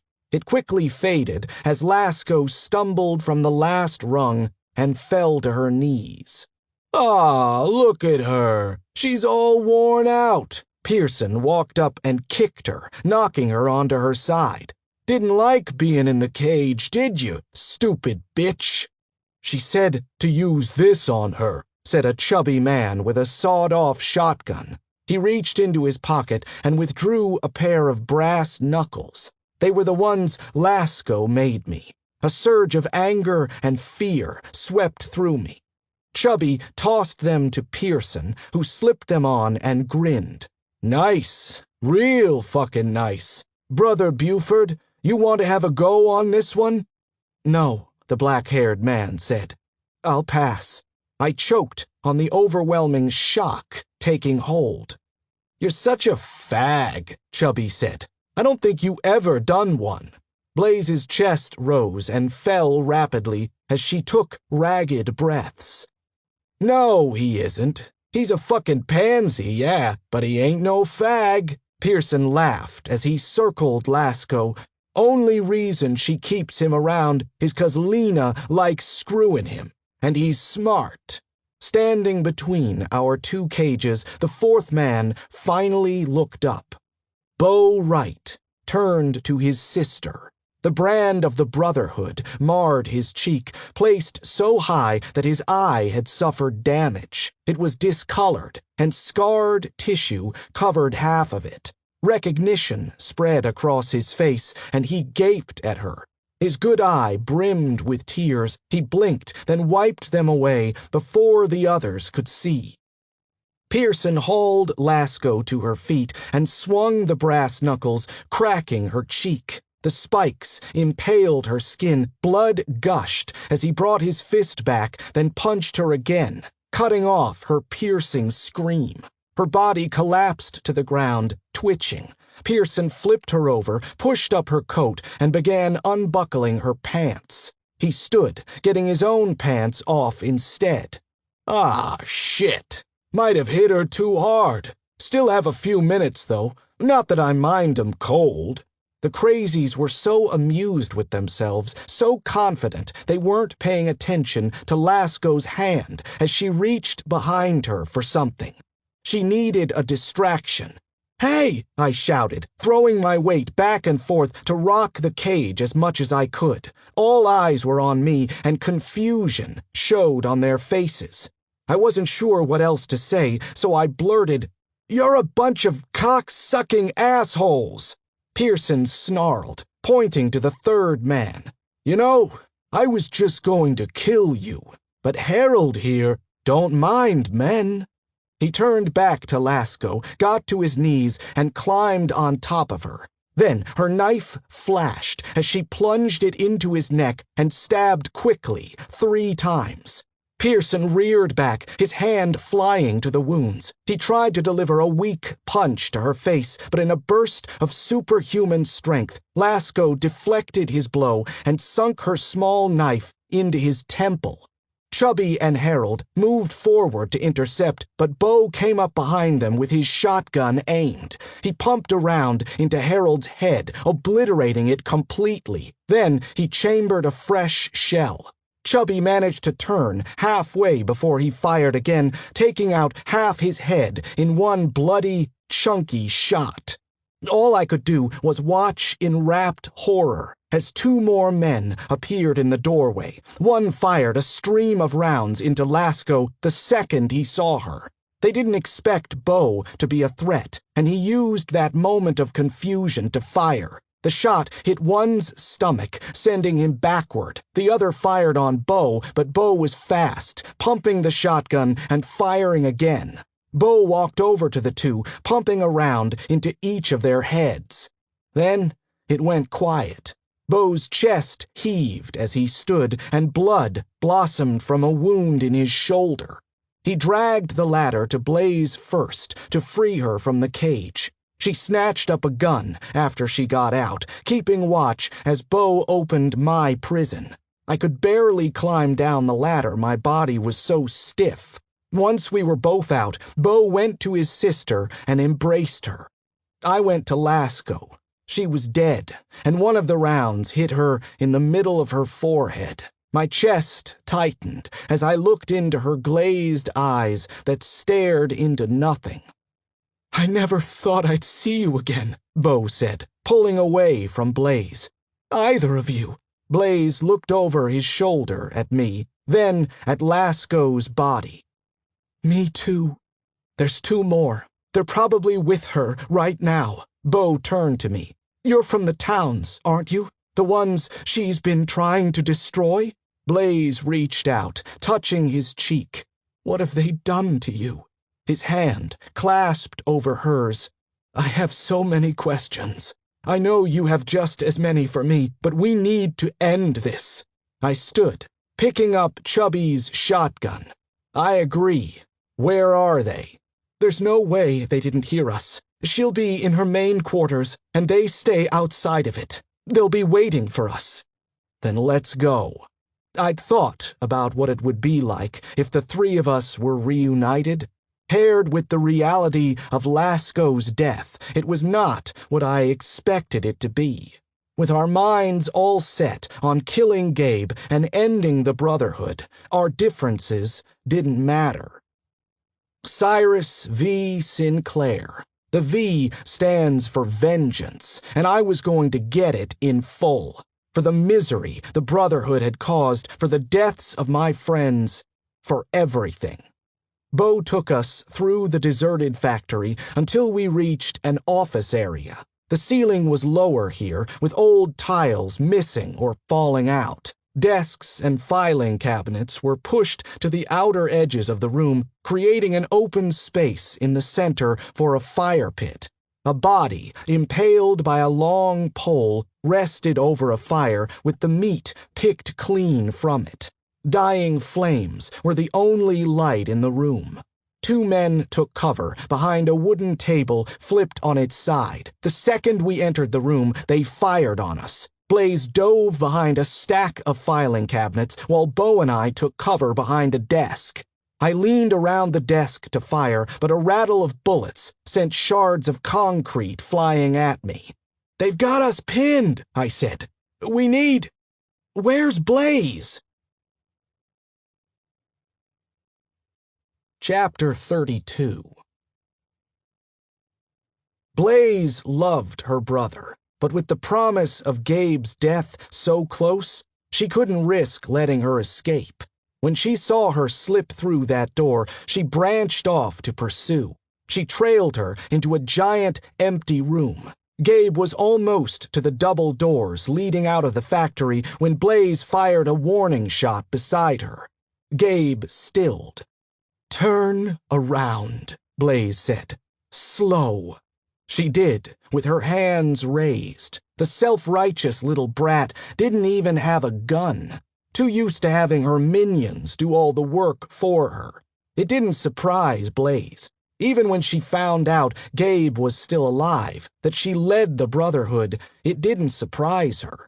Blaze admitted to herself she'd underestimated the girl. After all, being a leader of a cult was still a feat. But she had always been right about Gabe. The girl would do anything for her own benefit. "Did you know he was my brother?" Gabe's brow furrowed. "What? Buford, did you know he was my brother?" Blaze walked closer to Gabe, gun pointed at her head. Gabe seemed genuinely confused. "No. Is that how you escaped?" "Partly," Blaze said. "Get on your knees." "No, you psychotic bitch." Blaze flipped her gun around and smacked Gabe's head with the butt of her rifle. The girl hadn't expected it, and she wobbled to the side. Blaze took advantage of this and struck her again, bringing Gabe to her knees. Moaning, she clutched her head. Blaze patted Gabe's body down, double-checking for weapons, but she had none. Blaze removed the mag from her rifle and set it in her pocket after clearing the round in the chamber. She set her gun on the ground and kicked it away. She grabbed the girl's hair and pulled her up. "You know, for a while I regretted what I did to you. I was mad at the world, at the weakness of people. That's what the prison did to me. Really, Gabe, you were in the wrong place at the wrong time." Blaze released Gabe, letting her fall forward before kicking her in the back of the knee, which brought her down to the ground again. Gabe lurched forward, then spun, getting to her feet and landing a severe blow to Blaze's cheek. As she came in for another strike, Blaze blocked and right-hooked her. They danced back and forth, blocking and hitting. Blaze was impressed with how far Gabe had come, but it wasn't good enough. Blaze had years on her, and despite being in the cage for a while, she was the better fighter. In a minute, she had Gabe back on the ground. "When all this happened, I changed my mind." Blaze motioned around the room and laughed. She tasted blood in her mouth and spit it on the ground. "Fuck. I wish I'd killed you then." She went to Gabe's side, kicking her stomach with everything she had. Gabe grunted and tried to curl into a ball. "Where's the fight in you, huh? Where's the big bad cannibal queen now?" Blaze flipped Gabe over, then pinned her with her knees. She brought her fists down, ignoring the pain in her knuckles as she wailed on her face. Blood oozed from Gabe's nose and mouth. Her eyes swelled. "Where's the big, bad girl who has people eat babies and rape everything that fucking moves?" She gripped the front of Gabe's shirt, bringing her up, then smashing her back onto the cement.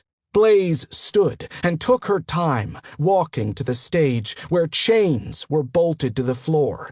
She unhooked one and dragged it over to Gabe, who tried to crawl to the doors. Blaze looped the chain around Gabe's neck and pulled. She pulled harder, setting her boot in the middle of her back for better leverage. Gabe yanked futilely at the chain. Harder. She couldn't breathe. Harder. Her bones cracked. Harder. Her head snapped back. Blaze released the chain, and Gabe's body fell to the ground. She retrieved her gun, loaded the mag, and returned to the body. Blaze waited until Gabe was undead before emptying the mag into her, letting the last round go right between her eyes. She stared at the body. Calm settled over her. It was over. Chapter 33. The last two members of the Brotherhood weren't as smart as Gabe claimed. While they fired round after round, we used the darkness to navigate around and come up behind them. They wore riot gear, but enough well-placed shots brought them down.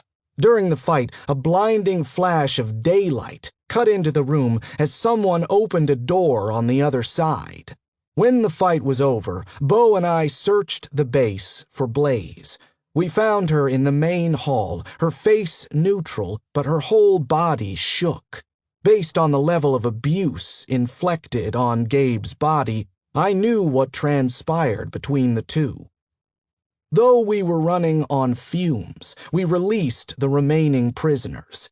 None of us knew what to do. There weren't enough vehicles to transport them to town. Many of them were probably going to die soon anyway from exhaustion and malnourishment. Some of them had formed groups while in captivity, and, after thanking us, walked off into the forest. The rest looked to us for guidance.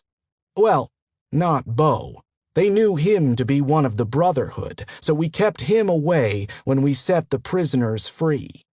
I told them about the towns and where to find them. I didn't know what supplies the factory had, but I assumed they weren't surviving solely on human meat. Blaze and I encouraged them to raid the place. The three of us carried Lasco's body to the forest where we buried her. Neither of us asked Blaze what went down with her and Gabe. I could figure it out for myself. It took 4 days to hike down the mountain and make our way back to Valtown. We stopped for a night with Dr. Kalman, who stitched us up and thanked us for everything we did. I didn't feel like a hero, not with the death of Ghost and Lasco still fresh in my mind. Bo was the only one who really spoke during our trek back. For him, this was a miracle. He thought we were both dead. He asked us how we knew each other, how we survived all this time, and how we managed to defeat all of the Brotherhood. "It's a small world," he kept saying. I didn't bother with lies. I was done lying. So I told him everything, how I used him, how I left him, how we knew Gabe. After I finished my story, all he said was, "That's wild." Blaze told him he didn't need to explain anything to us, but he wanted to tell his story. After we were separated in different meat trucks, they took him to Burlington, but like Dr. Kalman, they found use for him and didn't kill him.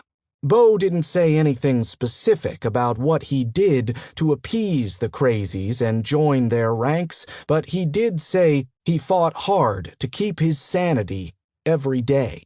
The Brotherhood was good at brainwashing, and he'd seen even the strongest individuals fall to their insanity. Bo had been planning to escape the day we arrived. If we arrived a day later, he would have been gone. As it turned out, Generator Town was a real place. Bo, the rest of the 8, and Gabe went on an excursion to eastern Washington to find more followers when they found it. An entire city built near a field of wind turbines. It glowed with electricity at night and appeared to be a slice of before. Gabe made them swear to never tell anyone about it. Bo knew it would be the perfect place to escape to. The thought of it, and maybe someday finding his sister, how sweet, was what helped him wake up every day.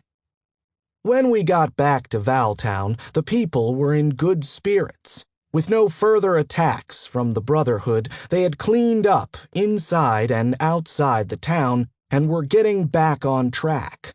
Arbuckle demanded details of what transpired, and after politely telling him to let me get some fucking sleep first, I gave him a report. His nonchalant attitude towards Lasco and Ghost's death sickened me, reminding me why society was a curse word and always would be. Bo was impressed with the city. He brimmed with happiness over no longer being the Brotherhood's captive. After 2 days, she started speaking again, laughing even. If something seems too good to be true, it is. I was holding my breath every day, incapable of believing nothing bad would happen again. I was right. Chapter 34. We're leaving, Cyrus.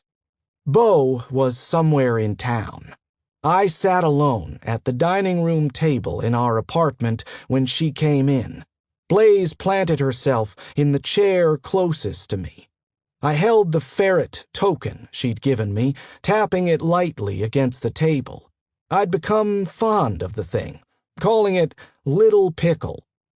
She looked good, damn it, like she was alive for the first time in years. Blaze was a different person, one I didn't recognize. She was still the tough as nails, no-nonsense, fuck you very much woman I met in that prison, but the edges had softened. I didn't like it. I'd seen it coming, though I hadn't quite figured out what it would be. Blaze promised she'd kill me after she found Bo, but after everything we'd been through, I knew she wouldn't. Where? Generator Town. She shrugged, leaning back in her chair and lacing her hands over her stomach. Bo wants to be with real people after dealing with the Brotherhood for so long. The city looked normal and probably has a lot to offer. It sounded rehearsed. Blaze repeated Bo's reasons verbatim. Is that what you want? I could go without seeing a town for the rest of my life and be fine. But being with him and seeing him happy, taking care of my little brother, I'll be happy. My smile held sorrow. And me? What I didn't expect was the tear that cascaded down her cheek. Its progress slowed as it followed the curve of her scar. You can come with us. My inclination was to say, yes, of course I'll go with you, but something in me clicked. A piece that had been stuck since the apocalypse started finally dislodged and fell into place. No. She tilted her head, then used the back of her sleeve to wipe the tear away. Bo isn't like me. He doesn't hold grudges. I promise you, he doesn't resent you for not coming to look for him. Or anything else. Blaze, I can't be around real people. What? We've been surviving together for almost 7 years. The only person I can trust is myself. The only person who doesn't bring out the worst in me is myself. I looked around the apartment. It reminded me so much of Seattle, it hurt. You have Bo to anchor you, to keep that desolate, black part of you from taking over your whole being. Wanting to find him kept you together. She stiffened. What kept you together then? I don't even fucking know. Confusion and delusion mostly. Going from 0 to 60, never interacting with other people, then being surrounded by them constantly, trying to find my place in it all, make sense of it. That's what kept me going. I thought I loved you, but I loved the parts of you I saw myself in. I thought I was turning into a different person, but really, I was just trying to survive. As I spoke, my thoughts solidified. The muddled feeling I'd had for so long cleared. Gabe was the catalyst for every move I've made. Now that she's dead, I feel free. I don't want to be part of this anymore. I don't want to be a part of anything anymore. Blaze reached into her vest pocket and withdrew her cigarette case. She took the last neatly rolled cigarette and lit it with a match, inhaling deeply. Tilting her head up, she exhaled the smoke slowly. Well, fuck. I guess you aren't the bleeding heart pansy I thought you were. I grinned. This one sat comfortable and familiar on my lips. Nope. She tilted her head. Maybe here and there. I tapped my fingers against the table. Maybe once or twice. Another drag on the cigarette, her mood sobered. This is it, then? I nodded, reaching out for the cigarette, plucking it from her fingers. She watched in amusement as I tried to inhale, coughed, and handed it back. This is it. She stood and looked at me, smiled. Stay frosty, Sinclair. Wilco, right?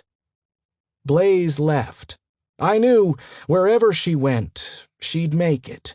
Just like I would, because no matter what, survivors keep on surviving. My name is Cyrus V. Sinclair. The V? It stands for whatever I fucking want it to.